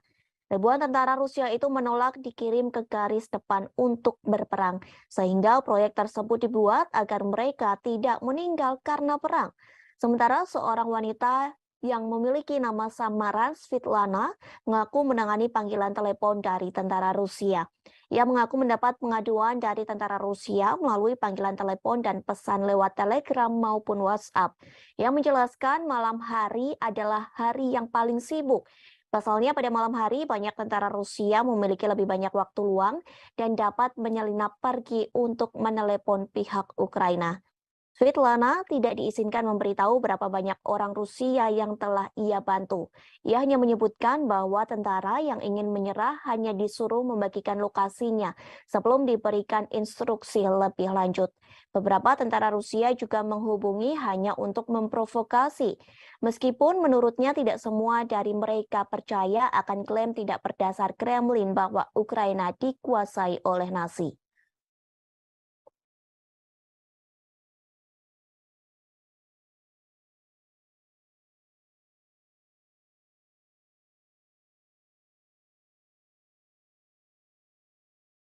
Rusia kembali memperingatkan NATO agar tidak memasok rudal Patriot ke Ukraina.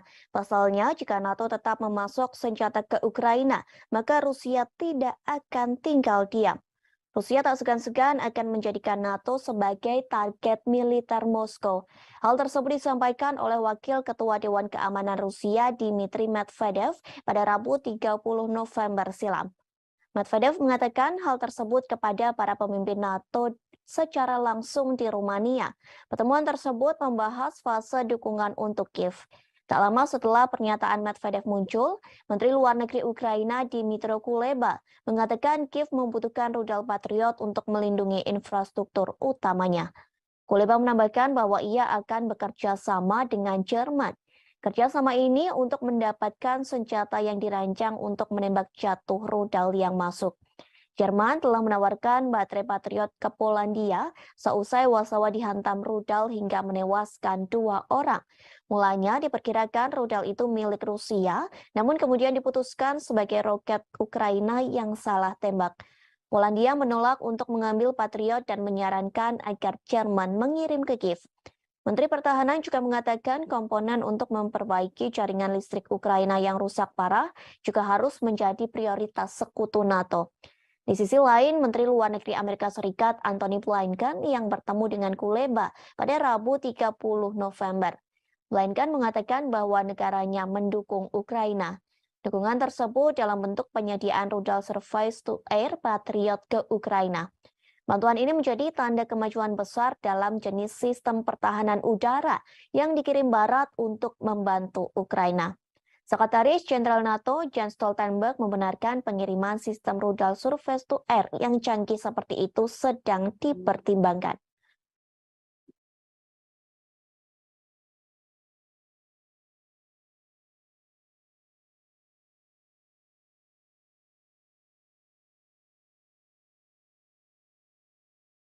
Presiden Amerika Serikat Joe Biden mengatakan siap bertemu dengan Presiden Rusia Vladimir Putin. Biden ingin bertemu dengan Putin dan berbicara terkait perang dengan Ukraina. Ia ingin meminta Putin agar segera mengakhiri invasinya ke negara yang dipimpin Presiden Volodymyr Zelensky. Hal tersebut diakui Biden saat ia bertemu dengan Presiden Prancis Emmanuel Macron. Pertemuan kedua pemimpin negara ini dilakukan di Gedung Putih pada Kamis 1 Desember 2022. Pertemuan tersebut untuk mempresentasikan front persatuan di Ukraina sembari mengecam invasi brutal yang dilakukan oleh pasukan Rusia. Seperti diketahui, Biden menolak berbicara dengan Putin sejak Februari 2022. Sementara Macron tetap membuka jalur komunikasi dengan Putin. Adapun Macron mengatakan bahwa ia akan terus berdialog dengan Vladimir Putin. Dialog untuk menjadi upaya mencegah eskalasi dan segera mengakhiri invasinya ke Ukraina. Selain menjanjikan dukungan untuk Ukraina, kedua pemimpin juga akan mencari cara untuk meredakan beberapa ketegangan ekonomi. Biden berjanji kepada Macron untuk membuat perubahan pada Undang-Undang Amerika Serikat yang disahkan oleh Kongres tahun ini yang dikhawatirkan negara-negara Eropa akan merugikan ekonomi mereka. Sementara itu, Macron mengatakan bahwa ia khawatir terhadap Undang-Undang Pengurangan Inflasi atau IRA Biden. Isi IRA itu yakni menawarkan subsidi besar-besaran untuk produk-produk buatan Amerika Serikat dan ditujukan demi mengatasi krisis iklim serta mempromosikan energi terbarunya. Diketahui beberapa waktu lalu para pemimpin Eropa mengatakan bahwa paket legislatif yang ditandatangani Biden tidak adil bagi perusahaan non-Amerika. Kebijakan tersebut akan menjadi pukulan serius bagi ekonomi mereka karena Eropa menghadapi dampak dari invasi Moskow.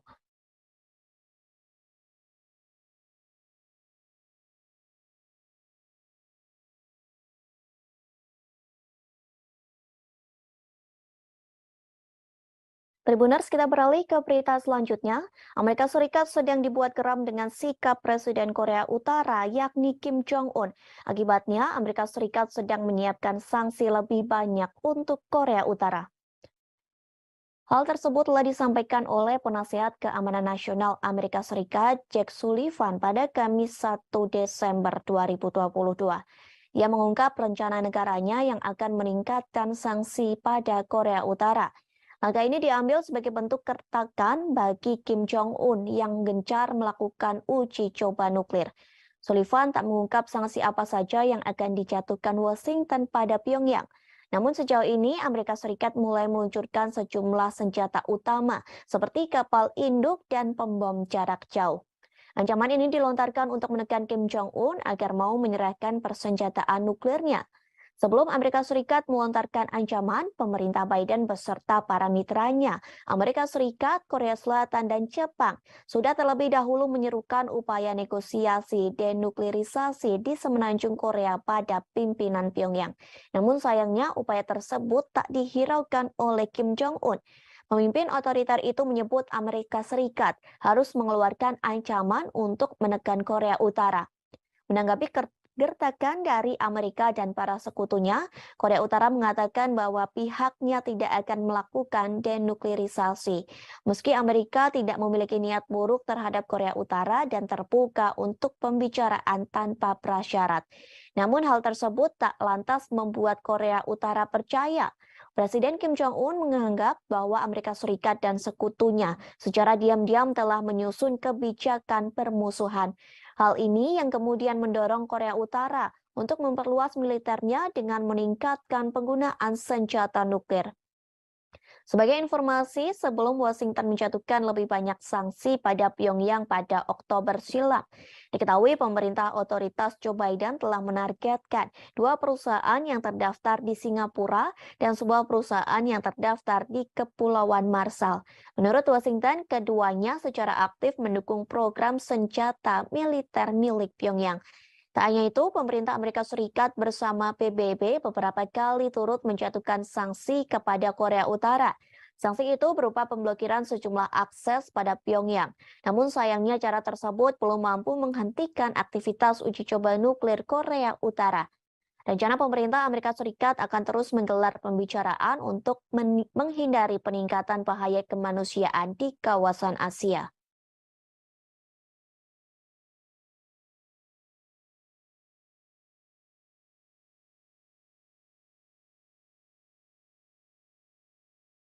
Amerika Serikat mulai takut dengan Cina karena rupanya memecahkan rekor sejarah di luar angkasa. Pasalnya, Cina memiliki 6 taikonaut di stasiun luar angkasa. Keberadaan mereka di satu tempat bersama-sama mencatatkan dalam sejarah sebagai populasi terbesar manusia yang di luar angkasa. Pertemuan ke-6 itu terjadi pada Rabu 30 November 2022 pagi waktu setempat.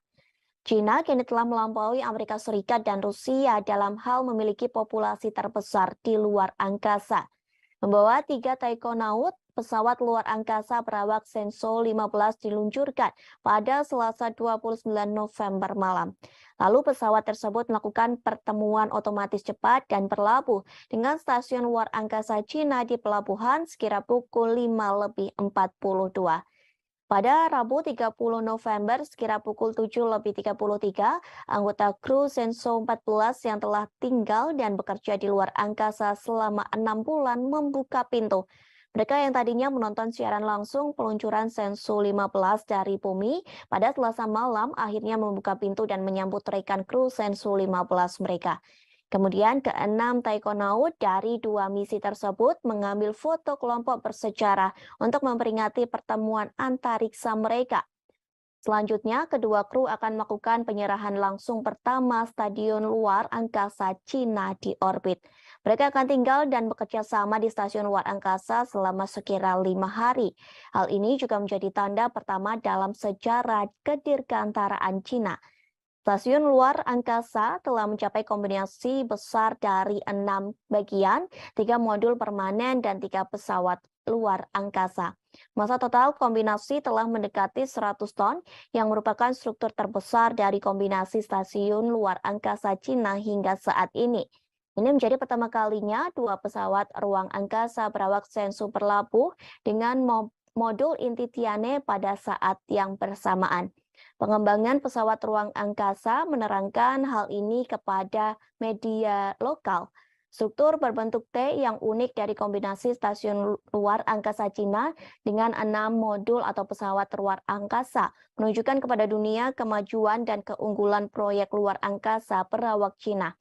Hingga Rabu, ada 13 orang yang mengorbit planet Bumi. Selain 6 taikonaut di stasiun luar angkasa Cina, ada 7 astronot yang tinggal dan bekerja di stasiun luar angkasa internasional. Itu berarti Cina saat ini memiliki populasi terbesar di luar angkasa. Serah terima langsung akan menjadi normal baru yang berarti bahwa pada tahap aplikasi dan pengembangan stasiun luar angkasa Cina, kemajuan ini mengubah landscape internasional ruang perawak karena Cina punya lebih banyak orang di luar angkasa daripada Amerika Serikat dan Rusia. Periode serah terima dengan 6 taikonaut tinggal dan bekerja di stasiun ruang angkasa juga memverifikasi kemampuan maksimum dan kinerja kontrol lingkungan. Keberadaan mereka akan menjadi sistem pendukung kehidupan di stasiun di bawah kondisi terisi penuh.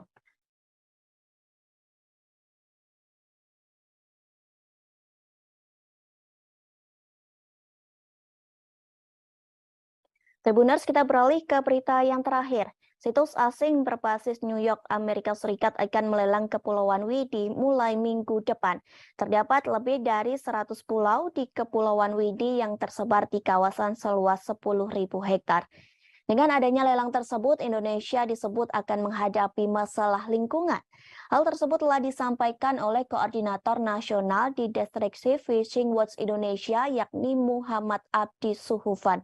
Ia meminta pemerintah Indonesia untuk menyelidiki lelang tersebut. Pasalnya, lelang itu telah menimbulkan kontroversi dan menarik perhatian publik Indonesia.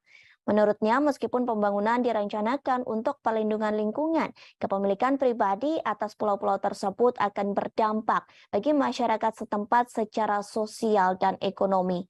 Ia juga mengatakan pelelangan tersebut akan berdampak sosial, yakni melampaui manfaat lingkungan yang diharapkan. Diketahui, hukum Indonesia menyatakan non-warga negara Indonesia tidak dapat secara resmi membeli pulau di negara tersebut. Namun, pembelian Kepulauan Widi bisa disiasati dengan membuat pemilik akhirnya mengakuisisi saham di PT Leadership East Island Indonesia. Wakil Presiden Eksekutif untuk Eropa, Timur Tengah, dan Afrika, yakni Charlie Smith, mengharapkan tawaran untuk Kepulauan Widi menjadi besar. Melalui situs asing, pelelangan Kepulauan Widi akan dibuka pada 8 Desember, pukul 8 waktu setempat atau pukul 16 waktu Indonesia Barat. Pelelangan akan berlangsung secara daring hingga 14 Desember 2022. Tidak ada harga dasar, tetapi penawar diminta untuk memberikan deposit sebesar 100.000 dolar Amerika Serikat atau setara dengan 1, miliar rupiah untuk membuktikan bahwa mereka serius. Sebelumnya, kabar pelelangan ini pun membuat TNI langsung bergerak. Mereka mengibarkan bendera merah putih hingga mengecat sebagian rumah warga selaras dengan warna bendera pada Minggu 27 November. TNI tersebut merupakan anggota Kodim 1509 Labuha Halmahera Selatan. Pengibaran bendera tersebut sebagai bentuk protes dengan adanya rencana pelelangan Pulau Widi di situs asing yang berbasis di Amerika Serikat. Dadim 1509 Labuha Letkol Kafromi Pranikotan Sitompul pun akhirnya buka suara. Menurutnya, pihaknya mengerahkan satu SST yang dikomandai dan Ramil 150904 MAFA Letda Infanteri Samuel Ano. Romi mengatakan kegiatan yang dilaksanakan di Pulau Widi itu untuk menegaskan kembali bahwa Widi tidak diperjualbelikan. Hal itu tertuang dalam undang-undang dan dijelaskan hanya bisa dikelola secara berkala dan berizin resmi. Pasalnya, Kepulauan Widi sendiri berada di wilayah konservasi terumbu karang, bakau, dan ikan. Romi menyebut TNI Angkatan Darat, khususnya Kodim 150 Labuha, hanya mengamankan aset milik negara guna menjaga kedaulatan negara. Selain itu, sebagai tanda bahwa TNI tak main-main dengan kedaulatan negara Indonesia.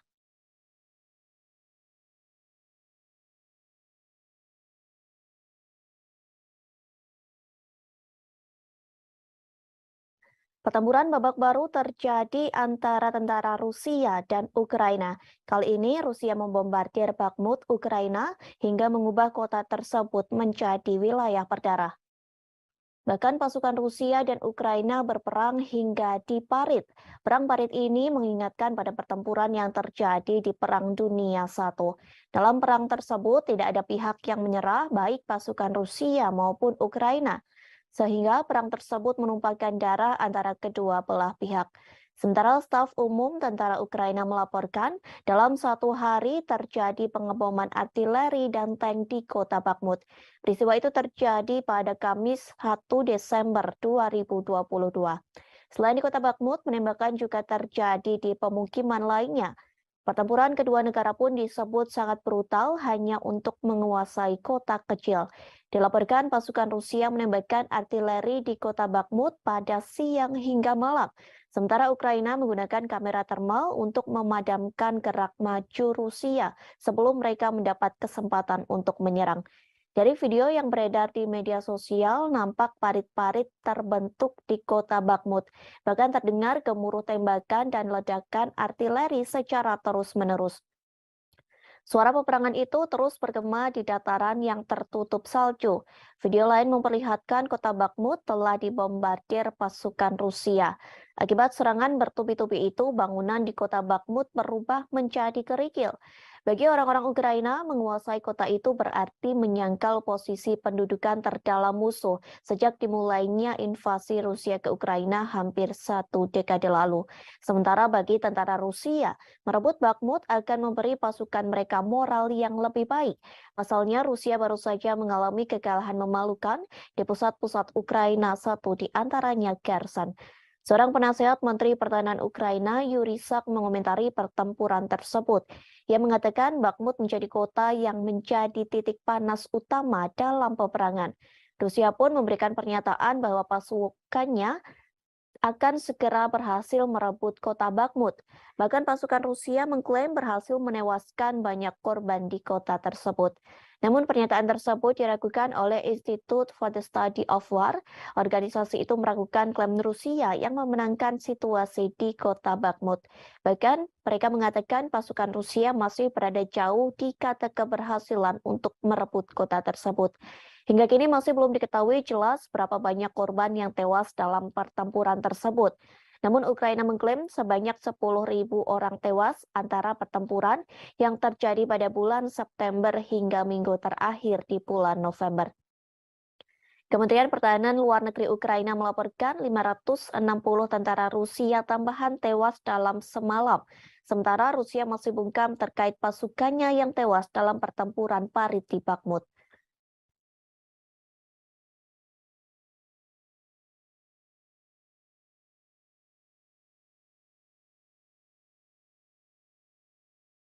Rusia menyebut pasukan Ukraina mengalami kebodohan dalam melakukan perang dengan Moskow. Pasalnya, militer Ukraina gagal menyerang rudal Rusia. Sebaliknya, serangan gagal itu justru menghancurkan senjata pertahanan milik Ukraina sendiri. Hal tersebut telah disampaikan oleh juru bicara Kementerian Pertahanan Rusia, Letnan Jenderal Igor Konasenkov. Ia mengatakan pasukan Rusia berhasil menembak jatuh pesawat tempur milik Ukraina. Jenis pesawat tempur Ukraina yang berhasil ditembak yakni Sukhoi Su-25. Peristiwa itu terjadi di wilayah Republik Rakyat Donetsk pada Rabu 30 November 2022. Igor Konasenkov mengatakan mulanya Ukraina hendak menyerang rudal pertahanan udara Rusia menggunakan Sukhoi Su-25. Namun serangan tersebut gagal total karena kebodohan militer Ukraina sendiri. Kegagalan tersebut lantaran unit artileri militer Rusia di Bakhmut selalu siap siaga, sehingga Rusia berhasil menggagalkan siasat dari pasukan Ukraina yang hendak menembak rudal udara Moskow. Rusia menggagalkan siasat itu dengan menembak jatuh pesawat tempur Sukhoi Su-25 milik Ukraina.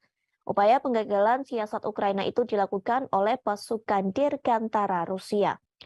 Angkatan bersenjata Federasi Rusia dilaporkan berhasil menembak jatuh 8 unit drone tempur milik Ukraina. Bahkan pesawat tanpa awak Ukraina juga berjatuhan di LPR dan Republik Zaporozhia. Diketahui sebelumnya pasukan Rusia membombardir kota Bakhmut, Ukraina, hingga mengubah kota tersebut menjadi wilayah berdarah. Bahkan pasukan Rusia dan Ukraina berperang hingga parit. Perang parit ini mengingatkan pada pertempuran yang terjadi di Perang Dunia Pertama. Dalam perang tersebut tidak ada pihak yang menyerah, baik pasukan Rusia maupun Ukraina, sehingga perang tersebut merupakan darah antara kedua belah pihak. Sementara staf umum tentara Ukraina melaporkan dalam satu hari terjadi pengeboman artileri dan tank di kota Bakhmut. Peristiwa tersebut terjadi pada Kamis 1 Desember 2022. Selain di kota Bakhmut, penembakan juga terjadi di pemukiman lainnya.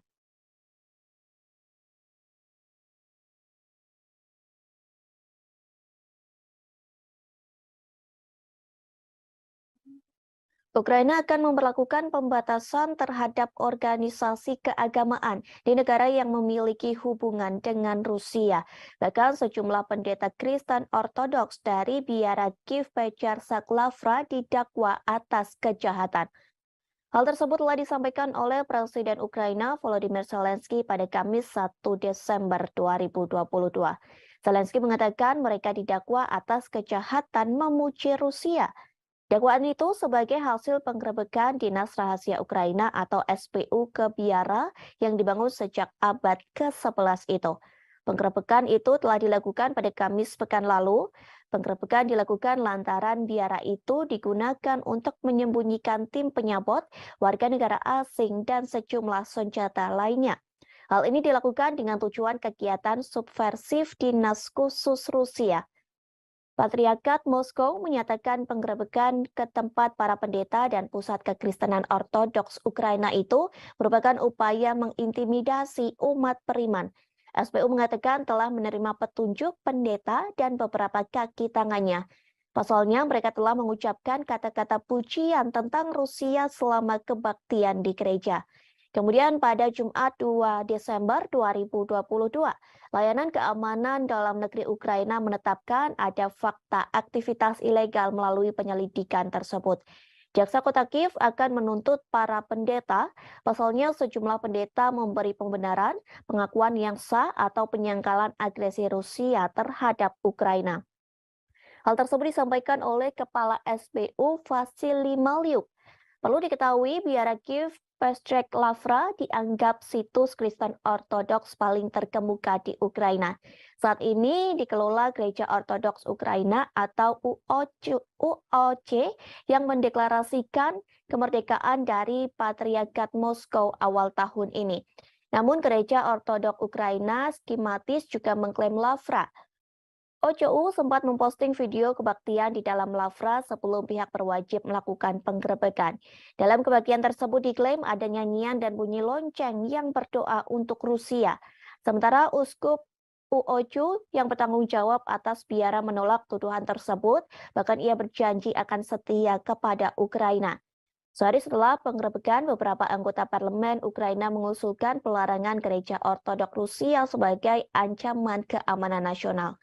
Media Ukraina telah menerbitkan rekaman mobil polisi dan petugas bersenjata yang berdiri di pintu masuk lingkungan bersejarah di ibu kota tersebut. Вільні народи незламної країни. Щороку, 1 грудня, ми згадуємо подію, яка визначила історію. Подію, яка сказала дуже багато про усіх нас, про українців, про те, хто ми є, і про те, ким ми ніколи не будемо. 1 грудня 31 рік тому відбувся референдум, який об'єднав всю територію нашої держави. Ніхто з наших людей не залишився за межами всеукраїнського рішення.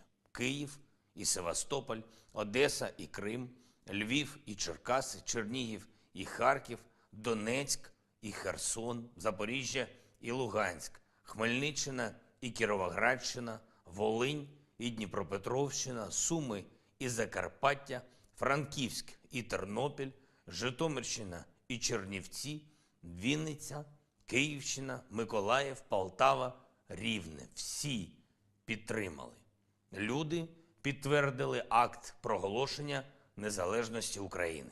Вільно і законно. Це був справжній референдум, а не якась імітація. Це був чесний референдум. Terendus Rusia akan melakukan kerjasama dengan China untuk melawan negara barat. Kerjasama ini dibuktikan lantaran Rusia mengerahkan pesawat pengebom strategis ke wilayah udara Asia Pasifik. Hal serupa pun telah dilakukan oleh China. Pernyataan tersebut disampaikan oleh Kementerian Pertahanan Rusia. Dilaporkan tentara Rusia tengah menerjunkan sejumlah pesawat tempur strategis termasuk Tu-95MS milik Moskow. Sementara China mengerahkan jet pembom strategis yakni H-6K. Dalam laporan yang dirilis Kementerian Pertahanan Rusia, patroli udara antara China dan Rusia digelar dengan menggunakan pesawat pengebom selama 8 jam. Kegiatan tersebut dilakukan di atas perairan Pasifik Barat, tepatnya di Laut Jepang dan Laut Cina Timur. Tak hanya melakukan patroli, aksi manuver pesawat pengebom Tu-95MS dan H-6K yang diselenggarakan pada Rabu 30 November 2022. Diklaim China dan Rusia melakukan serangkaian latihan bersama dengan menyelesaikan misi pendaratan silang di lanut kedua negara. Selama patroli berlangsung, pejabat Rusia menegaskan bahwa kedua pesawat yang tidak melanggar wilayah udara negara manapun. Pejabat Rusia mengklaim manuver ini juga dilakukan sesuai dengan ketentuan hukum internasional yang berlaku. Patroli ini merupakan kali pertama yang digelar antara Rusia dan China. Meskipun Rusia menyebut bahwa kerjasama ini dilakukan sebagai bagian dari rencana kongsi militer 202. Namun, Pentagon meyakini bahwa patroli kedua negara ini dilakukan untuk menyatukan kekuatan dalam menghadapi serangan militer Amerika Serikat. Pasalnya, hubungan ketiga negara tersebut sedang menegak. Ternyata hubungan Rusia dan China yang kian harmonis sudah terjalin sejak beberapa tahun terakhir. Kerjasama pertahanan antara China dan Rusia semakin kuat sejak Presiden Vladimir Putin mengirim pasukannya ke Ukraina pada 24 Februari. Bahkan di tengah memanasnya hubungan Rusia dengan negara-negara barat, pemerintah China nekat melakukan latihan gabungan dengan Rusia. Latihan tersebut telah dilakukan pada September 2022 silam.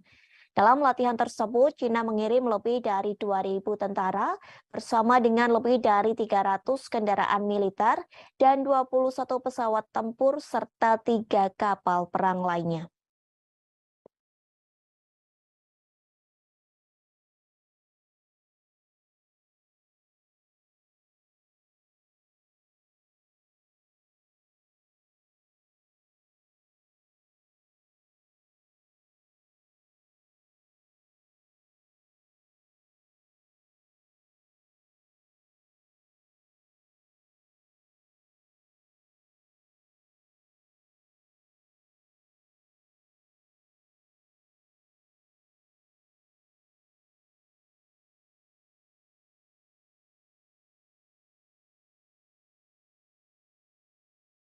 Tribuners, kita beralih ke berita selanjutnya. Prancis mengklaim tak akan lagi mengirim senjata ke Ukraina. Hal ini dikarenakan Prancis mengakui persediaan senjata di negaranya menipis.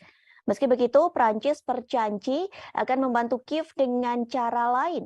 Hal tersebut disampaikan oleh seorang sumber anonim pada Kamis 1 Desember 2022. Sumber tersebut mengatakan Prancis berharap tetap menebus situasi lewat bantuan sipil. Prancis pun merasa sedih lantaran tak bisa mengirim senjata di tengah sebagian besar anggota NATO juga kehabisan senjata untuk dikirim ke Ukraina. Kini Prancis sedang berusaha untuk menyelenggarakan konferensi untuk ketahanan Ukraina bulan ini. Konferensi itu dilakukan sebagai bagian dari upayanya untuk mengatasi kurangnya bantuan militer.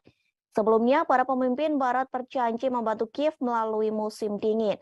Setidaknya, negara Barat akan mengirim selimut dan generator untuk membantu Ukraina pada musim dingin.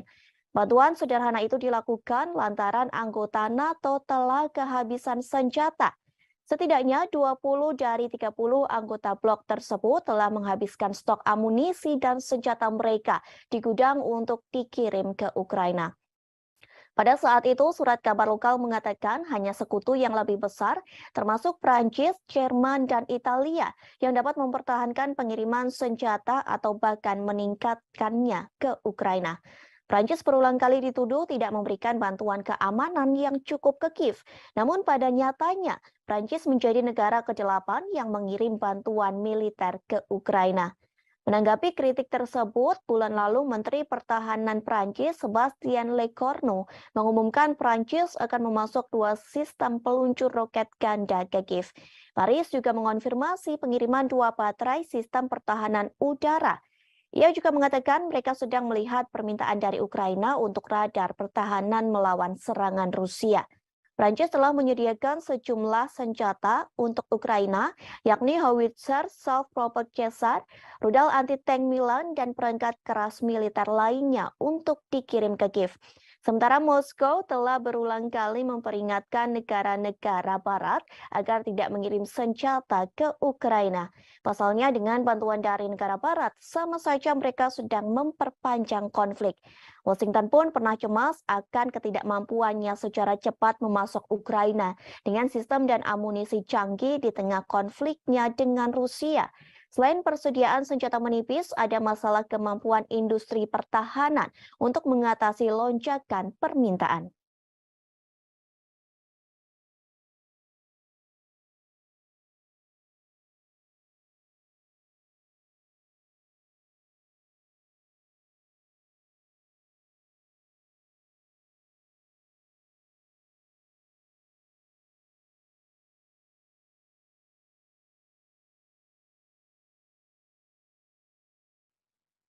Ukraina kehilangan banyak pasukan dalam perang melawan Rusia.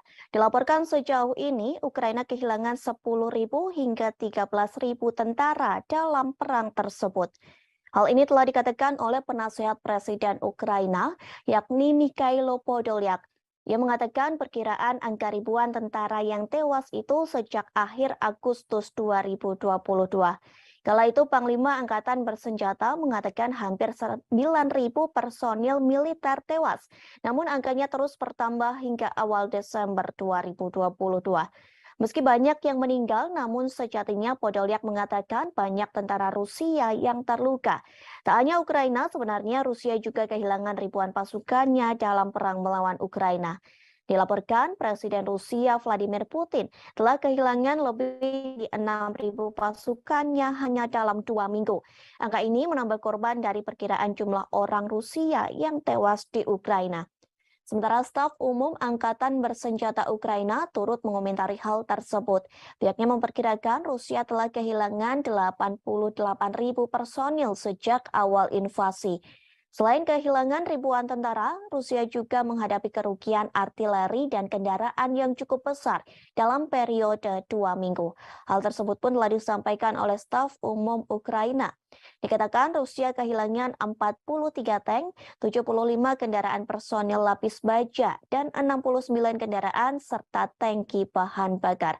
Jumlah tersebut lenyap hanya dalam kurun waktu 16 hingga 30 November 2022. Tentu setelah 9 bulan berperang, Putin mengharapkan adanya kemenangan yang cepat. Rusia juga pernah mengklaim kehilangan 1.000 tentaranya hanya dalam waktu sehari. Hal ini diyakini menjadi pukulan berat bagi Presiden Rusia Vladimir Putin.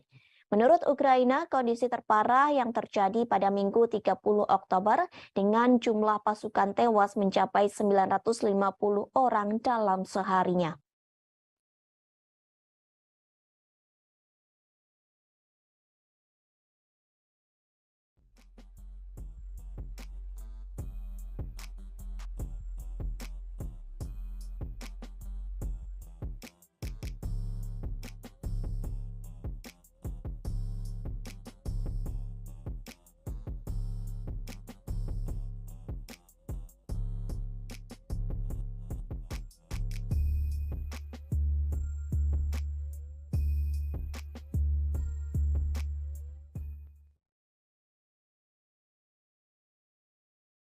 Ribuan tentara Rusia berusaha membuat skema untuk mengelabuhi Presiden Rusia Vladimir Putin. Hal ini dilakukan agar pasukan Rusia bisa terbebas dari perang melawan Ukraina. Dilaporkan sebanyak 3.500 tentara Rusia melakukan sebuah proyek yang telah dimulai pada September 2022. Proyek tersebut diberi nama I Want to Live. Sebenarnya proyek ini diinisiasi oleh pihak Ukraina. Pasalnya banyak tentara Rusia yang justru mengadu kepada Ukraina. Ribuan tentara Rusia menelepon hotline melalui aplikasi berpesan ke Kiev. Hal tersebut telah disampaikan oleh Kepala Proyek I Want to Live yakni Vitali Matvienko. Ia mengatakan lebih dari 3.500 tentara Rusia menelepon keluarganya yang berada di Ukraina. Ribuan tentara Rusia itu menolak dikirim ke garis depan untuk berperang, sehingga proyek tersebut dibuat agar mereka tidak meninggal karena perang. Sementara seorang wanita yang memiliki nama samaran Svetlana mengaku menangani panggilan telepon dari tentara Rusia. Ia mengaku mendapat pengaduan dari tentara Rusia melalui panggilan telepon dan pesan lewat Telegram maupun WhatsApp. Ia menjelaskan malam hari adalah hari yang paling sibuk. Pasalnya pada malam hari banyak tentara Rusia memiliki lebih banyak waktu luang dan dapat menyelinap pergi untuk menelepon pihak Ukraina. Svetlana tidak diizinkan memberitahu berapa banyak orang Rusia yang telah ia bantu. Ia hanya menyebutkan bahwa tentara yang ingin menyerah hanya disuruh membagikan lokasinya sebelum diberikan instruksi lebih lanjut. Beberapa tentara Rusia juga menghubungi hanya untuk memprovokasi. Meskipun menurutnya tidak semua dari mereka percaya akan klaim tidak berdasar Kremlin bahwa Ukraina dikuasai oleh Nazi.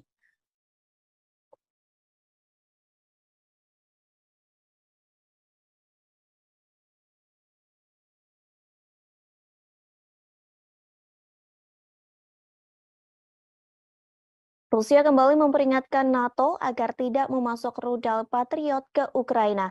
Pasalnya, jika NATO tetap memasok senjata ke Ukraina, maka Rusia tidak akan tinggal diam.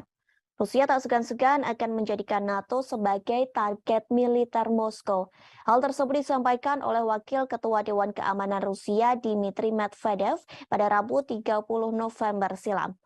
Medvedev mengatakan hal tersebut kepada para pemimpin NATO secara langsung di Rumania. Pertemuan tersebut membahas fase dukungan untuk Kiev. Tak lama setelah pernyataan Medvedev muncul, Menteri Luar Negeri Ukraina Dmytro Kuleba mengatakan Kiev membutuhkan rudal Patriot untuk melindungi infrastruktur utamanya. Kuleba menambahkan bahwa ia akan bekerja sama dengan Jerman. Kerjasama ini untuk mendapatkan senjata yang dirancang untuk menembak jatuh rudal yang masuk. Jerman telah menawarkan baterai Patriot ke Polandia seusai Warsawa dihantam rudal hingga menewaskan 2 orang. Mulanya diperkirakan rudal itu milik Rusia, namun kemudian diputuskan sebagai roket Ukraina yang salah tembak. Polandia menolak untuk mengambil Patriot dan menyarankan agar Jerman mengirim ke Kiev. Menteri Pertahanan juga mengatakan komponen untuk memperbaiki jaringan listrik Ukraina yang rusak parah juga harus menjadi prioritas sekutu NATO. Di sisi lain, Menteri Luar Negeri Amerika Serikat Antony Blinken yang bertemu dengan Kuleba pada Rabu 30 November. Blinken mengatakan bahwa negaranya mendukung Ukraina. Dukungan tersebut dalam bentuk penyediaan rudal surface-to-air Patriot ke Ukraina. Bantuan ini menjadi tanda kemajuan besar dalam jenis sistem pertahanan udara yang dikirim Barat untuk membantu Ukraina. Sekretaris Jenderal NATO Jens Stoltenberg membenarkan pengiriman sistem rudal surface-to-air yang canggih seperti itu sedang dipertimbangkan.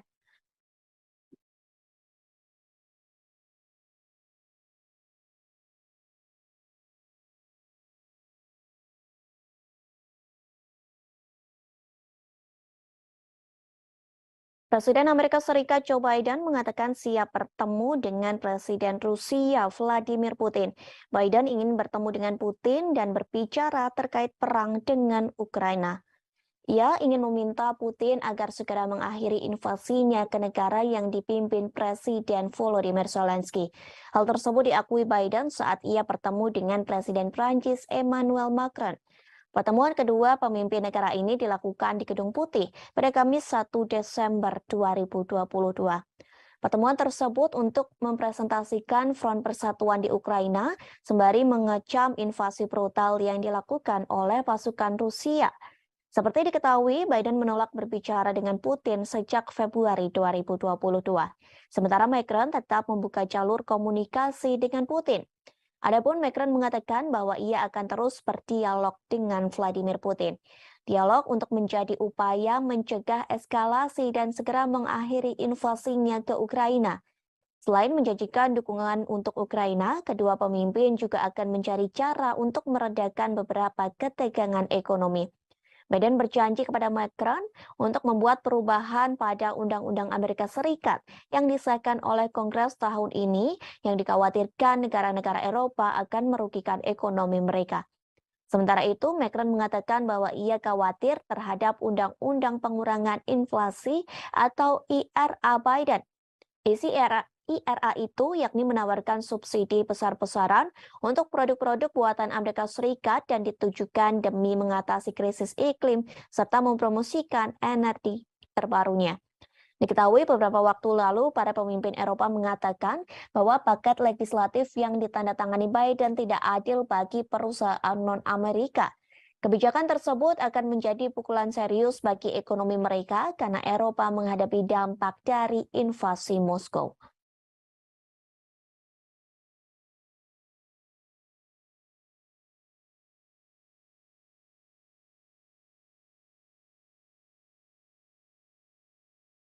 Tribuners, kita beralih ke berita selanjutnya. Amerika Serikat sedang dibuat geram dengan sikap Presiden Korea Utara, yakni Kim Jong-un.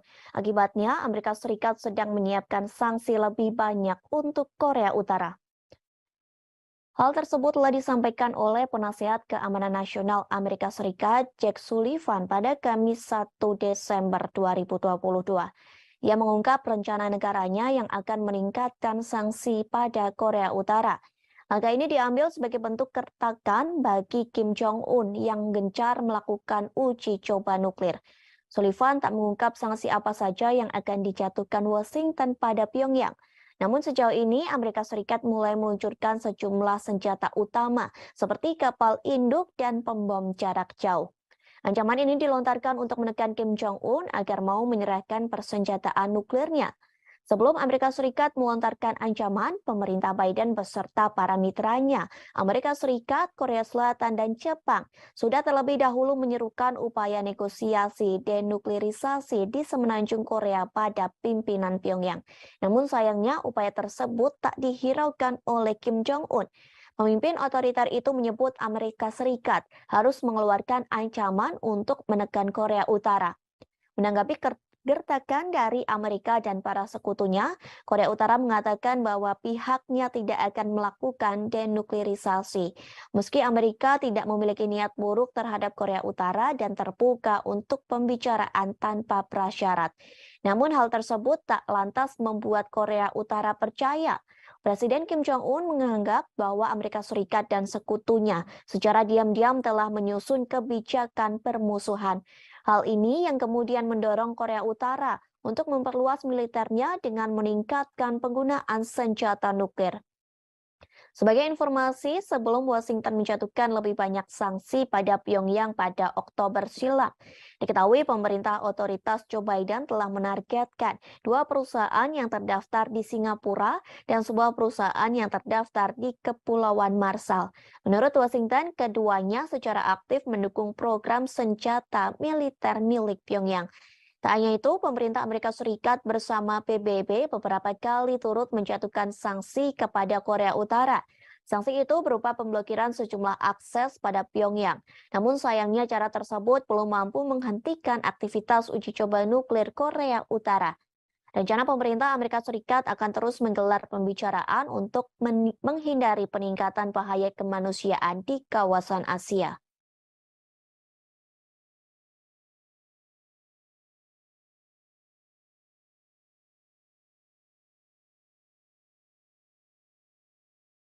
Amerika Serikat mulai takut dengan Cina karena rupanya memecahkan rekor sejarah di luar angkasa. Pasalnya, Cina memiliki 6 taikonaut di stasiun luar angkasa. Keberadaan mereka di satu tempat bersama-sama mencatatkan dalam sejarah sebagai populasi terbesar manusia yang di luar angkasa. Pertemuan ke-6 itu terjadi pada Rabu 30 November 2022 pagi waktu setempat. China kini telah melampaui Amerika Serikat dan Rusia dalam hal memiliki populasi terbesar di luar angkasa. Membawa 3 taikonaut, pesawat luar angkasa berawak Shenzhou 15 diluncurkan pada Selasa 29 November malam. Lalu pesawat tersebut melakukan pertemuan otomatis cepat dan berlabuh dengan stasiun luar angkasa China di pelabuhan sekira pukul 5:42. Pada Rabu 30 November sekira pukul 7:33, anggota kru Shenzhou 14 yang telah tinggal dan bekerja di luar angkasa selama 6 bulan membuka pintu. Mereka yang tadinya menonton siaran langsung peluncuran Shenzhou 15 dari bumi pada Selasa malam akhirnya membuka pintu dan menyambut rekan kru Shenzhou 15 mereka. Kemudian ke-6 taikonaut dari 2 misi tersebut mengambil foto kelompok bersejarah untuk memperingati pertemuan antariksa mereka. Selanjutnya, kedua kru akan melakukan penyerahan langsung pertama stadion luar angkasa China di orbit. Mereka akan tinggal dan bekerja sama di stasiun luar angkasa selama sekira 5 hari. Hal ini juga menjadi tanda pertama dalam sejarah kedirgantaraan China. Stasiun luar angkasa telah mencapai kombinasi besar dari 6 bagian, 3 modul permanen, dan 3 pesawat luar angkasa. Masa total kombinasi telah mendekati 100 ton, yang merupakan struktur terbesar dari kombinasi stasiun luar angkasa Cina hingga saat ini. Ini menjadi pertama kalinya 2 pesawat ruang angkasa berawak Shenzhou berlabuh dengan modul inti Tianhe pada saat yang bersamaan. Pengembangan pesawat ruang angkasa menerangkan hal ini kepada media lokal. Struktur berbentuk T yang unik dari kombinasi stasiun luar angkasa Cina dengan 6 modul atau pesawat luar angkasa menunjukkan kepada dunia kemajuan dan keunggulan proyek luar angkasa berawak Cina. Hingga Rabu, ada 13 orang yang mengorbit planet bumi. Selain 6 taikonaut di stasiun luar angkasa Cina, ada 7 astronot yang tinggal dan bekerja di stasiun luar angkasa internasional. Itu berarti Cina saat ini memiliki populasi terbesar di luar angkasa. Serah terima langsung akan menjadi normal baru yang berarti bahwa pada tahap aplikasi dan pengembangan stasiun luar angkasa Cina, kemajuan ini mengubah landscape internasional ruang berawak karena Cina punya lebih banyak orang di luar angkasa daripada Amerika Serikat dan Rusia. Periode serah terima dengan 6 taikonaut tinggal dan bekerja di stasiun ruang angkasa juga memverifikasi kemampuan maksimum dan kinerja kontrol lingkungan. Keberadaan mereka akan menjadi sistem pendukung kehidupan di stasiun di bawah kondisi terisi penuh.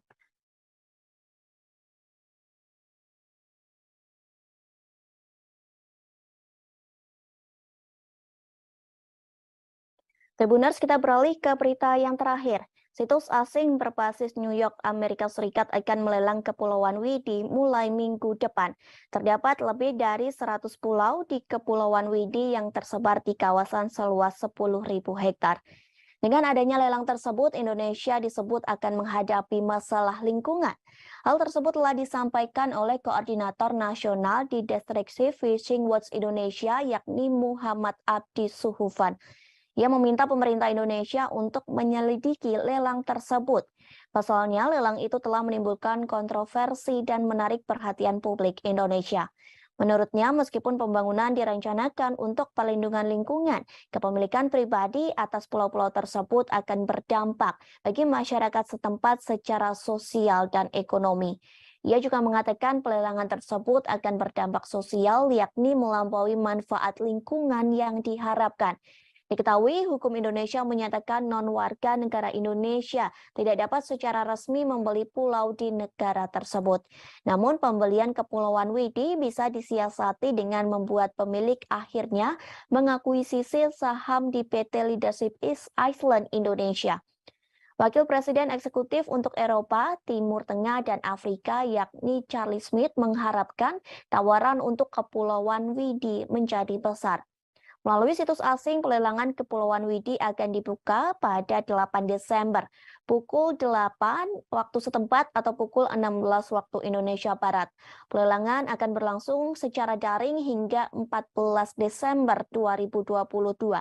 Tidak ada harga dasar, tetapi penawar diminta untuk memberikan deposit sebesar 100.000 dolar Amerika Serikat atau setara dengan 1, miliar rupiah untuk membuktikan bahwa mereka serius. Sebelumnya, kabar pelelangan ini pun membuat TNI langsung bergerak. Mereka mengibarkan bendera merah putih hingga mengecat sebagian rumah warga selaras dengan warna bendera pada Minggu 27 November. TNI tersebut merupakan anggota Kodim 1509 Labuha Halmahera Selatan. Pengibaran bendera tersebut sebagai bentuk protes dengan adanya rencana pelelangan Pulau Widi di situs asing yang berbasis di Amerika Serikat. Dadim 1509 Labuha Letkol Kafromi Pranikotan Sitompul pun akhirnya buka suara.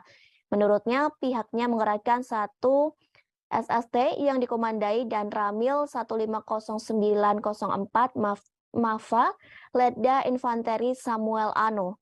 Romi mengatakan kegiatan yang dilaksanakan di Pulau Widi itu untuk menegaskan kembali bahwa Widi tidak diperjualbelikan. Hal itu tertuang dalam undang-undang dan dijelaskan hanya bisa dikelola secara berkala dan berizin resmi. Pasalnya, Kepulauan Widi sendiri berada di wilayah konservasi terumbu karang, bakau, dan ikan. Romi menyebut TNI Angkatan Darat, khususnya Kodim 150 Labuha, hanya mengamankan aset milik negara guna menjaga kedaulatan negara. Selain itu, sebagai tanda bahwa TNI tak main-main dengan kedaulatan negara Indonesia.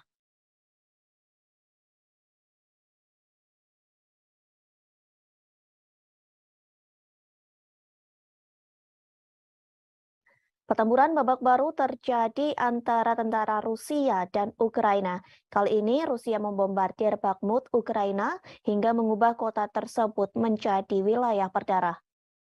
Bahkan pasukan Rusia dan Ukraina berperang hingga di Parit. Perang Parit ini mengingatkan pada pertempuran yang terjadi di Perang Dunia I. Dalam perang tersebut tidak ada pihak yang menyerah, baik pasukan Rusia maupun Ukraina, sehingga perang tersebut menumpahkan darah antara kedua belah pihak. Sementara staf umum tentara Ukraina melaporkan, dalam satu hari terjadi pengeboman artileri dan tank di kota Bakhmut. Peristiwa itu terjadi pada Kamis 1 Desember 2022. Selain di kota Bakhmut, penembakan juga terjadi di pemukiman lainnya. Pertempuran kedua negara pun disebut sangat brutal hanya untuk menguasai kota kecil. Dilaporkan pasukan Rusia menembakkan artileri di kota Bakhmut pada siang hingga malam. Sementara Ukraina menggunakan kamera termal untuk memadamkan gerak maju Rusia sebelum mereka mendapat kesempatan untuk menyerang. Dari video yang beredar di media sosial, nampak parit-parit terbentuk di kota Bakhmut. Bahkan terdengar gemuruh tembakan dan ledakan artileri secara terus-menerus. Suara peperangan itu terus bergema di dataran yang tertutup salju. Video lain memperlihatkan kota Bakhmut telah dibombardir pasukan Rusia. Akibat serangan bertubi-tubi itu, bangunan di kota Bakhmut berubah menjadi kerikil. Bagi orang-orang Ukraina, menguasai kota itu berarti menyangkal posisi pendudukan terdalam musuh sejak dimulainya invasi Rusia ke Ukraina hampir 1 dekade lalu. Sementara bagi tentara Rusia, merebut Bakhmut akan memberi pasukan mereka moral yang lebih baik. Pasalnya, Rusia baru saja mengalami kekalahan memalukan di pusat-pusat Ukraina, satu di antaranya Kherson. Seorang penasehat Menteri Pertahanan Ukraina, Yuri Sak, mengomentari pertempuran tersebut. Ia mengatakan Bakhmut menjadi kota yang menjadi titik panas utama dalam peperangan. Rusia pun memberikan pernyataan bahwa pasukannya akan segera berhasil merebut kota Bakhmut. Bahkan pasukan Rusia mengklaim berhasil menewaskan banyak korban di kota tersebut. Namun pernyataan tersebut diragukan oleh Institute for the Study of War. Organisasi itu meragukan klaim Rusia yang memenangkan situasi di kota Bakhmut. Bahkan mereka mengatakan pasukan Rusia masih berada jauh di kata keberhasilan untuk merebut kota tersebut. Hingga kini masih belum diketahui jelas berapa banyak korban yang tewas dalam pertempuran tersebut. Namun Ukraina mengklaim sebanyak 10.000 orang tewas antara pertempuran yang terjadi pada bulan September hingga minggu terakhir di bulan November. Kementerian Pertahanan Luar Negeri Ukraina melaporkan 560 tentara Rusia tambahan tewas dalam semalam. Sementara Rusia masih bungkam terkait pasukannya yang tewas dalam pertempuran parit di Bakhmut.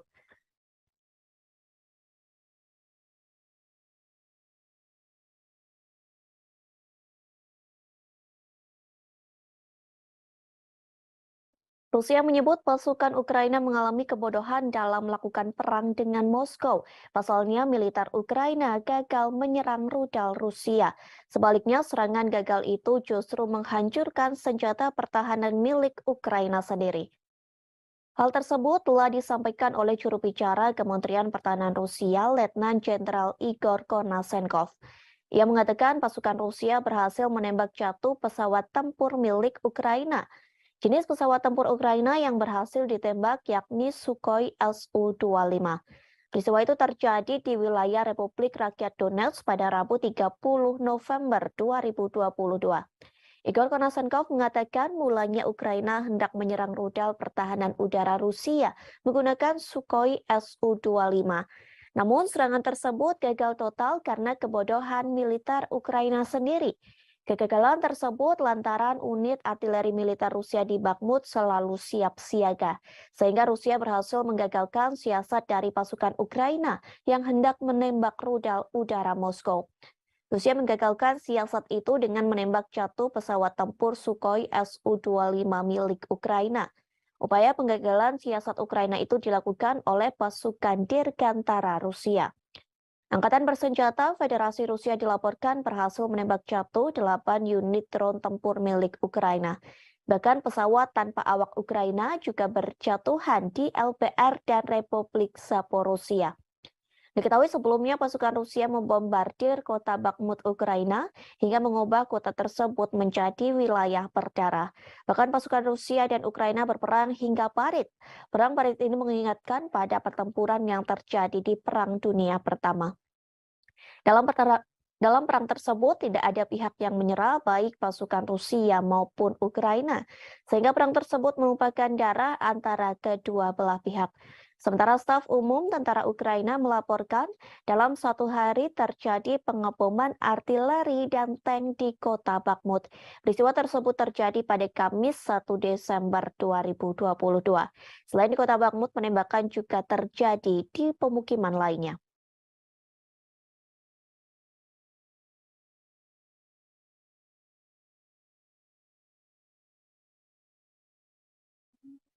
Ukraina akan memberlakukan pembatasan terhadap organisasi keagamaan di negara yang memiliki hubungan dengan Rusia. Bahkan sejumlah pendeta Kristen Ortodoks dari biara Kiev Pechersk-Lavra didakwa atas kejahatan. Hal tersebut telah disampaikan oleh Presiden Ukraina Volodymyr Zelensky pada Kamis 1 Desember 2022. Zelensky mengatakan mereka didakwa atas kejahatan memuji Rusia. Dakwaan itu sebagai hasil penggerebekan Dinas Rahasia Ukraina atau SPU ke biara yang dibangun sejak abad ke-11 itu. Penggerebekan itu telah dilakukan pada Kamis pekan lalu. Penggerebekan dilakukan lantaran biara itu digunakan untuk menyembunyikan tim penyabot, warga negara asing, dan sejumlah senjata lainnya. Hal ini dilakukan dengan tujuan kegiatan subversif Dinas Khusus Rusia. Patriarkat Moskow menyatakan penggerebekan ke tempat para pendeta dan pusat kekristenan Ortodoks Ukraina itu merupakan upaya mengintimidasi umat beriman. SBU mengatakan telah menerima petunjuk pendeta dan beberapa kaki tangannya. Pasalnya mereka telah mengucapkan kata-kata pujian tentang Rusia selama kebaktian di gereja. Kemudian pada Jumat 2 Desember 2022, Layanan Keamanan Dalam Negeri Ukraina menetapkan ada fakta aktivitas ilegal melalui penyelidikan tersebut. Jaksa Kota Kiev akan menuntut para pendeta, pasalnya sejumlah pendeta memberi pembenaran, pengakuan yang sah atau penyangkalan agresi Rusia terhadap Ukraina. Hal tersebut disampaikan oleh Kepala SBU Vasily Malyuk. Perlu diketahui, biara Kiev Pestrek Lavra dianggap situs Kristen Ortodoks paling terkemuka di Ukraina. Saat ini dikelola Gereja Ortodoks Ukraina atau UOC yang mendeklarasikan kemerdekaan dari Patriarkat Moskow awal tahun ini. Namun Gereja Ortodoks Ukraina skematis juga mengklaim Lavra. OCU sempat memposting video kebaktian di dalam Lavra sebelum pihak berwajib melakukan penggerebekan. Dalam kebaktian tersebut diklaim ada nyanyian dan bunyi lonceng yang berdoa untuk Rusia. Sementara Uskup UOCU yang bertanggung jawab atas biara menolak tuduhan tersebut, bahkan ia berjanji akan setia kepada Ukraina. Sehari setelah penggerebekan, beberapa anggota parlemen Ukraina mengusulkan pelarangan gereja Ortodoks Rusia sebagai ancaman keamanan nasional. Media Ukraina telah menerbitkan rekaman mobil polisi dan petugas bersenjata yang berdiri di pintu masuk lingkungan bersejarah di ibu kota tersebut. Вільні народи незламної країни. Щороку, 1 грудня, ми згадуємо подію, яка визначила історію. Подію, яка сказала дуже багато про усіх нас, про українців, про те, хто ми є, і про те, ким ми ніколи не будемо. 1 грудня 31 рік тому відбувся референдум, який об'єднав всю територію нашої держави. Ніхто з наших людей не залишився за межами всеукраїнського рішення. Київ і Севастополь, Одеса і Крим, Львів і Черкаси, Чернігів і Харків, Донецьк і Херсон, Запоріжжя і Луганськ, Хмельниччина і Кіровоградщина, Волинь і Дніпропетровщина, Суми і Закарпаття, Франківськ і Тернопіль, Житомирщина і Чернівці, Вінниця, Київщина, Миколаїв, Полтава, Рівне. Всі підтримали. Люди підтвердили акт проголошення незалежності України. Вільно і законно. Це був справжній референдум, а не якась імітація. Це був чесний референдум. Terendus Rusia akan melakukan kerjasama dengan China untuk melawan negara barat. Kerjasama ini dibuktikan lantaran Rusia mengerahkan pesawat pengebom strategis ke wilayah udara Asia Pasifik. Hal serupa pun telah dilakukan oleh China. Pernyataan tersebut disampaikan oleh Kementerian Pertahanan Rusia. Dilaporkan tentara Rusia tengah menerjunkan sejumlah pesawat tempur strategis termasuk Tu-95MS milik Moskow. Sementara China mengerahkan jet pembom strategis yakni H-6K. Dalam laporan yang dirilis Kementerian Pertahanan Rusia, patroli udara antara China dan Rusia digelar dengan menggunakan pesawat pengebom selama 8 jam. Kegiatan tersebut dilakukan di atas perairan Pasifik Barat, tepatnya di Laut Jepang dan Laut Cina Timur. Tak hanya melakukan patroli, aksi manuver pesawat pengebom Tu-95MS dan H-6K yang diselenggarakan pada Rabu 30 November 2022. Diklaim China dan Rusia melakukan serangkaian latihan bersama dengan menyelesaikan misi pendaratan silang di lanut kedua negara. Selama patroli berlangsung, pejabat Rusia menegaskan bahwa kedua pesawat yang tidak melanggar wilayah udara negara manapun. Pejabat Rusia mengklaim manuver ini juga dilakukan sesuai dengan ketentuan hukum internasional yang berlaku. Patroli ini merupakan kali pertama yang digelar antara Rusia dan China. Meskipun Rusia menyebut bahwa kerjasama ini dilakukan sebagai bagian dari rencana kongsi militer 202. Namun Pentagon meyakini bahwa patroli kedua negara ini dilakukan untuk menyatukan kekuatan dalam menghadapi serangan militer Amerika Serikat. Pasalnya hubungan ketiga negara tersebut sedang menegang. Ternyata hubungan Rusia dan China yang kian harmonis sudah terjalin sejak beberapa tahun terakhir. Kerjasama pertahanan antara China dan Rusia semakin kuat sejak Presiden Vladimir Putin mengirim pasukannya ke Ukraina pada 24 Februari. Bahkan di tengah memanasnya hubungan Rusia dengan negara-negara barat, pemerintah China nekat melakukan latihan gabungan dengan Rusia. Latihan tersebut telah dilakukan pada September 2022 silam. Dalam latihan tersebut, China mengirim lebih dari 2.000 tentara bersama dengan lebih dari 300 kendaraan militer dan 21 pesawat tempur serta 3 kapal perang lainnya.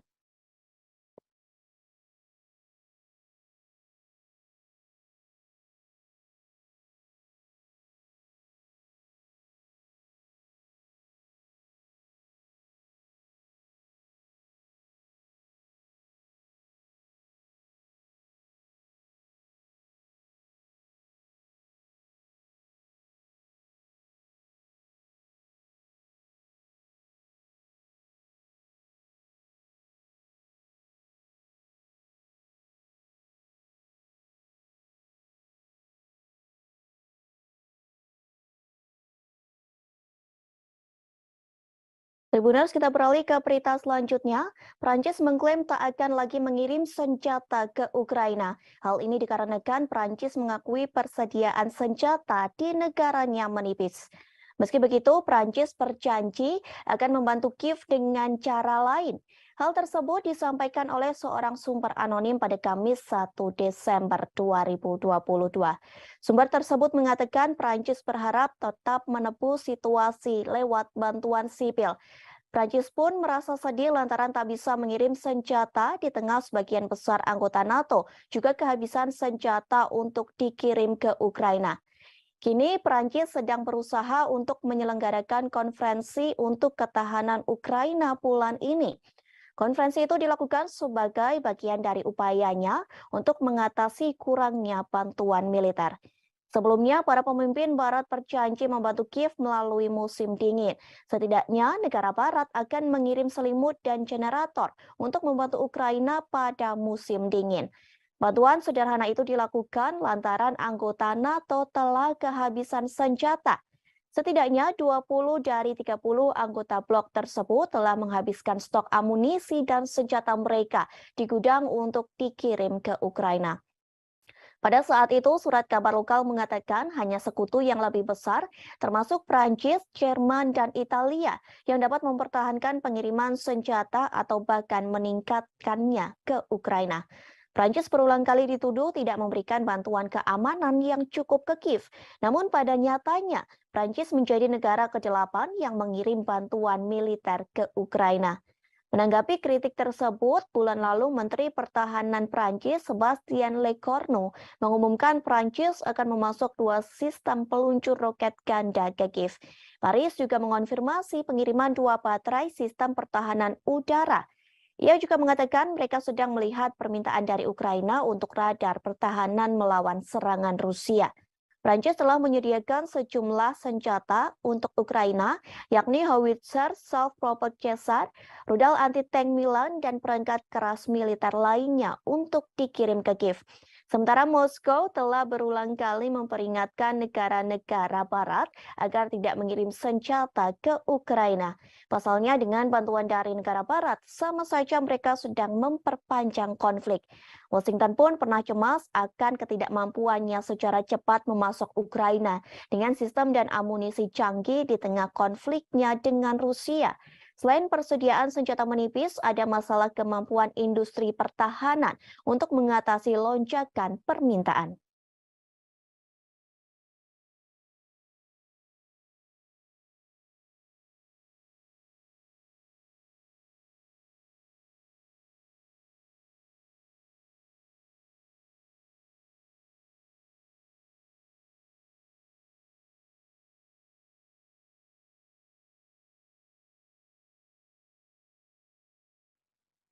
Ukraina kehilangan banyak pasukan dalam perang melawan Rusia.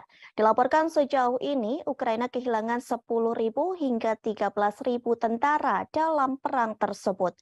Hal ini telah dikatakan oleh penasehat Presiden Ukraina, yakni Mikhailo Podolyak. Ia mengatakan perkiraan angka ribuan tentara yang tewas itu sejak akhir Agustus 2022. Kala itu Panglima Angkatan Bersenjata mengatakan hampir 9.000 personil militer tewas, namun angkanya terus bertambah hingga awal Desember 2022. Meski banyak yang meninggal, namun sejatinya Podolyak mengatakan banyak tentara Rusia yang terluka. Tak hanya Ukraina, sebenarnya Rusia juga kehilangan ribuan pasukannya dalam perang melawan Ukraina. Dilaporkan Presiden Rusia Vladimir Putin telah kehilangan lebih dari 6.000 pasukannya hanya dalam 2 minggu. Angka ini menambah korban dari perkiraan jumlah orang Rusia yang tewas di Ukraina. Sementara staf umum Angkatan Bersenjata Ukraina turut mengomentari hal tersebut. Pihaknya memperkirakan Rusia telah kehilangan 88.000 personil sejak awal invasi. Selain kehilangan ribuan tentara, Rusia juga menghadapi kerugian artileri dan kendaraan yang cukup besar dalam periode 2 minggu. Hal tersebut pun telah disampaikan oleh staf umum Ukraina. Dikatakan Rusia kehilangan 43 tank, 75 kendaraan personil lapis baja, dan 69 kendaraan serta tangki bahan bakar. Jumlah tersebut lenyap hanya dalam kurun waktu 16 hingga 30 November 2022. Tentu setelah 9 bulan berperang, Putin mengharapkan adanya kemenangan yang cepat. Rusia juga pernah mengklaim kehilangan 1.000 tentaranya hanya dalam waktu sehari. Hal ini diyakini menjadi pukulan berat bagi Presiden Rusia Vladimir Putin. Menurut Ukraina, kondisi terparah yang terjadi pada Minggu 30 Oktober dengan jumlah pasukan tewas mencapai 950 orang dalam seharinya.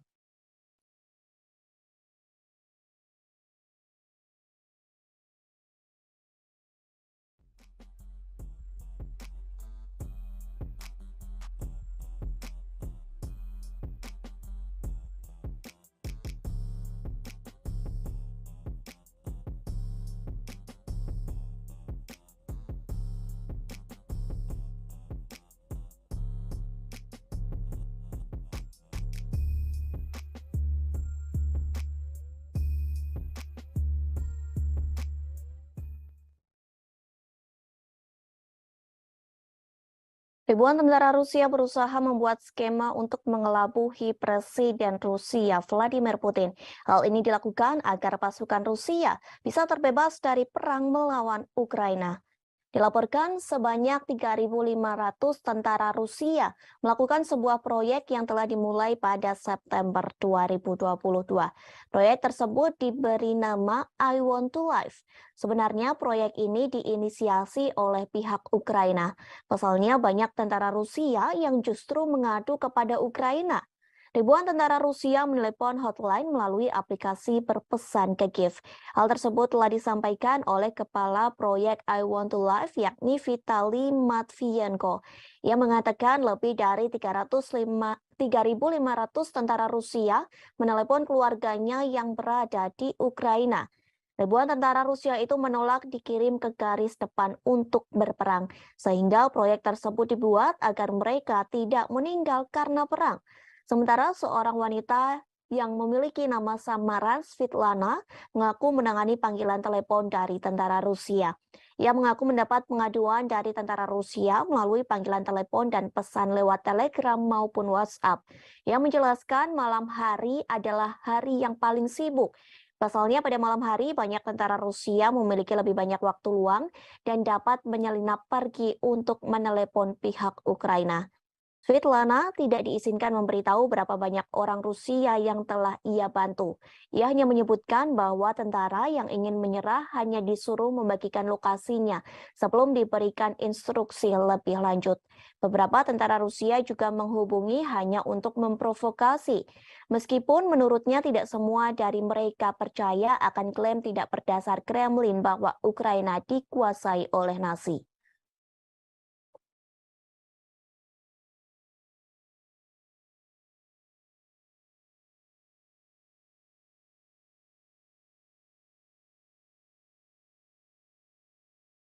Rusia kembali memperingatkan NATO agar tidak memasok rudal Patriot ke Ukraina. Pasalnya, jika NATO tetap memasok senjata ke Ukraina, maka Rusia tidak akan tinggal diam. Rusia tak segan-segan akan menjadikan NATO sebagai target militer Moskow. Hal tersebut disampaikan oleh Wakil Ketua Dewan Keamanan Rusia Dmitry Medvedev pada Rabu 30 November silam. Medvedev mengatakan hal tersebut kepada para pemimpin NATO secara langsung di Rumania. Pertemuan tersebut membahas fase dukungan untuk Kiev. Tak lama setelah pernyataan Medvedev muncul, Menteri Luar Negeri Ukraina Dmytro Kuleba mengatakan Kiev membutuhkan rudal Patriot untuk melindungi infrastruktur utamanya. Kuleba menambahkan bahwa ia akan bekerja sama dengan Jerman. Kerjasama ini untuk mendapatkan senjata yang dirancang untuk menembak jatuh rudal yang masuk. Jerman telah menawarkan baterai Patriot ke Polandia seusai Warsawa dihantam rudal hingga menewaskan 2 orang. Mulanya diperkirakan rudal itu milik Rusia, namun kemudian diputuskan sebagai roket Ukraina yang salah tembak. Polandia menolak untuk mengambil Patriot dan menyarankan agar Jerman mengirim ke Kiev.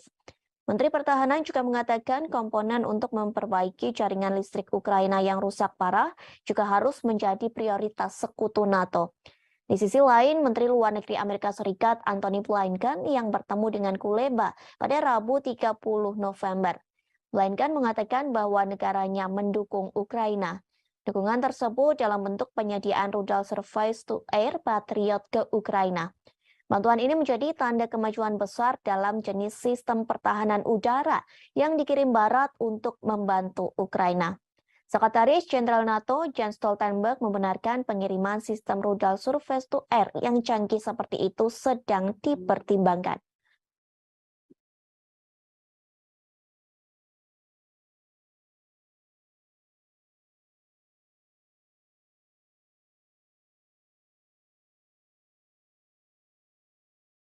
Presiden Amerika Serikat Joe Biden mengatakan siap bertemu dengan Presiden Rusia Vladimir Putin.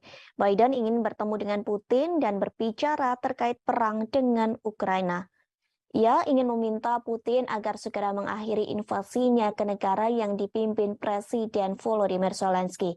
Hal tersebut diakui Biden saat ia bertemu dengan Presiden Prancis Emmanuel Macron.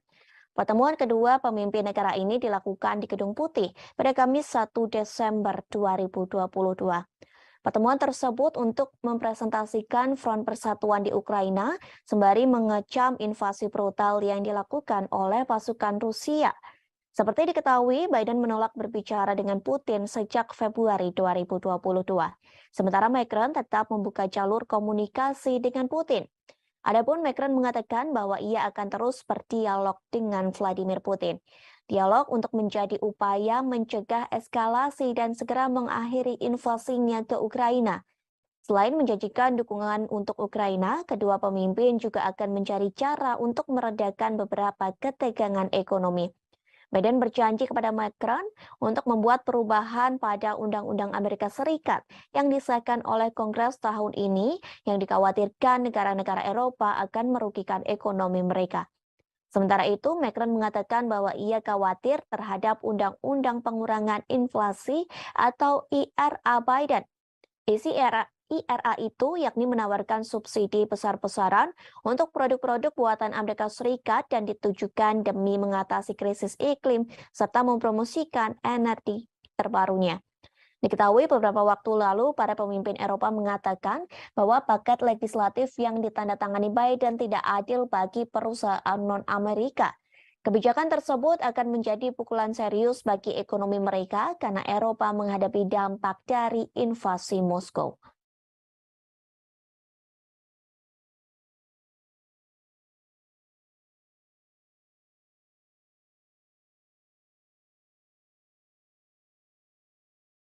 Tribuners, kita beralih ke berita selanjutnya.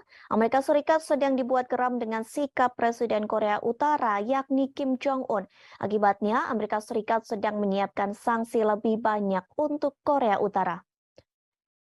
Hal tersebut telah disampaikan oleh Penasihat Keamanan Nasional Amerika Serikat Jake Sullivan pada Kamis 1 Desember 2022. Ia mengungkap rencana negaranya yang akan meningkatkan sanksi pada Korea Utara.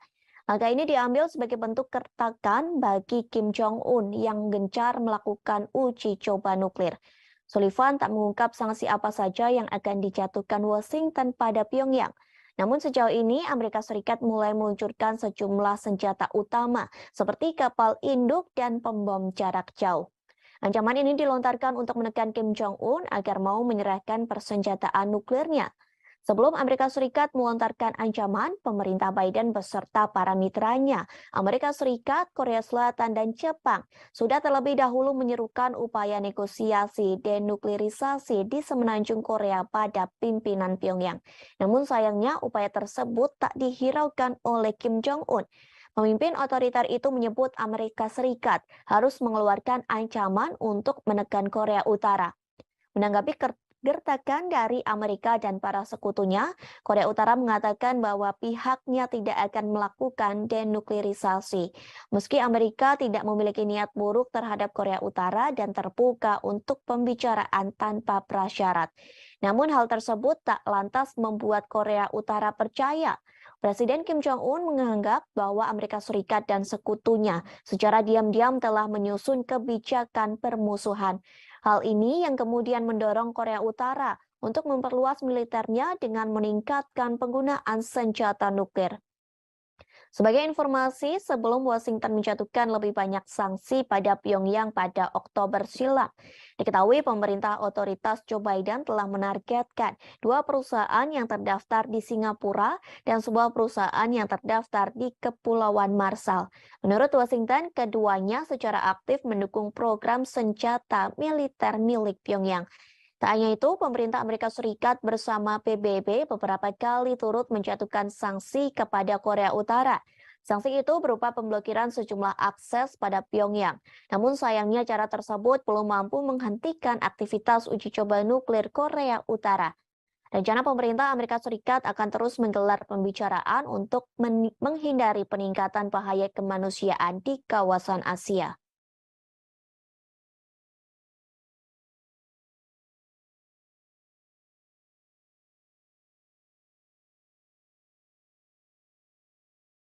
Amerika Serikat mulai takut dengan Cina karena rupanya memecahkan rekor sejarah di luar angkasa.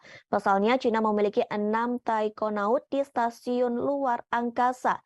Keberadaan mereka di satu tempat bersama-sama mencatatkan dalam sejarah sebagai populasi terbesar manusia yang di luar angkasa. Pertemuan ke-6 itu terjadi pada Rabu 30 November 2022 pagi waktu setempat. China kini telah melampaui Amerika Serikat dan Rusia dalam hal memiliki populasi terbesar di luar angkasa.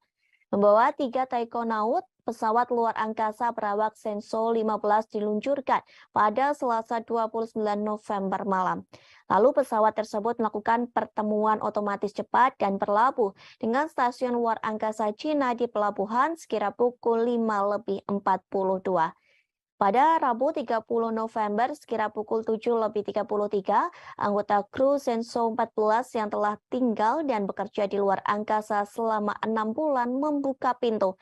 Mereka yang tadinya menonton siaran langsung peluncuran Shenzhou 15 dari bumi pada Selasa malam akhirnya membuka pintu dan menyambut rekan kru Shenzhou 15 mereka. Kemudian ke-6 taikonaut dari 2 misi tersebut mengambil foto kelompok bersejarah untuk memperingati pertemuan antariksa mereka. Selanjutnya, kedua kru akan melakukan penyerahan langsung pertama stadion luar angkasa Cina di orbit. Mereka akan tinggal dan bekerja sama di stasiun luar angkasa selama sekira 5 hari. Hal ini juga menjadi tanda pertama dalam sejarah kedirgantaraan Cina. Stasiun luar angkasa telah mencapai kombinasi besar dari 6 bagian, 3 modul permanen, dan 3 pesawat luar angkasa. Massa total kombinasi telah mendekati 100 ton, yang merupakan struktur terbesar dari kombinasi stasiun luar angkasa Cina hingga saat ini. Ini menjadi pertama kalinya 2 pesawat ruang angkasa berawak Shenzhou berlabuh dengan modul inti Tianhe pada saat yang bersamaan. Pengembangan pesawat ruang angkasa menerangkan hal ini kepada media lokal. Struktur berbentuk T yang unik dari kombinasi stasiun luar angkasa Cina dengan 6 modul atau pesawat luar angkasa menunjukkan kepada dunia kemajuan dan keunggulan proyek luar angkasa berawak Cina. Hingga Rabu, ada 13 orang yang mengorbit planet bumi. Selain 6 taikonaut di stasiun luar angkasa Cina, ada 7 astronot yang tinggal dan bekerja di stasiun luar angkasa internasional. Itu berarti Cina saat ini memiliki populasi terbesar di luar angkasa. Serah terima langsung akan menjadi normal baru yang berarti bahwa pada tahap aplikasi dan pengembangan stasiun luar angkasa Cina, kemajuan ini mengubah landscape internasional ruang perawak karena Cina punya lebih banyak orang di luar angkasa daripada Amerika Serikat dan Rusia. Periode serah terima dengan 6 taikonaut tinggal dan bekerja di stasiun ruang angkasa juga memverifikasi kemampuan maksimum dan kinerja kontrol lingkungan. Keberadaan mereka akan menjadi sistem pendukung kehidupan di stasiun di bawah kondisi terisi penuh.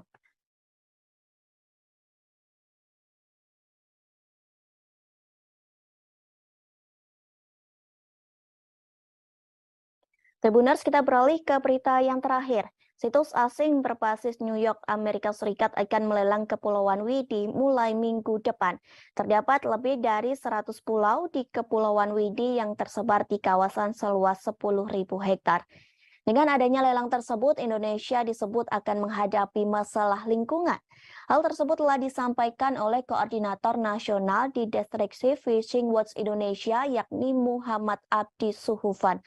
Ia meminta pemerintah Indonesia untuk menyelidiki lelang tersebut.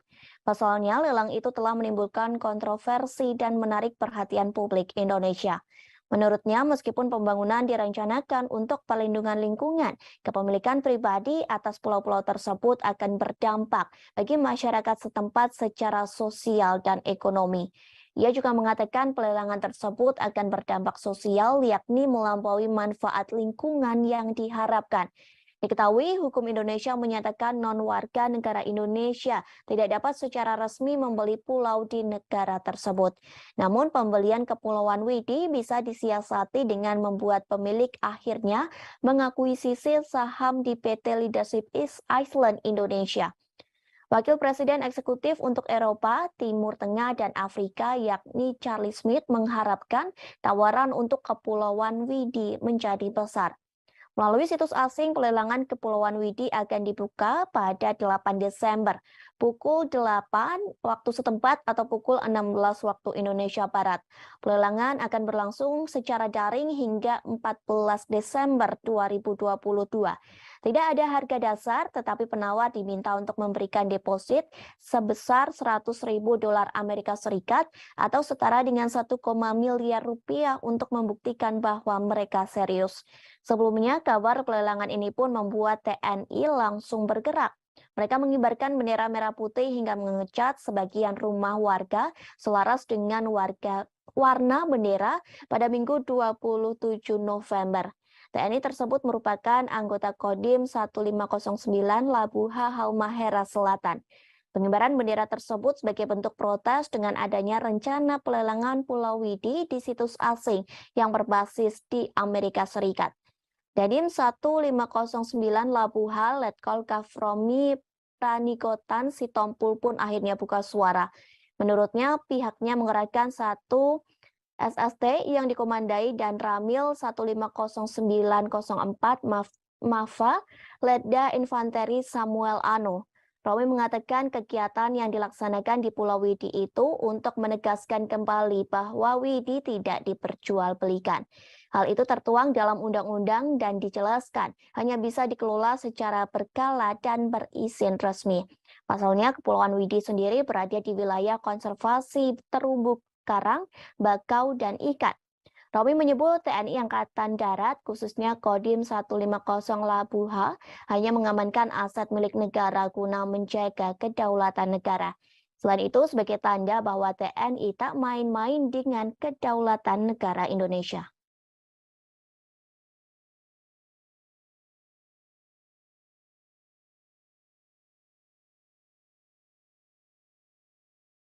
Pertempuran babak baru terjadi antara tentara Rusia dan Ukraina. Kali ini Rusia membombardir Bakhmut, Ukraina, hingga mengubah kota tersebut menjadi wilayah berdarah. Bahkan pasukan Rusia dan Ukraina berperang hingga di Parit. Perang Parit ini mengingatkan pada pertempuran yang terjadi di Perang Dunia I. Dalam perang tersebut tidak ada pihak yang menyerah, baik pasukan Rusia maupun Ukraina, sehingga perang tersebut menumpahkan darah antara kedua belah pihak. Sementara staf umum tentara Ukraina melaporkan, dalam satu hari terjadi pengeboman artileri dan tank di kota Bakhmut. Peristiwa itu terjadi pada Kamis 1 Desember 2022. Selain di kota Bakhmut, penembakan juga terjadi di pemukiman lainnya. Pertempuran kedua negara pun disebut sangat brutal hanya untuk menguasai kota kecil. Dilaporkan pasukan Rusia menembakkan artileri di kota Bakhmut pada siang hingga malam. Sementara Ukraina menggunakan kamera termal untuk memadamkan gerak maju Rusia sebelum mereka mendapat kesempatan untuk menyerang. Dari video yang beredar di media sosial, nampak parit-parit terbentuk di kota Bakhmut. Bahkan terdengar gemuruh tembakan dan ledakan artileri secara terus-menerus. Suara peperangan itu terus bergema di dataran yang tertutup salju. Video lain memperlihatkan kota Bakhmut telah dibombardir pasukan Rusia. Akibat serangan bertubi-tubi itu, bangunan di kota Bakhmut berubah menjadi kerikil. Bagi orang-orang Ukraina, menguasai kota itu berarti menyangkal posisi pendudukan terdalam musuh sejak dimulainya invasi Rusia ke Ukraina hampir 1 dekade lalu. Sementara bagi tentara Rusia, merebut Bakhmut akan memberi pasukan mereka moral yang lebih baik. Pasalnya, Rusia baru saja mengalami kekalahan memalukan di pusat-pusat Ukraina, satu di antaranya Kherson. Seorang penasehat Menteri Pertahanan Ukraina, Yuri Sak, mengomentari pertempuran tersebut. Ia mengatakan Bakhmut menjadi kota yang menjadi titik panas utama dalam peperangan. Rusia pun memberikan pernyataan bahwa pasukannya akan segera berhasil merebut kota Bakhmut. Bahkan pasukan Rusia mengklaim berhasil menewaskan banyak korban di kota tersebut. Namun pernyataan tersebut diragukan oleh Institute for the Study of War. Organisasi itu meragukan klaim Rusia yang memenangkan situasi di kota Bakhmut. Bahkan mereka mengatakan pasukan Rusia masih berada jauh di kata keberhasilan untuk merebut kota tersebut. Hingga kini masih belum diketahui jelas berapa banyak korban yang tewas dalam pertempuran tersebut. Namun Ukraina mengklaim sebanyak 10.000 orang tewas antara pertempuran yang terjadi pada bulan September hingga minggu terakhir di bulan November. Kementerian Pertahanan Luar Negeri Ukraina melaporkan 560 tentara Rusia tambahan tewas dalam semalam. Sementara Rusia masih bungkam terkait pasukannya yang tewas dalam pertempuran parit di Bakhmut.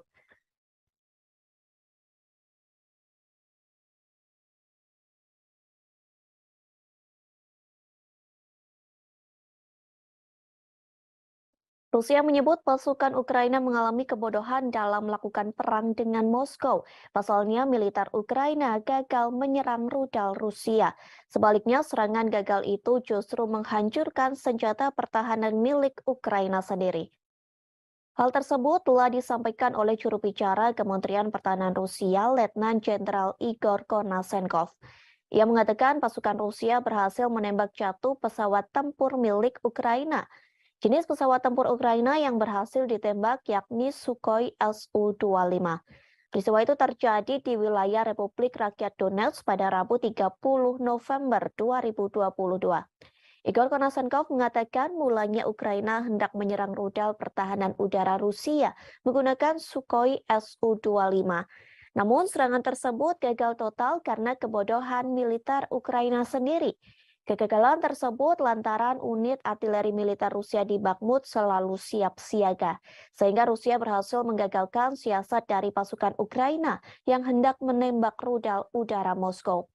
Rusia menggagalkan siasat itu dengan menembak jatuh pesawat tempur Sukhoi Su-25 milik Ukraina.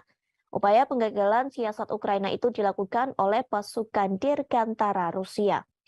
Angkatan bersenjata Federasi Rusia dilaporkan berhasil menembak jatuh 8 unit drone tempur milik Ukraina. Bahkan pesawat tanpa awak Ukraina juga berjatuhan di LPR dan Republik Zaporozhia. Diketahui sebelumnya pasukan Rusia membombardir kota Bakhmut Ukraina hingga mengubah kota tersebut menjadi wilayah berdarah. Bahkan pasukan Rusia dan Ukraina berperang hingga parit. Perang parit ini mengingatkan pada pertempuran yang terjadi di Perang Dunia Pertama. Dalam perang tersebut tidak ada pihak yang menyerah baik pasukan Rusia maupun Ukraina, sehingga perang tersebut merupakan darah antara kedua belah pihak. Sementara staf umum tentara Ukraina melaporkan dalam 1 hari terjadi pengeboman artileri dan tank di kota Bakhmut. Peristiwa tersebut terjadi pada Kamis 1 Desember 2022. Selain di kota Bakhmut, penembakan juga terjadi di pemukiman lainnya.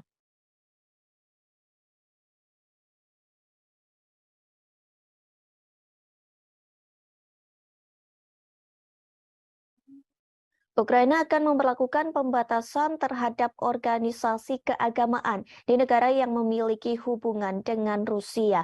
Bahkan sejumlah pendeta Kristen Ortodoks dari biara Kiev Petcharsak Lavra didakwa atas kejahatan. Hal tersebut telah disampaikan oleh Presiden Ukraina Volodymyr Zelensky pada Kamis 1 Desember 2022. Zelensky mengatakan mereka didakwa atas kejahatan memuji Rusia. Dakwaan itu sebagai hasil penggerebekan Dinas Rahasia Ukraina atau SPU ke biara yang dibangun sejak abad ke-11 itu. Penggerebekan itu telah dilakukan pada Kamis pekan lalu. Penggerebekan dilakukan lantaran biara itu digunakan untuk menyembunyikan tim penyabot, warga negara asing, dan sejumlah senjata lainnya. Hal ini dilakukan dengan tujuan kegiatan subversif Dinas Khusus Rusia. Patriarkat Moskow menyatakan penggerebekan ke tempat para pendeta dan pusat kekristenan Ortodoks Ukraina itu merupakan upaya mengintimidasi umat beriman. SPU mengatakan telah menerima petunjuk pendeta dan beberapa kaki tangannya. Pasalnya mereka telah mengucapkan kata-kata pujian tentang Rusia selama kebaktian di gereja. Kemudian pada Jumat 2 Desember 2022, Layanan Keamanan Dalam Negeri Ukraina menetapkan ada fakta aktivitas ilegal melalui penyelidikan tersebut. Jaksa Kota Kiev akan menuntut para pendeta, pasalnya sejumlah pendeta memberi pembenaran, pengakuan yang sah atau penyangkalan agresi Rusia terhadap Ukraina. Hal tersebut disampaikan oleh Kepala SBU Vasily Maliuk. Perlu diketahui, biara Kiev Petcharsak Lavra dianggap situs Kristen Ortodoks paling terkemuka di Ukraina. Saat ini dikelola Gereja Ortodoks Ukraina atau UOC yang mendeklarasikan kemerdekaan dari Patriarkat Moskow awal tahun ini. Namun Gereja Ortodoks Ukraina skematis juga mengklaim Lavra.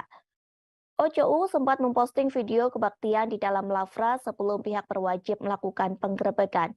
Dalam kebaktian tersebut diklaim ada nyanyian dan bunyi lonceng yang berdoa untuk Rusia. Sementara Uskup UOCU yang bertanggung jawab atas biara menolak tuduhan tersebut, bahkan ia berjanji akan setia kepada Ukraina. Sehari setelah penggerebekan, beberapa anggota parlemen Ukraina mengusulkan pelarangan gereja Ortodoks Rusia sebagai ancaman keamanan nasional. Media Ukraina telah menerbitkan rekaman mobil polisi dan petugas bersenjata yang berdiri di pintu masuk lingkungan bersejarah di ibu kota tersebut. Вільні народи незламної країни. Щороку, 1 грудня, ми згадуємо подію, яка визначила історію. Подію, яка сказала дуже багато про усіх нас, про українців, про те, хто ми є, і про те, ким ми ніколи не будемо. 1 грудня 31 рік тому відбувся референдум, який об'єднав всю територію нашої держави. Ніхто з наших людей не залишився за межами всеукраїнського рішення.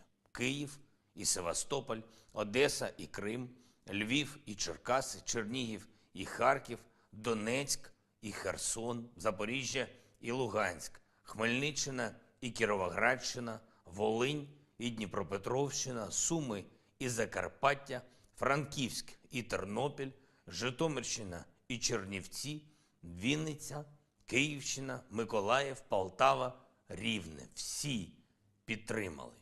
Люди підтвердили акт проголошення незалежності України. Вільно і законно. Це був справжній референдум, а не якась імітація. Це був чесний референдум. Terendus Rusia akan melakukan kerjasama dengan China untuk melawan negara barat. Kerjasama ini dibuktikan lantaran Rusia mengerahkan pesawat pengebom strategis ke wilayah udara Asia Pasifik. Hal serupa pun telah dilakukan oleh China. Pernyataan tersebut disampaikan oleh Kementerian Pertahanan Rusia. Dilaporkan tentara Rusia tengah menerjunkan sejumlah pesawat tempur strategis termasuk Tu-95MS milik Moskow. Sementara China mengerahkan jet pembom strategis yakni H-6K. Dalam laporan yang dirilis Kementerian Pertahanan Rusia, patroli udara antara China dan Rusia digelar dengan menggunakan pesawat pengebom selama 8 jam. Kegiatan tersebut dilakukan di atas perairan Pasifik Barat, tepatnya di Laut Jepang dan Laut Cina Timur. Tak hanya melakukan patroli, aksi manuver pesawat pengebom Tu-95MS dan H-6K yang diselenggarakan pada Rabu 30 November 2022. Diklaim China dan Rusia melakukan serangkaian latihan bersama dengan menyelesaikan misi pendaratan silang di lanut kedua negara. Selama patroli berlangsung, pejabat Rusia menegaskan bahwa kedua pesawat yang tidak melanggar wilayah udara negara manapun. Pejabat Rusia mengklaim manuver ini juga dilakukan sesuai dengan ketentuan hukum internasional yang berlaku. Patroli ini merupakan kali pertama yang digelar antara Rusia dan China. Meskipun Rusia menyebut bahwa kerjasama ini dilakukan sebagai bagian dari rencana kongsi militer 202. Namun, Pentagon meyakini bahwa patroli kedua negara ini dilakukan untuk menyatukan kekuatan dalam menghadapi serangan militer Amerika Serikat.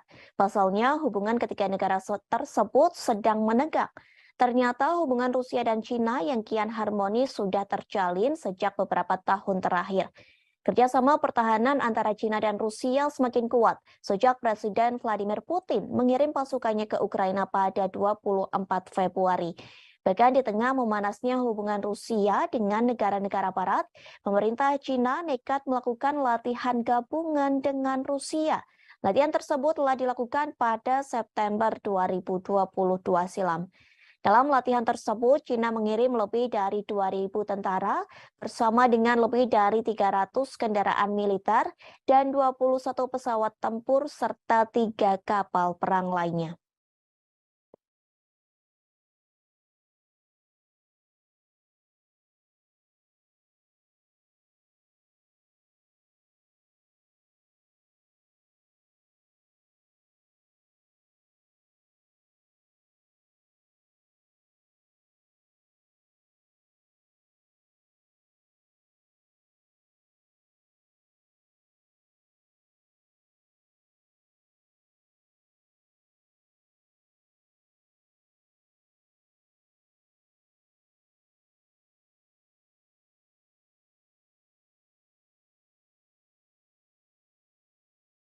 Tribuners, kita beralih ke berita selanjutnya. Prancis mengklaim tak akan lagi mengirim senjata ke Ukraina.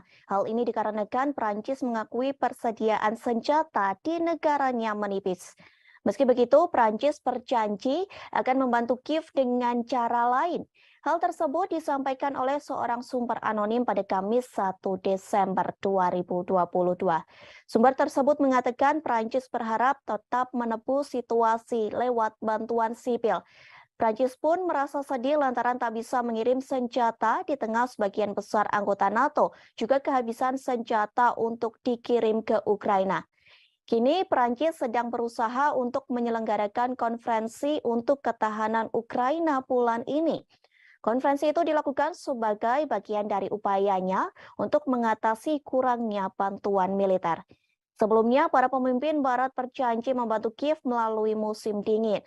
Setidaknya, negara Barat akan mengirim selimut dan generator untuk membantu Ukraina pada musim dingin.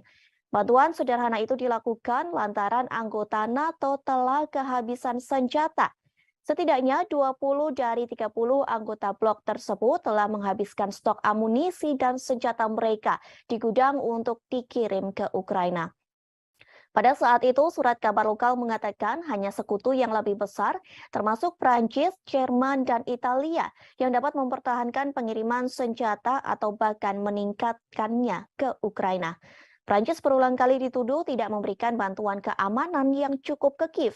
Namun pada nyatanya, Prancis menjadi negara ke-8 yang mengirim bantuan militer ke Ukraina.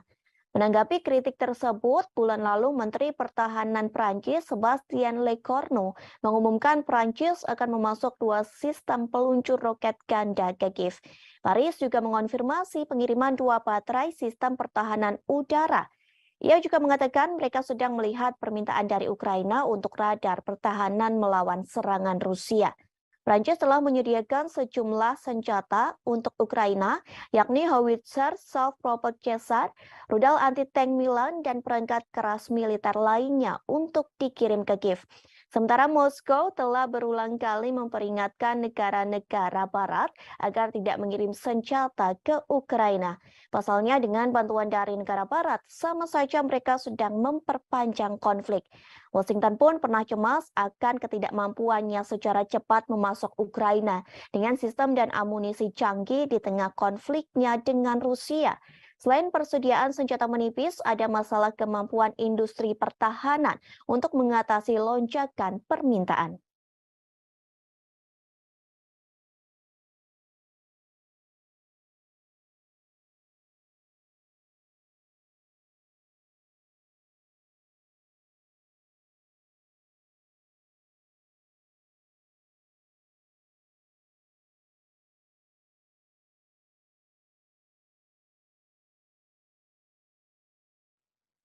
Ukraina kehilangan banyak pasukan dalam perang melawan Rusia.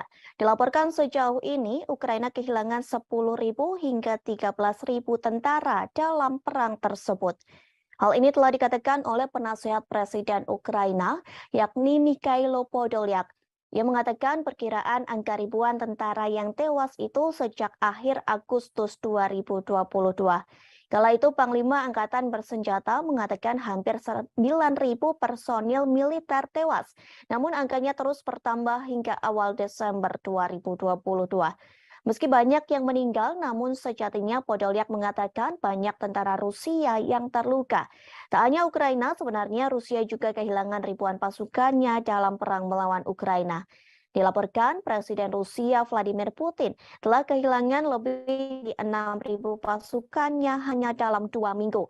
Angka ini menambah korban dari perkiraan jumlah orang Rusia yang tewas di Ukraina. Sementara staf umum Angkatan Bersenjata Ukraina turut mengomentari hal tersebut. Pihaknya memperkirakan Rusia telah kehilangan 88.000 personil sejak awal invasi. Selain kehilangan ribuan tentara, Rusia juga menghadapi kerugian artileri dan kendaraan yang cukup besar dalam periode 2 minggu. Hal tersebut pun telah disampaikan oleh staf umum Ukraina. Dikatakan Rusia kehilangan 43 tank, 75 kendaraan personil lapis baja, dan 69 kendaraan serta tangki bahan bakar. Jumlah tersebut lenyap hanya dalam kurun waktu 16 hingga 30 November 2022. Tentu setelah 9 bulan berperang, Putin mengharapkan adanya kemenangan yang cepat. Rusia juga pernah mengklaim kehilangan 1.000 tentaranya hanya dalam waktu sehari. Hal ini diyakini menjadi pukulan berat bagi Presiden Rusia Vladimir Putin.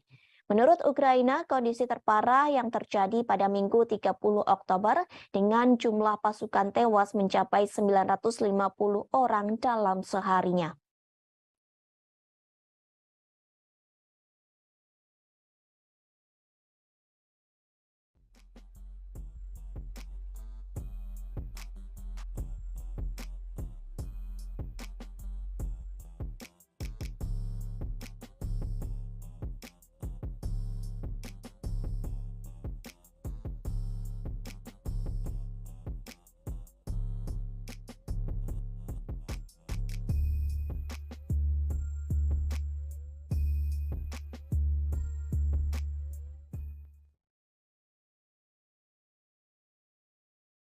Ribuan tentara Rusia berusaha membuat skema untuk mengelabuhi Presiden Rusia Vladimir Putin. Hal ini dilakukan agar pasukan Rusia bisa terbebas dari perang melawan Ukraina. Dilaporkan sebanyak 3.500 tentara Rusia melakukan sebuah proyek yang telah dimulai pada September 2022. Proyek tersebut diberi nama I Want to Live. Sebenarnya proyek ini diinisiasi oleh pihak Ukraina. Pasalnya banyak tentara Rusia yang justru mengadu kepada Ukraina. Ribuan tentara Rusia menelepon hotline melalui aplikasi berpesan ke Kiev. Hal tersebut telah disampaikan oleh Kepala Proyek I Want to Live yakni Vitali Matvienko. Ia mengatakan lebih dari 3.500 tentara Rusia menelepon keluarganya yang berada di Ukraina. Ribuan tentara Rusia itu menolak dikirim ke garis depan untuk berperang, sehingga proyek tersebut dibuat agar mereka tidak meninggal karena perang. Sementara seorang wanita yang memiliki nama samaran Svetlana mengaku menangani panggilan telepon dari tentara Rusia. Ia mengaku mendapat pengaduan dari tentara Rusia melalui panggilan telepon dan pesan lewat Telegram maupun WhatsApp. Ia menjelaskan malam hari adalah hari yang paling sibuk. Pasalnya pada malam hari banyak tentara Rusia memiliki lebih banyak waktu luang dan dapat menyelinap pergi untuk menelepon pihak Ukraina. Svetlana tidak diizinkan memberitahu berapa banyak orang Rusia yang telah ia bantu.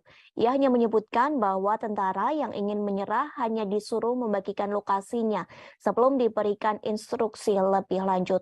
Beberapa tentara Rusia juga menghubungi hanya untuk memprovokasi. Meskipun menurutnya tidak semua dari mereka percaya akan klaim tidak berdasar Kremlin bahwa Ukraina dikuasai oleh Nazi.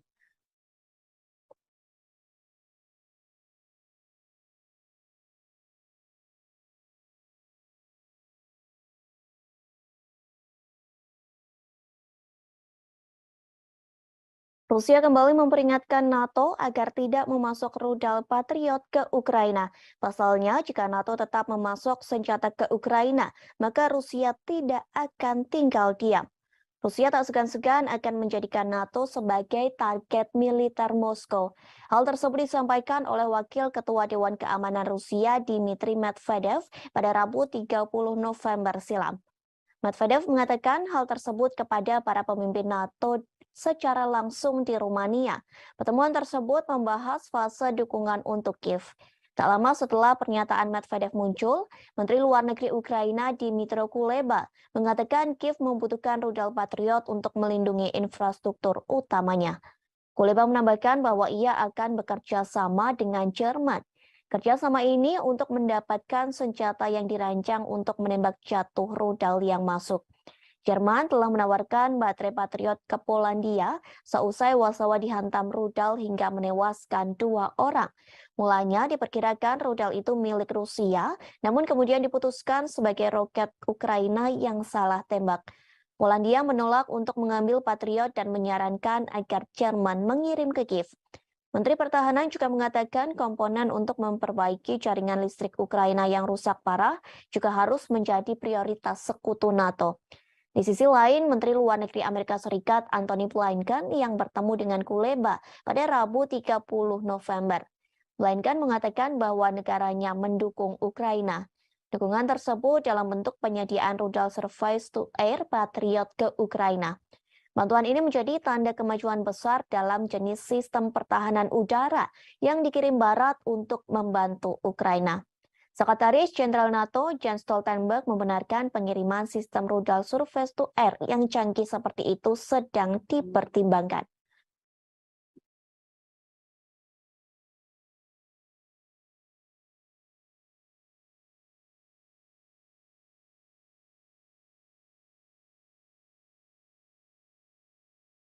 Presiden Amerika Serikat Joe Biden mengatakan siap bertemu dengan Presiden Rusia Vladimir Putin. Biden ingin bertemu dengan Putin dan berbicara terkait perang dengan Ukraina. Ia ingin meminta Putin agar segera mengakhiri invasinya ke negara yang dipimpin Presiden Volodymyr Zelensky. Hal tersebut diakui Biden saat ia bertemu dengan Presiden Prancis Emmanuel Macron. Pertemuan kedua pemimpin negara ini dilakukan di Gedung Putih pada Kamis 1 Desember 2022. Pertemuan tersebut untuk mempresentasikan front persatuan di Ukraina sembari mengecam invasi brutal yang dilakukan oleh pasukan Rusia. Seperti diketahui, Biden menolak berbicara dengan Putin sejak Februari 2022. Sementara Macron tetap membuka jalur komunikasi dengan Putin. Adapun Macron mengatakan bahwa ia akan terus berdialog dengan Vladimir Putin. Dialog untuk menjadi upaya mencegah eskalasi dan segera mengakhiri invasinya ke Ukraina. Selain menjanjikan dukungan untuk Ukraina, kedua pemimpin juga akan mencari cara untuk meredakan beberapa ketegangan ekonomi. Biden berjanji kepada Macron untuk membuat perubahan pada Undang-Undang Amerika Serikat yang disahkan oleh Kongres tahun ini yang dikhawatirkan negara-negara Eropa akan merugikan ekonomi mereka. Sementara itu, Macron mengatakan bahwa ia khawatir terhadap Undang-Undang Pengurangan Inflasi atau IRA Biden. Isi IRA itu yakni menawarkan subsidi besar-besaran untuk produk-produk buatan Amerika Serikat dan ditujukan demi mengatasi krisis iklim serta mempromosikan energi terbarunya. Diketahui beberapa waktu lalu, para pemimpin Eropa mengatakan bahwa paket legislatif yang ditandatangani Biden tidak adil bagi perusahaan non-Amerika. Kebijakan tersebut akan menjadi pukulan serius bagi ekonomi mereka karena Eropa menghadapi dampak dari invasi Moskow.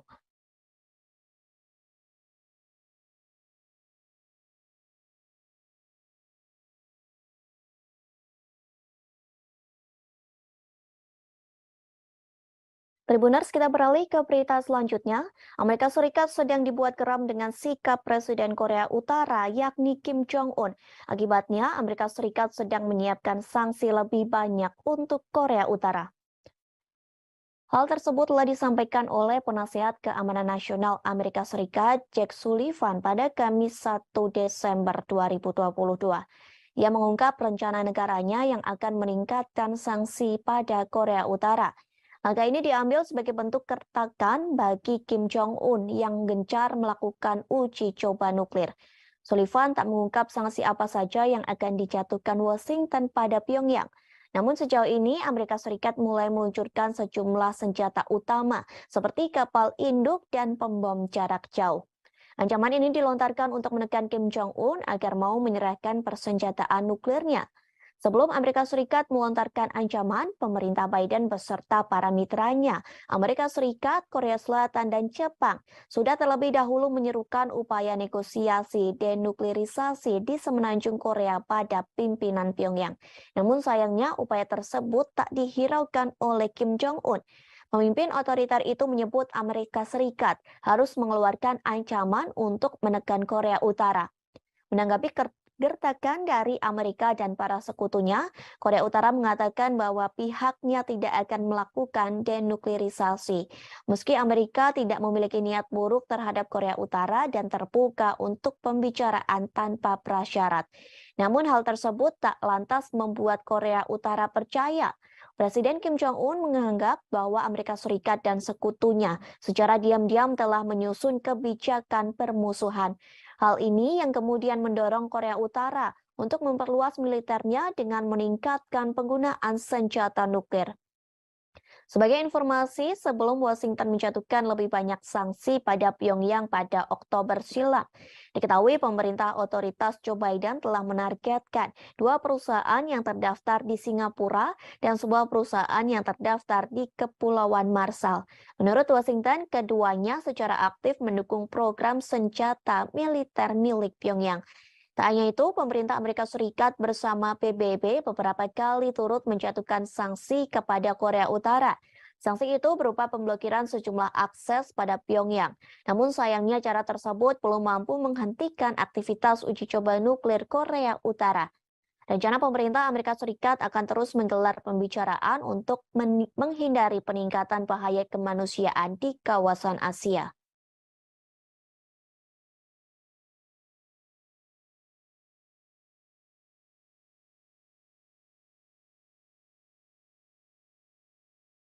Amerika Serikat mulai takut dengan Cina karena rupanya memecahkan rekor sejarah di luar angkasa. Pasalnya, Cina memiliki 6 taikonaut di stasiun luar angkasa. Keberadaan mereka di satu tempat bersama-sama mencatatkan dalam sejarah sebagai populasi terbesar manusia yang di luar angkasa. Pertemuan ke-6 itu terjadi pada Rabu 30 November 2022 pagi waktu setempat. China kini telah melampaui Amerika Serikat dan Rusia dalam hal memiliki populasi terbesar di luar angkasa. Membawa 3 taikonaut, pesawat luar angkasa berawak Shenzhou 15 diluncurkan pada Selasa 29 November malam.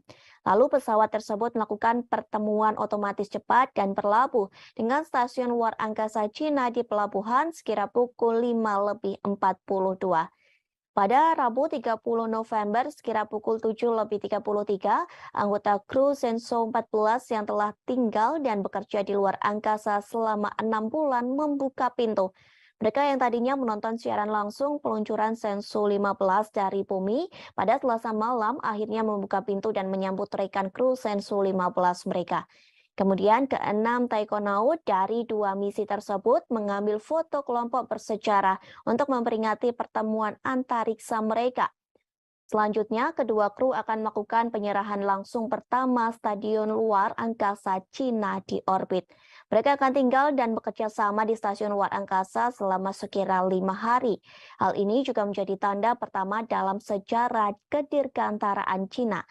Stasiun luar angkasa telah mencapai kombinasi besar dari 6 bagian, 3 modul permanen, dan 3 pesawat luar angkasa. Masa total kombinasi telah mendekati 100 ton, yang merupakan struktur terbesar dari kombinasi stasiun luar angkasa Cina hingga saat ini. Ini menjadi pertama kalinya dua pesawat ruang angkasa berawak Shenzhou berlabuh dengan modul inti Tianhe pada saat yang bersamaan. Pengembangan pesawat ruang angkasa menerangkan hal ini kepada media lokal. Struktur berbentuk T yang unik dari kombinasi stasiun luar angkasa Cina dengan 6 modul atau pesawat luar angkasa menunjukkan kepada dunia kemajuan dan keunggulan proyek luar angkasa berawak Cina. Hingga Rabu, ada 13 orang yang mengorbit planet Bumi. Selain 6 taikonaut di stasiun luar angkasa Cina, ada 7 astronot yang tinggal dan bekerja di stasiun luar angkasa internasional. Itu berarti Cina saat ini memiliki populasi terbesar di luar angkasa. Serah terima langsung akan menjadi normal baru yang berarti bahwa pada tahap aplikasi dan pengembangan stasiun luar angkasa Cina, kemajuan ini mengubah landscape internasional ruang berawak karena Cina punya lebih banyak orang di luar angkasa daripada Amerika Serikat dan Rusia. Periode serah terima dengan 6 taikonaut tinggal dan bekerja di stasiun ruang angkasa juga memverifikasi kemampuan maksimum dan kinerja kontrol lingkungan. Keberadaan mereka akan menjadi sistem pendukung kehidupan di stasiun di bawah kondisi terisi penuh.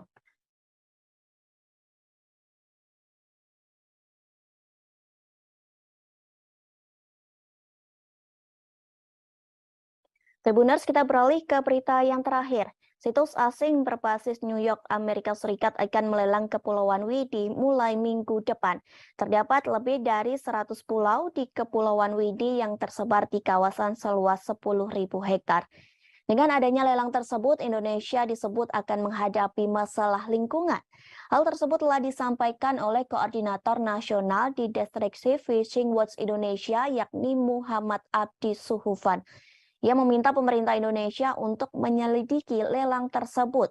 Pasalnya, lelang itu telah menimbulkan kontroversi dan menarik perhatian publik Indonesia.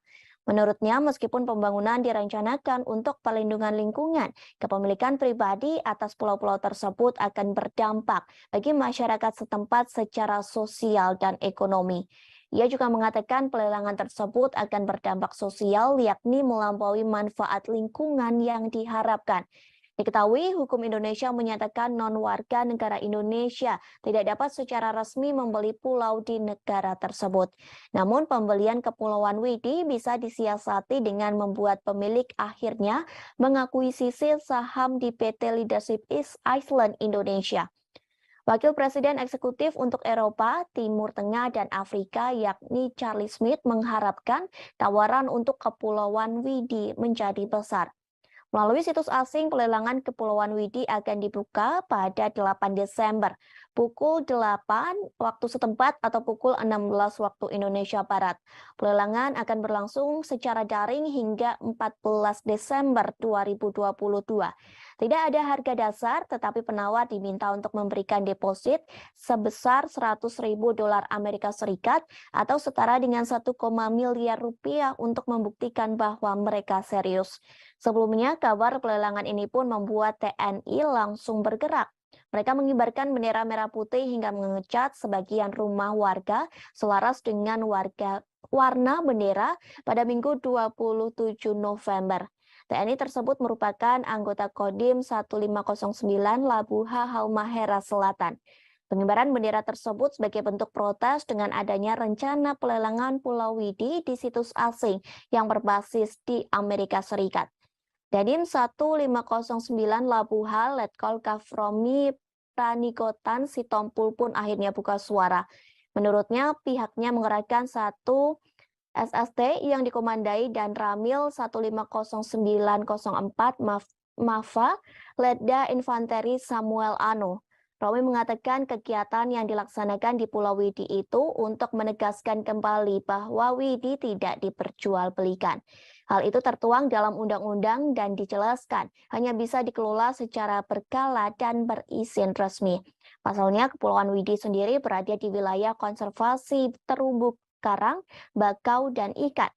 Romi menyebut TNI Angkatan Darat, khususnya Kodim 150 Labuha, hanya mengamankan aset milik negara guna menjaga kedaulatan negara. Selain itu, sebagai tanda bahwa TNI tak main-main dengan kedaulatan negara Indonesia.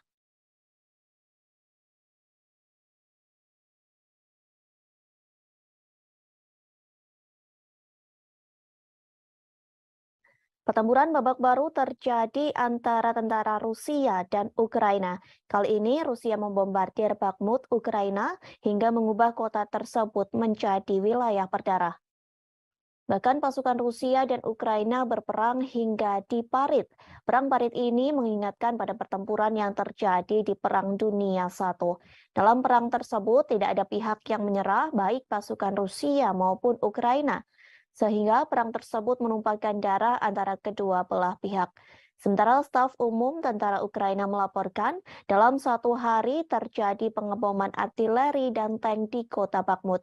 Peristiwa itu terjadi pada Kamis 1 Desember 2022. Selain di kota Bakhmut, penembakan juga terjadi di pemukiman lainnya. Pertempuran kedua negara pun disebut sangat brutal hanya untuk menguasai kota kecil. Dilaporkan pasukan Rusia menembakkan artileri di kota Bakhmut pada siang hingga malam. Sementara Ukraina menggunakan kamera termal untuk memadamkan gerak maju Rusia sebelum mereka mendapat kesempatan untuk menyerang. Dari video yang beredar di media sosial, nampak parit-parit terbentuk di kota Bakhmut. Bahkan terdengar gemuruh tembakan dan ledakan artileri secara terus-menerus. Suara peperangan itu terus bergema di dataran yang tertutup salju. Video lain memperlihatkan kota Bakhmut telah dibombardir pasukan Rusia. Akibat serangan bertubi-tubi itu, bangunan di kota Bakhmut berubah menjadi kerikil. Bagi orang-orang Ukraina, menguasai kota itu berarti menyangkal posisi pendudukan terdalam musuh sejak dimulainya invasi Rusia ke Ukraina hampir 1 dekade lalu. Sementara bagi tentara Rusia, merebut Bakhmut akan memberi pasukan mereka moral yang lebih baik. Pasalnya Rusia baru saja mengalami kekalahan memalukan di pusat-pusat Ukraina, satu di antaranya Kherson. Seorang penasehat Menteri Pertahanan Ukraina, Yuri Sak, mengomentari pertempuran tersebut. Ia mengatakan Bakhmut menjadi kota yang menjadi titik panas utama dalam peperangan. Rusia pun memberikan pernyataan bahwa pasukannya akan segera berhasil merebut kota Bakhmut. Bahkan pasukan Rusia mengklaim berhasil menewaskan banyak korban di kota tersebut. Namun pernyataan tersebut diragukan oleh Institute for the Study of War. Organisasi itu meragukan klaim Rusia yang memenangkan situasi di kota Bakhmut. Bahkan mereka mengatakan pasukan Rusia masih berada jauh di kata keberhasilan untuk merebut kota tersebut. Hingga kini masih belum diketahui jelas berapa banyak korban yang tewas dalam pertempuran tersebut. Namun Ukraina mengklaim sebanyak 10.000 orang tewas antara pertempuran yang terjadi pada bulan September hingga minggu terakhir di bulan November. Kementerian Pertahanan Luar Negeri Ukraina melaporkan 560 tentara Rusia tambahan tewas dalam semalam. Sementara Rusia masih bungkam terkait pasukannya yang tewas dalam pertempuran Parit di Bakhmut.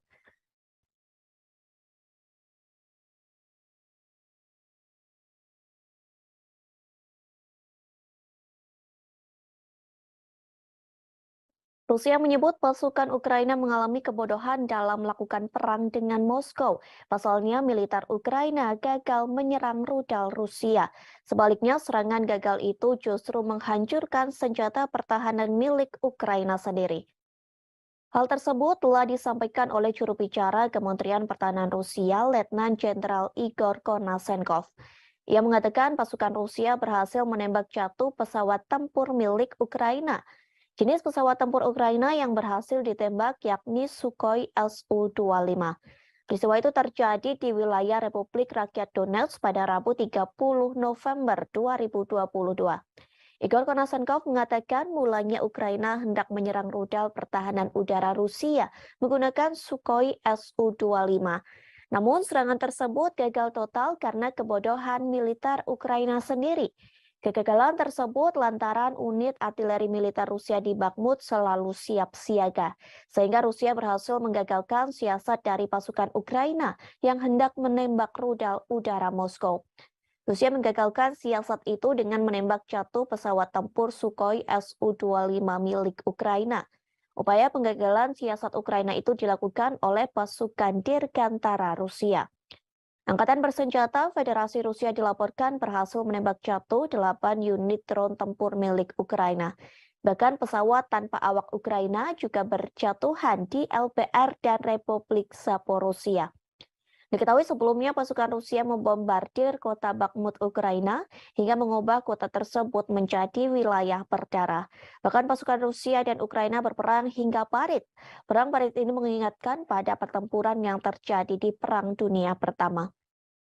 Dalam perang tersebut tidak ada pihak yang menyerah baik pasukan Rusia maupun Ukraina, sehingga perang tersebut merupakan darah antara kedua belah pihak.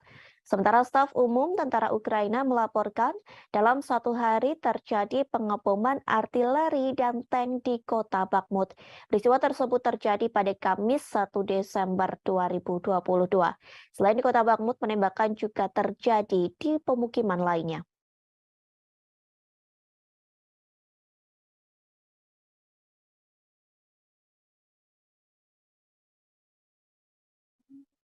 Ukraina akan memberlakukan pembatasan terhadap organisasi keagamaan di negara yang memiliki hubungan dengan Rusia. Bahkan sejumlah pendeta Kristen Ortodoks dari biara Kiev Petr Lavra didakwa atas kejahatan. Hal tersebut telah disampaikan oleh Presiden Ukraina Volodymyr Zelensky pada Kamis 1 Desember 2022. Zelensky mengatakan mereka didakwa atas kejahatan memuji Rusia. Dakwaan itu sebagai hasil penggerebekan Dinas Rahasia Ukraina atau SPU ke biara yang dibangun sejak abad ke-11 itu. Penggerebekan itu telah dilakukan pada Kamis pekan lalu. Penggerebekan dilakukan lantaran biara itu digunakan untuk menyembunyikan tim penyabot, warga negara asing, dan sejumlah senjata lainnya. Hal ini dilakukan dengan tujuan kegiatan subversif Dinas Khusus Rusia. Patriarkat Moskow menyatakan penggerebekan ke tempat para pendeta dan pusat kekristenan Ortodoks Ukraina itu merupakan upaya mengintimidasi umat beriman. SPU mengatakan telah menerima petunjuk pendeta dan beberapa kaki tangannya. Pasalnya mereka telah mengucapkan kata-kata pujian tentang Rusia selama kebaktian di gereja.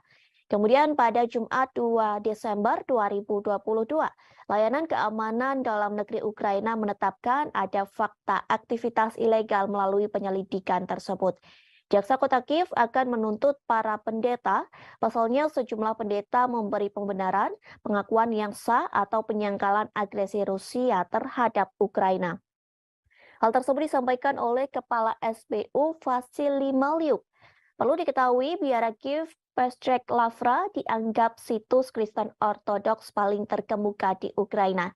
Saat ini dikelola Gereja Ortodoks Ukraina atau UOC yang mendeklarasikan kemerdekaan dari Patriarkat Moskow awal tahun ini.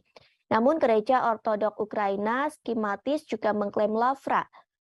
OCU sempat memposting video kebaktian di dalam Lavra sebelum pihak berwajib melakukan penggerebekan. Dalam kebaktian tersebut diklaim ada nyanyian dan bunyi lonceng yang berdoa untuk Rusia. Sementara Uskup UOCU yang bertanggung jawab atas biara menolak tuduhan tersebut, bahkan ia berjanji akan setia kepada Ukraina. Sehari setelah penggerebekan, beberapa anggota parlemen Ukraina mengusulkan pelarangan gereja Ortodoks Rusia sebagai ancaman keamanan nasional. Media Ukraina telah menerbitkan rekaman mobil polisi dan petugas bersenjata yang berdiri di pintu masuk lingkungan bersejarah di ibu kota tersebut. Вільні народи незламної країни. Щороку, 1 грудня, ми згадуємо подію, яка визначила історію. Подію, яка сказала дуже багато про усіх нас, про українців, про те, хто ми є, і про те, ким ми ніколи не будемо.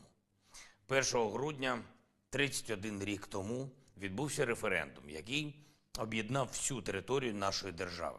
Ніхто з наших людей не залишився за межами всеукраїнського рішення. Київ і Севастополь, Одеса і Крим, Львів і Черкаси, Чернігів і Харків, Донецьк і Херсон, Запоріжжя і Луганськ, Хмельниччина і Кіровоградщина, Волинь і Дніпропетровщина, Суми і Закарпаття, Франківськ і Тернопіль, Житомирщина і Чернівці, Вінниця, Київщина, Миколаїв, Полтава, Рівне. Всі підтримали. Люди підтвердили акт проголошення незалежності України. Вільно і законно. Це був справжній референдум, а не якась імітація. Це був чесний референдум. Terendus Rusia akan melakukan kerjasama dengan Cina untuk melawan negara barat. Kerjasama ini dibuktikan lantaran Rusia mengerahkan pesawat pengebom strategis ke wilayah udara Asia Pasifik. Hal serupa pun telah dilakukan oleh Cina. Pernyataan tersebut disampaikan oleh Kementerian Pertahanan Rusia. Dilaporkan tentara Rusia tengah menerjunkan sejumlah pesawat tempur strategis termasuk Tu-95MS milik Moskow. Sementara Cina mengerahkan jet pembom strategis yakni H-6K. Dalam laporan yang dirilis Kementerian Pertahanan Rusia, patroli udara antara Cina dan Rusia digelar dengan menggunakan pesawat pengebom selama 8 jam. Kegiatan tersebut dilakukan di atas perairan Pasifik Barat, tepatnya di Laut Jepang dan Laut Cina Timur. Tak hanya melakukan patroli, aksi manuver pesawat pengebom Tu-95MS dan H-6K yang diselenggarakan pada Rabu 30 November 2022. Diklaim Cina dan Rusia melakukan serangkaian latihan bersama dengan menyelesaikan misi pendaratan silang di lanut kedua negara. Selama patroli berlangsung, pejabat Rusia menegaskan bahwa kedua pesawat yang tidak melanggar wilayah udara negara manapun. Pejabat Rusia mengklaim manuver ini juga dilakukan sesuai dengan ketentuan hukum internasional yang berlaku. Patroli ini merupakan kali pertama yang digelar antara Rusia dan Cina. Meskipun Rusia menyebut bahwa kerjasama ini dilakukan sebagai bagian dari rencana kongsi militer 202. Namun, Pentagon meyakini bahwa patroli kedua negara ini dilakukan untuk menyatukan kekuatan dalam menghadapi serangan militer Amerika Serikat. Pasalnya, hubungan ketiga negara tersebut sedang menegak.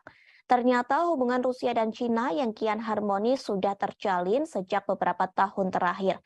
Kerjasama pertahanan antara Cina dan Rusia semakin kuat sejak Presiden Vladimir Putin mengirim pasukannya ke Ukraina pada 24 Februari. Bahkan di tengah memanasnya hubungan Rusia dengan negara-negara barat, pemerintah Cina nekat melakukan latihan gabungan dengan Rusia. Latihan tersebut telah dilakukan pada September 2022 silam. Dalam latihan tersebut, Cina mengirim lebih dari 2.000 tentara bersama dengan lebih dari 300 kendaraan militer dan 21 pesawat tempur serta 3 kapal perang lainnya.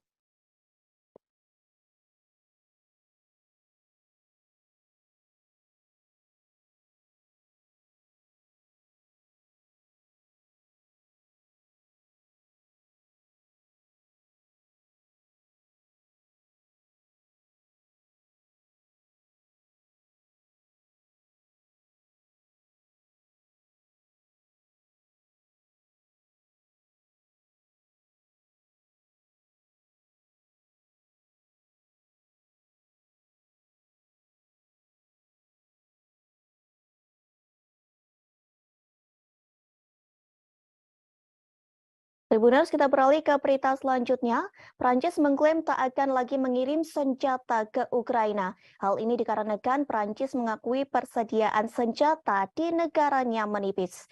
Meski begitu, Prancis berjanji akan membantu Kiev dengan cara lain. Hal tersebut disampaikan oleh seorang sumber anonim pada Kamis 1 Desember 2022.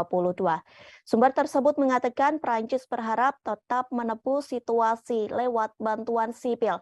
Prancis pun merasa sedih lantaran tak bisa mengirim senjata di tengah sebagian besar anggota NATO juga kehabisan senjata untuk dikirim ke Ukraina. Kini Perancis sedang berusaha untuk menyelenggarakan konferensi untuk ketahanan Ukraina bulan ini. Konferensi itu dilakukan sebagai bagian dari upayanya untuk mengatasi kurangnya bantuan militer.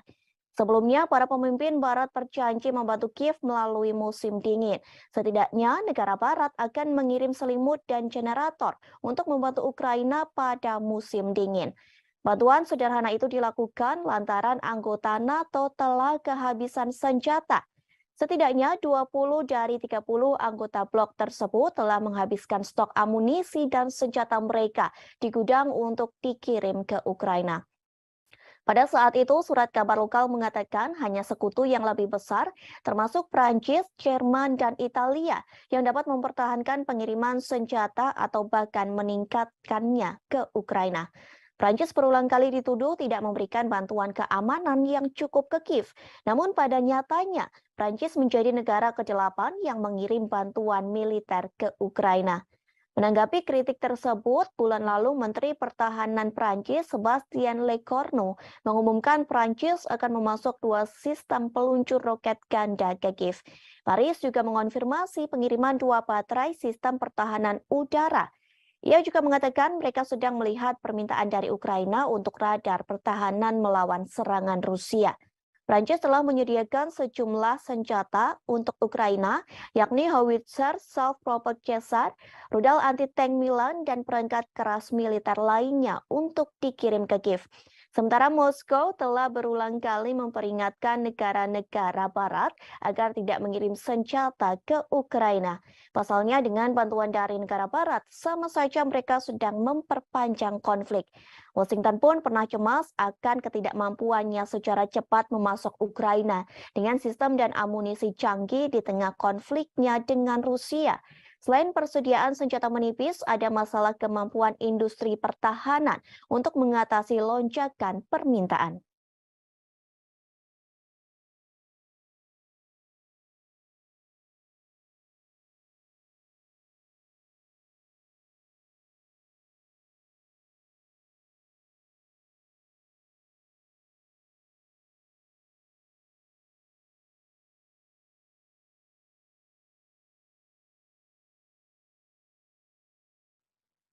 Ukraina kehilangan banyak pasukan dalam perang melawan Rusia.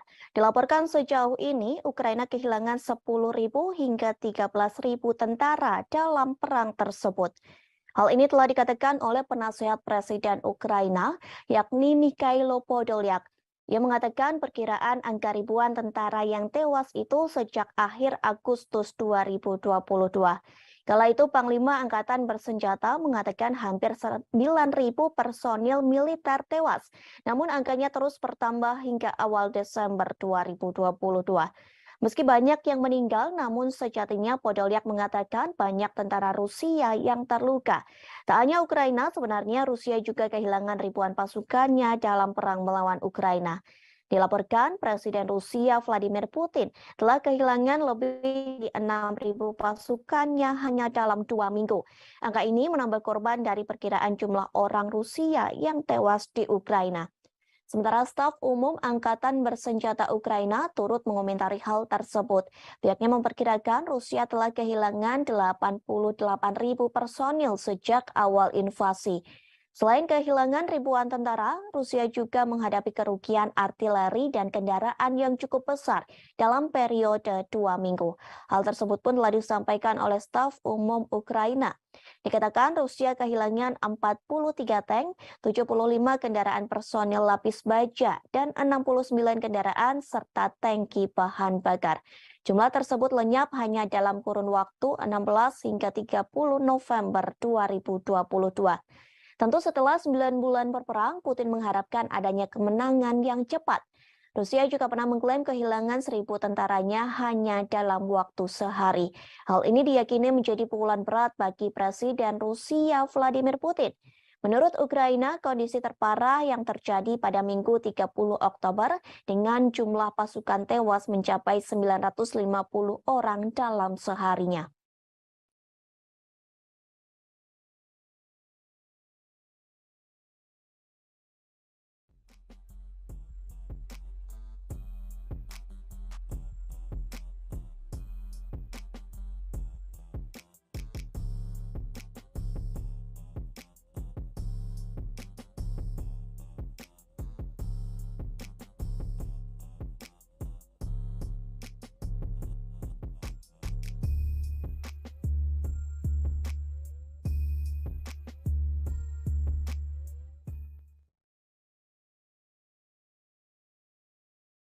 Ribuan tentara Rusia berusaha membuat skema untuk mengelabuhi Presiden Rusia Vladimir Putin. Hal ini dilakukan agar pasukan Rusia bisa terbebas dari perang melawan Ukraina. Dilaporkan sebanyak 3.500 tentara Rusia melakukan sebuah proyek yang telah dimulai pada September 2022. Proyek tersebut diberi nama I Want to Live. Sebenarnya proyek ini diinisiasi oleh pihak Ukraina. Pasalnya banyak tentara Rusia yang justru mengadu kepada Ukraina. Ribuan tentara Rusia menelepon hotline melalui aplikasi berpesan ke Kiev. Hal tersebut telah disampaikan oleh Kepala Proyek I Want to Live yakni Vitali Matvienko. Ia mengatakan lebih dari 3.500 tentara Rusia menelepon keluarganya yang berada di Ukraina. Ribuan tentara Rusia itu menolak dikirim ke garis depan untuk berperang, sehingga proyek tersebut dibuat agar mereka tidak meninggal karena perang. Sementara seorang wanita yang memiliki nama samaran Svitlana mengaku menangani panggilan telepon dari tentara Rusia. Ia mengaku mendapat pengaduan dari tentara Rusia melalui panggilan telepon dan pesan lewat Telegram maupun WhatsApp. Ia menjelaskan malam hari adalah hari yang paling sibuk. Pasalnya pada malam hari banyak tentara Rusia memiliki lebih banyak waktu luang dan dapat menyelinap pergi untuk menelepon pihak Ukraina. Svetlana tidak diizinkan memberitahu berapa banyak orang Rusia yang telah ia bantu. Ia hanya menyebutkan bahwa tentara yang ingin menyerah hanya disuruh membagikan lokasinya sebelum diberikan instruksi lebih lanjut. Beberapa tentara Rusia juga menghubungi hanya untuk memprovokasi.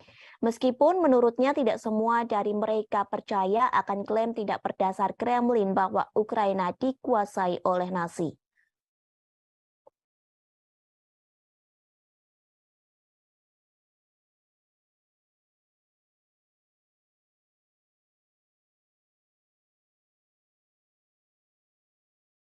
Rusia kembali memperingatkan NATO agar tidak memasok rudal Patriot ke Ukraina. Pasalnya, jika NATO tetap memasok senjata ke Ukraina, maka Rusia tidak akan tinggal diam. Rusia tak segan-segan akan menjadikan NATO sebagai target militer Moskow. Hal tersebut disampaikan oleh Wakil Ketua Dewan Keamanan Rusia Dmitry Medvedev pada Rabu 30 November silam. Medvedev mengatakan hal tersebut kepada para pemimpin NATO secara langsung di Rumania. Pertemuan tersebut membahas fase dukungan untuk Kiev. Tak lama setelah pernyataan Medvedev muncul, Menteri Luar Negeri Ukraina Dmytro Kuleba mengatakan Kiev membutuhkan rudal Patriot untuk melindungi infrastruktur utamanya. Kuleba menambahkan bahwa ia akan bekerja sama dengan Jerman. Kerjasama ini untuk mendapatkan senjata yang dirancang untuk menembak jatuh rudal yang masuk. Jerman telah menawarkan baterai Patriot ke Polandia seusai Warsawa dihantam rudal hingga menewaskan 2 orang. Mulanya diperkirakan rudal itu milik Rusia, namun kemudian diputuskan sebagai roket Ukraina yang salah tembak. Polandia menolak untuk mengambil Patriot dan menyarankan agar Jerman mengirim ke Kiev. Menteri Pertahanan juga mengatakan komponen untuk memperbaiki jaringan listrik Ukraina yang rusak parah juga harus menjadi prioritas sekutu NATO. Di sisi lain, Menteri Luar Negeri Amerika Serikat Antony Blinken yang bertemu dengan Kuleba pada Rabu 30 November. Blinken mengatakan bahwa negaranya mendukung Ukraina. Dukungan tersebut dalam bentuk penyediaan rudal surface-to-air Patriot ke Ukraina. Bantuan ini menjadi tanda kemajuan besar dalam jenis sistem pertahanan udara yang dikirim Barat untuk membantu Ukraina. Sekretaris Jenderal NATO Jens Stoltenberg membenarkan pengiriman sistem rudal surface-to-air yang canggih seperti itu sedang dipertimbangkan.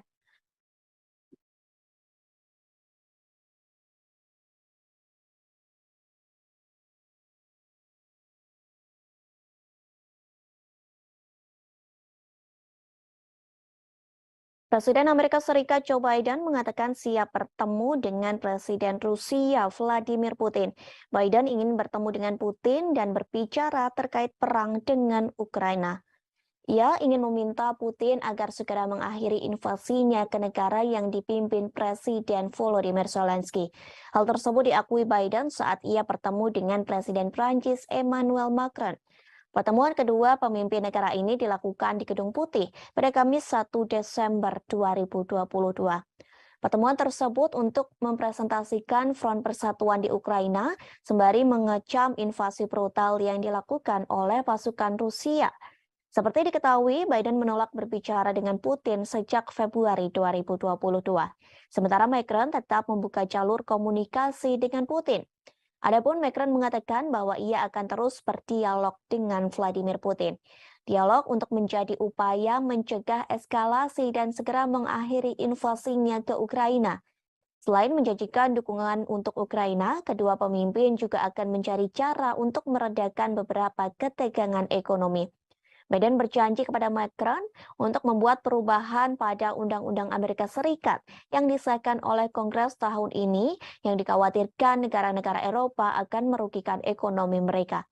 Sementara itu, Macron mengatakan bahwa ia khawatir terhadap Undang-Undang Pengurangan Inflasi atau IRA Biden. Isi IRA itu yakni menawarkan subsidi besar-besaran untuk produk-produk buatan Amerika Serikat dan ditujukan demi mengatasi krisis iklim serta mempromosikan energi terbarunya. Diketahui beberapa waktu lalu, para pemimpin Eropa mengatakan bahwa paket legislatif yang ditandatangani Biden tidak adil bagi perusahaan non-Amerika.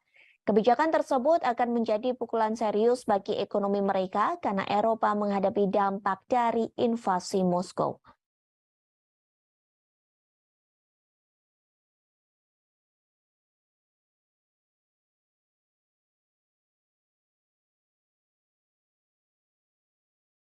Tribuners, kita beralih ke berita selanjutnya. Amerika Serikat sedang dibuat geram dengan sikap Presiden Korea Utara, yakni Kim Jong-un. Akibatnya, Amerika Serikat sedang menyiapkan sanksi lebih banyak untuk Korea Utara. Hal tersebut telah disampaikan oleh Penasihat Keamanan Nasional Amerika Serikat, Jake Sullivan, pada Kamis 1 Desember 2022. Ia mengungkap rencana negaranya yang akan meningkatkan sanksi pada Korea Utara.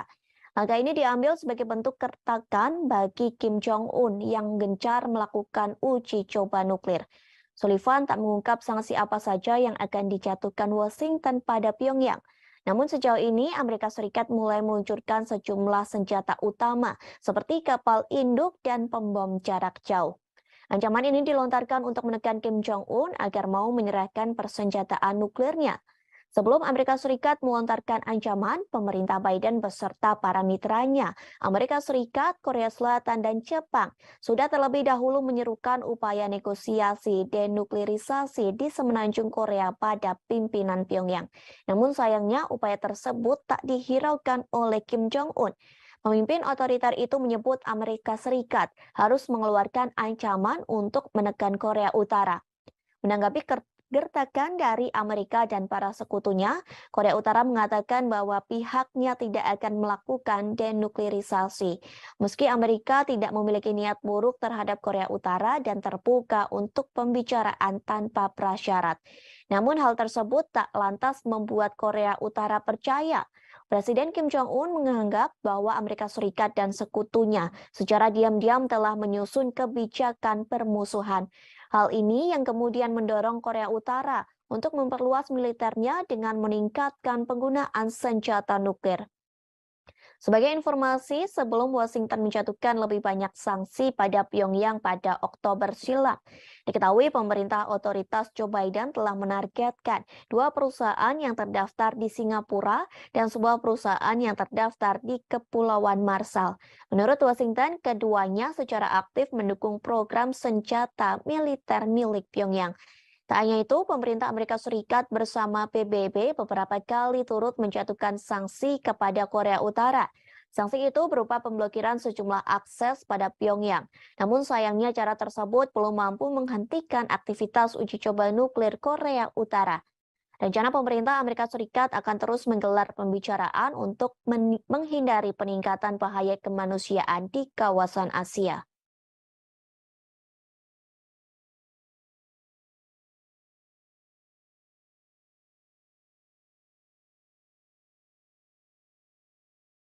Amerika Serikat mulai takut dengan Cina karena rupanya memecahkan rekor sejarah di luar angkasa. Pasalnya, Cina memiliki 6 taikonaut di stasiun luar angkasa. Keberadaan mereka di satu tempat bersama-sama mencatatkan dalam sejarah sebagai populasi terbesar manusia yang di luar angkasa. Pertemuan ke-6 itu terjadi pada Rabu 30 November 2022 pagi waktu setempat. China kini telah melampaui Amerika Serikat dan Rusia dalam hal memiliki populasi terbesar di luar angkasa. Membawa 3 taikonaut, pesawat luar angkasa berawak Shenzhou 15 diluncurkan pada Selasa 29 November malam. Lalu pesawat tersebut melakukan pertemuan otomatis cepat dan berlabuh dengan stasiun luar angkasa China di pelabuhan sekira pukul 5:42. Pada Rabu 30 November sekira pukul 7:33, anggota kru Shenzhou 14 yang telah tinggal dan bekerja di luar angkasa selama 6 bulan membuka pintu. Mereka yang tadinya menonton siaran langsung peluncuran Shenzhou 15 dari bumi pada Selasa malam akhirnya membuka pintu dan menyambut rekan kru Shenzhou 15 mereka. Kemudian ke-6 taikonaut dari 2 misi tersebut mengambil foto kelompok bersejarah untuk memperingati pertemuan antariksa mereka. Selanjutnya, kedua kru akan melakukan penyerahan langsung pertama stadion luar angkasa China di orbit. Mereka akan tinggal dan bekerja sama di stasiun luar angkasa selama sekira 5 hari. Hal ini juga menjadi tanda pertama dalam sejarah kedirgantaraan China. Stasiun luar angkasa telah mencapai kombinasi besar dari 6 bagian, 3 modul permanen, dan 3 pesawat luar angkasa. Masa total kombinasi telah mendekati 100 ton, yang merupakan struktur terbesar dari kombinasi stasiun luar angkasa Cina hingga saat ini. Ini menjadi pertama kalinya 2 pesawat ruang angkasa berawak Shenzhou berlabuh dengan modul inti Tianhe pada saat yang bersamaan. Pengembangan pesawat ruang angkasa menerangkan hal ini kepada media lokal. Struktur berbentuk T yang unik dari kombinasi stasiun luar angkasa Cina dengan 6 modul atau pesawat luar angkasa menunjukkan kepada dunia kemajuan dan keunggulan proyek luar angkasa berawak Cina.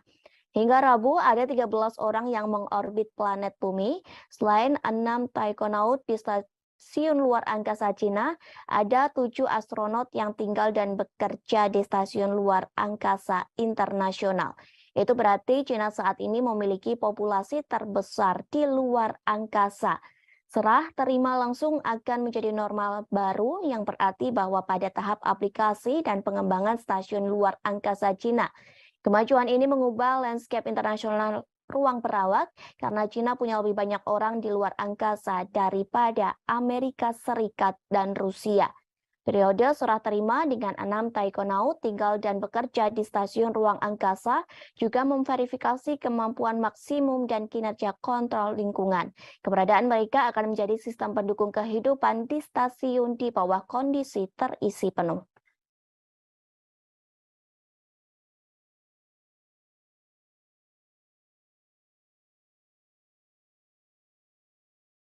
Tribuners, kita beralih ke berita yang terakhir.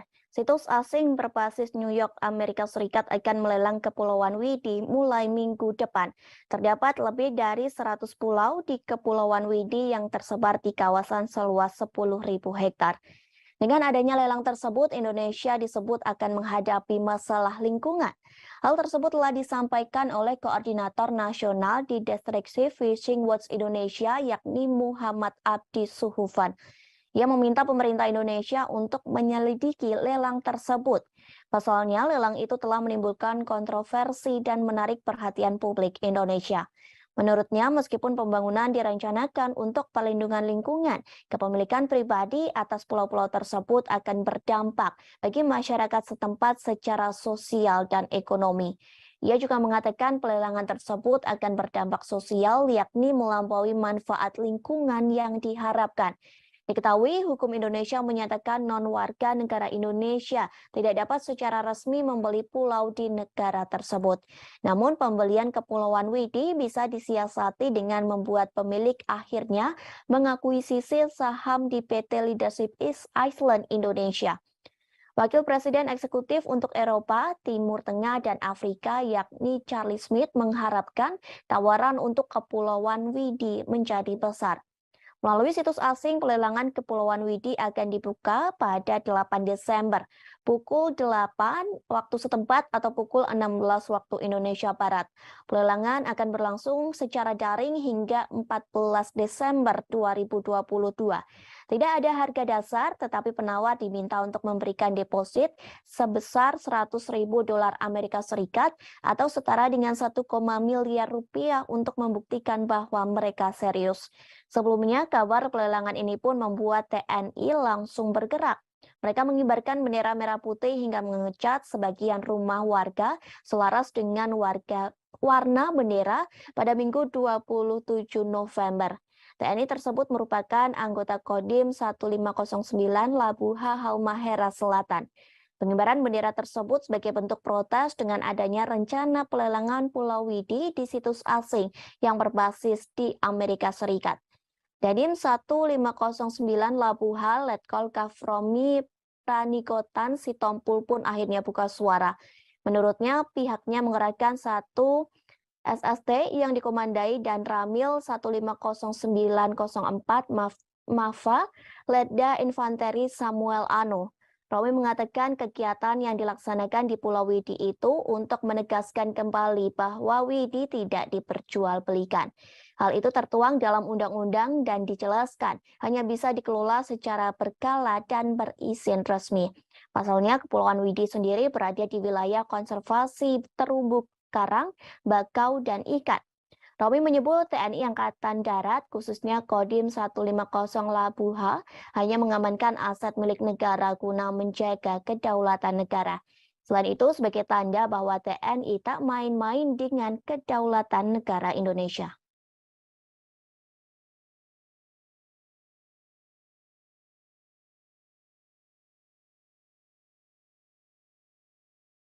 Pertempuran babak baru terjadi antara tentara Rusia dan Ukraina. Kali ini Rusia membombardir Bakhmut, Ukraina, hingga mengubah kota tersebut menjadi wilayah berdarah. Bahkan pasukan Rusia dan Ukraina berperang hingga di Parit. Perang Parit ini mengingatkan pada pertempuran yang terjadi di Perang Dunia I. Dalam perang tersebut tidak ada pihak yang menyerah, baik pasukan Rusia maupun Ukraina, sehingga perang tersebut menumpahkan darah antara kedua belah pihak. Sementara staf umum tentara Ukraina melaporkan, dalam satu hari terjadi pengeboman artileri dan tank di kota Bakhmut. Peristiwa itu terjadi pada Kamis 1 Desember 2022. Selain di kota Bakhmut, penembakan juga terjadi di pemukiman lainnya. Pertempuran kedua negara pun disebut sangat brutal hanya untuk menguasai kota kecil. Dilaporkan pasukan Rusia menembakkan artileri di kota Bakhmut pada siang hingga malam. Sementara Ukraina menggunakan kamera termal untuk memadamkan gerak maju Rusia sebelum mereka mendapat kesempatan untuk menyerang. Dari video yang beredar di media sosial, nampak parit-parit terbentuk di kota Bakhmut. Bahkan terdengar gemuruh tembakan dan ledakan artileri secara terus-menerus. Suara peperangan itu terus bergema di dataran yang tertutup salju. Video lain memperlihatkan kota Bakhmut telah dibombardir pasukan Rusia. Akibat serangan bertubi-tubi itu, bangunan di kota Bakhmut berubah menjadi kerikil. Bagi orang-orang Ukraina, menguasai kota itu berarti menyangkal posisi pendudukan terdalam musuh sejak dimulainya invasi Rusia ke Ukraina hampir 1 dekade lalu. Sementara bagi tentara Rusia, merebut Bakhmut akan memberi pasukan mereka moral yang lebih baik. Pasalnya, Rusia baru saja mengalami kekalahan memalukan di pusat-pusat Ukraina, satu di antaranya Kherson. Seorang penasehat Menteri Pertahanan Ukraina, Yuri Sak, mengomentari pertempuran tersebut. Ia mengatakan Bakhmut menjadi kota yang menjadi titik panas utama dalam peperangan. Rusia pun memberikan pernyataan bahwa pasukannya akan segera berhasil merebut kota Bakhmut. Bahkan pasukan Rusia mengklaim berhasil menewaskan banyak korban di kota tersebut. Namun pernyataan tersebut diragukan oleh Institute for the Study of War. Organisasi itu meragukan klaim Rusia yang memenangkan situasi di kota Bakhmut. Bahkan mereka mengatakan pasukan Rusia masih berada jauh di kata keberhasilan untuk merebut kota tersebut. Hingga kini masih belum diketahui jelas berapa banyak korban yang tewas dalam pertempuran tersebut.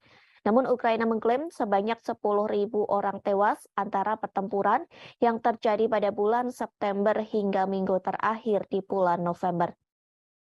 Kementerian Pertahanan Luar Negeri Ukraina melaporkan 560 tentara Rusia tambahan tewas dalam semalam.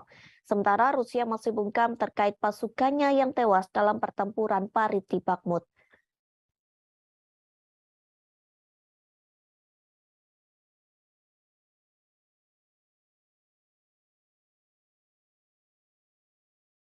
Rusia menyebut pasukan Ukraina mengalami kebodohan dalam melakukan perang dengan Moskow. Pasalnya, militer Ukraina gagal menyerang rudal Rusia. Sebaliknya, serangan gagal itu justru menghancurkan senjata pertahanan milik Ukraina sendiri.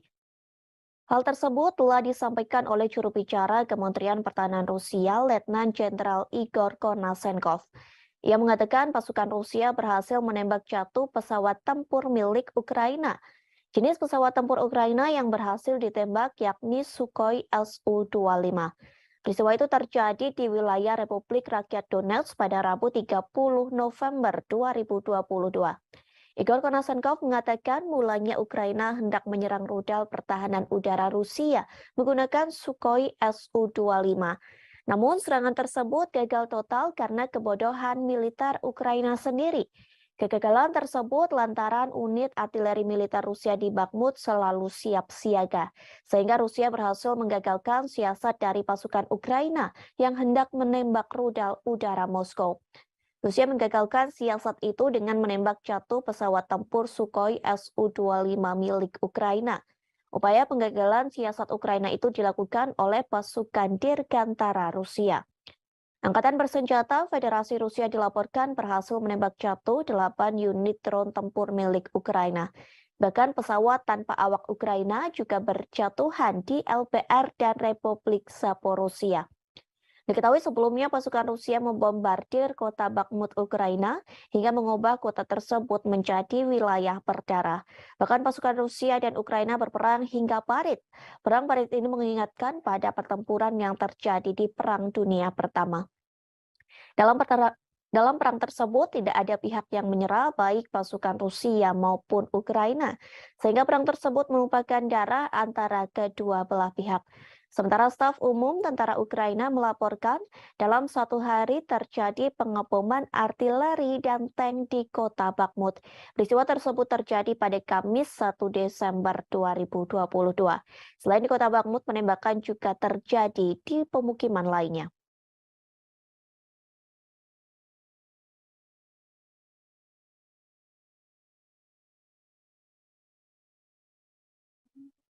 Ukraina akan memberlakukan pembatasan terhadap organisasi keagamaan di negara yang memiliki hubungan dengan Rusia.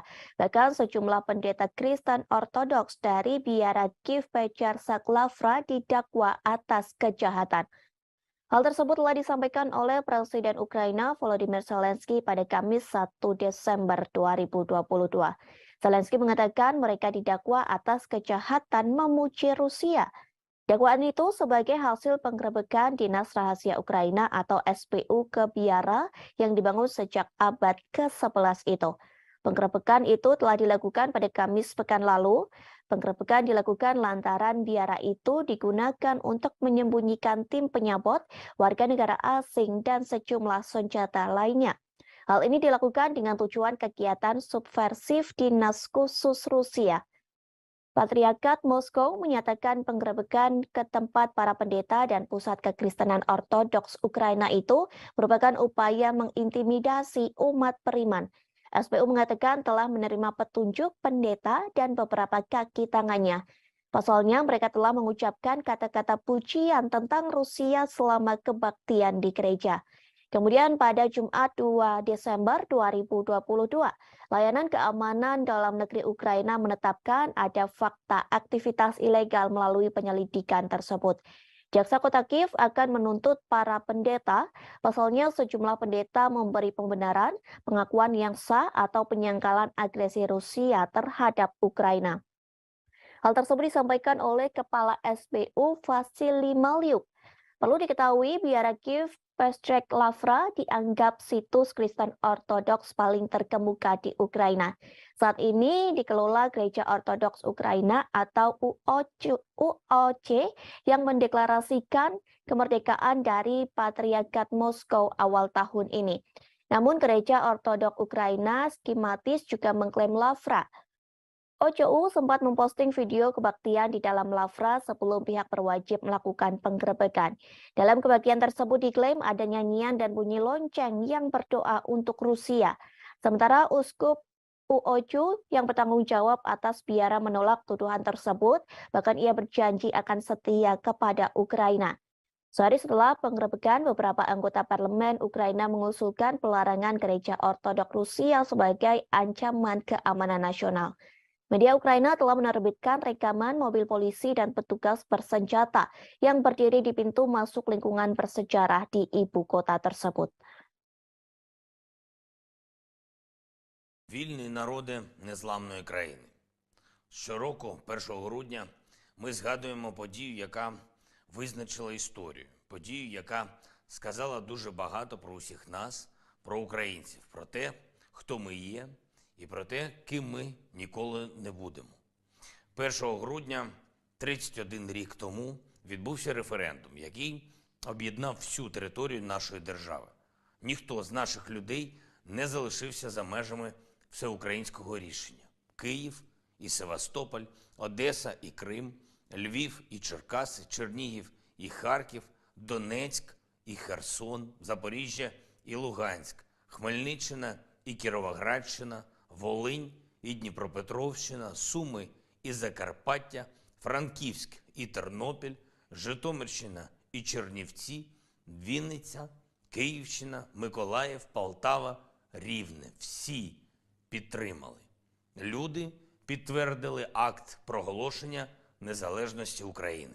Вільно і законно. Це був справжній референдум, а не якась імітація. Це був чесний референдум. Terendus Rusia akan melakukan kerjasama dengan China untuk melawan negara barat.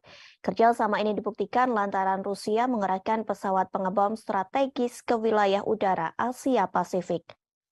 Hal serupa pun telah dilakukan oleh China. Pernyataan tersebut disampaikan oleh Kementerian Pertahanan Rusia. Dilaporkan tentara Rusia tengah menerjunkan sejumlah pesawat tempur strategis termasuk Tu-95MS milik Moskow. Sementara China mengerahkan jet pembom strategis yakni H-6K. Dalam laporan yang dirilis Kementerian Pertahanan Rusia, patroli udara antara China dan Rusia digelar dengan menggunakan pesawat pengebom selama 8 jam. Kegiatan tersebut dilakukan di atas perairan Pasifik Barat, tepatnya di Laut Jepang dan Laut Cina Timur. Tak hanya melakukan patroli, aksi manuver pesawat pengebom Tu-95MS dan H-6K yang diselenggarakan pada Rabu 30 November 2022. Diklaim China dan Rusia melakukan serangkaian latihan bersama dengan menyelesaikan misi pendaratan silang di lanut kedua negara. Selama patroli berlangsung, pejabat Rusia menegaskan bahwa kedua pesawat yang tidak melanggar wilayah udara negara manapun. Pejabat Rusia mengklaim manuver ini juga dilakukan sesuai dengan ketentuan hukum internasional yang berlaku. Patroli ini merupakan kali pertama yang digelar antara Rusia dan China. Meskipun Rusia menyebut bahwa kerjasama ini dilakukan sebagai bagian dari rencana kongsi militer 202. Namun, Pentagon meyakini bahwa patroli kedua negara ini dilakukan untuk menyatukan kekuatan dalam menghadapi serangan militer Amerika Serikat. Pasalnya, hubungan ketiga negara tersebut sedang menegang. Ternyata hubungan Rusia dan China yang kian harmonis sudah terjalin sejak beberapa tahun terakhir. Kerjasama pertahanan antara China dan Rusia semakin kuat sejak Presiden Vladimir Putin mengirim pasukannya ke Ukraina pada 24 Februari. Bahkan di tengah memanasnya hubungan Rusia dengan negara-negara barat, pemerintah China nekat melakukan latihan gabungan dengan Rusia. Latihan tersebut telah dilakukan pada September 2022 silam. Dalam latihan tersebut, China mengirim lebih dari 2.000 tentara bersama dengan lebih dari 300 kendaraan militer dan 21 pesawat tempur serta 3 kapal perang lainnya.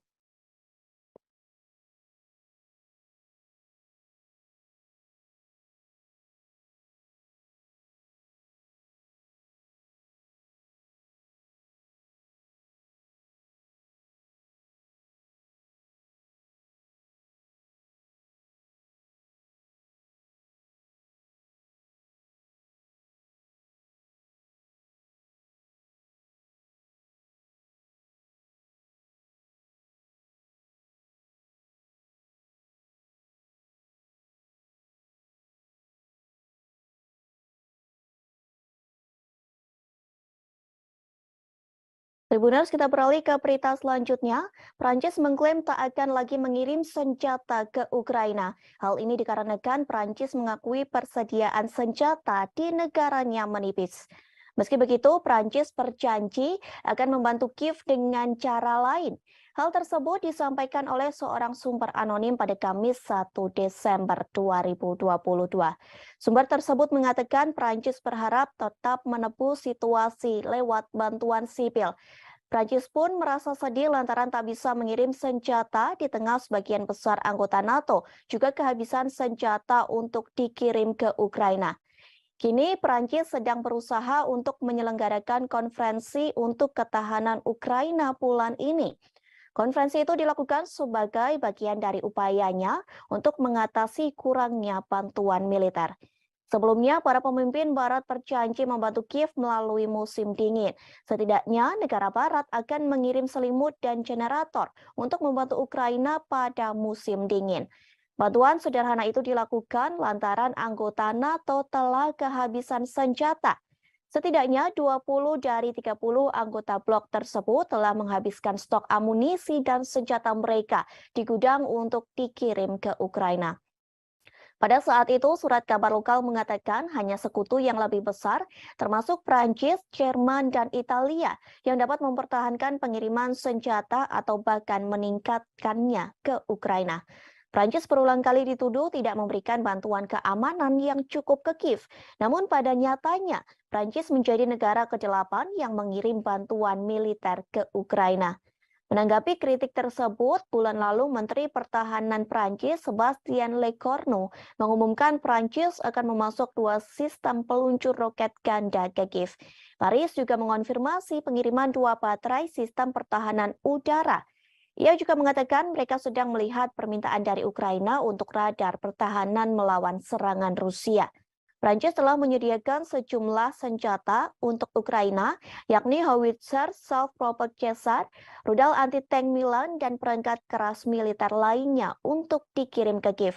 Sementara Moskow telah berulang kali memperingatkan negara-negara Barat agar tidak mengirim senjata ke Ukraina. Pasalnya dengan bantuan dari negara Barat, sama saja mereka sedang memperpanjang konflik.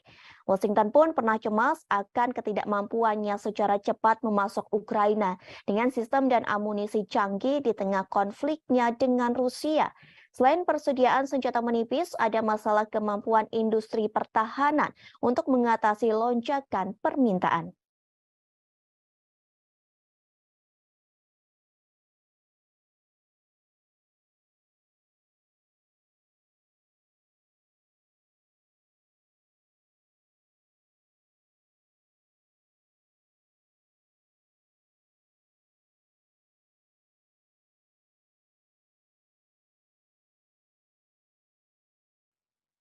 Ukraina kehilangan banyak pasukan dalam perang melawan Rusia.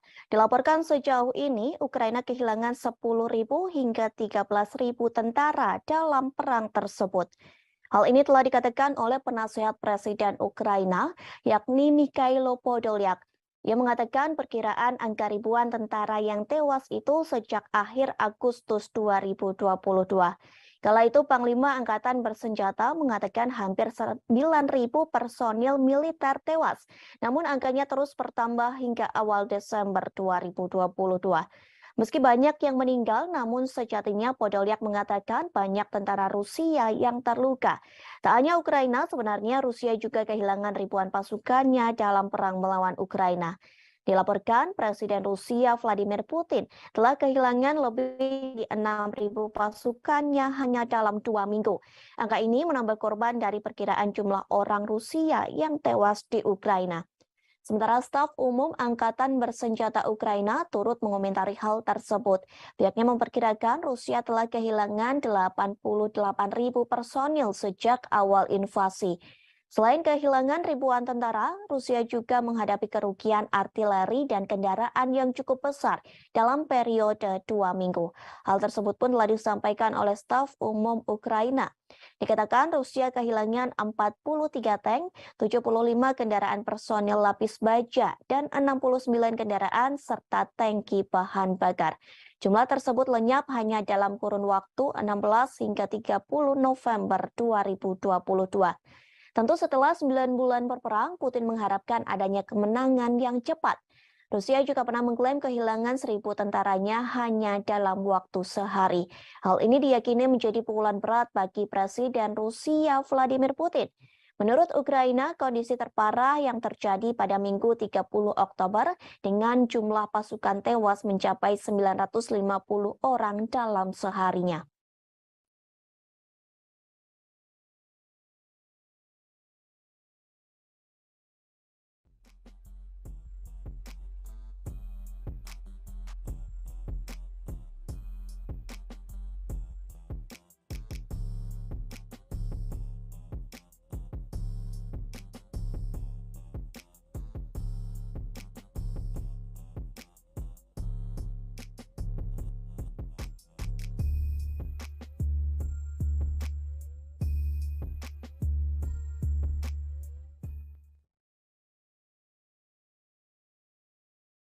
Ribuan tentara Rusia berusaha membuat skema untuk mengelabuhi Presiden Rusia Vladimir Putin.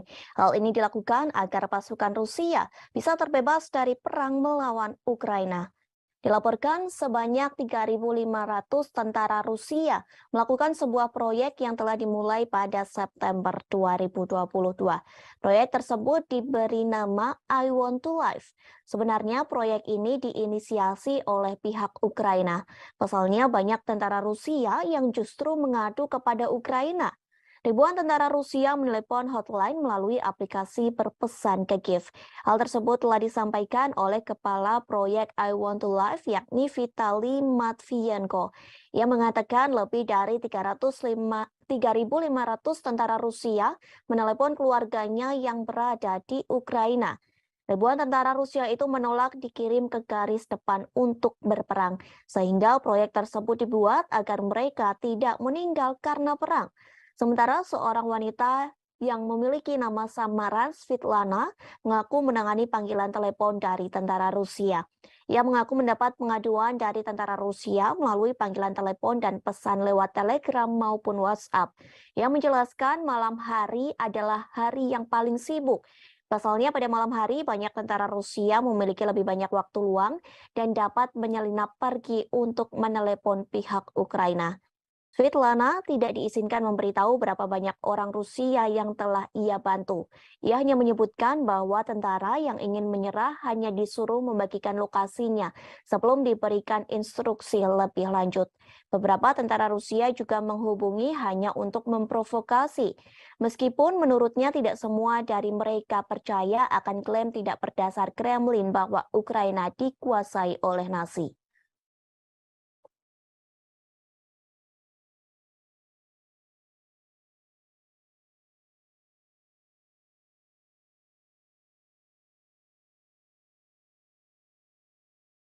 Rusia kembali memperingatkan NATO agar tidak memasok rudal Patriot ke Ukraina. Pasalnya, jika NATO tetap memasok senjata ke Ukraina, maka Rusia tidak akan tinggal diam. Rusia tak segan-segan akan menjadikan NATO sebagai target militer Moskow. Hal tersebut disampaikan oleh Wakil Ketua Dewan Keamanan Rusia Dmitry Medvedev pada Rabu 30 November silam. Medvedev mengatakan hal tersebut kepada para pemimpin NATO secara langsung di Rumania. Pertemuan tersebut membahas fase dukungan untuk Kiev. Tak lama setelah pernyataan Medvedev muncul, Menteri Luar Negeri Ukraina Dmytro Kuleba mengatakan Kiev membutuhkan rudal Patriot untuk melindungi infrastruktur utamanya. Kuleba menambahkan bahwa ia akan bekerja sama dengan Jerman. Kerjasama ini untuk mendapatkan senjata yang dirancang untuk menembak jatuh rudal yang masuk. Jerman telah menawarkan baterai Patriot ke Polandia seusai Warsawa dihantam rudal hingga menewaskan 2 orang. Mulanya diperkirakan rudal itu milik Rusia, namun kemudian diputuskan sebagai roket Ukraina yang salah tembak. Polandia menolak untuk mengambil Patriot dan menyarankan agar Jerman mengirim ke Kiev. Menteri Pertahanan juga mengatakan komponen untuk memperbaiki jaringan listrik Ukraina yang rusak parah juga harus menjadi prioritas sekutu NATO. Di sisi lain, Menteri Luar Negeri Amerika Serikat Antony Blinken yang bertemu dengan Kuleba pada Rabu 30 November. Blinken mengatakan bahwa negaranya mendukung Ukraina. Dukungan tersebut dalam bentuk penyediaan rudal surface-to-air Patriot ke Ukraina. Bantuan ini menjadi tanda kemajuan besar dalam jenis sistem pertahanan udara yang dikirim Barat untuk membantu Ukraina. Sekretaris Jenderal NATO Jens Stoltenberg membenarkan pengiriman sistem rudal surface-to-air yang canggih seperti itu sedang dipertimbangkan.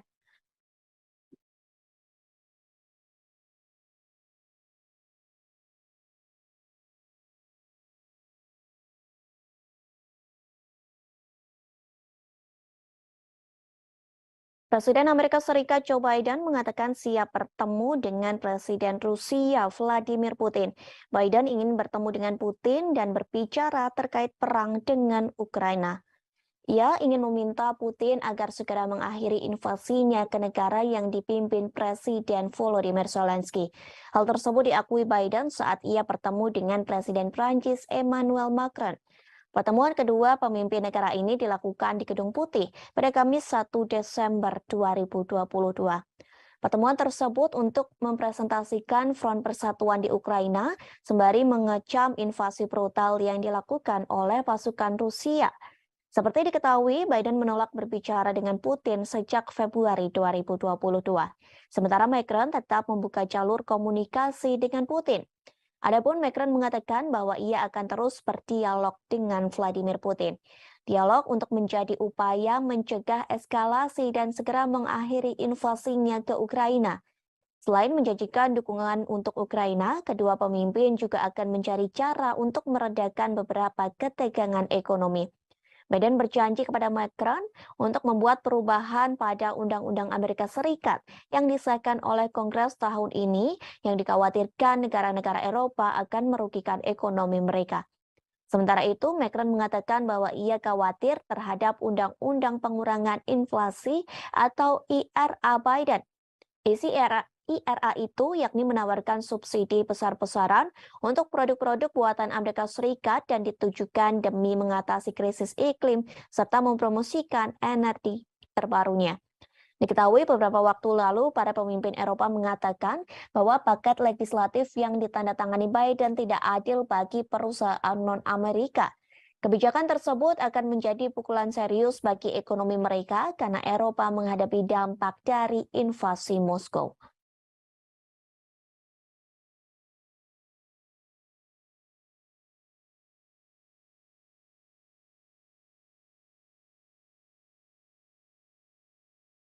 Tribuners, kita beralih ke berita selanjutnya. Amerika Serikat sedang dibuat geram dengan sikap Presiden Korea Utara yakni Kim Jong-un. Akibatnya, Amerika Serikat sedang menyiapkan sanksi lebih banyak untuk Korea Utara.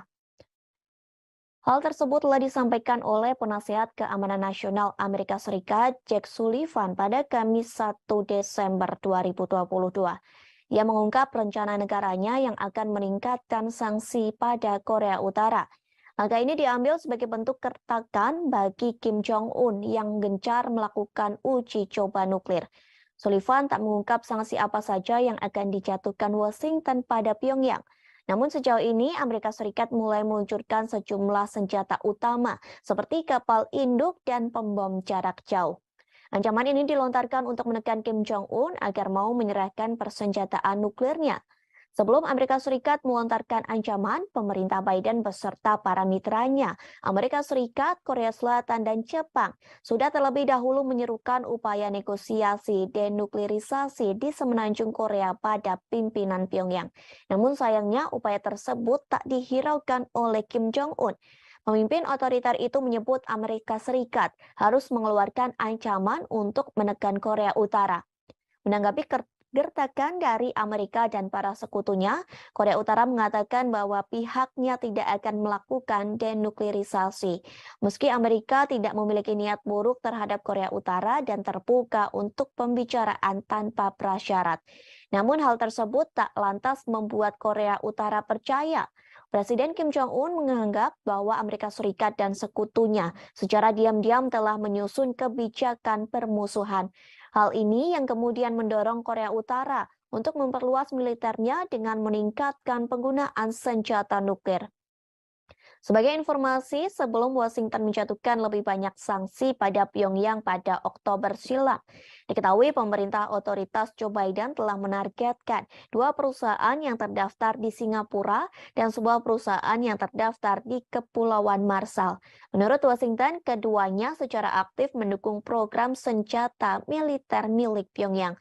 Tak hanya itu, pemerintah Amerika Serikat bersama PBB beberapa kali turut menjatuhkan sanksi kepada Korea Utara. Sanksi itu berupa pemblokiran sejumlah akses pada Pyongyang. Namun sayangnya cara tersebut belum mampu menghentikan aktivitas uji coba nuklir Korea Utara. Rencana pemerintah Amerika Serikat akan terus menggelar pembicaraan untuk menghindari peningkatan bahaya kemanusiaan di kawasan Asia.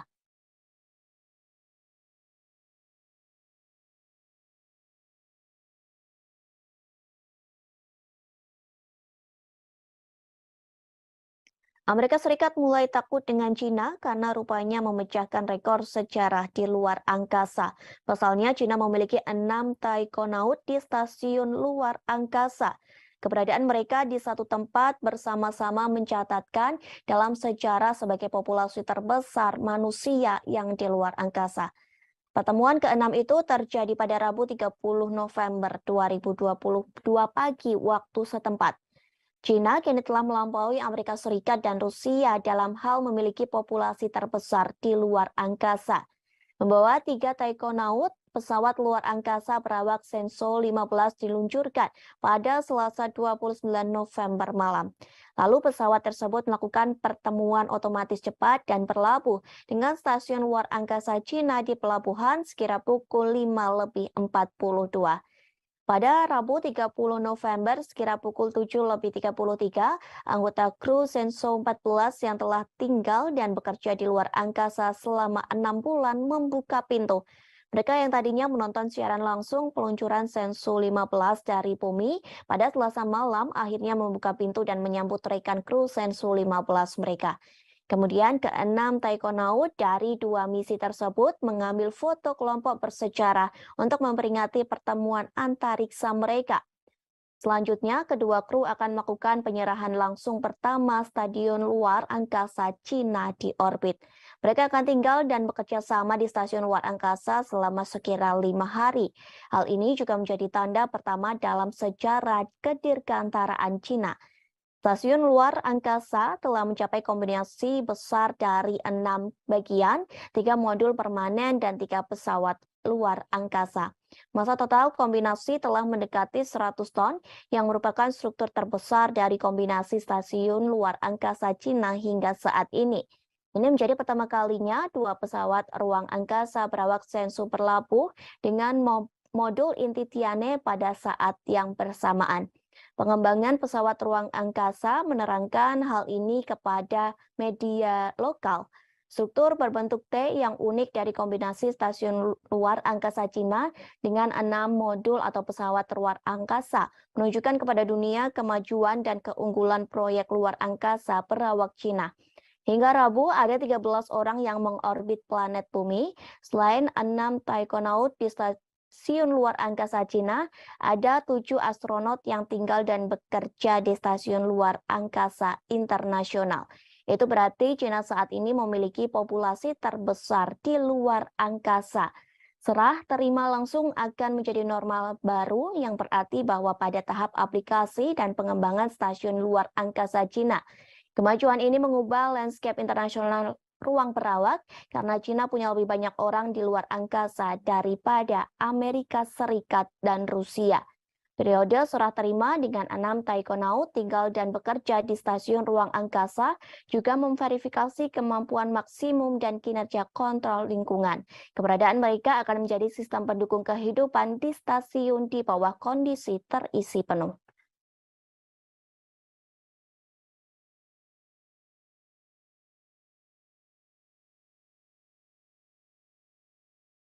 Tribuners, kita beralih ke berita yang terakhir. Situs asing berbasis New York, Amerika Serikat akan melelang Kepulauan Widi mulai minggu depan.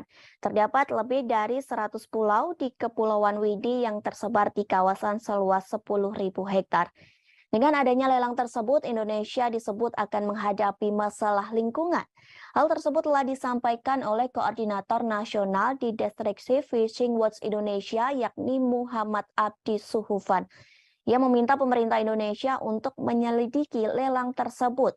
Pasalnya, lelang itu telah menimbulkan kontroversi dan menarik perhatian publik Indonesia. Menurutnya, meskipun pembangunan direncanakan untuk perlindungan lingkungan, kepemilikan pribadi atas pulau-pulau tersebut akan berdampak bagi masyarakat setempat secara sosial dan ekonomi. Ia juga mengatakan pelelangan tersebut akan berdampak sosial, yakni melampaui manfaat lingkungan yang diharapkan. Diketahui, hukum Indonesia menyatakan non-warga negara Indonesia tidak dapat secara resmi membeli pulau di negara tersebut.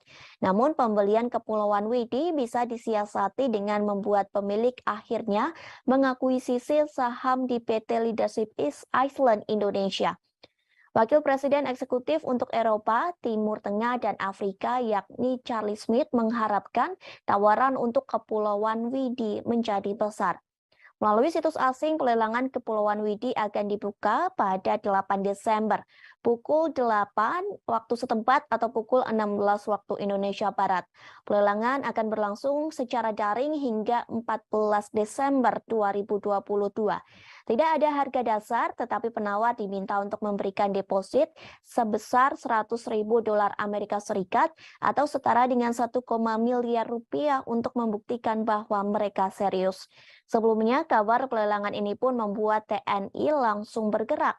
Mereka mengibarkan bendera merah putih hingga mengecat sebagian rumah warga selaras dengan warna bendera pada Minggu 27 November. TNI tersebut merupakan anggota Kodim 1509 Labuha Halmahera Selatan.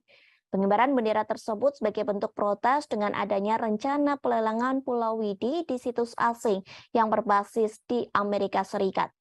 Dadim 1509 Labuha Letkol Kafromi Pranikotan Sitompul pun akhirnya buka suara. Menurutnya, pihaknya mengerahkan satu SST yang dikomandai dan Ramil 150904 MAFA Letda Infanteri Samuel Ano.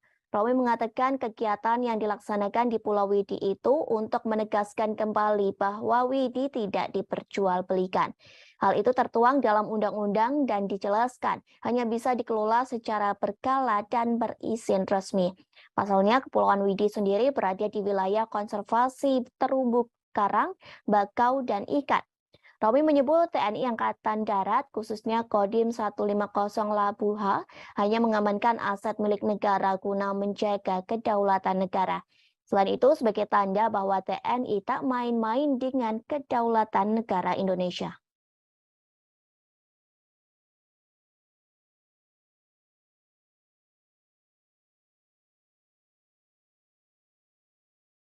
Pertempuran babak baru terjadi antara tentara Rusia dan Ukraina.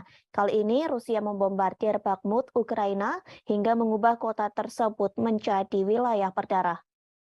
Bahkan pasukan Rusia dan Ukraina berperang hingga di Parit. Perang Parit ini mengingatkan pada pertempuran yang terjadi di Perang Dunia I.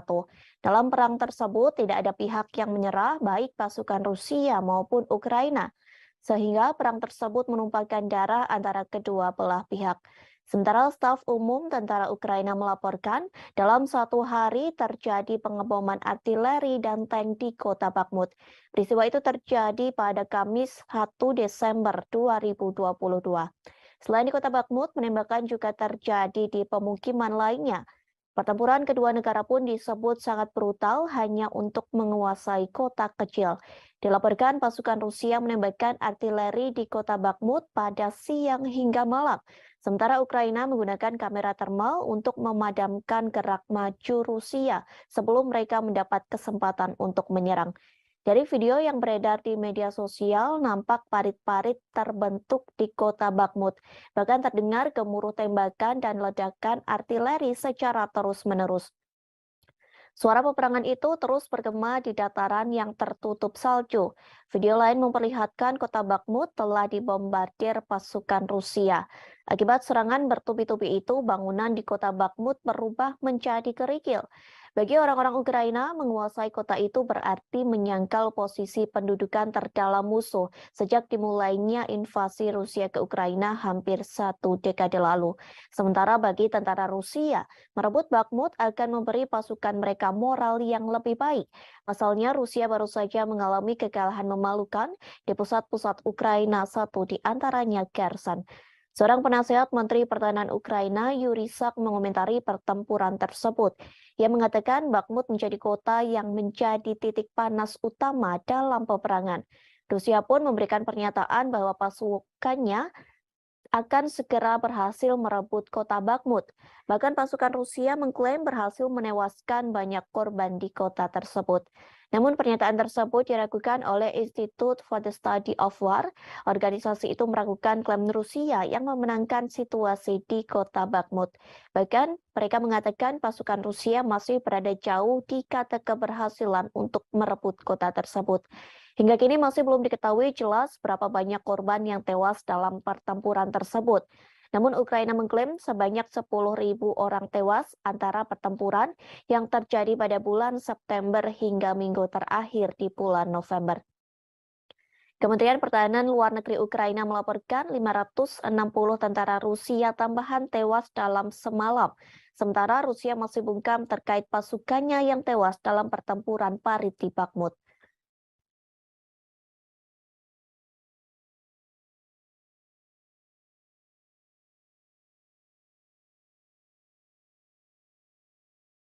Rusia menyebut pasukan Ukraina mengalami kebodohan dalam melakukan perang dengan Moskow.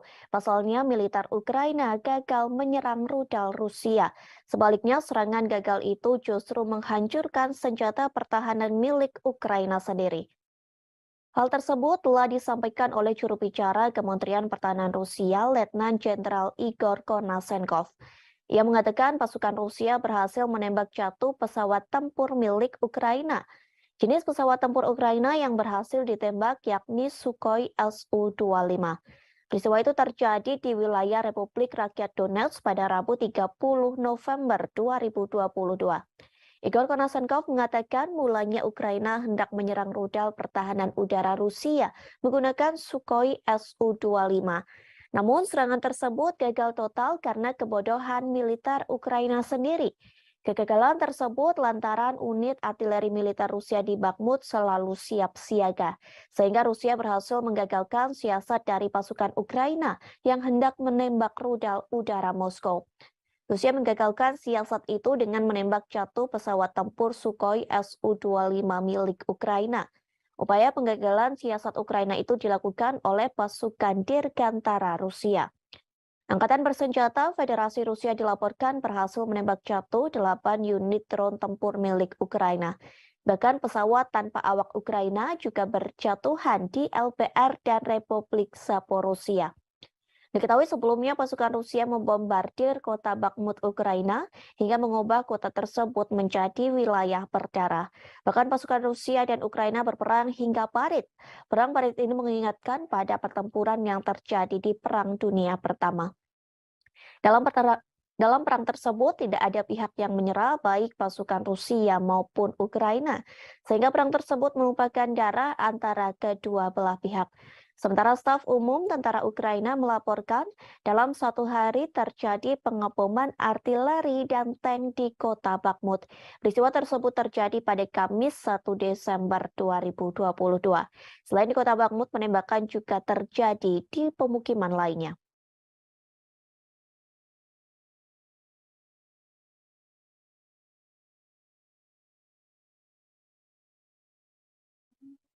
Ukraina akan memberlakukan pembatasan terhadap organisasi keagamaan di negara yang memiliki hubungan dengan Rusia. Bahkan sejumlah pendeta Kristen Ortodoks dari biara Kiev Petcharsak Lavra didakwa atas kejahatan. Hal tersebut telah disampaikan oleh Presiden Ukraina Volodymyr Zelensky pada Kamis 1 Desember 2022. Zelensky mengatakan mereka didakwa atas kejahatan memuji Rusia. Dakwaan itu sebagai hasil penggerebekan Dinas Rahasia Ukraina atau SPU ke biara yang dibangun sejak abad ke-11 itu. Penggerebekan itu telah dilakukan pada Kamis pekan lalu. Penggerebekan dilakukan lantaran biara itu digunakan untuk menyembunyikan tim penyabot, warga negara asing, dan sejumlah senjata lainnya. Hal ini dilakukan dengan tujuan kegiatan subversif Dinas Khusus Rusia.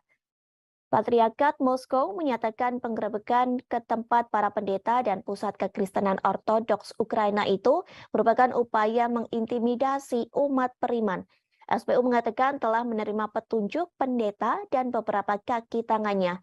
Pasalnya mereka telah mengucapkan kata-kata pujian tentang Rusia selama kebaktian di gereja.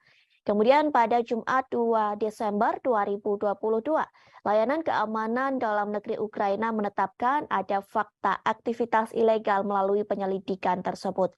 Jaksa Kota Kiev akan menuntut para pendeta, pasalnya sejumlah pendeta memberi pembenaran, pengakuan yang sah atau penyangkalan agresi Rusia terhadap Ukraina. Hal tersebut disampaikan oleh Kepala SBU Vasily Malyuk. Perlu diketahui, biara Kiev Petcharsak Lavra dianggap situs Kristen Ortodoks paling terkemuka di Ukraina. Saat ini dikelola Gereja Ortodoks Ukraina atau UOC yang mendeklarasikan kemerdekaan dari Patriarkat Moskow awal tahun ini. Namun Gereja Ortodoks Ukraina skematis juga mengklaim Lavra. OCU sempat memposting video kebaktian di dalam Lavra sebelum pihak berwajib melakukan penggerebekan. Dalam kebaktian tersebut diklaim ada nyanyian dan bunyi lonceng yang berdoa untuk Rusia. Sementara Uskup UOCU yang bertanggung jawab atas biara menolak tuduhan tersebut, bahkan ia berjanji akan setia kepada Ukraina. Sehari setelah penggerebekan, beberapa anggota parlemen Ukraina mengusulkan pelarangan gereja Ortodoks Rusia sebagai ancaman keamanan nasional. Media Ukraina telah menerbitkan rekaman mobil polisi dan petugas bersenjata yang berdiri di pintu masuk lingkungan bersejarah di ibu kota tersebut. Вільні народи незламної країни. Щороку, 1 грудня, ми згадуємо подію, яка визначила історію. Подію, яка сказала дуже багато про усіх нас, про українців, про те, хто ми є, і про те, ким ми ніколи не будемо. 1 грудня 31 рік тому відбувся референдум, який об'єднав всю територію нашої держави. Ніхто з наших людей не залишився за межами всеукраїнського рішення.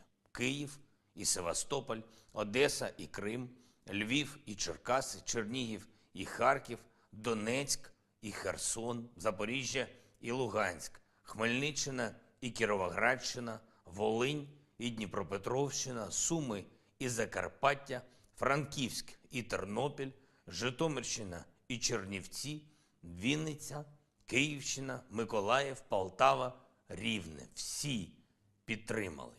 Люди підтвердили акт проголошення незалежності України. Вільно і законно. Це був справжній референдум, а не якась імітація. Це був чесний референдум. Terendus Rusia akan melakukan kerjasama dengan China untuk melawan negara barat. Kerjasama ini dibuktikan lantaran Rusia mengerahkan pesawat pengebom strategis ke wilayah udara Asia Pasifik. Hal serupa pun telah dilakukan oleh China. Pernyataan tersebut disampaikan oleh Kementerian Pertahanan Rusia. Dilaporkan tentara Rusia tengah menerjunkan sejumlah pesawat tempur strategis termasuk Tu-95MS milik Moskow.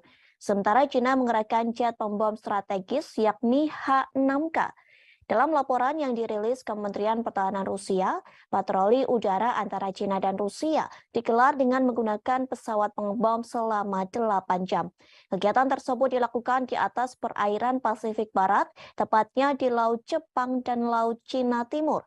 Tak hanya melakukan patroli, aksi manuver pesawat pengebom Tu-95MS dan H-6K yang diselenggarakan pada Rabu 30 November 2022. Diklaim China dan Rusia melakukan serangkaian latihan bersama dengan menyelesaikan misi pendaratan silang di lanut kedua negara. Selama patroli berlangsung, pejabat Rusia menegaskan bahwa kedua pesawat yang tidak melanggar wilayah udara negara manapun. Pejabat Rusia mengklaim manuver ini juga dilakukan sesuai dengan ketentuan hukum internasional yang berlaku. Patroli ini merupakan kali pertama yang digelar antara Rusia dan China. Meskipun Rusia menyebut bahwa kerjasama ini dilakukan sebagai bagian dari rencana kongsi militer 202. Namun, Pentagon meyakini bahwa patroli kedua negara ini dilakukan untuk menyatukan kekuatan dalam menghadapi serangan militer Amerika Serikat. Pasalnya, hubungan ketiga negara tersebut sedang menegang. Ternyata hubungan Rusia dan China yang kian harmonis sudah terjalin sejak beberapa tahun terakhir. Kerjasama pertahanan antara China dan Rusia semakin kuat sejak Presiden Vladimir Putin mengirim pasukannya ke Ukraina pada 24 Februari. Bahkan di tengah memanasnya hubungan Rusia dengan negara-negara barat, pemerintah China nekat melakukan latihan gabungan dengan Rusia. Latihan tersebut telah dilakukan pada September 2022 silam. Dalam latihan tersebut, China mengirim lebih dari 2.000 tentara bersama dengan lebih dari 300 kendaraan militer dan 21 pesawat tempur serta 3 kapal perang lainnya.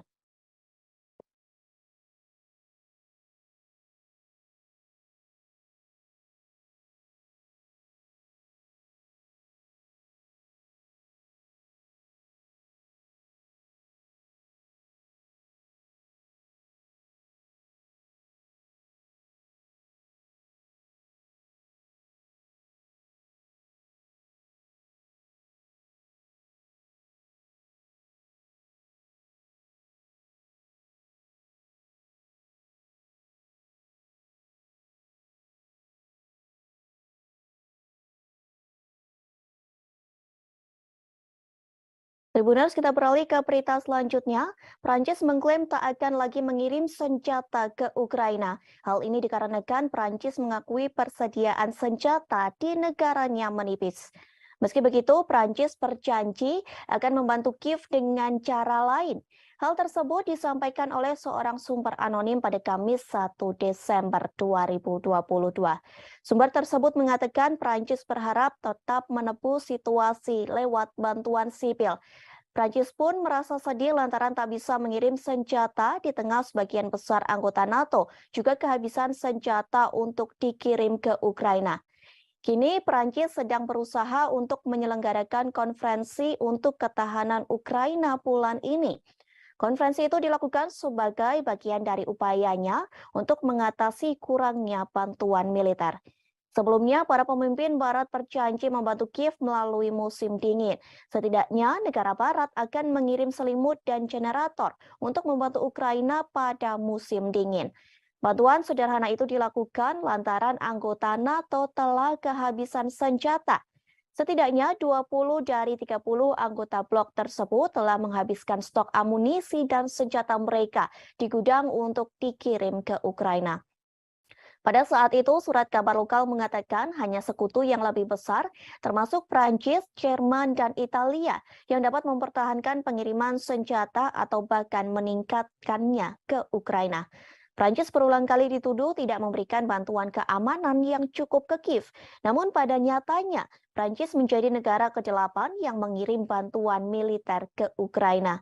Menanggapi kritik tersebut, bulan lalu Menteri Pertahanan Prancis Sebastien Lecornu mengumumkan Prancis akan memasok 2 sistem peluncur roket ganda ke Kiev.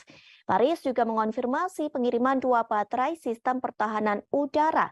Ia juga mengatakan mereka sedang melihat permintaan dari Ukraina untuk radar pertahanan melawan serangan Rusia. Prancis telah menyediakan sejumlah senjata untuk Ukraina, yakni howitzer, self-propelled Caesar, rudal anti-tank Milan, dan perangkat keras militer lainnya untuk dikirim ke Kiev. Sementara Moskow telah berulang kali memperingatkan negara-negara Barat agar tidak mengirim senjata ke Ukraina. Pasalnya, dengan bantuan dari negara Barat, sama saja mereka sedang memperpanjang konflik. Washington pun pernah cemas akan ketidakmampuannya secara cepat memasok Ukraina dengan sistem dan amunisi canggih di tengah konfliknya dengan Rusia. Selain persediaan senjata menipis, ada masalah kemampuan industri pertahanan untuk mengatasi lonjakan permintaan.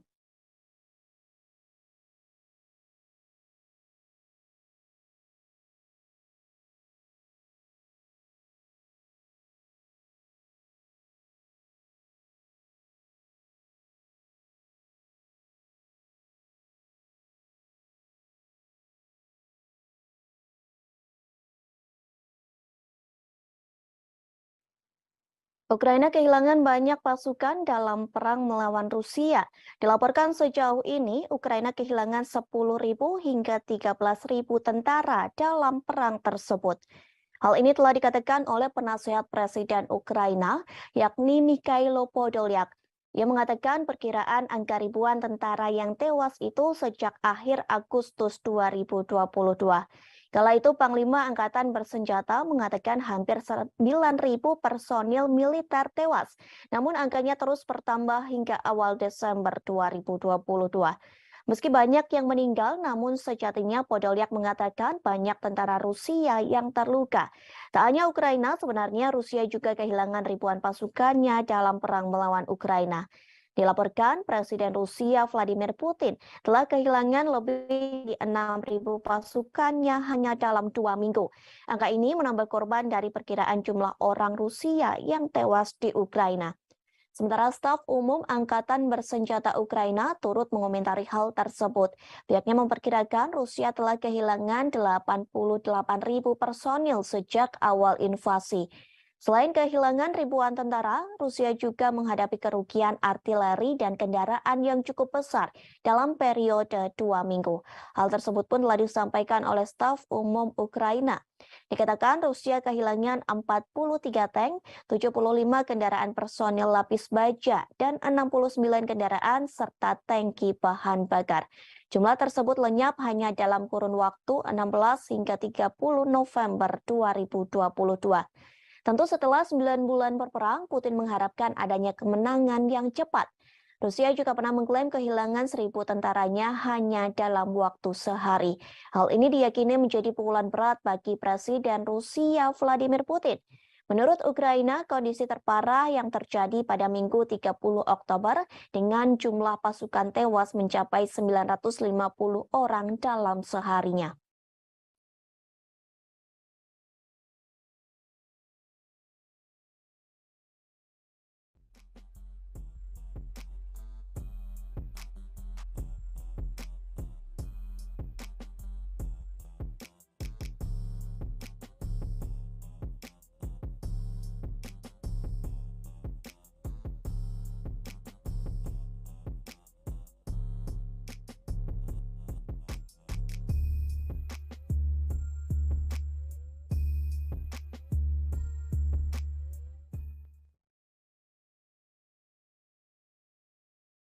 Ribuan tentara Rusia berusaha membuat skema untuk mengelabuhi Presiden Rusia Vladimir Putin. Hal ini dilakukan agar pasukan Rusia bisa terbebas dari perang melawan Ukraina. Dilaporkan sebanyak 3.500 tentara Rusia melakukan sebuah proyek yang telah dimulai pada September 2022. Proyek tersebut diberi nama I Want to Live. Sebenarnya proyek ini diinisiasi oleh pihak Ukraina. Pasalnya banyak tentara Rusia yang justru mengadu kepada Ukraina. Ribuan tentara Rusia menelepon hotline melalui aplikasi berpesan ke Kiev. Hal tersebut telah disampaikan oleh Kepala Proyek I Want to Live, yakni Vitali Matvienko. Ia mengatakan lebih dari 3.500 tentara Rusia menelepon keluarganya yang berada di Ukraina. Ribuan tentara Rusia itu menolak dikirim ke garis depan untuk berperang, sehingga proyek tersebut dibuat agar mereka tidak meninggal karena perang. Sementara seorang wanita yang memiliki nama samaran Svetlana mengaku menangani panggilan telepon dari tentara Rusia. Ia mengaku mendapat pengaduan dari tentara Rusia melalui panggilan telepon dan pesan lewat Telegram maupun WhatsApp. Ia menjelaskan malam hari adalah hari yang paling sibuk. Pasalnya pada malam hari banyak tentara Rusia memiliki lebih banyak waktu luang dan dapat menyelinap pergi untuk menelepon pihak Ukraina. Svetlana tidak diizinkan memberitahu berapa banyak orang Rusia yang telah ia bantu. Ia hanya menyebutkan bahwa tentara yang ingin menyerah hanya disuruh membagikan lokasinya sebelum diberikan instruksi lebih lanjut. Beberapa tentara Rusia juga menghubungi hanya untuk memprovokasi. Meskipun menurutnya tidak semua dari mereka percaya akan klaim tidak berdasar Kremlin bahwa Ukraina dikuasai oleh Nazi.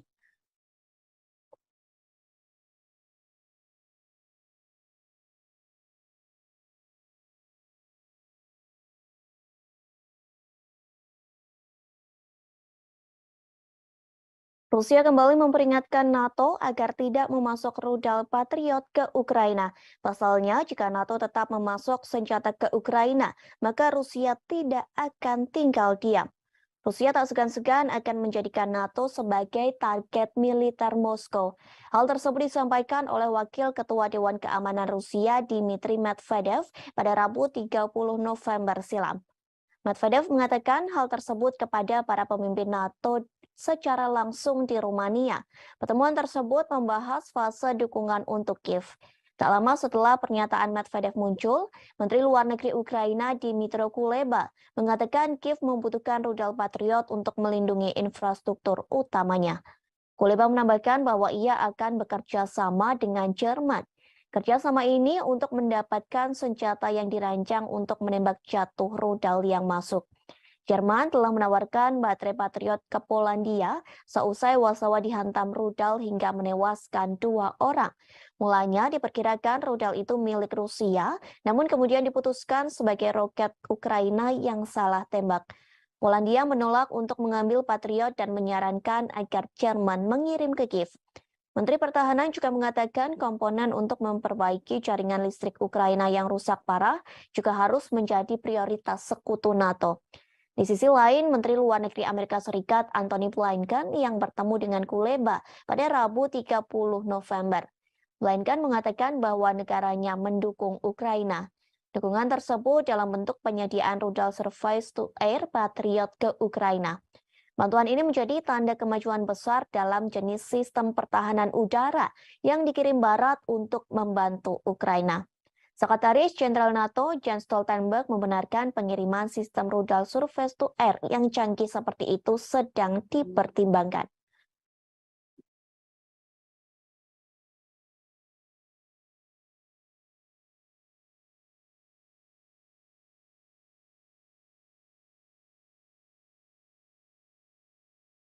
Presiden Amerika Serikat Joe Biden mengatakan siap bertemu dengan Presiden Rusia Vladimir Putin.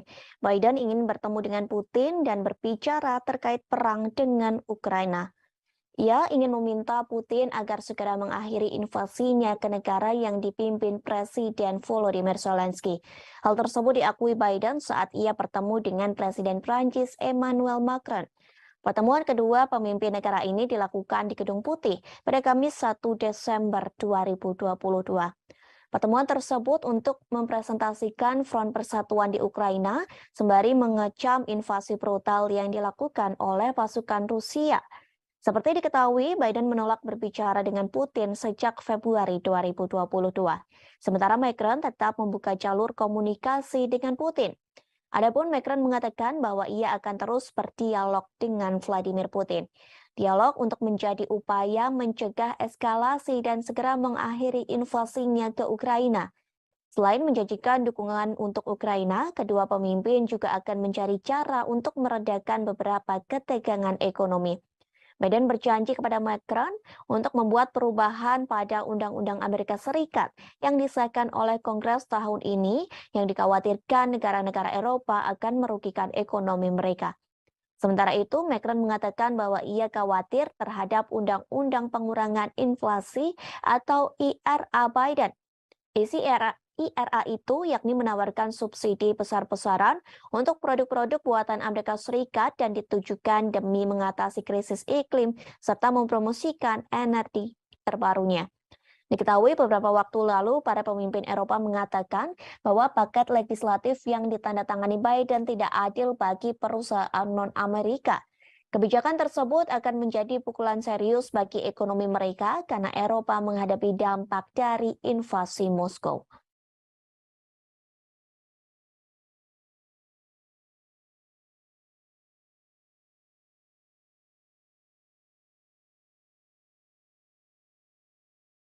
Tribuners, kita beralih ke berita selanjutnya. Amerika Serikat sedang dibuat geram dengan sikap Presiden Korea Utara, yakni Kim Jong-un. Akibatnya, Amerika Serikat sedang menyiapkan sanksi lebih banyak untuk Korea Utara. Hal tersebut telah disampaikan oleh Penasihat Keamanan Nasional Amerika Serikat, Jake Sullivan, pada Kamis 1 Desember 2022. Ia mengungkap rencana negaranya yang akan meningkatkan sanksi pada Korea Utara. Langkah ini diambil sebagai bentuk kertakan bagi Kim Jong-un yang gencar melakukan uji coba nuklir. Sullivan tak mengungkap sanksi apa saja yang akan dijatuhkan Washington pada Pyongyang. Namun sejauh ini Amerika Serikat mulai meluncurkan sejumlah senjata utama seperti kapal induk dan pembom jarak jauh.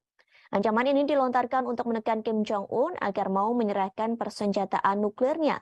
Sebelum Amerika Serikat melontarkan ancaman, pemerintah Biden beserta para mitranya, Amerika Serikat, Korea Selatan, dan Jepang, sudah terlebih dahulu menyerukan upaya negosiasi denuklirisasi di semenanjung Korea pada pimpinan Pyongyang. Namun sayangnya upaya tersebut tak dihiraukan oleh Kim Jong-un. Pemimpin otoriter itu menyebut Amerika Serikat harus mengeluarkan ancaman untuk menekan Korea Utara. Menanggapi gertakan dari Amerika dan para sekutunya, Korea Utara mengatakan bahwa pihaknya tidak akan melakukan denuklirisasi. Meski Amerika tidak memiliki niat buruk terhadap Korea Utara dan terbuka untuk pembicaraan tanpa prasyarat. Namun hal tersebut tak lantas membuat Korea Utara percaya. Presiden Kim Jong-un menganggap bahwa Amerika Serikat dan sekutunya secara diam-diam telah menyusun kebijakan permusuhan. Hal ini yang kemudian mendorong Korea Utara untuk memperluas militernya dengan meningkatkan penggunaan senjata nuklir. Sebagai informasi, sebelum Washington menjatuhkan lebih banyak sanksi pada Pyongyang pada Oktober silam, diketahui pemerintah otoritas Joe Biden telah menargetkan 2 perusahaan yang terdaftar di Singapura dan sebuah perusahaan yang terdaftar di Kepulauan Marshall. Menurut Washington, keduanya secara aktif mendukung program senjata militer milik Pyongyang. Tak hanya itu, pemerintah Amerika Serikat bersama PBB beberapa kali turut menjatuhkan sanksi kepada Korea Utara. Sanksi itu berupa pemblokiran sejumlah akses pada Pyongyang. Namun sayangnya cara tersebut belum mampu menghentikan aktivitas uji coba nuklir Korea Utara. Rencana pemerintah Amerika Serikat akan terus menggelar pembicaraan untuk menghindari peningkatan bahaya kemanusiaan di kawasan Asia.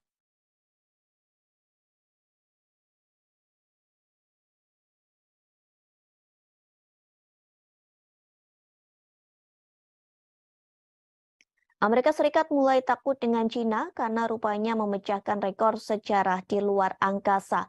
Pasalnya, Cina memiliki 6 taikonaut di stasiun luar angkasa. Keberadaan mereka di satu tempat bersama-sama mencatatkan dalam sejarah sebagai populasi terbesar manusia yang di luar angkasa. Pertemuan ke-6 itu terjadi pada Rabu 30 November 2022 pagi waktu setempat. China kini telah melampaui Amerika Serikat dan Rusia dalam hal memiliki populasi terbesar di luar angkasa. Membawa 3 taikonaut, pesawat luar angkasa berawak Shenzhou 15 diluncurkan pada Selasa 29 November malam. Lalu pesawat tersebut melakukan pertemuan otomatis cepat dan berlabuh dengan stasiun luar angkasa China di pelabuhan sekira pukul 5:42. Pada Rabu 30 November sekira pukul 7:33, anggota kru Shenzhou 14 yang telah tinggal dan bekerja di luar angkasa selama 6 bulan membuka pintu. Mereka yang tadinya menonton siaran langsung peluncuran Shenzhou 15 dari bumi pada Selasa malam akhirnya membuka pintu dan menyambut rekan kru Shenzhou 15 mereka. Kemudian keenam taikonaut dari 2 misi tersebut mengambil foto kelompok bersejarah untuk memperingati pertemuan antariksa mereka. Selanjutnya, kedua kru akan melakukan penyerahan langsung pertama stadion luar angkasa Cina di orbit. Mereka akan tinggal dan bekerja sama di stasiun luar angkasa selama sekira 5 hari. Hal ini juga menjadi tanda pertama dalam sejarah kedirgantaraan Cina. Stasiun luar angkasa telah mencapai kombinasi besar dari 6 bagian, 3 modul permanen, dan 3 pesawat luar angkasa. Masa total kombinasi telah mendekati 100 ton, yang merupakan struktur terbesar dari kombinasi stasiun luar angkasa Cina hingga saat ini. Ini menjadi pertama kalinya 2 pesawat ruang angkasa berawak Shenzhou berlabuh dengan modul inti Tianhe pada saat yang bersamaan. Pengembangan pesawat ruang angkasa menerangkan hal ini kepada media lokal. Struktur berbentuk T yang unik dari kombinasi stasiun luar angkasa Cina dengan 6 modul atau pesawat luar angkasa menunjukkan kepada dunia kemajuan dan keunggulan proyek luar angkasa berawak Cina. Hingga Rabu, ada 13 orang yang mengorbit planet Bumi. Selain 6 taikonaut di stasiun luar angkasa Cina, ada 7 astronot yang tinggal dan bekerja di stasiun luar angkasa internasional. Itu berarti Cina saat ini memiliki populasi terbesar di luar angkasa. Serah terima langsung akan menjadi normal baru yang berarti bahwa pada tahap aplikasi dan pengembangan stasiun luar angkasa Cina, kemajuan ini mengubah landscape internasional ruang perawak karena Cina punya lebih banyak orang di luar angkasa daripada Amerika Serikat dan Rusia. Periode serah terima dengan 6 taikonaut tinggal dan bekerja di stasiun ruang angkasa juga memverifikasi kemampuan maksimum dan kinerja kontrol lingkungan. Keberadaan mereka akan menjadi sistem pendukung kehidupan di stasiun di bawah kondisi terisi penuh.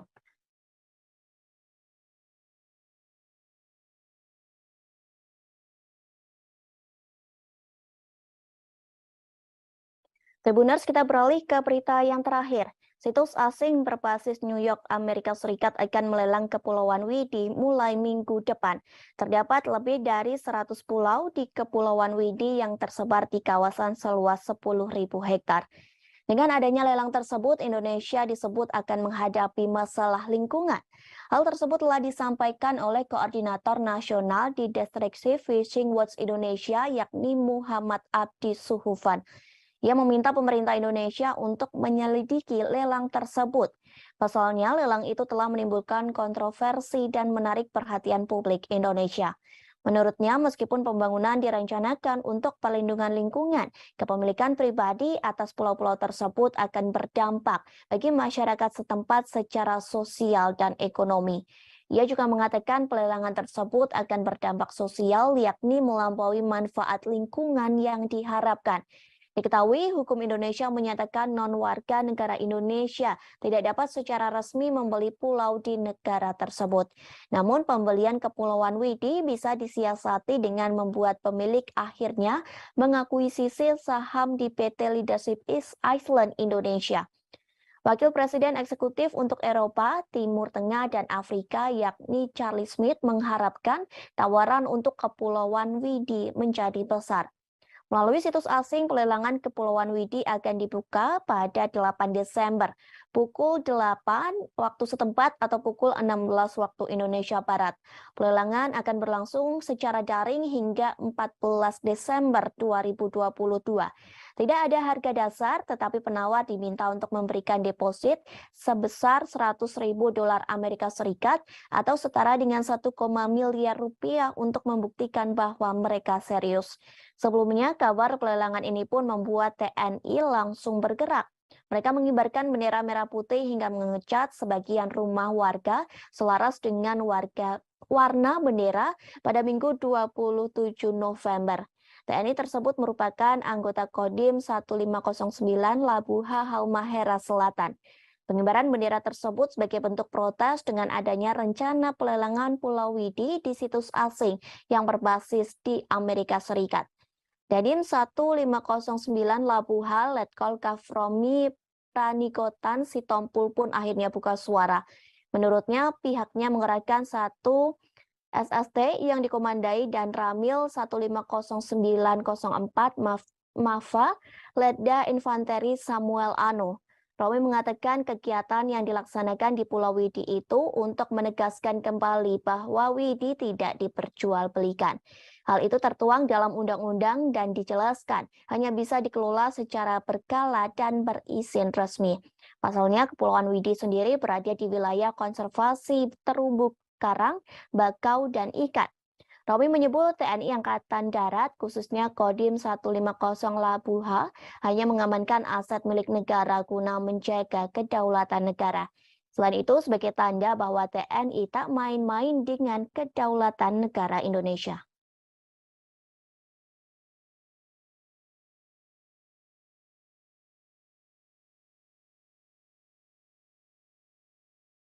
Pertempuran babak baru terjadi antara tentara Rusia dan Ukraina. Kali ini Rusia membombardir Bakhmut, Ukraina, hingga mengubah kota tersebut menjadi wilayah berdarah. Bahkan pasukan Rusia dan Ukraina berperang hingga di Parit.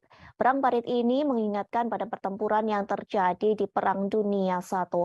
Dalam perang tersebut tidak ada pihak yang menyerah, baik pasukan Rusia maupun Ukraina, sehingga perang tersebut menumpahkan darah antara kedua belah pihak. Sementara staf umum tentara Ukraina melaporkan, dalam satu hari terjadi pengeboman artileri dan tank di kota Bakhmut. Peristiwa itu terjadi pada Kamis 1 Desember 2022. Selain di kota Bakhmut, penembakan juga terjadi di pemukiman lainnya. Pertempuran kedua negara pun disebut sangat brutal hanya untuk menguasai kota kecil. Dilaporkan pasukan Rusia menembakkan artileri di kota Bakhmut pada siang hingga malam. Sementara Ukraina menggunakan kamera termal untuk memadamkan gerak maju Rusia sebelum mereka mendapat kesempatan untuk menyerang. Dari video yang beredar di media sosial, nampak parit-parit terbentuk di kota Bakhmut. Bahkan terdengar gemuruh tembakan dan ledakan artileri secara terus-menerus. Suara peperangan itu terus bergema di dataran yang tertutup salju. Video lain memperlihatkan kota Bakhmut telah dibombardir pasukan Rusia. Akibat serangan bertubi-tubi itu, bangunan di kota Bakhmut berubah menjadi kerikil. Bagi orang-orang Ukraina, menguasai kota itu berarti menyangkal posisi pendudukan terdalam musuh sejak dimulainya invasi Rusia ke Ukraina hampir 1 dekade lalu. Sementara bagi tentara Rusia, merebut Bakhmut akan memberi pasukan mereka moral yang lebih baik. Pasalnya Rusia baru saja mengalami kekalahan memalukan di pusat-pusat Ukraina, satu di antaranya Kherson. Seorang penasehat Menteri Pertahanan Ukraina, Yuri Sak, mengomentari pertempuran tersebut.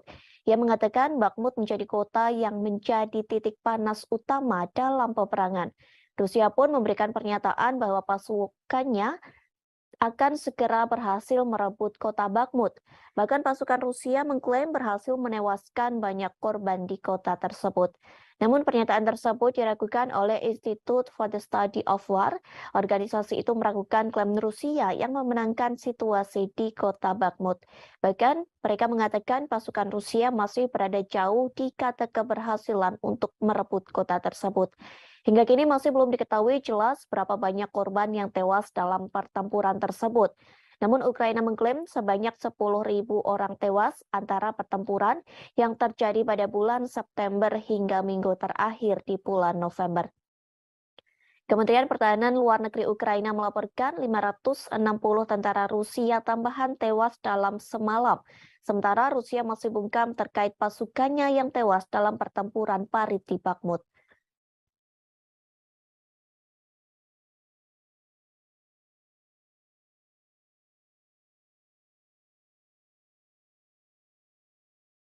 Rusia menyebut pasukan Ukraina mengalami kebodohan dalam melakukan perang dengan Moskow. Pasalnya, militer Ukraina gagal menyerang rudal Rusia.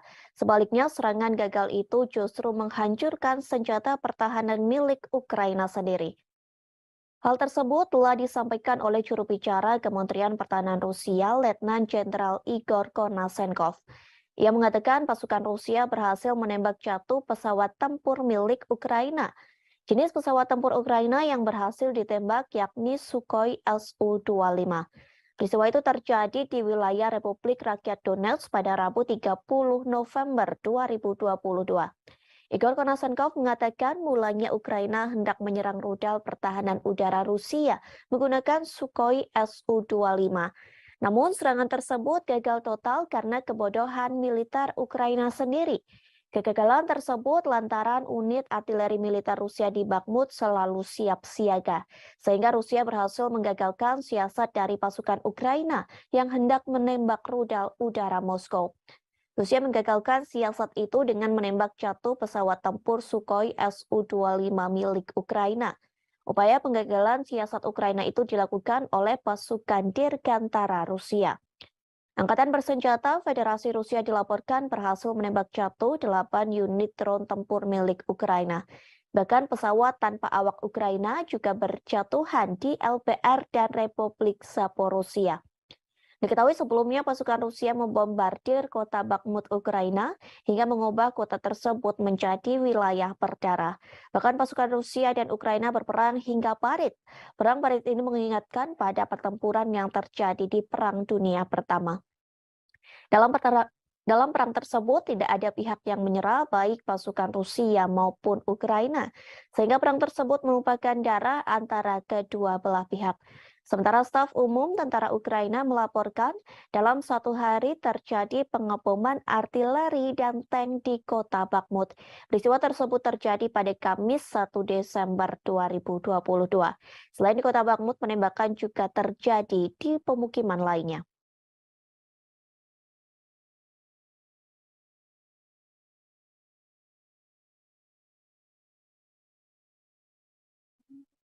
Ukraina akan memberlakukan pembatasan terhadap organisasi keagamaan di negara yang memiliki hubungan dengan Rusia.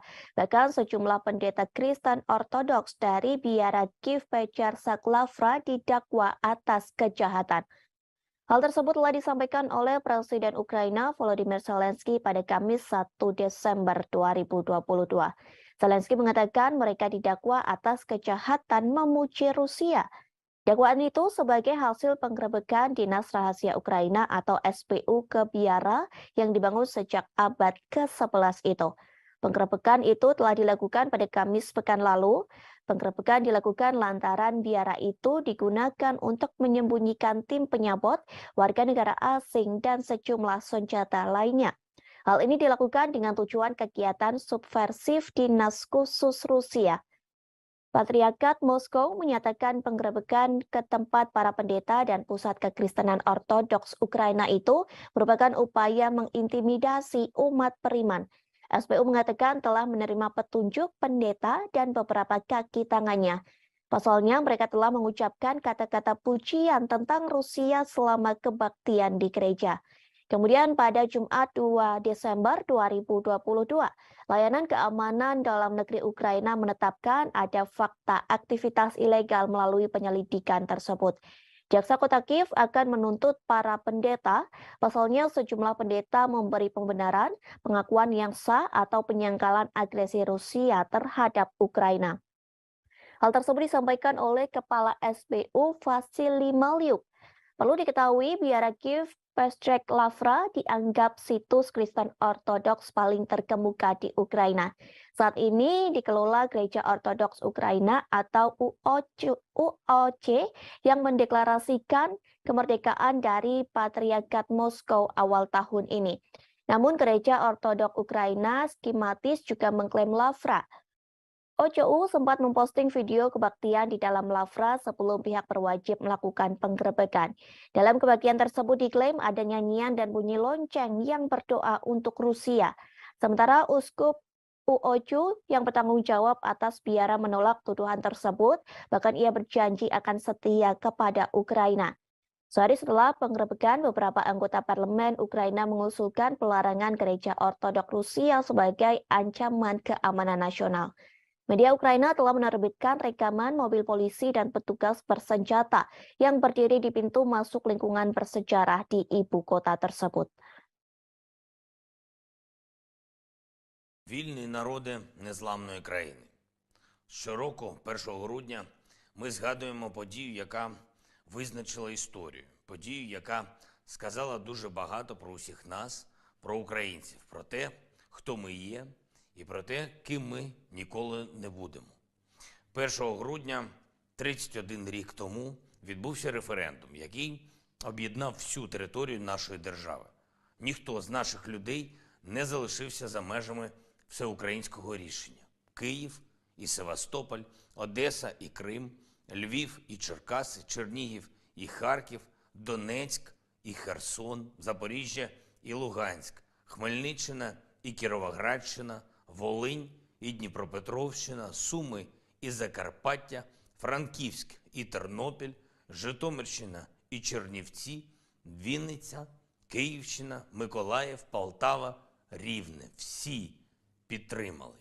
Люди підтвердили акт проголошення незалежності України. Вільно і законно. Це був справжній референдум, а не якась імітація. Це був чесний референдум. Terendus Rusia akan melakukan kerjasama dengan China untuk melawan negara barat.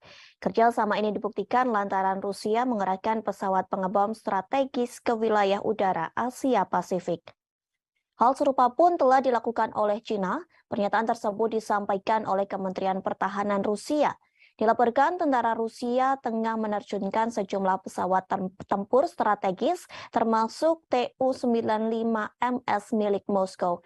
Sementara China mengerahkan jet pembom strategis yakni H-6K.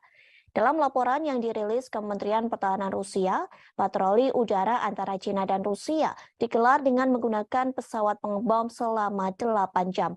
Kegiatan tersebut dilakukan di atas perairan Pasifik Barat, tepatnya di Laut Jepang dan Laut Cina Timur.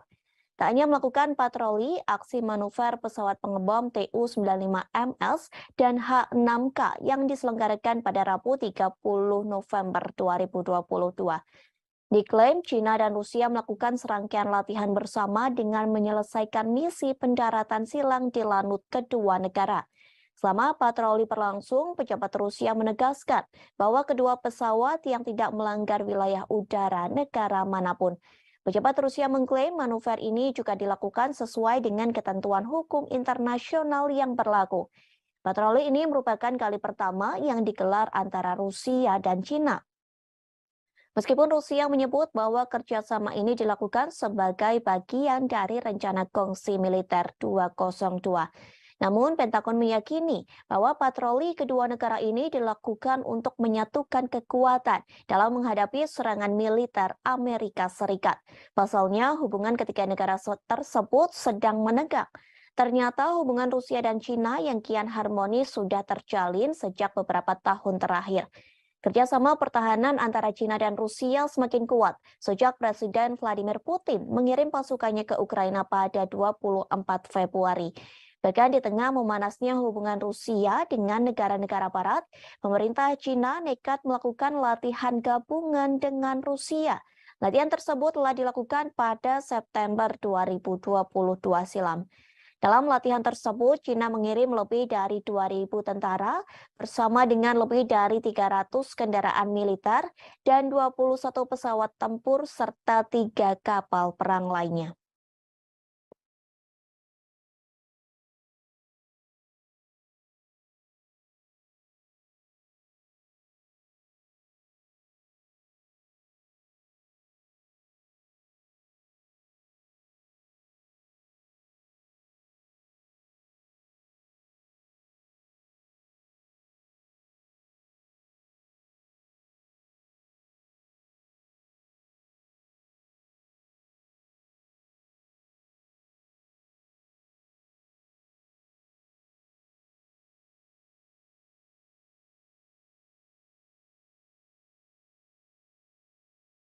Tribuners, kita beralih ke berita selanjutnya.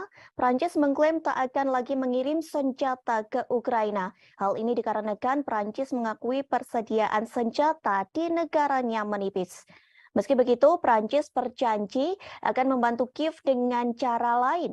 Hal tersebut disampaikan oleh seorang sumber anonim pada Kamis 1 Desember 2022. Sumber tersebut mengatakan Prancis berharap tetap menebus situasi lewat bantuan sipil. Prancis pun merasa sedih lantaran tak bisa mengirim senjata di tengah sebagian besar anggota NATO juga kehabisan senjata untuk dikirim ke Ukraina. Kini Prancis sedang berusaha untuk menyelenggarakan konferensi untuk ketahanan Ukraina bulan ini. Konferensi itu dilakukan sebagai bagian dari upayanya untuk mengatasi kurangnya bantuan militer. Sebelumnya, para pemimpin Barat berjanji membantu Kiev melalui musim dingin. Setidaknya, negara Barat akan mengirim selimut dan generator untuk membantu Ukraina pada musim dingin. Bantuan sederhana itu dilakukan lantaran anggota NATO telah kehabisan senjata. Setidaknya 20 dari 30 anggota blok tersebut telah menghabiskan stok amunisi dan senjata mereka di gudang untuk dikirim ke Ukraina. Pada saat itu, surat kabar lokal mengatakan hanya sekutu yang lebih besar, termasuk Prancis, Jerman, dan Italia, yang dapat mempertahankan pengiriman senjata atau bahkan meningkatkannya ke Ukraina. Prancis berulang kali dituduh tidak memberikan bantuan keamanan yang cukup ke Kiev. Namun pada nyatanya, Prancis menjadi negara ke-8 yang mengirim bantuan militer ke Ukraina. Menanggapi kritik tersebut, bulan lalu Menteri Pertahanan Prancis Sebastien Lecornu mengumumkan Prancis akan memasok 2 sistem peluncur roket ganda ke Kiev. Paris juga mengonfirmasi pengiriman 2 baterai sistem pertahanan udara. Ia juga mengatakan mereka sedang melihat permintaan dari Ukraina untuk radar pertahanan melawan serangan Rusia. Prancis telah menyediakan sejumlah senjata untuk Ukraina, yakni howitzer, self-propelled Caesar, rudal anti-tank Milan, dan perangkat keras militer lainnya untuk dikirim ke Kiev. Sementara Moskow telah berulang kali memperingatkan negara-negara Barat agar tidak mengirim senjata ke Ukraina. Pasalnya dengan bantuan dari negara Barat, sama saja mereka sedang memperpanjang konflik. Washington pun pernah cemas akan ketidakmampuannya secara cepat memasok Ukraina dengan sistem dan amunisi canggih di tengah konfliknya dengan Rusia. Selain persediaan senjata menipis, ada masalah kemampuan industri pertahanan untuk mengatasi lonjakan permintaan.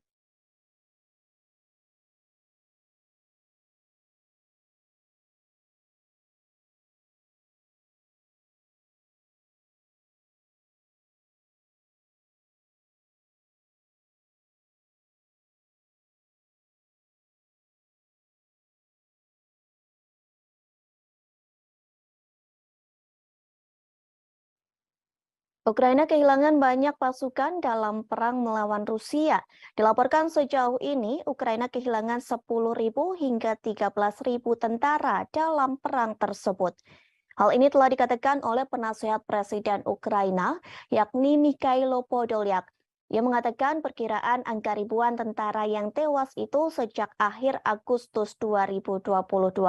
Kala itu Panglima Angkatan Bersenjata mengatakan hampir 9.000 personil militer tewas, namun angkanya terus bertambah hingga awal Desember 2022. Meski banyak yang meninggal, namun sejatinya Podolyak mengatakan banyak tentara Rusia yang terluka.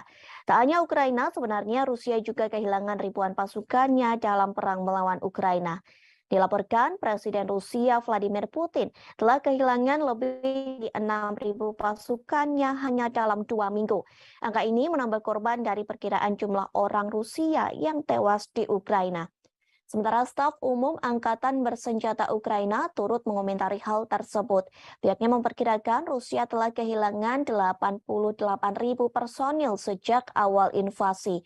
Selain kehilangan ribuan tentara, Rusia juga menghadapi kerugian artileri dan kendaraan yang cukup besar dalam periode 2 minggu. Hal tersebut pun telah disampaikan oleh staf umum Ukraina. Dikatakan Rusia kehilangan 43 tank, 75 kendaraan personil lapis baja, dan 69 kendaraan serta tangki bahan bakar. Jumlah tersebut lenyap hanya dalam kurun waktu 16 hingga 30 November 2022. Tentu setelah 9 bulan berperang, Putin mengharapkan adanya kemenangan yang cepat. Rusia juga pernah mengklaim kehilangan 1.000 tentaranya hanya dalam waktu sehari. Hal ini diyakini menjadi pukulan berat bagi Presiden Rusia Vladimir Putin. Menurut Ukraina, kondisi terparah yang terjadi pada Minggu 30 Oktober dengan jumlah pasukan tewas mencapai 950 orang dalam seharinya.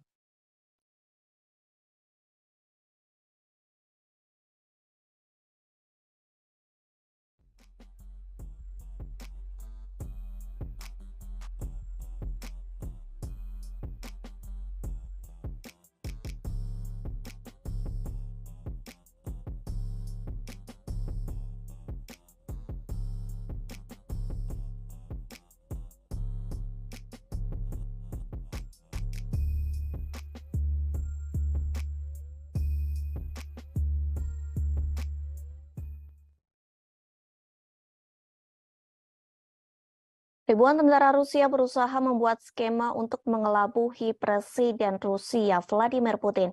Hal ini dilakukan agar pasukan Rusia bisa terbebas dari perang melawan Ukraina. Dilaporkan sebanyak 3.500 tentara Rusia melakukan sebuah proyek yang telah dimulai pada September 2022. Proyek tersebut diberi nama I Want to Live. Sebenarnya proyek ini diinisiasi oleh pihak Ukraina. Pasalnya banyak tentara Rusia yang justru mengadu kepada Ukraina. Ribuan tentara Rusia menelepon hotline melalui aplikasi berpesan ke Kiev. Hal tersebut telah disampaikan oleh Kepala Proyek I Want to Live yakni Vitali Matvienko. Ia mengatakan lebih dari 3.500 tentara Rusia menelepon keluarganya yang berada di Ukraina. Ribuan tentara Rusia itu menolak dikirim ke garis depan untuk berperang, sehingga proyek tersebut dibuat agar mereka tidak meninggal karena perang. Sementara seorang wanita yang memiliki nama samaran Svitlana mengaku menangani panggilan telepon dari tentara Rusia. Ia mengaku mendapat pengaduan dari tentara Rusia melalui panggilan telepon dan pesan lewat Telegram maupun WhatsApp. Ia menjelaskan malam hari adalah hari yang paling sibuk. Pasalnya pada malam hari banyak tentara Rusia memiliki lebih banyak waktu luang dan dapat menyelinap pergi untuk menelepon pihak Ukraina. Svetlana tidak diizinkan memberitahu berapa banyak orang Rusia yang telah ia bantu. Ia hanya menyebutkan bahwa tentara yang ingin menyerah hanya disuruh membagikan lokasinya sebelum diberikan instruksi lebih lanjut. Beberapa tentara Rusia juga menghubungi hanya untuk memprovokasi. Meskipun menurutnya tidak semua dari mereka percaya akan klaim tidak berdasar Kremlin bahwa Ukraina dikuasai oleh Nazi.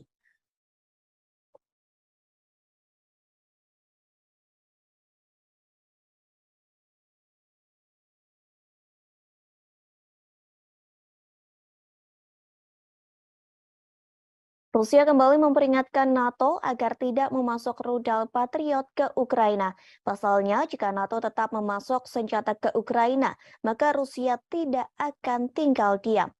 Rusia tak segan-segan akan menjadikan NATO sebagai target militer Moskow. Hal tersebut disampaikan oleh Wakil Ketua Dewan Keamanan Rusia Dmitry Medvedev pada Rabu 30 November silam. Medvedev mengatakan hal tersebut kepada para pemimpin NATO secara langsung di Rumania. Pertemuan tersebut membahas fase dukungan untuk Kiev.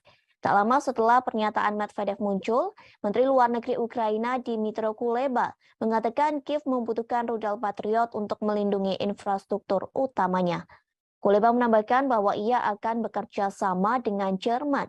Kerjasama ini untuk mendapatkan senjata yang dirancang untuk menembak jatuh rudal yang masuk. Jerman telah menawarkan baterai Patriot ke Polandia seusai Warsawa dihantam rudal hingga menewaskan 2 orang. Mulanya diperkirakan rudal itu milik Rusia, namun kemudian diputuskan sebagai roket Ukraina yang salah tembak. Polandia menolak untuk mengambil Patriot dan menyarankan agar Jerman mengirim ke Kiev. Menteri Pertahanan juga mengatakan komponen untuk memperbaiki jaringan listrik Ukraina yang rusak parah juga harus menjadi prioritas sekutu NATO. Di sisi lain, Menteri Luar Negeri Amerika Serikat Antony Blinken yang bertemu dengan Kuleba pada Rabu 30 November. Blinken mengatakan bahwa negaranya mendukung Ukraina. Dukungan tersebut dalam bentuk penyediaan rudal surface-to-air Patriot ke Ukraina. Bantuan ini menjadi tanda kemajuan besar dalam jenis sistem pertahanan udara yang dikirim Barat untuk membantu Ukraina. Sekretaris Jenderal NATO Jens Stoltenberg membenarkan pengiriman sistem rudal surface-to-air yang canggih seperti itu sedang dipertimbangkan.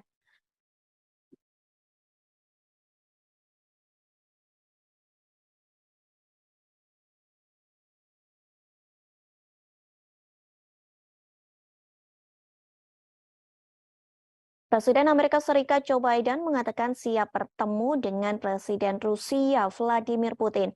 Biden ingin bertemu dengan Putin dan berbicara terkait perang dengan Ukraina. Ia ingin meminta Putin agar segera mengakhiri invasinya ke negara yang dipimpin Presiden Volodymyr Zelensky. Hal tersebut diakui Biden saat ia bertemu dengan Presiden Prancis Emmanuel Macron. Pertemuan kedua pemimpin negara ini dilakukan di Gedung Putih pada Kamis 1 Desember 2022. Pertemuan tersebut untuk mempresentasikan Front Persatuan di Ukraina sembari mengecam invasi brutal yang dilakukan oleh pasukan Rusia. Seperti diketahui, Biden menolak berbicara dengan Putin sejak Februari 2022. Sementara Macron tetap membuka jalur komunikasi dengan Putin. Adapun Macron mengatakan bahwa ia akan terus berdialog dengan Vladimir Putin. Dialog untuk menjadi upaya mencegah eskalasi dan segera mengakhiri invasinya ke Ukraina. Selain menjanjikan dukungan untuk Ukraina, kedua pemimpin juga akan mencari cara untuk meredakan beberapa ketegangan ekonomi. Biden berjanji kepada Macron untuk membuat perubahan pada Undang-Undang Amerika Serikat yang disahkan oleh Kongres tahun ini yang dikhawatirkan negara-negara Eropa akan merugikan ekonomi mereka. Sementara itu, Macron mengatakan bahwa ia khawatir terhadap Undang-Undang Pengurangan Inflasi atau IRA Biden. Isi IRA itu yakni menawarkan subsidi besar-besaran untuk produk-produk buatan Amerika Serikat dan ditujukan demi mengatasi krisis iklim serta mempromosikan energi terbarunya. Diketahui beberapa waktu lalu, para pemimpin Eropa mengatakan bahwa paket legislatif yang ditandatangani Biden tidak adil bagi perusahaan non-Amerika. Kebijakan tersebut akan menjadi pukulan serius bagi ekonomi mereka karena Eropa menghadapi dampak dari invasi Moskow.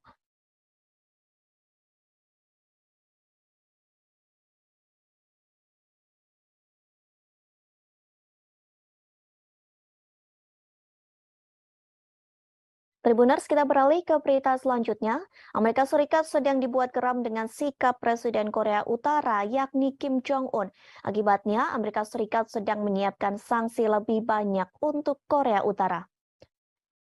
Hal tersebut telah disampaikan oleh Penasihat Keamanan Nasional Amerika Serikat, Jake Sullivan, pada Kamis 1 Desember 2022.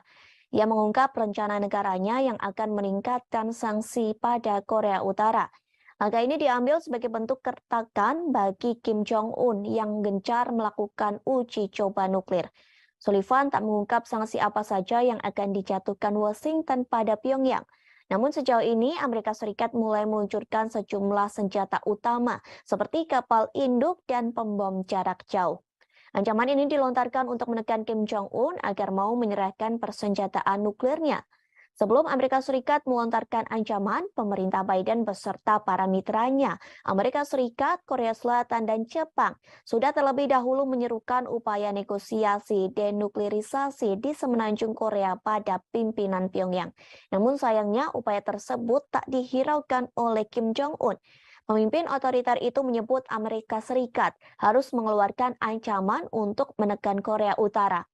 Menanggapi gertakan dari Amerika dan para sekutunya, Korea Utara mengatakan bahwa pihaknya tidak akan melakukan denuklirisasi.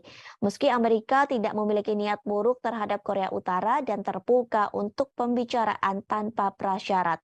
Namun hal tersebut tak lantas membuat Korea Utara percaya. Presiden Kim Jong-un menganggap bahwa Amerika Serikat dan sekutunya secara diam-diam telah menyusun kebijakan permusuhan.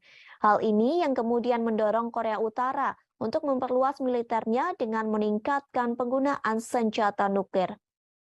Sebagai informasi, sebelum Washington menjatuhkan lebih banyak sanksi pada Pyongyang pada Oktober silam, diketahui pemerintah otoritas Joe Biden telah menargetkan 2 perusahaan yang terdaftar di Singapura dan sebuah perusahaan yang terdaftar di Kepulauan Marshall. Menurut Washington, keduanya secara aktif mendukung program senjata militer milik Pyongyang. Tak hanya itu, pemerintah Amerika Serikat bersama PBB beberapa kali turut menjatuhkan sanksi kepada Korea Utara. Sanksi itu berupa pemblokiran sejumlah akses pada Pyongyang. Namun sayangnya cara tersebut belum mampu menghentikan aktivitas uji coba nuklir Korea Utara. Rencana pemerintah Amerika Serikat akan terus menggelar pembicaraan untuk menghindari peningkatan bahaya kemanusiaan di kawasan Asia.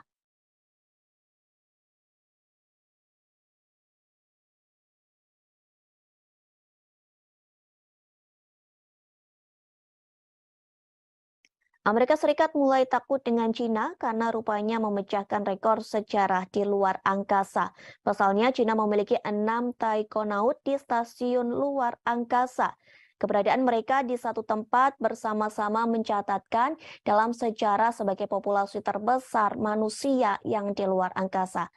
Pertemuan ke-6 itu terjadi pada Rabu 30 November 2022 pagi waktu setempat.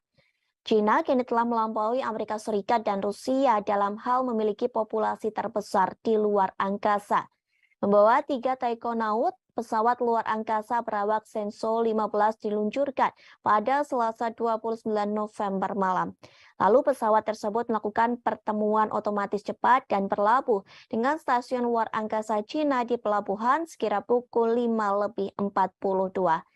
Pada Rabu 30 November sekira pukul 7:33, anggota kru Shenzhou 14 yang telah tinggal dan bekerja di luar angkasa selama 6 bulan membuka pintu. Mereka yang tadinya menonton siaran langsung peluncuran Shenzhou 15 dari bumi pada Selasa malam akhirnya membuka pintu dan menyambut rekan kru Shenzhou 15 mereka. Kemudian ke-6 taikonaut dari 2 misi tersebut mengambil foto kelompok bersejarah untuk memperingati pertemuan antariksa mereka. Selanjutnya, kedua kru akan melakukan penyerahan langsung pertama stadion luar angkasa China di orbit. Mereka akan tinggal dan bekerja sama di stasiun luar angkasa selama sekira 5 hari. Hal ini juga menjadi tanda pertama dalam sejarah kedirgantaraan China. Stasiun luar angkasa telah mencapai kombinasi besar dari 6 bagian, 3 modul permanen, dan 3 pesawat luar angkasa. Masa total kombinasi telah mendekati 100 ton, yang merupakan struktur terbesar dari kombinasi stasiun luar angkasa China hingga saat ini.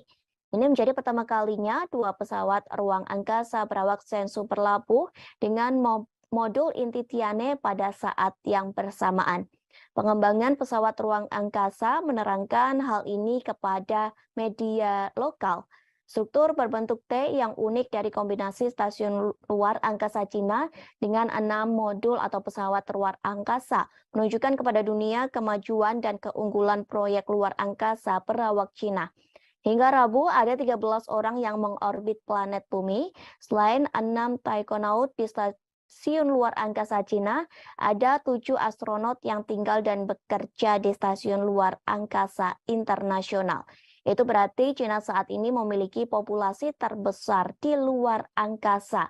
Serah terima langsung akan menjadi normal baru yang berarti bahwa pada tahap aplikasi dan pengembangan stasiun luar angkasa Cina, kemajuan ini mengubah landscape internasional ruang perawak karena Cina punya lebih banyak orang di luar angkasa daripada Amerika Serikat dan Rusia. Periode serah terima dengan 6 taikonaut tinggal dan bekerja di stasiun ruang angkasa juga memverifikasi kemampuan maksimum dan kinerja kontrol lingkungan. Keberadaan mereka akan menjadi sistem pendukung kehidupan di stasiun di bawah kondisi terisi penuh.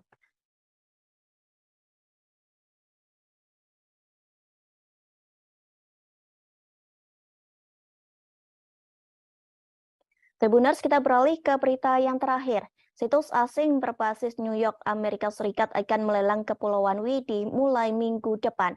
Terdapat lebih dari 100 pulau di Kepulauan Widi yang tersebar di kawasan seluas 10.000 hektar. Dengan adanya lelang tersebut, Indonesia disebut akan menghadapi masalah lingkungan.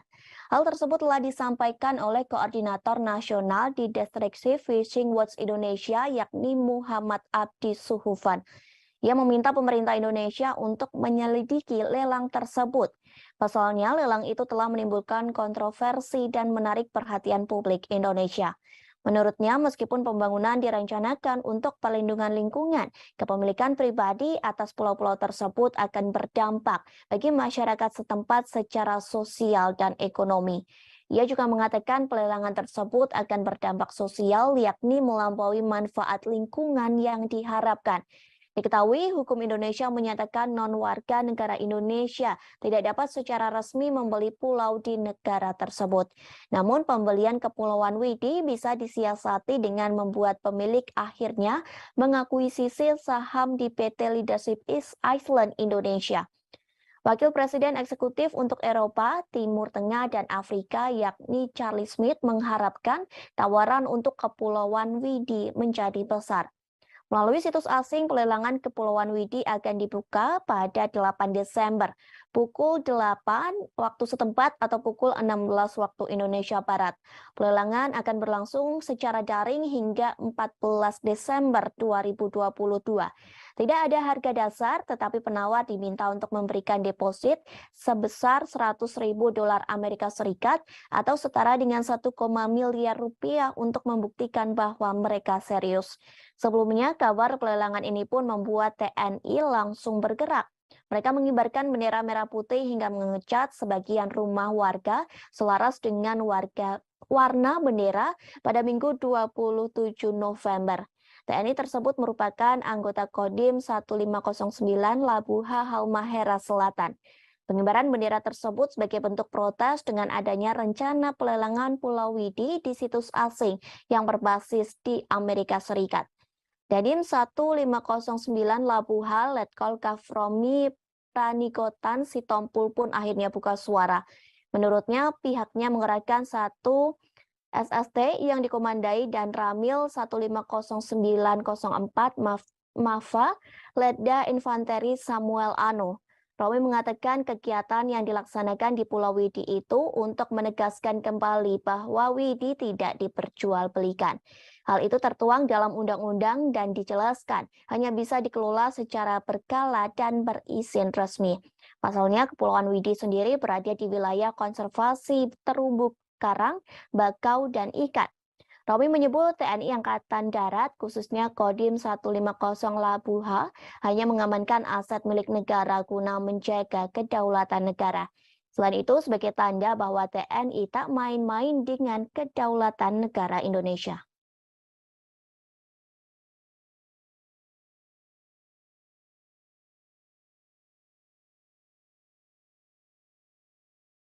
Pertempuran babak baru terjadi antara tentara Rusia dan Ukraina. Kali ini Rusia membombardir Bakhmut, Ukraina, hingga mengubah kota tersebut menjadi wilayah berdarah. Bahkan pasukan Rusia dan Ukraina berperang hingga di Parit. Perang Parit ini mengingatkan pada pertempuran yang terjadi di Perang Dunia I. Dalam perang tersebut tidak ada pihak yang menyerah, baik pasukan Rusia maupun Ukraina, sehingga perang tersebut menumpahkan darah antara kedua belah pihak. Sementara staf umum tentara Ukraina melaporkan, dalam satu hari terjadi pengeboman artileri dan tank di kota Bakhmut. Peristiwa itu terjadi pada Kamis 1 Desember 2022. Selain di kota Bakhmut, penembakan juga terjadi di pemukiman lainnya. Pertempuran kedua negara pun disebut sangat brutal hanya untuk menguasai kota kecil.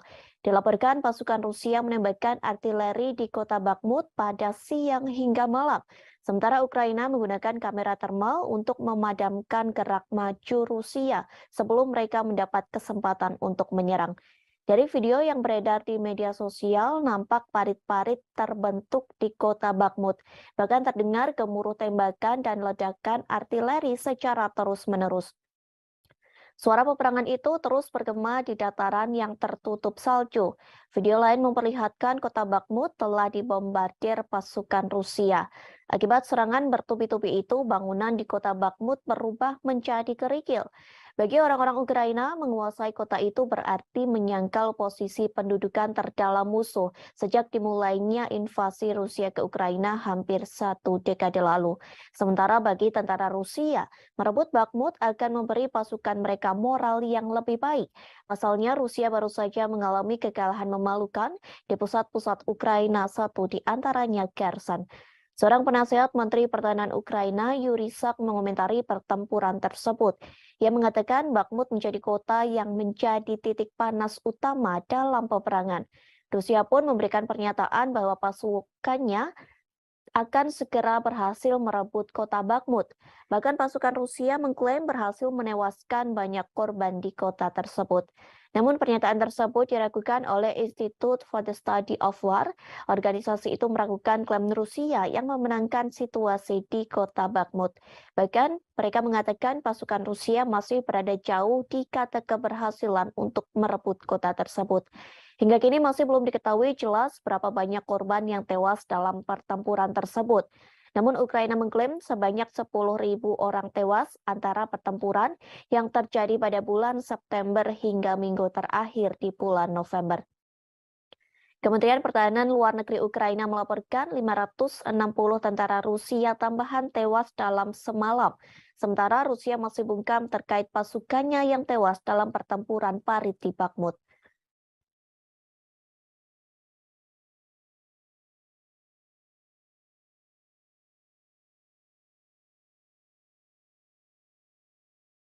Rusia menyebut pasukan Ukraina mengalami kebodohan dalam melakukan perang dengan Moskow. Pasalnya, militer Ukraina gagal menyerang rudal Rusia. Sebaliknya, serangan gagal itu justru menghancurkan senjata pertahanan milik Ukraina sendiri. Hal tersebut telah disampaikan oleh juru bicara Kementerian Pertahanan Rusia, Letnan Jenderal Igor Konasenkov. Ia mengatakan pasukan Rusia berhasil menembak jatuh pesawat tempur milik Ukraina. Jenis pesawat tempur Ukraina yang berhasil ditembak yakni Sukhoi Su-25. Peristiwa itu terjadi di wilayah Republik Rakyat Donetsk pada Rabu 30 November 2022. Igor Konasenkov mengatakan mulanya Ukraina hendak menyerang rudal pertahanan udara Rusia menggunakan Sukhoi Su-25. Namun serangan tersebut gagal total karena kebodohan militer Ukraina sendiri. Kegagalan tersebut lantaran unit artileri militer Rusia di Bakhmut selalu siap siaga, sehingga Rusia berhasil menggagalkan siasat dari pasukan Ukraina yang hendak menembak rudal udara Moskow. Rusia menggagalkan siasat itu dengan menembak jatuh pesawat tempur Sukhoi Su-25 milik Ukraina. Upaya penggagalan siasat Ukraina itu dilakukan oleh pasukan Dirgantara Rusia. Angkatan bersenjata Federasi Rusia dilaporkan berhasil menembak jatuh 8 unit drone tempur milik Ukraina. Bahkan pesawat tanpa awak Ukraina juga berjatuhan di LPR dan Republik Zaporozhia. Diketahui sebelumnya pasukan Rusia membombardir kota Bakhmut Ukraina hingga mengubah kota tersebut menjadi wilayah berdarah. Bahkan pasukan Rusia dan Ukraina berperang hingga parit. Perang parit ini mengingatkan pada pertempuran yang terjadi di Perang Dunia Pertama. Dalam perang tersebut tidak ada pihak yang menyerah baik pasukan Rusia maupun Ukraina, sehingga perang tersebut merupakan darah antara kedua belah pihak. Sementara staf umum tentara Ukraina melaporkan dalam satu hari terjadi pengeboman artileri dan tank di kota Bakhmut. Peristiwa tersebut terjadi pada Kamis 1 Desember 2022. Selain di kota Bakhmut, penembakan juga terjadi di pemukiman lainnya.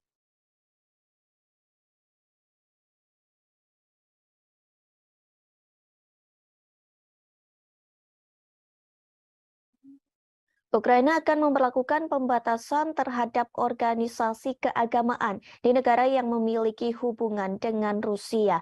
Bahkan sejumlah pendeta Kristen Ortodoks dari biara Kiev Pecharsek Lavra didakwa atas kejahatan. Hal tersebut telah disampaikan oleh Presiden Ukraina Volodymyr Zelensky pada Kamis 1 Desember 2022. Zelensky mengatakan mereka didakwa atas kejahatan memuji Rusia. Dakwaan itu sebagai hasil penggerebekan Dinas Rahasia Ukraina atau SPU ke biara yang dibangun sejak abad ke-11 itu. Penggerebekan itu telah dilakukan pada Kamis pekan lalu. Penggerebekan dilakukan lantaran biara itu digunakan untuk menyembunyikan tim penyabot, warga negara asing, dan sejumlah senjata lainnya. Hal ini dilakukan dengan tujuan kegiatan subversif Dinas Khusus Rusia. Patriarkat Moskow menyatakan penggerebekan ke tempat para pendeta dan pusat kekristenan Ortodoks Ukraina itu merupakan upaya mengintimidasi umat beriman. SPU mengatakan telah menerima petunjuk pendeta dan beberapa kaki tangannya. Pasalnya mereka telah mengucapkan kata-kata pujian tentang Rusia selama kebaktian di gereja. Kemudian pada Jumat 2 Desember 2022, Layanan Keamanan Dalam Negeri Ukraina menetapkan ada fakta aktivitas ilegal melalui penyelidikan tersebut. Jaksa Kota Kiev akan menuntut para pendeta, pasalnya sejumlah pendeta memberi pembenaran, pengakuan yang sah atau penyangkalan agresi Rusia terhadap Ukraina. Hal tersebut disampaikan oleh Kepala SBU Vasily Malyuk. Perlu diketahui, biara Kiev Pecharsek Lavra dianggap situs Kristen Ortodoks paling terkemuka di Ukraina. Saat ini dikelola Gereja Ortodoks Ukraina atau UOC yang mendeklarasikan kemerdekaan dari Patriarkat Moskow awal tahun ini. Namun gereja Ortodok Ukraina skematis juga mengklaim Lavra. OCU sempat memposting video kebaktian di dalam Lavra sebelum pihak berwajib melakukan penggerebekan. Dalam kebagian tersebut diklaim ada nyanyian dan bunyi lonceng yang berdoa untuk Rusia. Sementara Uskup UOCU yang bertanggung jawab atas biara menolak tuduhan tersebut, bahkan ia berjanji akan setia kepada Ukraina. Sehari setelah penggerebekan, beberapa anggota parlemen Ukraina mengusulkan pelarangan gereja Ortodok Rusia sebagai ancaman keamanan nasional. Media Ukraina telah menerbitkan rekaman mobil polisi dan petugas bersenjata yang berdiri di pintu masuk lingkungan bersejarah di ibu kota tersebut. Вільні народи незламної країни. Щороку, 1 грудня, ми згадуємо подію, яка визначила історію. Подію, яка сказала дуже багато про усіх нас, про українців, про те, хто ми є, і про те, ким ми ніколи не будемо. 1 грудня 31 рік тому відбувся референдум, який об'єднав всю територію нашої держави. Ніхто з наших людей не залишився за межами всеукраїнського рішення. Київ і Севастополь, Одеса і Крим, Львів і Черкаси, Чернігів і Харків, Донецьк і Херсон, Запоріжжя і Луганськ, Хмельниччина і Кіровоградщина, Волинь і Дніпропетровщина, Суми і Закарпаття, Франківськ і Тернопіль, Житомирщина і Чернівці, Вінниця, Київщина, Миколаїв, Полтава, Рівне. Всі підтримали. Люди підтвердили акт проголошення незалежності України. Вільно і законно. Це був справжній референдум, а не якась імітація. Це був чесний референдум. Terendus Rusia akan melakukan kerjasama dengan China untuk melawan negara barat. Kerjasama ini dibuktikan lantaran Rusia mengerahkan pesawat pengebom strategis ke wilayah udara Asia Pasifik. Hal serupa pun telah dilakukan oleh China. Pernyataan tersebut disampaikan oleh Kementerian Pertahanan Rusia. Dilaporkan tentara Rusia tengah menerjunkan sejumlah pesawat tempur strategis termasuk Tu-95MS milik Moskow. Sementara China mengerahkan jet pembom strategis yakni H-6K. Dalam laporan yang dirilis Kementerian Pertahanan Rusia, patroli udara antara China dan Rusia digelar dengan menggunakan pesawat pengebom selama 8 jam. Kegiatan tersebut dilakukan di atas perairan Pasifik Barat, tepatnya di Laut Jepang dan Laut Cina Timur. Tak hanya melakukan patroli, aksi manuver pesawat pengebom Tu-95MS dan H-6K yang diselenggarakan pada Rabu 30 November 2022. Diklaim China dan Rusia melakukan serangkaian latihan bersama dengan menyelesaikan misi pendaratan silang di lanut kedua negara. Selama patroli berlangsung, pejabat Rusia menegaskan bahwa kedua pesawat yang tidak melanggar wilayah udara negara manapun. Pejabat Rusia mengklaim manuver ini juga dilakukan sesuai dengan ketentuan hukum internasional yang berlaku. Patroli ini merupakan kali pertama yang digelar antara Rusia dan China. Meskipun Rusia menyebut bahwa kerjasama ini dilakukan sebagai bagian dari rencana kongsi militer 202. Namun Pentagon meyakini bahwa patroli kedua negara ini dilakukan untuk menyatukan kekuatan dalam menghadapi serangan militer Amerika Serikat. Pasalnya hubungan ketiga negara tersebut sedang menegang. Ternyata hubungan Rusia dan China yang kian harmonis sudah terjalin sejak beberapa tahun terakhir. Kerjasama pertahanan antara China dan Rusia semakin kuat sejak Presiden Vladimir Putin mengirim pasukannya ke Ukraina pada 24 Februari. Bahkan di tengah memanasnya hubungan Rusia dengan negara-negara barat, pemerintah China nekat melakukan latihan gabungan dengan Rusia. Latihan tersebut telah dilakukan pada September 2022 silam. Dalam latihan tersebut, China mengirim lebih dari 2.000 tentara bersama dengan lebih dari 300 kendaraan militer dan 21 pesawat tempur serta 3 kapal perang lainnya.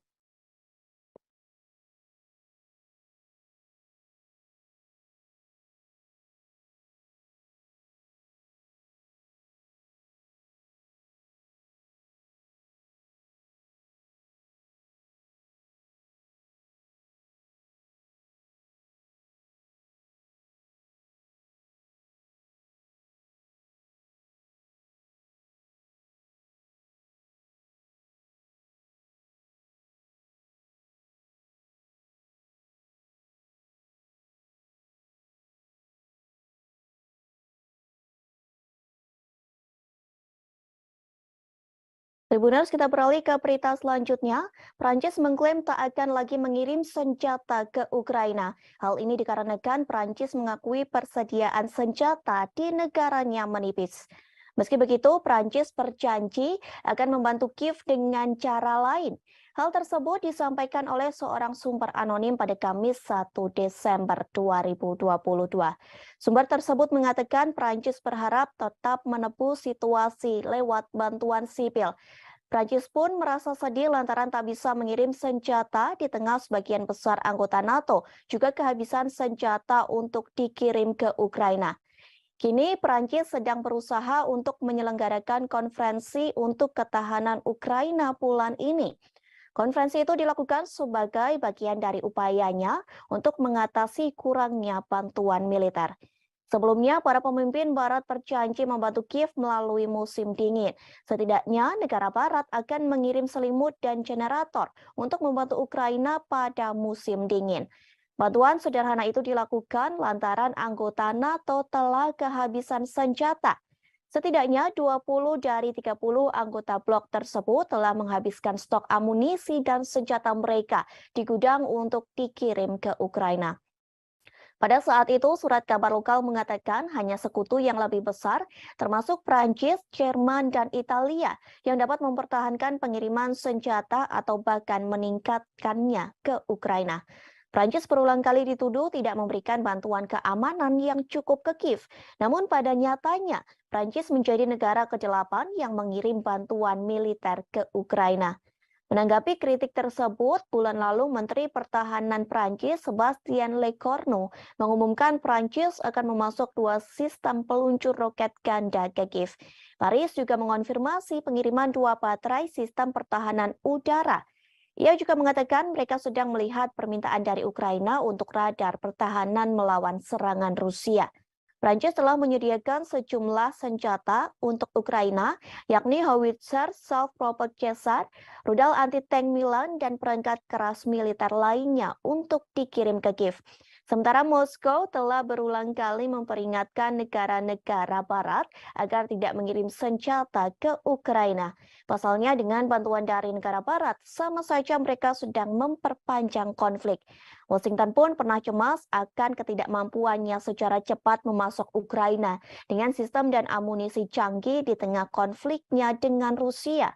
Selain persediaan senjata menipis, ada masalah kemampuan industri pertahanan untuk mengatasi lonjakan permintaan.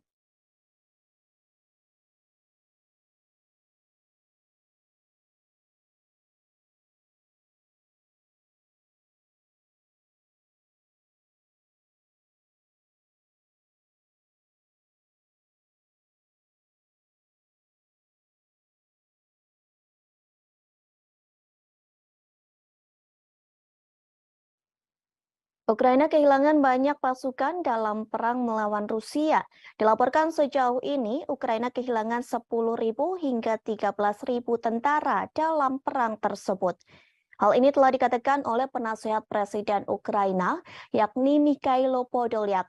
Ia mengatakan perkiraan angka ribuan tentara yang tewas itu sejak akhir Agustus 2022. Kala itu Panglima Angkatan Bersenjata mengatakan hampir 9.000 personil militer tewas, namun angkanya terus bertambah hingga awal Desember 2022. Meski banyak yang meninggal, namun sejatinya Podolyak mengatakan banyak tentara Rusia yang terluka. Tak hanya Ukraina, sebenarnya Rusia juga kehilangan ribuan pasukannya dalam perang melawan Ukraina. Dilaporkan Presiden Rusia Vladimir Putin telah kehilangan lebih di 6.000 pasukannya hanya dalam 2 minggu. Angka ini menambah korban dari perkiraan jumlah orang Rusia yang tewas di Ukraina. Sementara staf umum Angkatan Bersenjata Ukraina turut mengomentari hal tersebut. Pihaknya memperkirakan Rusia telah kehilangan 88.000 personil sejak awal invasi. Selain kehilangan ribuan tentara, Rusia juga menghadapi kerugian artileri dan kendaraan yang cukup besar dalam periode 2 minggu. Hal tersebut pun telah disampaikan oleh staf umum Ukraina. Dikatakan Rusia kehilangan 43 tank, 75 kendaraan personil lapis baja, dan 69 kendaraan serta tangki bahan bakar. Jumlah tersebut lenyap hanya dalam kurun waktu 16 hingga 30 November 2022. Tentu setelah 9 bulan berperang, Putin mengharapkan adanya kemenangan yang cepat. Rusia juga pernah mengklaim kehilangan 1.000 tentaranya hanya dalam waktu sehari. Hal ini diyakini menjadi pukulan berat bagi Presiden Rusia Vladimir Putin. Menurut Ukraina, kondisi terparah yang terjadi pada Minggu 30 Oktober dengan jumlah pasukan tewas mencapai 950 orang dalam seharinya.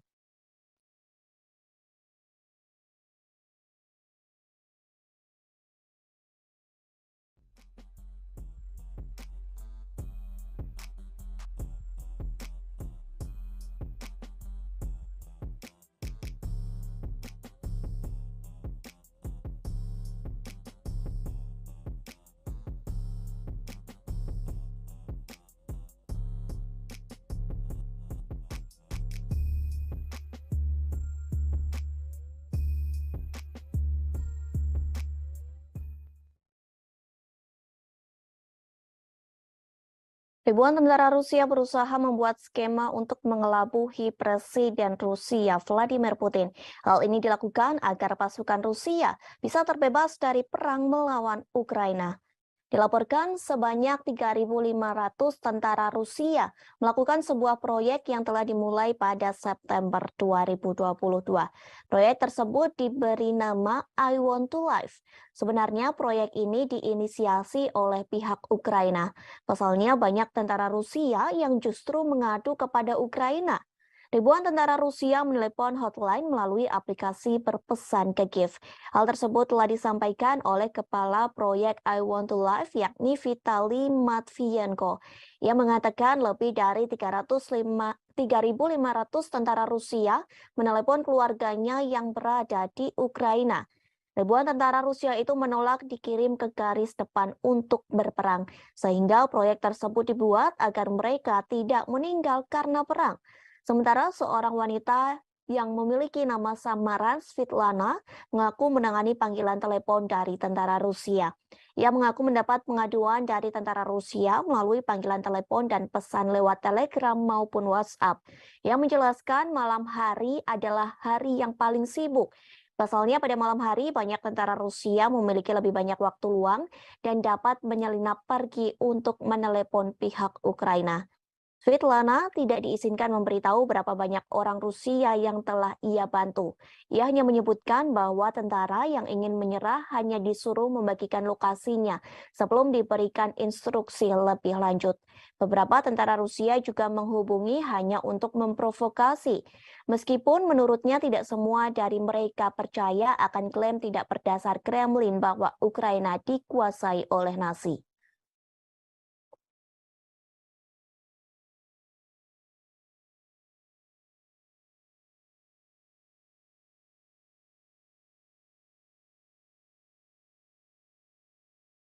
Rusia kembali memperingatkan NATO agar tidak memasok rudal Patriot ke Ukraina. Pasalnya, jika NATO tetap memasok senjata ke Ukraina, maka Rusia tidak akan tinggal diam.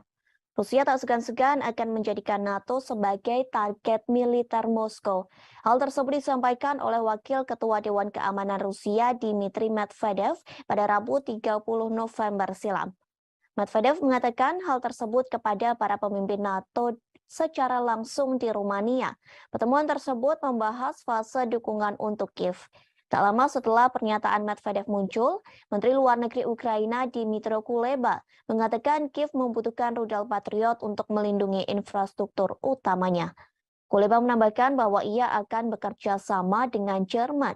Kerjasama ini untuk mendapatkan senjata yang dirancang untuk menembak jatuh rudal yang masuk. Jerman telah menawarkan baterai Patriot ke Polandia seusai Warsawa dihantam rudal hingga menewaskan 2 orang. Mulanya diperkirakan rudal itu milik Rusia, namun kemudian diputuskan sebagai roket Ukraina yang salah tembak. Polandia menolak untuk mengambil Patriot dan menyarankan agar Jerman mengirim ke Kiev. Menteri Pertahanan juga mengatakan komponen untuk memperbaiki jaringan listrik Ukraina yang rusak parah juga harus menjadi prioritas sekutu NATO. Di sisi lain, Menteri Luar Negeri Amerika Serikat Antony Blinken yang bertemu dengan Kuleba pada Rabu 30 November. melainkan mengatakan bahwa negaranya mendukung Ukraina. Dukungan tersebut dalam bentuk penyediaan rudal surface-to-air Patriot ke Ukraina. Bantuan ini menjadi tanda kemajuan besar dalam jenis sistem pertahanan udara yang dikirim Barat untuk membantu Ukraina. Sekretaris Jenderal NATO Jens Stoltenberg membenarkan pengiriman sistem rudal surface-to-air yang canggih seperti itu sedang dipertimbangkan.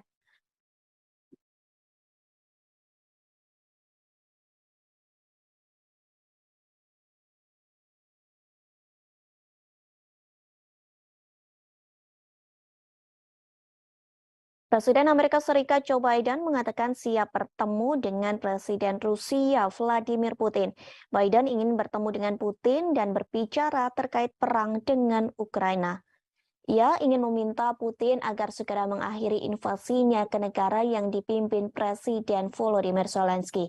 Hal tersebut diakui Biden saat ia bertemu dengan Presiden Prancis Emmanuel Macron.